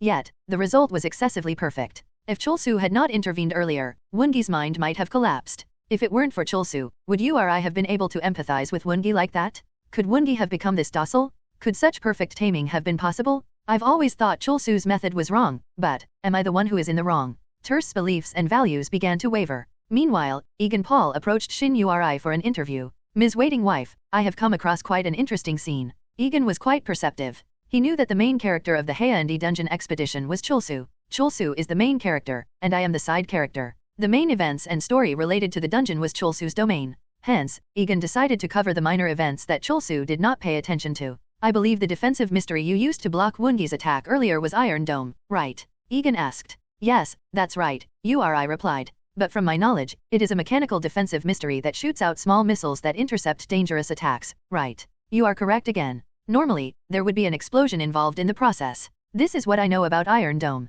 Iron Dome, a mystery known to be possessed by about 10 people worldwide, was a powerful defensive mystery that caused strong explosions upon activation. All the 10 players whom Egan had researched possessed the same feature. However, your Iron Dome did not cause any explosion. It just blocked Woongi's attack. It was like a bullet with the gunpowder removed. How is this possible? Egan continued. Uri tilted her head, unsure of how to explain. Of course, if it is confidential, you don't have to tell me. Oh, it's not confidential. Uri awkwardly smiled, looking toward Jin Hyeok. She regarded Jin Hyeok as her master and often turned to him when in doubt. I thought, everyone could do this. She's being serious. Egan thought. She was not trying to deceive anyone or hide trade secrets about her mystery. Their standards are frightening. The standards of the Korean region were too bizarre. Feeling mentally overwhelmed, Egan steadied himself and continued with the questions. So, how did you come to the decision to tame Woongi? I just did it. Uri's face turned slightly red. By this point, even she left like her words sounded deceptive. I just came because my master told me to. Ah, I see. Egan realized he had forgotten an important fact. Yes, it was Cholsu who suddenly called Uri here. Does that mean Cholsu planned and designed all this? There seemed to be no other explanation. Egan approached Cholsu to ask how he planned all this. Unable to say that he could do it because he was a regressor, Jin Hyeok decided to be brazen. Well, I thought everyone could do this. A heavy silence fell among the players of the Avengers army. After Woongi formed a loyalty oath with URI, the Haeundae dungeon was cleared. Unfortunately, the group could not get the all-clear achievement. The reward for clearing the Haeundae dungeon was not particularly impressive, except for URI acquiring a new bodyguard in Woongi. It's a bit disappointing, Jin Hyeok thought. Regardless of Jin Hyeok's personal feelings, his video about this dungeon raid set new records. Wang Yumi was extremely satisfied. Reaching number 1 in the list of trending videos is now just too easy. Any video Jin Hyeok uploaded would nowadays instantly become number 1 in the list of trending videos. The trend in views and the ratio of likes to views are also phenomenal, and the comments are explosive. The viewers kept comparing him to the Avengers army, and it worked great in our favor. Yumi was eager to contact Jin Hyeok and give him all sorts of feedback, but she held back. I should give him some space. He said he wanted to take a 3-day break. To provide quality feedback, she gathered data and reviewed the comments. LOL, how are they called the Avengers army? What a waste of a name. Aren't they like the best alliance in the American region? They didn't do anything in the dungeon? LOL, I think it's safe to say that Cholsu cleared the dungeon by himself. It was a frustrating situation for the Avengers army. Objectively, they had not done anything poorly. Their play was utterly conventional, and they played well within the realm of common sense. Yumi adjusted her round glasses and chuckled. A person who is 180 centimeters is considered quite tall, but next to a person who is 190 centimeters, they look relatively short. This is the principle of relativity. Ha ha ha. The Avengers army had done well, but their point of comparison was the K-Force, which included Cholsu himself. Moreover, there was another focal point in the video. But if Woongi and Cholsu really fought, who would win? Are you kidding? Woongi could not even penetrate URI's defensive mystery. And Cholsu has the ultimate defensive mystery. Discussions about Cholsu were always a hot topic. Nov. L. B //JNN. But honestly, can you really call that a defensive mystery? Yeah, that's true. It looks more like an offensive mystery. Don't you guys realize that if Cholsu used the Phantom Swordswoman defensively, it would be even stronger? Even Waiting Wife can adjust her mystery abilities. I'm sure Cholsu can do it too.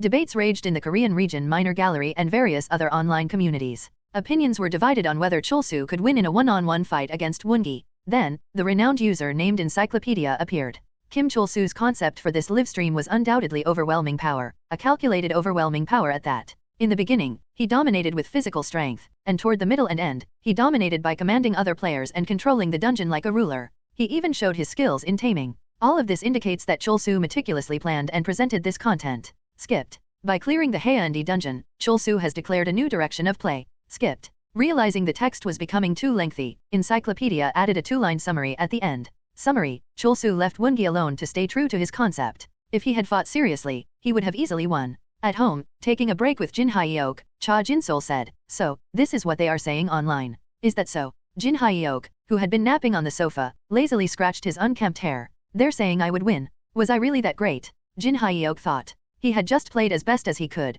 giving every moment of his live streaming a meaning. While he had not intended it to be so detailed, the result was nonetheless positive. It meant his live stream had enthralled people. But, Appa, who would actually win if you fought Woongi? Who would actually win if you fought Woongi? For Cha Jin Hyeok, this was a rather sensitive question. If he were the Jin Hyeok from his Sword King days, he would have confidently replied, "Of course, I would win." But now, it was different. Jin Hyeok could probably win against Woongi if it was just a fight, but he was not confident about winning while creating a storyline and paying attention to the production, as a streamer should.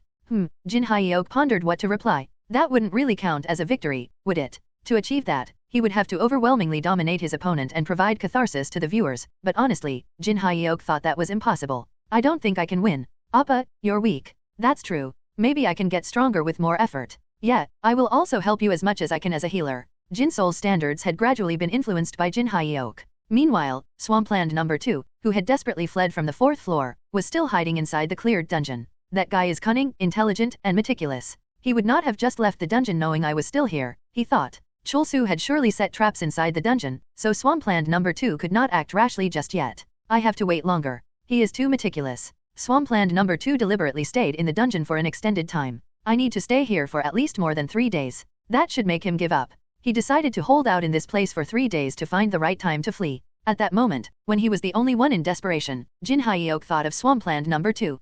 But there was a fan of mine in the dungeon." "Wait, a fan of yours was in the dungeon?" "Yeah, I wonder if he got out safely." Jin Hyeok assumed that since the fan had managed to sneak in, the fan could likely get out too. "Wait a minute. Jin Hyeok abruptly stood up. He realized that if a fan had entered the dungeon, it meant one more player had been registered as an entrant. The dungeon's progression changed depending on the number of players inside it. What's wrong? Jin-sol asked. There was an unexpected variable in the dungeon. No wonder we didn't get the all-clear achievement. I should go back and check. Jin Hyeok had been uneasy about not getting the all-clear, so this was good news. He had been sure he was missing something. As Jin Hyeok hurriedly left, Jin-sol had an epiphany. Aha! If it's not an all-clear, then it's not really a clear at all. She felt embarrassed for being pleased with just an ordinary clear. Bong Minad's Bong King and Kong Mi-na secured an exclusive interview with Egan Paul. It was a collaboration between the top streamers in Korea and the top streamer in the United States. Yes, the standards of the Korean players were quite different from ours. Egan had not encountered many Korean players. It was mostly Cholsu and his party members.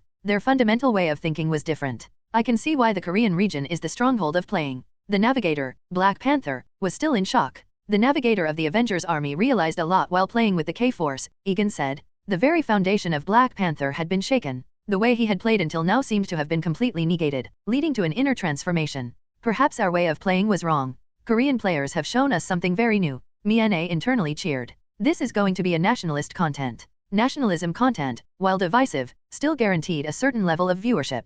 If they managed to portray a certain degree of national pride well without being too obvious, they could reduce the number of dislikes. When I played with the K-Force players, to be honest, it felt like I'd hit a wall, Egan added. Rather than portraying the national pride, this content was showcasing the Cholsu pride. Suddenly, the chat room erupted. Wait, is that actually Cholsu? It is. Cholsu is in the chat room. Cholsu is here. Cholsu up, Cholsu up, Cholsu up. Bong King, who was managing the chat, hurriedly searched for the username Kim Cholsu in the chat room. He promptly gave Cholsu temporary manager rights and opened the chat. Cholsu, is it really you? Mi-na asked, hoping he would answer in the chat. At that moment, news of Cholsu's appearance in the livestream spread instantly, and countless viewers flocked to Bong Mi-na TV. Mi-na trembled at the rapidly increasing number of viewers. Wow, the Cholsu effect is amazing. With Cholsu's appearance, the viewership increased by 30,000, and it was still climbing. Meanwhile, Egan finished the conversation he was just having with Jin Hyeok on the phone. Unfortunately, it looks like we will have to end the interview here. What? But, Mi-na was confused. We have other things planned in our schedule, she thought. They had planned a friendly match between Korea's famous swordsman, the Anus Destroyer Lee Hyun-sung, and Avengers Army players. I'm sorry, but Cholsu is calling us, Egan replied. His demeanor was as grave as if he were declaring that his country needed him. He says we need to re-enter the Haeundae dungeon. The dungeon had been cleared, but Cholsu needed to fill in the number of entrants. I guess, this means that we were not completely incompetent. Egan was moved. He had indeed felt inferior while playing with the K-Force and thought that he had not played any significant role while in the dungeon. But Cholsu seems to think differently, Egan thought. Otherwise, there was no reason for Cholsu to specifically call them back to re-enter the Haeundae dungeon. Cholsu said our task is not finished yet. What task are you referring to? Mi-na asked. The task of not leaving our fallen comrades behind. Cholsu had retrieved 2 bodies from the sandworms' territory and handed them over to their families as soon as the dungeon was cleared. The entire scene had spread across the United States through Egan's livestream. There are still comrades we have not found. Even Egan had neglected this.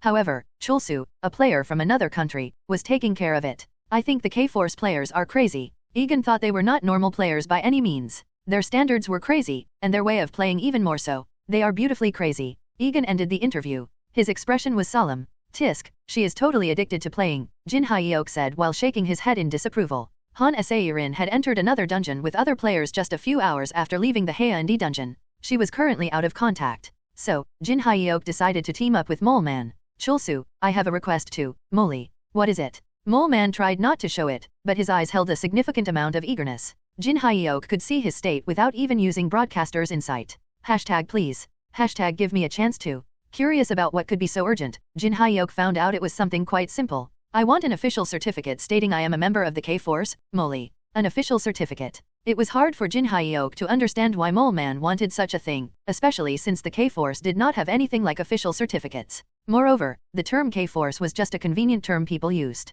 It was not even an official name. We don't print out any official certificates. But why do you want it? I thought we were already on the same team, Jin Hyeok added. Except for the navigator's habit of adding Molly at the end of his sentences, Jin Hyeok actually liked Mole Man. Now that Saerin had retired as a navigator, Mole Man had become an excellent colleague who could take on the role of Jin Hyeok's navigator. Jin Hyeok actually thought of Mole Man as a colleague he got along well with. You little. Overwhelmed with emotion, Mole Man forgot to add his usual Molly at the end. You've been thinking of me as part of the team. Of course. I already knew that. Hashtag yes. Hashtag I am the navigator of the K-Force. Feeling uplifted, Mole Man asked, "So, I guess going into the dungeon to find the bodies is just an excuse." While the Avengers army and the general public were praising and idolizing Jin Hyeok for his touching act, Mole Man had a different view. It was unreasonable for an excellent player to re-enter a dungeon he had already cleared just for that reason. Surely, there must be another reason. n/o/vel/b/jn.c//om. Just then, Jinsol came out of the room and said with a sly smile,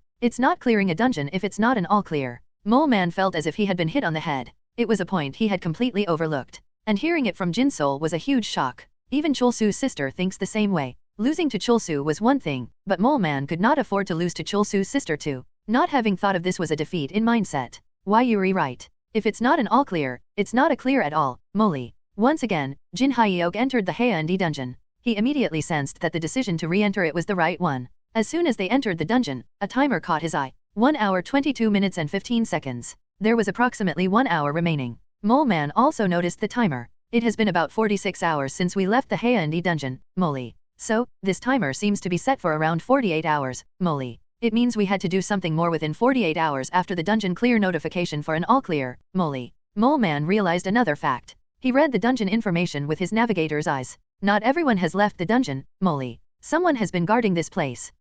Jin Hyeok immediately understood what Mole Man meant. There, I can see a figure tiptoeing over there, Jin Hyeok thought. Mole Man, busy reading the dungeon information, seemed to not have noticed this figure. It was definitely the fan Jin Hyeok had met previously. He seems like a very shy fan. That fan's name was Swampland No. 2. Thanks to Swampland No. 2, the dungeon's settings had been maintained. I'm so grateful for him. Jin Hyeok decided not to speak to the fan, considering the latter's extreme shyness. Jin Hyeok was just trying to be considerate, but Swampland No. 2 was confident in his perfect stealth. Cholsu, your eyes and senses are not that powerful, Swampland No. 2 thought. This new information became data for him. He now knew that this level of stealth was enough not to be detected by Cholsu. The data is accumulating. This will become my strength. I will retreat today, but next time will be different. The desperate Swampland No. 2 left the dungeon, and Jin Hyeok, along with other players, reached the 4th floor. That's right. There was a 5th floor here, Mole. Woongi had definitely come down from the 5th floor. Since the dungeon clear had happened on the 4th floor, it meant that they had not fully cleared the dungeon. I will lead you guys to the 5th floor, Mole. Mole Man led the way up the stairs. The stairs were quite high, and as they climbed them, they encountered a large wall blocking the way. We need to break this wall to pass, Mole. Just wait a minute, Mole. Only about 20 minutes were remaining. As time went by, Mole Man profusely sweated, searching around the wall, but could not find a solution. Just then, a message came through from Wang Yumi. An urgent message from Sairin. Jin Hyeok thought. It seemed like she had checked Jin Hyeok's livestream after coming out of the dungeon she was in. What is this? Upon reading the message, Jin Hyeok grinned. The message was fairly straightforward. What the hell are you doing? Just break the damn wall? Don't you know that Woongi broke it to come down? With Sairin's confirmation, Jin Hyeok immediately took out Miri. What happened to Miri? Miri had transformed. Miri had greatly expanded in size, but soon, it gradually shrank back to its original form and size. Jin Hyeok heard a voice. Please handle me roughly. It was a voice close to a human's. When he glanced behind, he saw a translucent ghost-like figure floating and embracing his neck. Are you Miri? Yes. It seemed like Miri's will had not only blossomed but also materialized. It has been a long time since I saw such a thing. A weapon's will could materialize if maximum resonance existed between the weapon and its master. Before his regression, Jin Hyeok had experienced this a few times during his Sword King days. Appa, what are you doing? Cha Jinsol asked. Nothing at all. Only the master of the materialized weapon could see this form. If one were to make a comparison, Miri resembled a materialized phantom swordswoman. She seemed to have been greatly influenced by the phantom swordswoman, appearing like a younger version of the worn-out and fallen angel. While talking with Jin Hyeok, Miri kept expanding and shrinking in size. It feels like she can't control her size properly. Putting aside the physical manifestation of the will, the weapon's size kept fluctuating unevenly, like a balloon. Suddenly, Jin Hyeok realized something. Where is the actorial? I swallowed it. Miri embraced Jin Hyeok's neck harder. Was I not supposed to do that? Through the bond between their souls, Jin Hyeok could feel that Miri was feeling sorry. However, since he could not tell her to spit out the actorial and their bond had deepened, he did not scold her. No, I was just curious, Jin Hyeok replied. But how did that happen? Even he found it difficult to think of a reason Miri would swallow the actorial. In the meantime, the ruler of the Avengers army, Hickson, stepped forward.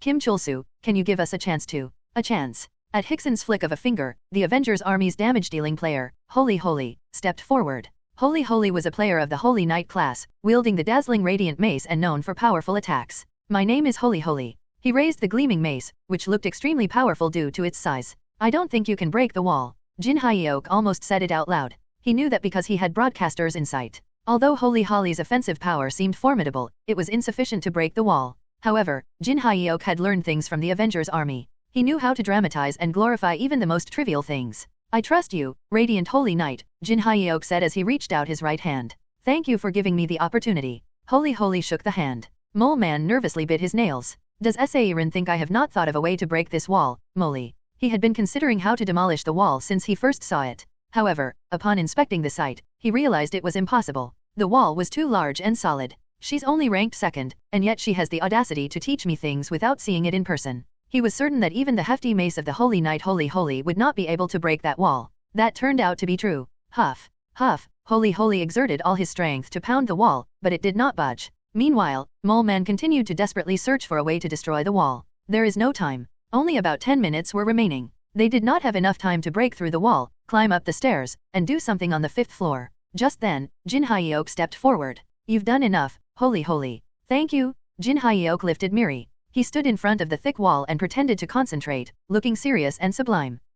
What's the cooler name, True Swing or Wall Shatter? Eventually, he made his choice. Activate True Wall Shatter. Miri rapidly expanded, and Jin Hyuk struck the wall with the enormous hammer. At that moment, he felt a thrilling sensation. This is it. Miri created a crack in the wall at the spot it struck, with a loud splitting sound, and golden light leaked through the crevices. Holy gazed at the scene in awe. It seemed as if Cholsu were telling him that this was true radiance. Holy unconsciously murmured, "A radiant streamer." Jin Hyuk had broken the wall in a single strike. He had destroyed it by concentrating on his breathing and focusing on his strength. Soon, the rest of the wall crumbled and fell. In Arvis, the universe's strongest server, Marshmallow, the top streamer in the universe and a cosmic class ranker, was watching Cholsu's livestream. His heart was pounding with excitement. Wow! To Marshmallow, Cholsu seemed to be improving every day. He handed over the opportunity to that nobody, with only 20 minutes left. He knew why Cholsu had done that. Cholsu knew that guy could not do it. The Radiant Holy Knight, with all his might, could not achieve what Cholsu had with just one attack.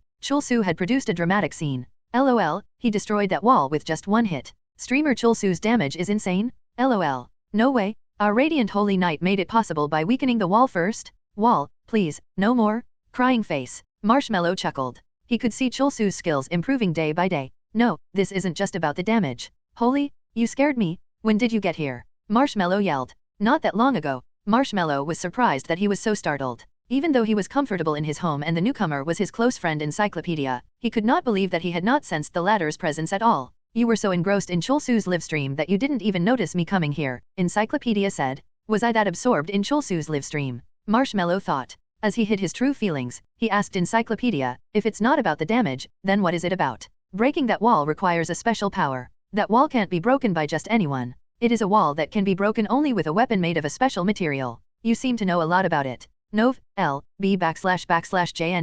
Yet, Cholsu used Rule Breaker to destroy that wall, which means, Encyclopedia showed his friend one of Cholsu's past videos on his phone. Actorial. I think the Rule Breaker consumed it, Encyclopedia said. Wait, Rule Breakers can consume other weapons. It is likely that some of the powers of Cephia and Grandel were transferred to the weapon. Wow, I had no idea that was possible. There is no other explanation. Encyclopedia's detailed explanation made Cholsu's play even more intriguing. But isn't there very little time left? Marshmallow asked. That's what adds to the tension. So, he staged all this. Marshmallow's expression became more serious. In contrast, Encyclopedia looked even more excited. Perhaps a universe-level scenario is about to begin. Jin Hyuk and his party arrived on the 5th floor. Structurally, it was almost identical to the 4th floor, dark and resembling a temple with many pillars. In the distance, on a particularly dark spot on the stairs lay a coffin. Is that the coffin where Woongi slept? They climbed the stairs and opened the coffin lid. This is. Unexpectedly, it had 2 corpses inside. Some players from the Avengers army began to weep. Smith. Wilson. They were the corpses of the players who had died at the hands of the White Jade Armor Knight during the Avengers army's expedition. Thanks to the effects of the coffin, the bodies were well preserved. Mok Jae-hyen, like before, crafted coffins for them, and the players from the Avengers army paid their respects to their fallen comrades. Meanwhile, Mole Man diligently explored the surroundings. Hey, Black Panther, did you find something, Molly? There must be some secret to that coffin. I think so too, Molly. Black Panther said. Obviously, that coffin is used for storing bodies. Obviously, Molly. Maybe we need to put the right corpse in the coffin to perfectly clear this dungeon. Black Panther recalled the past events. Maybe the coffin is for the one thought to be the dungeon boss but wasn't, whom the dungeon boss devotedly served, and the true owner of the abandoned temple, the Forsaken Queen. Even though Chulsu had killed her, she had only turned into an ashen figure and did not disappear. Maybe that coffin is meant for the queen, the owner of the 4th floor. This meant they would have to go back to the 4th floor and bring up the queen's body. As Black Panther thought about this, his tail stiffened with resolve. Yes, her body did not disappear after death. That's the key point, Black Panther thought. However, the problem was the time. Only about 2 minutes were left on the timer. Even hurrying down the stairs to fetch the body in the remaining time was tough. Moreover, if the wall that they had earlier destroyed had regenerated, it would add to the problem. They would have to say goodbye to the all-clear.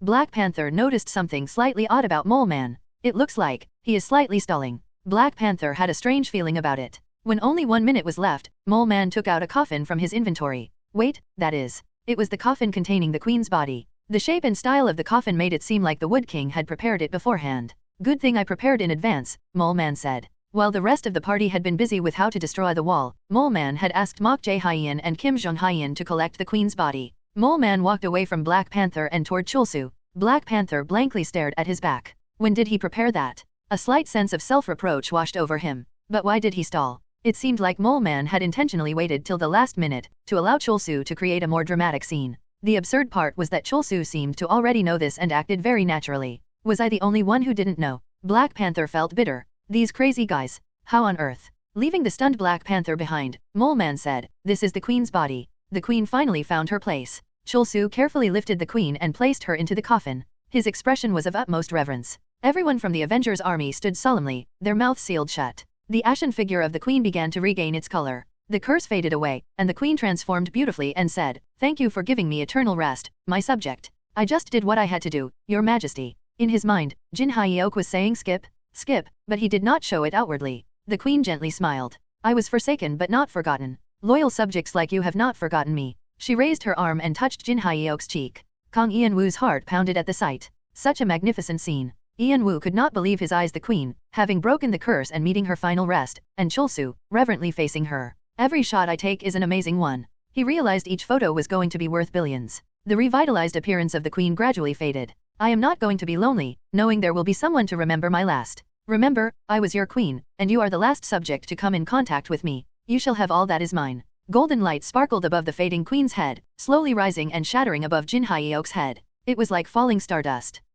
The Forsaken Queen, Vasily, has chosen you? The right of inheritance is bound to the player Kim Chulsu. Jin Hyeok was ecstatic about the inheritance but did not show it. He held the queen's hand on his cheek, closed his eyes, and maintained a reverent posture. He did so for fear of revealing his greedy eyes, but his appearance seemed quite sublime, moving some of the Avengers' army to tears. When the light dust almost disappeared, and the queen completely vanished, Jin Hyeok received a new notification. The universe-level scenario Legacy of the Forsaken Queen has begun. In the living room of Marshmallow's house, Encyclopedia bit his nails and trembled with anxiety. Then, he stood up and paced back and forth. "Hey, buddy, you're acting a bit crazy," Marshmallow said. Chulsu did not reveal the last notification. "God, I hate that cutting technique." Suddenly, seeming enraged, Encyclopedia approached Marshmallow, grabbed him by the collar, and shook him vigorously. "Why can't you streamers stop using this trashy cutting technique? Cook. Why not let go of me first, then we can talk." Encyclopedia sighed, then sprawled out on the sofa. What could be the last notification that Chulsu got? He will reveal it when the time comes. "Why are you making a fuss about it now? I've never seen you so invested in someone's live stream. You don't even watch mine. You don't think it's related to a universe-level scenario, do you?" "No way. How would a universe-level scenario appear in a new server? That has historically happened only once," Marshmallow said. "Yeah, I'm with you, but still, I just have this feeling." "What are you talking about? Weren't you always the one who said we should analyze things based on solid reasoning and not our feelings?" "Right, I did." Encyclopedia bit his nails again. "But look at Chulsu. How can you analyze him with reason? How is that the performance you would expect from a level 200 streamer?" "That's true." Encyclopedia was extremely curious about the last notification Chulsu got. At that moment, Wang Yumi announced that she was going to upload an exclusive video for her VIPs tomorrow. Could this be related to today's notification? Encyclopedia asked. "Maybe." "Hey, are you a VIP of Kim Know-It-All TV?" Encyclopedia asked. Kim Know-It-All TV had a VIP system, with a separate channel exclusively for the VIPs, where they could view unpublished or pre-released videos. Marshmallow got angry. "Are you serious? Why are you so angry? King God General Yumi's marketing strategies are no joke. The way she treats her VIPs is insane. Even the members of the Trinity Club are desperate to become her VIPs. Aren't you a member of the Trinity Club?" "Well, yes, but can you please become a VIP for her channel?" I want to check the unpublished videos. I would never do that. I am Marshmallow. Why would I become a VIP of a rising player's channel, or rather, the channel of a storyteller covering that channel? Come on, please, Encyclopedia begged, but Marshmallow was adamant. I would have to make a massive one-time donation and even buy an expensive monthly subscription. How much was that again? I believe it is 500 million dias. That's an insane amount. Please, I'm begging you. I thought you were my friend. No, you're crazy? This is for someone like Money Shower, who is rolling in dough. Eventually, Encyclopedia stood up and irritably walked away. n/o/vel/b/jn.c//om. Hey, where are you going? Marshmallow asked. To Money Shower. Why? I am going to beg him to show me the video. I heard he's currently in the Korean region. Just then, Marshmallow called out to his friend. Hey, what? I'm doing this for you. What are you talking about? I'm going to become a VIP of Kim Know-It-All TV because of you. Encyclopedia looked puzzled. Just letting you know, I don't like this rookie player's live stream. Why would I spend this much money on some unpublished videos? I worked hard for my money. I get it. That's why I'm going to go to Money Shower. I told you. Marshmallow replied with a sigh. I have no choice but to buy the monthly subscription. This is all because of you. To enter Yumi's VIP list, one had to be in the top 10 of the donation ranking for her channel. This meant that only 10 people in the universe could become VIPs for her channel, and they had to donate a tremendous amount to the channel to achieve that. You don't have to do that. I told you. I'm going to go see Money SH.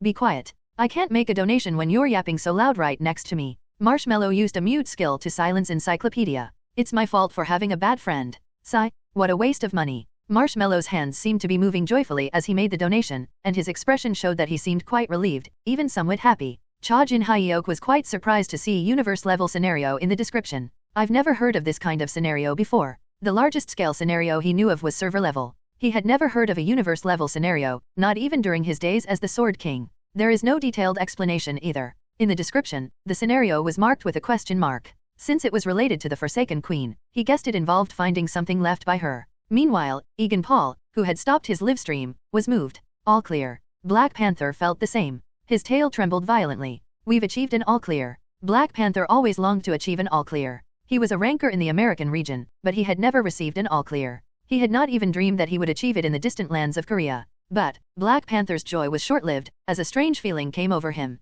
The expression of Cha Jin-sol, who was standing right next to him, seemed really odd. Hey, Saint of Freedom, you don't seem that happy about achieving an all-clear, Black Panther said. Happy. Jin-sol was, in fact, happy. Achieving an all-clear was still unfamiliar and strange to her. However, she had come here with a firm mind. She had learned that if it was not an all-clear, it was not a real clear. So, an all-clear was not something to be treated as a special achievement. Feeling puzzled, Black Panther asked, you just achieved an all-clear. Why aren't you happier? If it's not an all-clear, it is not a clear at all. It felt like Jin-sol was saying an all-clear should not be something special. Her calm demeanor deeply shocked Black Panther. These guys. He knew that the K-Force standards were extraordinary, but he could not fathom how high they were. Even though he was accustomed to the standards of the American region, Black Panther had begun to adapt to those of the K-Force. So, I need to have that kind of mindset. It's not a clear if it is not an all-clear. Having learned this, he examined the all-clear achievement rewards. All-clear, Haeundae Dungeon. An achievement awarded to those who all-clear the Haeundae Dungeon. 1. Mark of the all-clearer, on activation, appears on right wrist. The achievement bearer will not be attacked by the monsters of the Haeundae Dungeon. The achievement bearer will receive a significant boost in all experience gained in the Haeundae Dungeon. Up to this point, it was similar to the usual all-clear effects. Then, all players in the group heard a message. You must find and protect all that is lost. That is my last wish. 2. Rediscovering the Forgotten. The achievement significantly enhances all detection abilities. The achievement bearer can detect all the hidden achievements or items in dungeons or fields that are lower in level than the Haeundae Dungeon. Black Panther was thrilled. The Haeundae Dungeon is the most difficult dungeon I have entered. It was a dungeon so challenging that he had lost 4 comrades in a previous expedition. Moreover, if the power of the dungeon boss monster, Wungi, was considered, the Haeundae Dungeon could be the hardest dungeon in the Earth server. And I can freely detect hidden items or achievements in dungeons of this level or lower. This was the best reward for a navigator. However, the other players had slightly bitter expressions. What is this? This is good for only navigators. At least I got an achievement effect related to defense. The players had received 2 types of achievement effects for achieving an all-clear in the Haeundae Dungeon. It seemed that only one of the 2 was given to players. One of them was the Rediscovering the Forgotten effect, which Black Panther had acquired. The other was Protecting the Forgotten effect, which Chulsu had acquired. Chulsu was recording this scene. Rediscovering the Forgotten and Protecting the Queen. It seems that the achievement effects are influenced by the dungeon's attributes. I acquired an achievement effect related to protection. 2. Protecting the Forgotten. The achievement significantly enhances all of the achievement bearer's defensive abilities. The achievement bearer is immune to attacks lower in level than those of the monsters in the Haeundae dungeon. Unlike the ecstatic Black Panther, Jin Hyeok was slightly disappointed. This is it. He particularly disliked the second part. Jin Hyeok could already block all attacks that were lower in level than those of the monsters in the Haeundae dungeon. The most powerful opponent in the Haeundae dungeon was Woongi, and Woongi's attacks were formidable, but not impossible to defend against. That was why he felt a bit demoralized that he had achieved an all-clear with such a bad effect. I have got a good idea. Jin Hyeok took out Miri. Having absorbed Ectorial, Miri had transformed its shape to suit the situation and purpose. Right now, it resembled a carving knife. Leave it to me. If there was an effect he did not like, he could just carve it out. After all, Miri was originally a rule breaker. Jin Hyeok sat down and meticulously used the carving knife to scrape off the letters of the achievement effect. Egan and Black Panther closely observed him. What is he doing? Eventually, Jin Hyeok succeeded. The achievement bearer is immune to attacks lower in level than those of the monsters in the Haeundae dungeon. He had successfully removed the effect. Now, only one line remained. The achievement significantly enhances all of the achievement bearer's defensive abilities. Finally, Jin Hyeok smiled in satisfaction. My absolute barrier will be much stronger. Black Panther could not hide his shock. But, I was so happy with my achievement effect. The phrase lower in level than the Haeundae dungeon was like a blessing for Black Panther. However, the similar phrase for the other achievement effect seemed more like a hindrance for Cholsu. I guess we need to check how much stronger my absolute barrier has become. Cholsu requested Kim Jong-hyeon, hey, I want you to hit Black Panther with all your might. I don't want to kill him. Just enough not to kill him. Black Panther felt terribly wronged.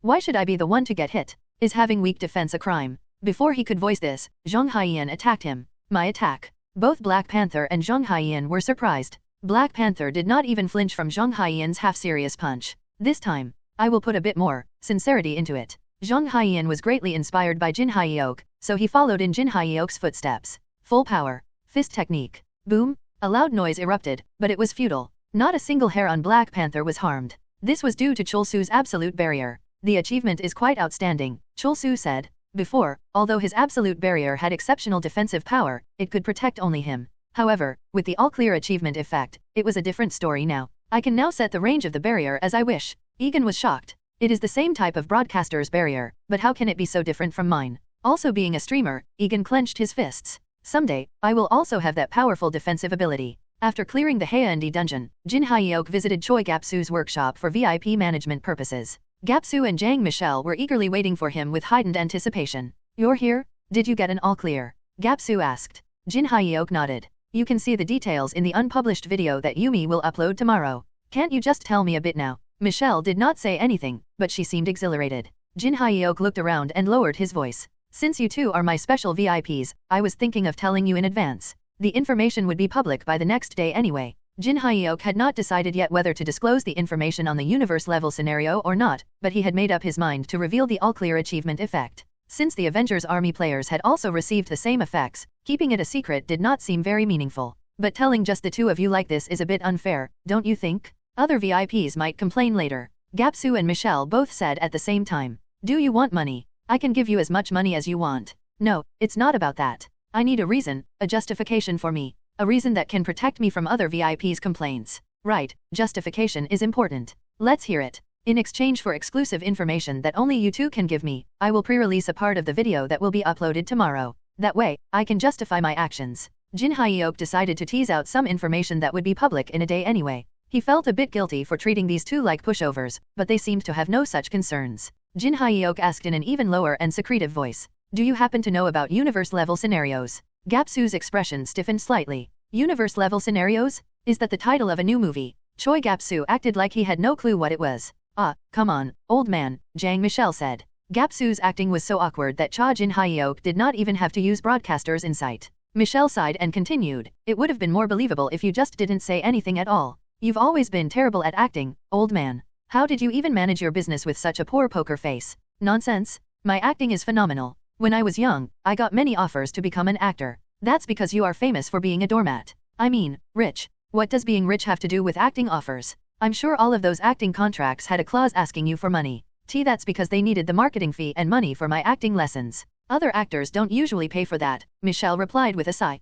n/o/vel/b/n.c//om. Jin Hyeok quietly waded through their banter, then said something that hit the nail on the head. Michelle, it seems like you are trying hard to change the subject. Oh, seems like I got caught. If you two are acting like this, a universe-level scenario must be something serious.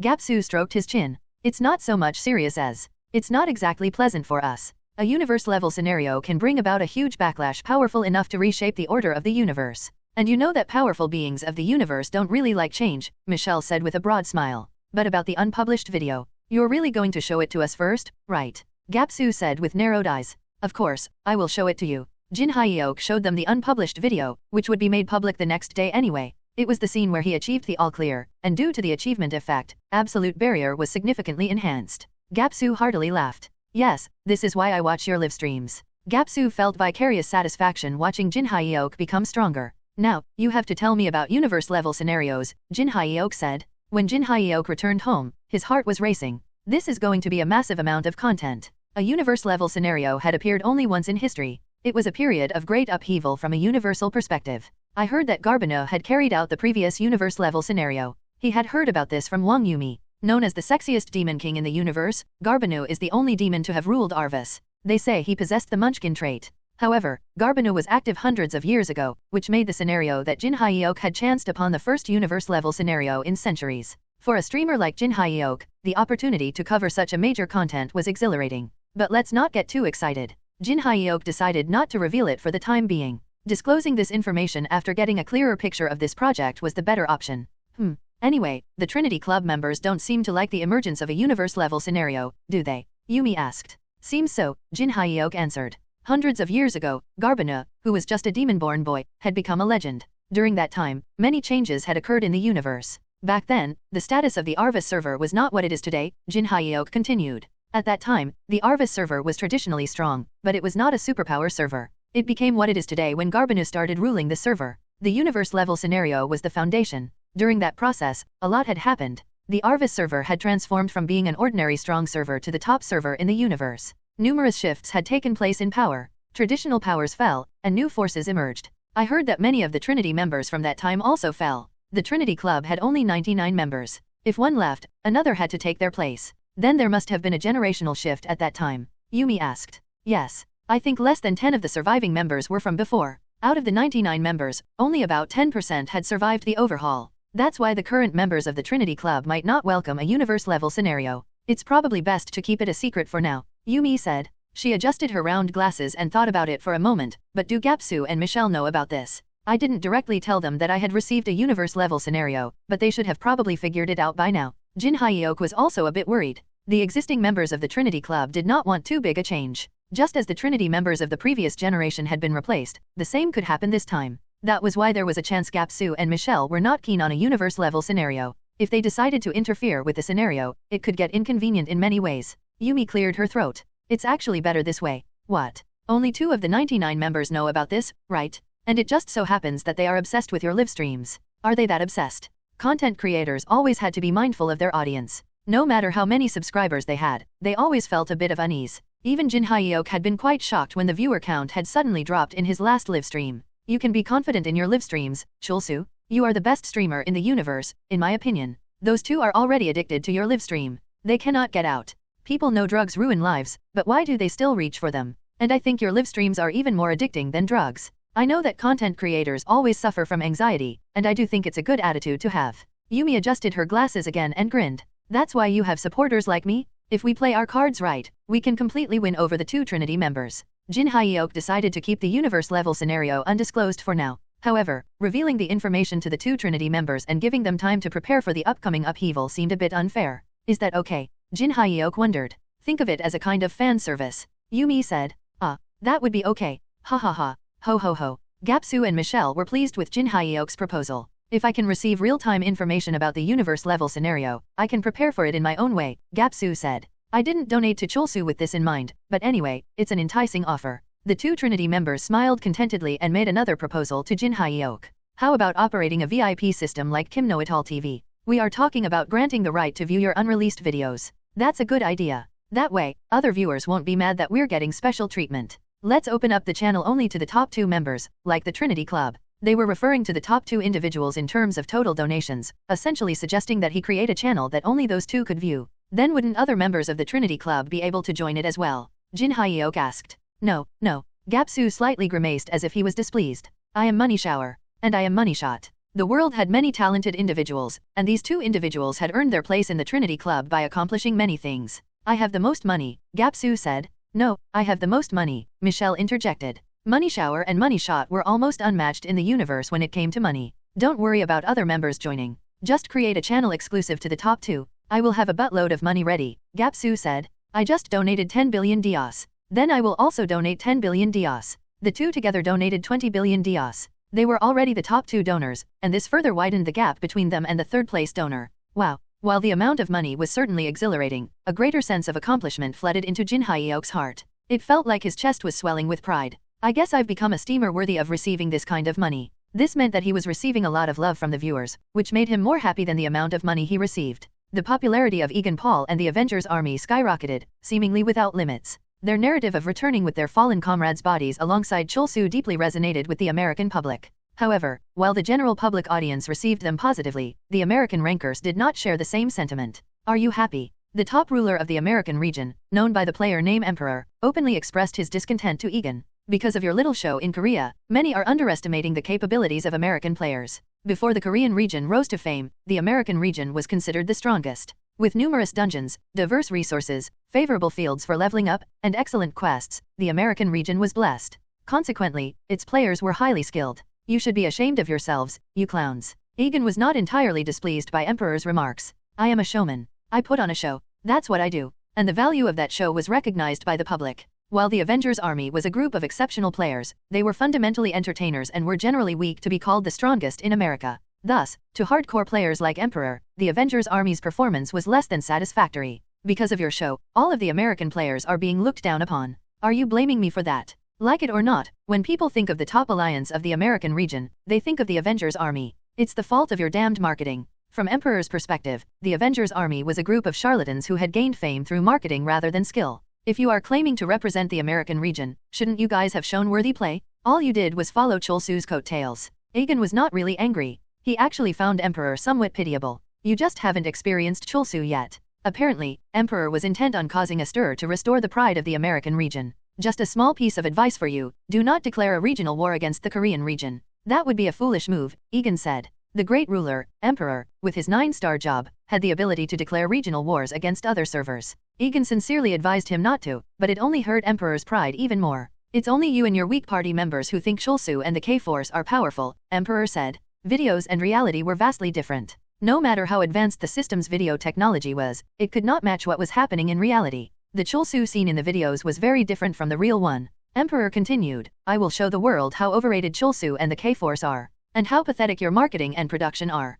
I'm telling you, it's a foolish move. The foolish ones are you guys. The next day, the great ruler Emperor actually declared a regional war against the Korean region. This war was a system where 5 volunteers from the American region and 5 from the Korean region would battle. Audiences, also known as the observers, could participate in the war as well. The participants of the regional war moved to a new virtual field for a 5 versus 5 mock battle. The event was set in a way that anyone could join on a first-come first-serve basis, without penalties. Many players participated in the new event. At the beginning, the score was 95-98, with Korea having a slight lead. However, over time, things began to change. 221-142, 299-162. As time passed, the win rate of the American region's players increased, and the results became increasingly one-sided. This sparked much discussion online. The Korean region is so small that their talent pool has been exhausted, lol. It seems like all the good players have come out. I thought the Korean region was the strongest. They are way weaker than I thought. Netizens of the Earth server began mocking the Korean region players. The Korean region is way overrated, lol. Basically, they are nothing without Chol-soo. 337-180, 393-193. By the score, it seems like even Chol-soo is overrated lol. The Korean region is exposed? Feels so good, ha ha ha. 999-254, 1,000-254. The score was overwhelmingly one-sided. And then, Encyclopedia appeared. There is a fact that the Earth players are not thinking of. You will be shocked to see my analysis data. As Encyclopedia released the analysis data, the situation began to shift abruptly. What the hell? Is this for real? This is crazy, lol. Encyclopedia wrote a post on the Korean region minor gallery. As you can see from this chart, initially, the Korean players were overwhelmingly dominant in the regional war. Up until about the first 50 battles of the regional war, the Korean players had dominated the fights. They had won 40 battles out of the 50, which meant a staggering 80% win rate for the Korean players. However, the scores of the American players began to improve after that. Rumors had spread that the Korean region was overrated. However, Encyclopedia thought differently. This is a post left by a Korean user on the Korean region minor gallery. I tried the regional war, but even if you win there, they don't give you any DOS or experience points. I searched hard, thinking there might be some hidden items or achievements, but there was nothing. This is just pure labor. Not worth it. Moly. These lines are an extract from a post by Mole Man, who has recently been acknowledged as the navigator for the K-Force and is enjoying increasing popularity. After that, the participation of the Korean players in the regional war battles significantly decreased. Ordinary players thought that if even the famous Mole Man could not find any hidden items or achievements there, they could never find one either. They would rather clear one more dungeon than participate in the regional war. It was more efficient that way. Why bother with such nonsense? The American players seem to enjoy it. Why participate in something that doesn't even level you up? Let them do it amongst themselves. Korean region players are distinctly different from players on other servers. They pursue extreme efficiency and even optimize their paths for eating and drinking while playing. The concept of playing for fun seems almost non-existent in their mindset. Their server is filled with hardcore players. What made them this way? The situation was indeed as Encyclopedia had analyzed. Most Korean rankers refused to participate in the regional war. Consequently, the level of Korean players participating in the regional war had dropped significantly. The hardcore players refused to participate in the regional war, leaving only a minority of casual players to take part. Here, the tendencies of the American and the Korean region players distinctly diverged. Look at the chart below. American rankers participated in the regional war with fiery enthusiasm. It seemed like a matter of pride for them. However, for Korean players, this regional war was nothing more than meaningless labor. This difference in perception led to the vast skill difference in the regional war. Haha, those American players are feeling all high and mighty after beating low-level players. LOL. The American players are playing their hearts out, and the Korean players don't even care about the regional war. The American players are invisible to the Korean players? LOL. The American ruler named Emperor, who initiated the regional war, frowned. Their complacency won't last long. Eventually, the American side, led by Emperor, achieved 1,000 wins. It was not widely known, but achieving 1,000 wins granted various privileges to the winning side. He chuckled. So, I heard that you guys enjoy playing hardcore. Let's see how you can handle this hardcore difficulty. Then, he revealed something that shocked the players around the globe. Players have detected an abnormal atmosphere in the Korean region's dungeons. Despite consecutive clears, they are not receiving even the minimum rewards. Emperor had achieved 1,000 victories, which allowed him to add a new setting. For every victory, partial ownership of the defeated server's dungeon is acquired. While players from the American region received amplified rewards for clearing dungeons in Korea, players from other servers received none. Anyone could enter the dungeons, but only American players could receive the rewards. Riding this momentum, Emperor achieved 1,100 victories. This meant he had acquired partial ownership of a whopping 100 Korean dungeons. After every additional 100 victories, we become even stronger. After every additional 100 victories, the American players who participated in the regional war received a plus 5% movement speed effect. Even a drizzle could get one wet if one stood outside for a long period of time. Bit by bit, slowly taking advantages, the American players would become so powerful that they would reach an untouchable state. Pathetic fools, Emperor thought. Even as the situation reached this point, Korean players seemed to have little interest in the regional war. The rankers remained indifferent to this issue, and only the so-called casual players were participating in the regional war. Eventually, Emperor achieved 1,500 victories. I did it. This was his primary goal. Then he announced something to the public. I am going to restrict the participation of player Kim Chul-soo in the regional war. After that announcement, he held a major press conference. Chul-soo will be unable to participate in the regional war for a while, Emperor said to the interviewer. Are you afraid of Chul-soo? Absolutely not. In exchange for Chul-soo's absence, I will also withdraw from the war. We are leaving Chul-soo alone right because he and the K-Force will be the climax of our campaign in Korea. Emperor then talked about how in every story, there always had to be a development, turn, and conclusion. He continued, ultimately, our war will conclude Chul-soo's and the K-Force defeats. I will uncover the overhype of the Korean region and show that the American players are not to be underestimated. I will make America great again. Cha Jin-hyuk did not have much interest in Emperor but still heard about the press conference.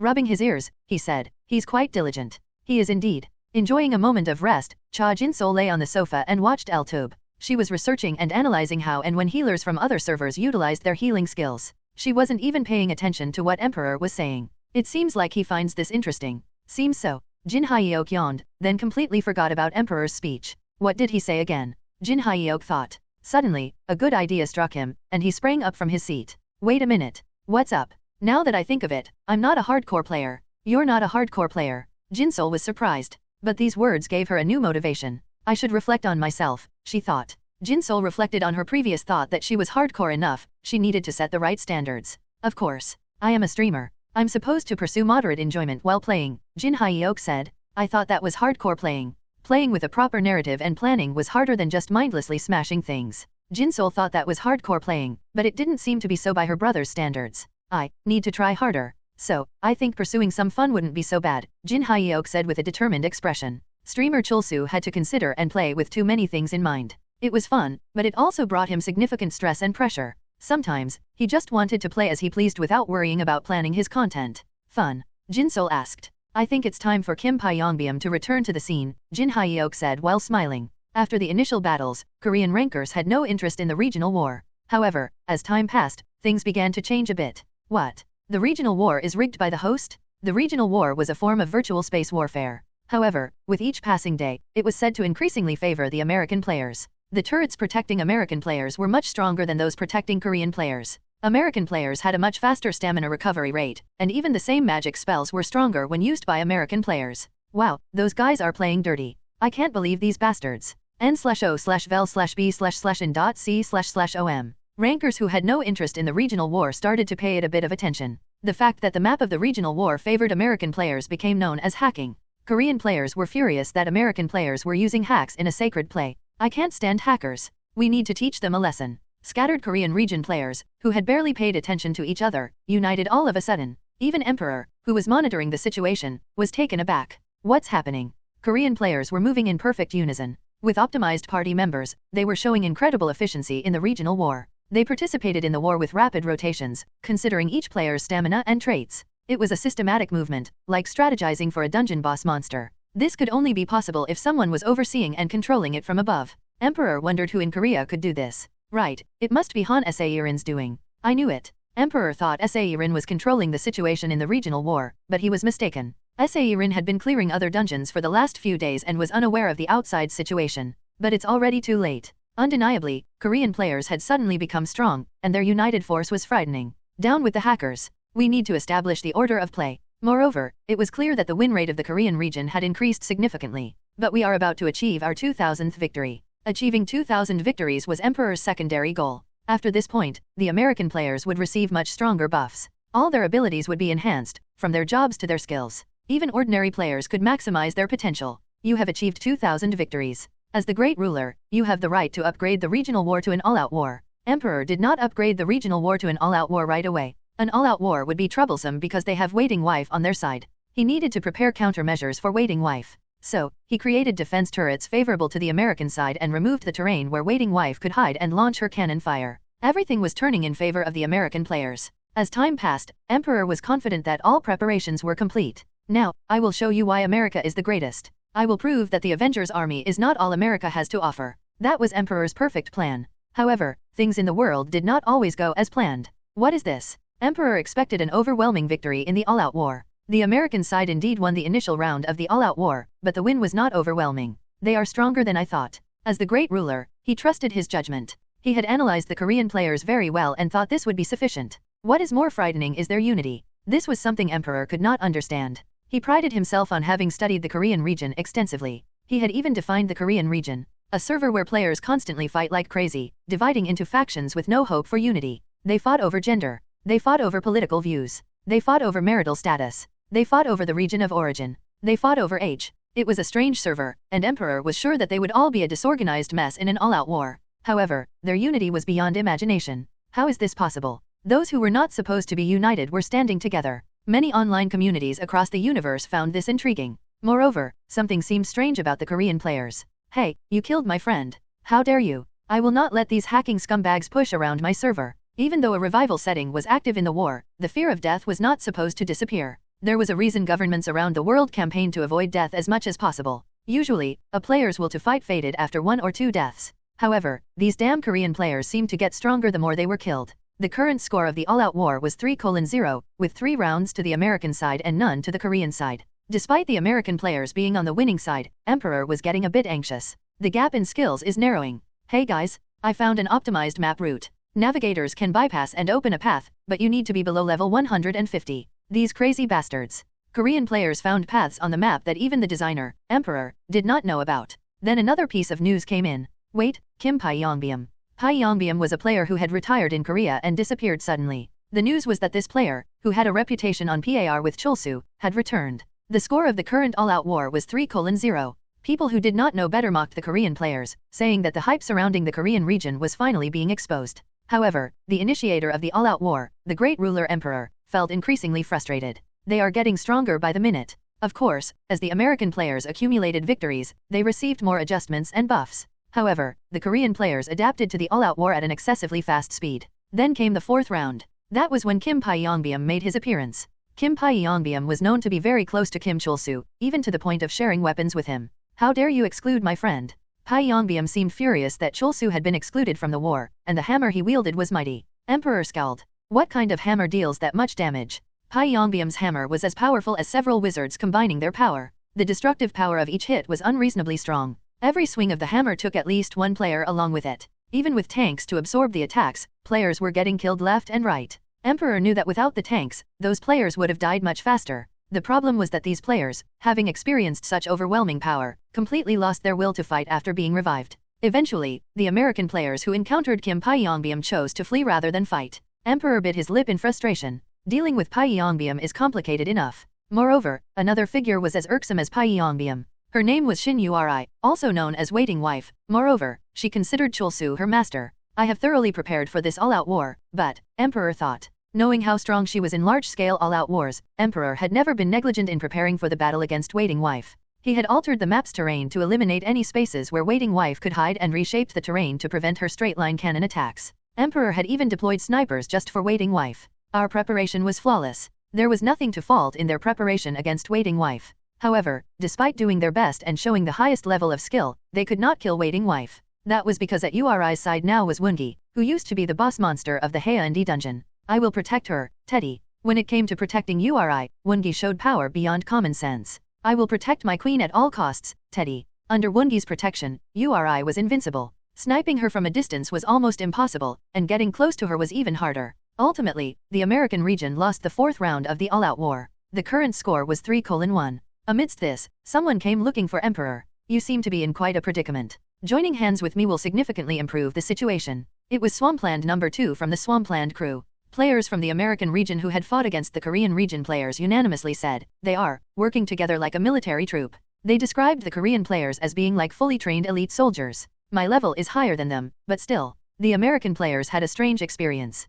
Even though they were higher in level and their skills and overall abilities were superior, they often found themselves losing in battles. Those guys are insane. Their eyes are wildly fierce. I have never seen such relentless fighters. I died today to someone I had killed 4 times. Being able to kill someone 4 times indicated a significant difference in skill. Yet, the one with the superior skills died this time. It was terrifying. This was not just a matter of who had higher levels or better skills. There was a deep madness in the eyes of the Korean players. You remember what they were saying? Kill the hackers? They kept saying that. What the hell does that mean? I don't know, but they seem to go crazy whenever that word comes up. The Korean region won the following 2 rounds of the all-out war. The current score was 3:3. The American players were puzzled. Our turrets are stronger, right? What is going on? The all-out war was not just about killing each other. After all, if a player died, they would just get resurrected. Victory in the all-out war was determined by destroying the region flag in the opponent's base. The American side had their national flag in the middle of their base, and so did the Korean side. Turrets from each region were positioned at strategic points, and they had to be destroyed or bypassed to infiltrate the base. The American side, thanks to their overwhelming victory in the regional war, had turrets much more robust and powerful than the Korean ones. The terrain is also much higher on our side, which is advantageous to us, said one of the American players. Attacking from above was much more advantageous than attacking from below. Emperor had personally modified the terrain to favor the American region. The player continued, besides, our base is located near a cliff, making it hard to infiltrate. Several factors significantly favored the American players, yet they had suffered 3 consecutive defeats. This shocked not just America but the entire world. I heard that the Koreans kept calling us hackers. They even said that the regional war was rigged by the host. America was not the only country that had a player with the Great Ruler class. Classified as a 9-star job, a few great rulers were present in each region. Shin Byong-yeop, a great ruler from Korea, had initiated a regional war against the United States and was steadily accumulating victories. This, in its own right, became quite a topic of discussion. Didn't someone say that the Korean region is so tiny that they will run out of talented players? Didn't they say that the Korean region had no more players because most of them participated in the previous all-out war? The current score of the regional war is 30:12. Korea is overwhelmingly winning, LOL. In response, 3 American great rulers initiated additional regional wars in Korea. Holy, I bet the Korean region is depleted of players now. Most of the rankers are probably going to only participate in the all-out war. Honestly, if the American players just used their overwhelming population, Korea would have no way of defending. That was the consensus, but it turned out to be a misconception. What? The Korean region is winning. Those crazy bastards? They are participating in the regional war right after the all-out war. And as soon as one regional war ends, they're going straight into the next one. How is that possible? Whether in all-out wars or regional wars, dying multiple times was common. This process depleted a player's mental strength, leading to burnout. The Korean players say it's nothing compared to the night self-learning they had to do in school. What the hell is night self-learning? n/o/vel/b/in.c//om. It's when they had to stay in school and study by themselves until late at night. They used to go to school at 8 in the morning and sit at their desks until 10 at night. Don't bullshit me. Isn't that human rights abuse? Many things had changed when the world had entered the era of the new civilization. However, some things were the same. I asked a Korean friend of mine, and they said their mental strength got stronger with the frequent overtime work and after-work gatherings, too. Many experts poured out comments on this phenomenon. While the exact answer remained elusive, the consensus was that Korean region players were not typical players. The score of the all-out war was now 5-3, and Korea was also winning most of the regional wars. Even if they're mentally strong, don't humans have limits? They will ultimately lose to the American region, which has the advantage of having a larger population. After a while, Emperor removed the participation restriction of Chulsu. The time has come. Emperor made his grand announcement. He announced that Chulsu, a formidable player, would now be allowed to participate in the wars. The real war begins now. A while ago, Cha Jin-hyuk smirked while looking at Emperor on the TV. Tisk, what a fool. Emperor was holding an official press conference, having gathered numerous reporters and YouTubers. He should be more careful. What if I sent an assassin to that conference? By now, Emperor had to be adapting to the new civilization, yet he still appeared complacent, thinking that the world was peaceful. In fact, Kwak Do-hyung, the leader of the Blackthorn Alliance, had come to Jin-hyuk the previous day. I heard that Emperor is holding an official press conference tomorrow. Should I assassinate him then? Jin-hyuk had been tempted by Do-hyung's suggestion for a moment. An assassin wanting to carry out an assassination was normal. No, leave him be. However, this was a realm of fun. As Pyongyang, not Chulsu, Jin-hyuk could swing his sword freely without worrying about narrative or his production. Although assassinations would be the most efficient in this case, considering efficiency while playing in his fun character was meaningless. I don't think killing him will be difficult. It does not seem like Emperor is well prepared for an assassination, Do-hyung had replied. No, my friend Pyongyang is playing right now. How can I ruin the play that he's enjoying? I'm sorry. Do-hyung nodded and stepped back. But with that kind of weak mentality, he is not going to last long even if I don't assassinate him today, Jin-hyuk said with a sigh while watching the press conference. It was baffling how Emperor was openly giving a speech in a place where assassinating him was very easy. When Jin-hyuk thought about it, he realized that Emperor had not been on the list of American rankers before his regression. This meant that Emperor would probably die young in the not-so-distant future. When will the invitation to the next all-out war come? A few hours later, an invitation to the all-out war was sent, and Jin-hyuk immediately accepted it. The all-out war had begun. Jin-hyuk had several paths before him, and he chose to walk on the middle one. From experience, he knew that strong players often gathered on this path.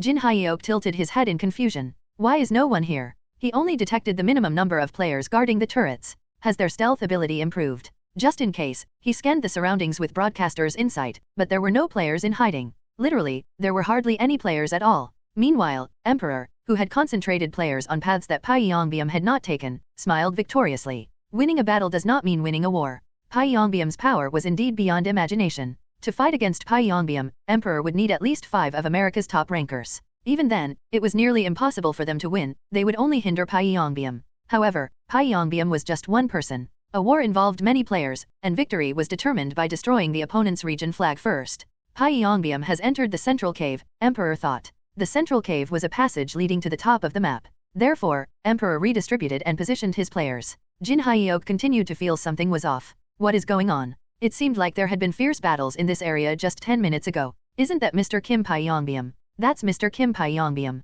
There were a couple of Korean players that were just in a battle. According to what they said, the American players, who had been fiercely fighting in this area, had suddenly withdrawn and run away. It was as if they knew Mr. Kim Pyongyang was coming here, said one of the Korean players. They knew I was coming. The movements of the American players seem to have changed. They seem to be operating guerrilla units too. It has become strangely difficult to face them. I don't know if it's just bad luck, but we kept encountering players who countered our jobs and abilities. This was our first loss in a while. American players were winning big and small fights around the map. Something has changed. The tide of the war was beginning to turn. It seemed that the real counterattack of the American region was about to start. The American players were pushing back the Korean players. However, regardless of the results of the battles, Cha Jin-hyuk was now in a foul mood. These bastards, they are really ostracizing me, aren't they? The American players knew where he was going. Miri also got angry along with him. She had intended to enjoy her fun hobby of smashing people's heads, but her opponents kept running away, depriving her of the enjoyment. Jin-hyuk went back to his base and asked Han Saerin, "Hey, they seem to be reading all my movements.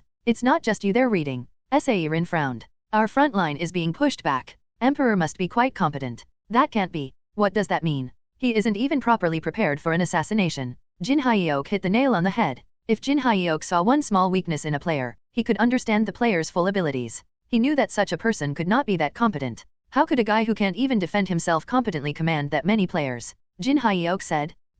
Well, that's true. Waiting wife was also not performing well. Thanks to Woongi, she was not in danger from the opponent's attacks, but her location kept getting exposed, which led to various inconveniences for her. Eventually, all the turrets on the Korean region side had fallen, and the American players began to push into the main base. The all-out war was not something one could effect alone, and Jin-hyuk could not stop all the players by himself. But honestly, I feel like I could stop all of them if I wanted to. He thought he could protect the Korean flag using his greatly enhanced absolute barrier. Should I try? However, he was playing as Kim Pyongbyeom at the moment, enjoying his hobby. This war was like a comeback stage for Pyongbyeom, and it was not fair for Jin-hyuk to use Chulsu's abilities. The current score of the all-out war was 5-4, with the United States trailing by 1 point. But I'm getting even more curious. It does not seem like they are winning because Emperor is performing well. Soon, the score became 5-5. See, I told you the United States would win over time. Yeah, I saw this coming too. If a human does not get tired, they're not human. The Korean region guys also seem to be losing their edge. The reputation of America's great ruler Emperor also rose. Did you see the video? Emperor's appearance suddenly boosted their momentum. Yeah, his tactics were insane. He was really efficient in his attacks. The buoyant Emperor went to Egan Paul and said, "See? I told you I would show you." Egan sighed. He wanted to tell Emperor that this was not the true strength of the K-Force and that Chulsu had not joined the battle yet. However, he decided to stay silent. Experiencing it directly would be better for him, Egan thought. Emperor smirked. From now on, the best alliance in the United States won't be the Avengers army, but our broken alliance. We will take that position with actual skill, not just from marketing. Sure, why not? I will support you. Egan was not entirely displeased with the victory of the American region. However, he felt anxious. Above all, Chulsu had been too inactive. Just then, the American region scored another victory. The current score was 6-5. The American region had finally taken the lead. By then, Jin-hyuk had realized their trick. Wow, these bastards, he laughed at how ridiculous the trick was. How dare they use map hacks? It seemed the American region had gained an accomplice.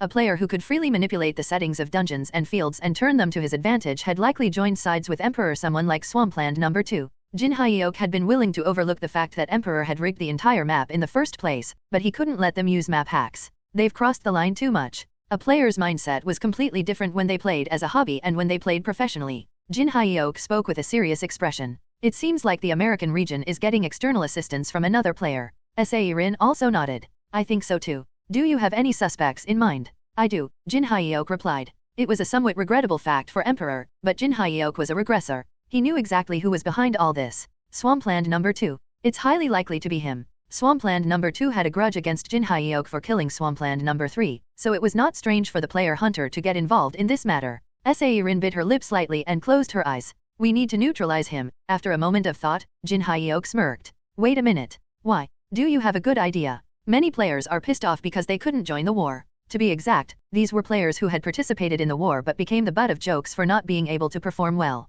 Angel Girl Song Ha-young was one of them. All Angel Girl knows is how to steal, lol. Totally useless. She is like a cancer to society, haha. That's the limit of a thief? Jin-hyuk called Ha-young. What? Why did you ask me to come here? Are you going to mock me like everyone else? Ha-young seemed to be under stress. She had not been able to properly participate in such a big event, and even when she did, there was not much for her to do. Nov, L.B//JNN. We might need your help, Jin-hyuk said. I knew you needed me. Her eyes sparkled. She did not even ask him what she had to do. In the ongoing war, the United States continued to claim victory. The current score was 8-5. Gaining confidence, Emperor held another major conference and even participated in an interview on Egan's live stream. Are you confident about winning the all-out war? Of course. The winner of this war is going to be the United States. That fact will never change. Even if Chulsu joins the battle, the tide has already turned to our side. Everything is too favorable for us. They might make excuses, saying that we were using hacks and that the map was rigged, but those are just excuses of the losers. And actually, I am hoping Chulsu joins the war. Emperor slyly smiled at the intended timing and continued to talk. I will dispel all the hype surrounding that streamer. Emperor then revealed another fact. This all-out war is a best of 10 series. If we achieve 10 victories, we will take possession of 100 dungeons from the Korean region and gain the right to collect taxes from all those who participated in the war for the next year. What do you mean when you say you are going to collect taxes? It's the same concept as war reparations. They will have to pay 13% of everything they earn while playing to the American region. Losing this war will be quite bitter for them then. It was said that the system would process this tax and appropriately distribute it among the American players who participated in the war.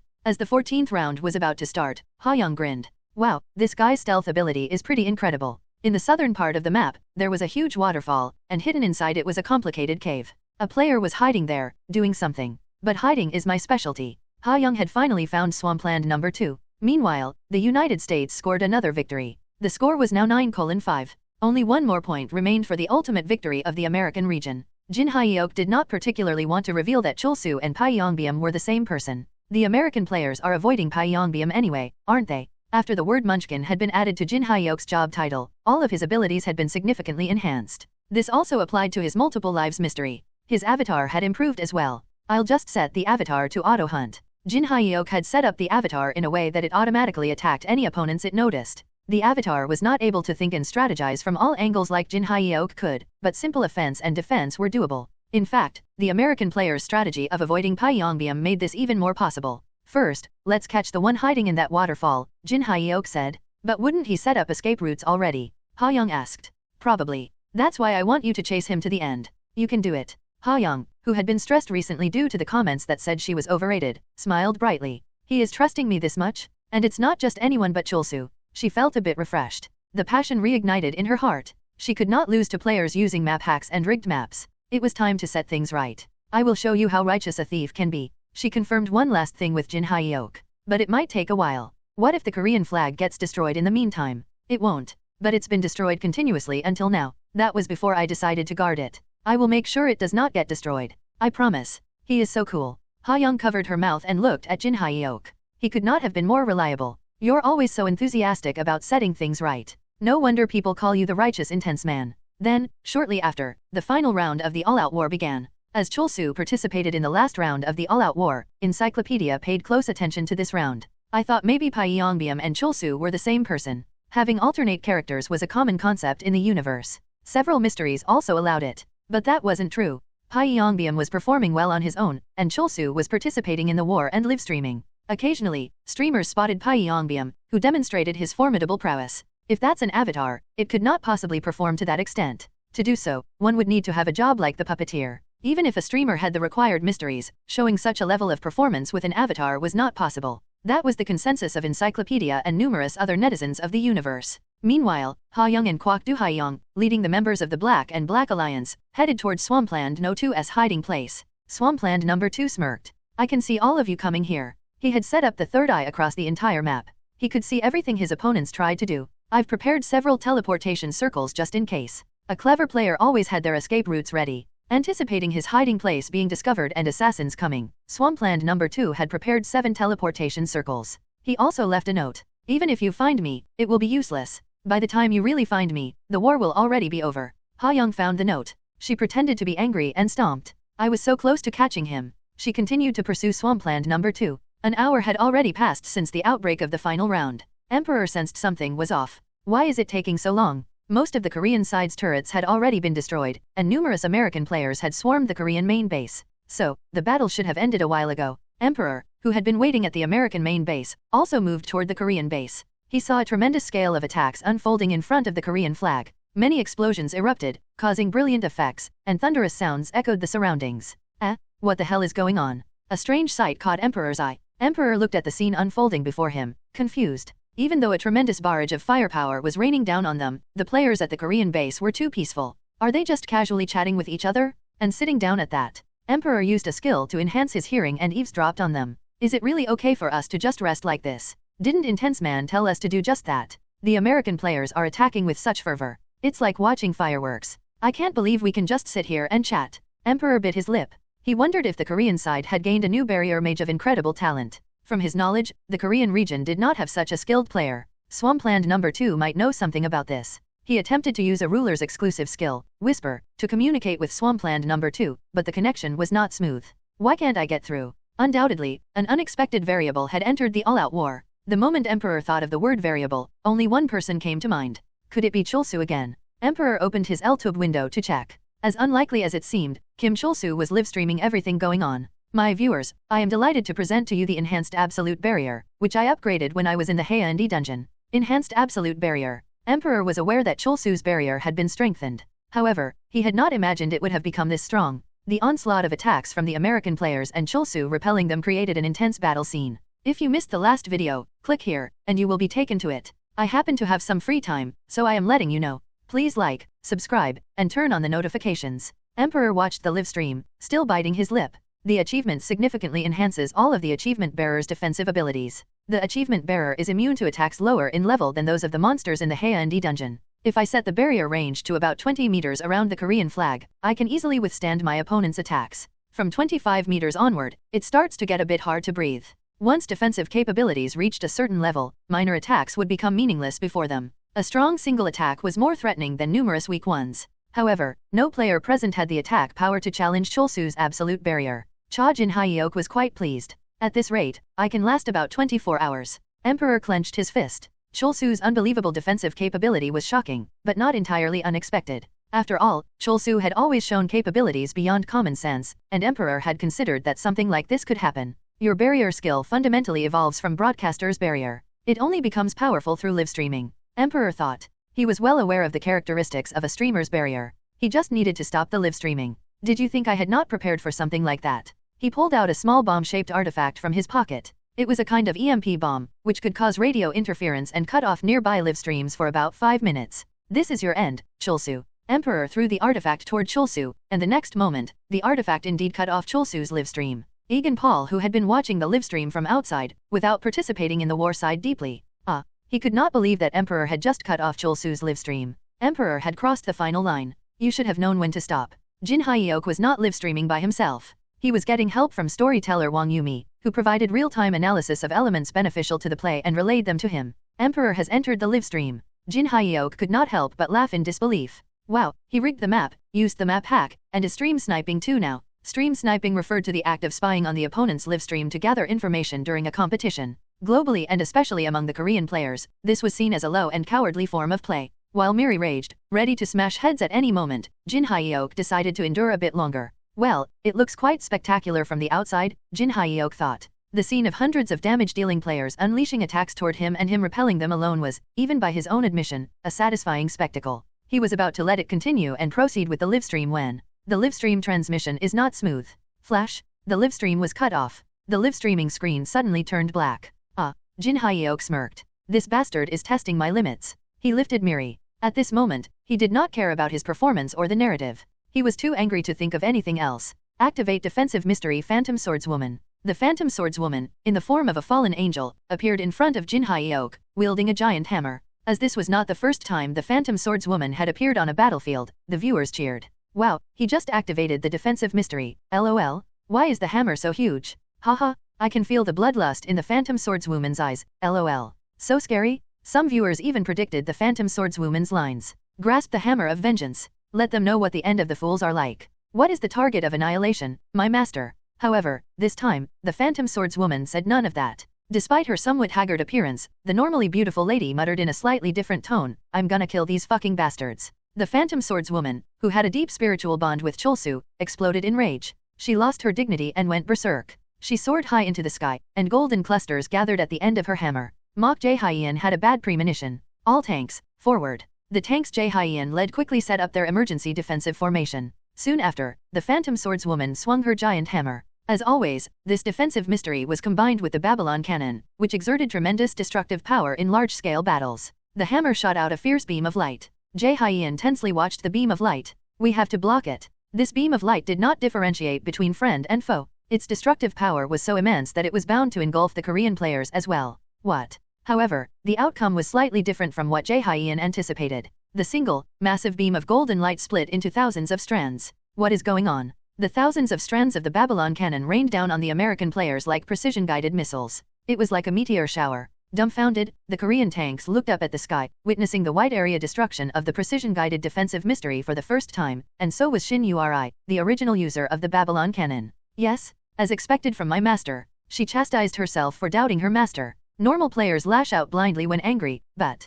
real players seem to use precision strikes when they were angry. Uri shivered. This technique is quite similar to the one that blew the heads off the sandworms. Of course, each stand of the beam of light was weaker than the one Jin Hyuk had killed the sandworms with, but there were thousands of these light beams. I was proud of my efforts before seeing Master's new technique, but her master had reached another realm. Master has taught me a lesson once again. Originally, the Babylon cannon was not meant to be used like this, nor had anyone operated it this way. Nonetheless, Uri gained a lot of inspiration from this attack. By the time Jin Hyuk's attack nearly ceased, about 90% of the American players at the Korean base had been annihilated. Although the morale of the Korean players soared, Jin Hyuk personally did not like how things were panning out. I've made another mistake. He had lost his reason in anger over his livestream being cut off and gone too far. He was out of breath. Handling too much output at once had taken a significant physical toll on him. This is the perfect setup to be counterattacked. Jin Hyuk had failed to manage his stamina this time. If he had a universe-level ranker as his opponent, he could have been the one to die. I still have much to learn.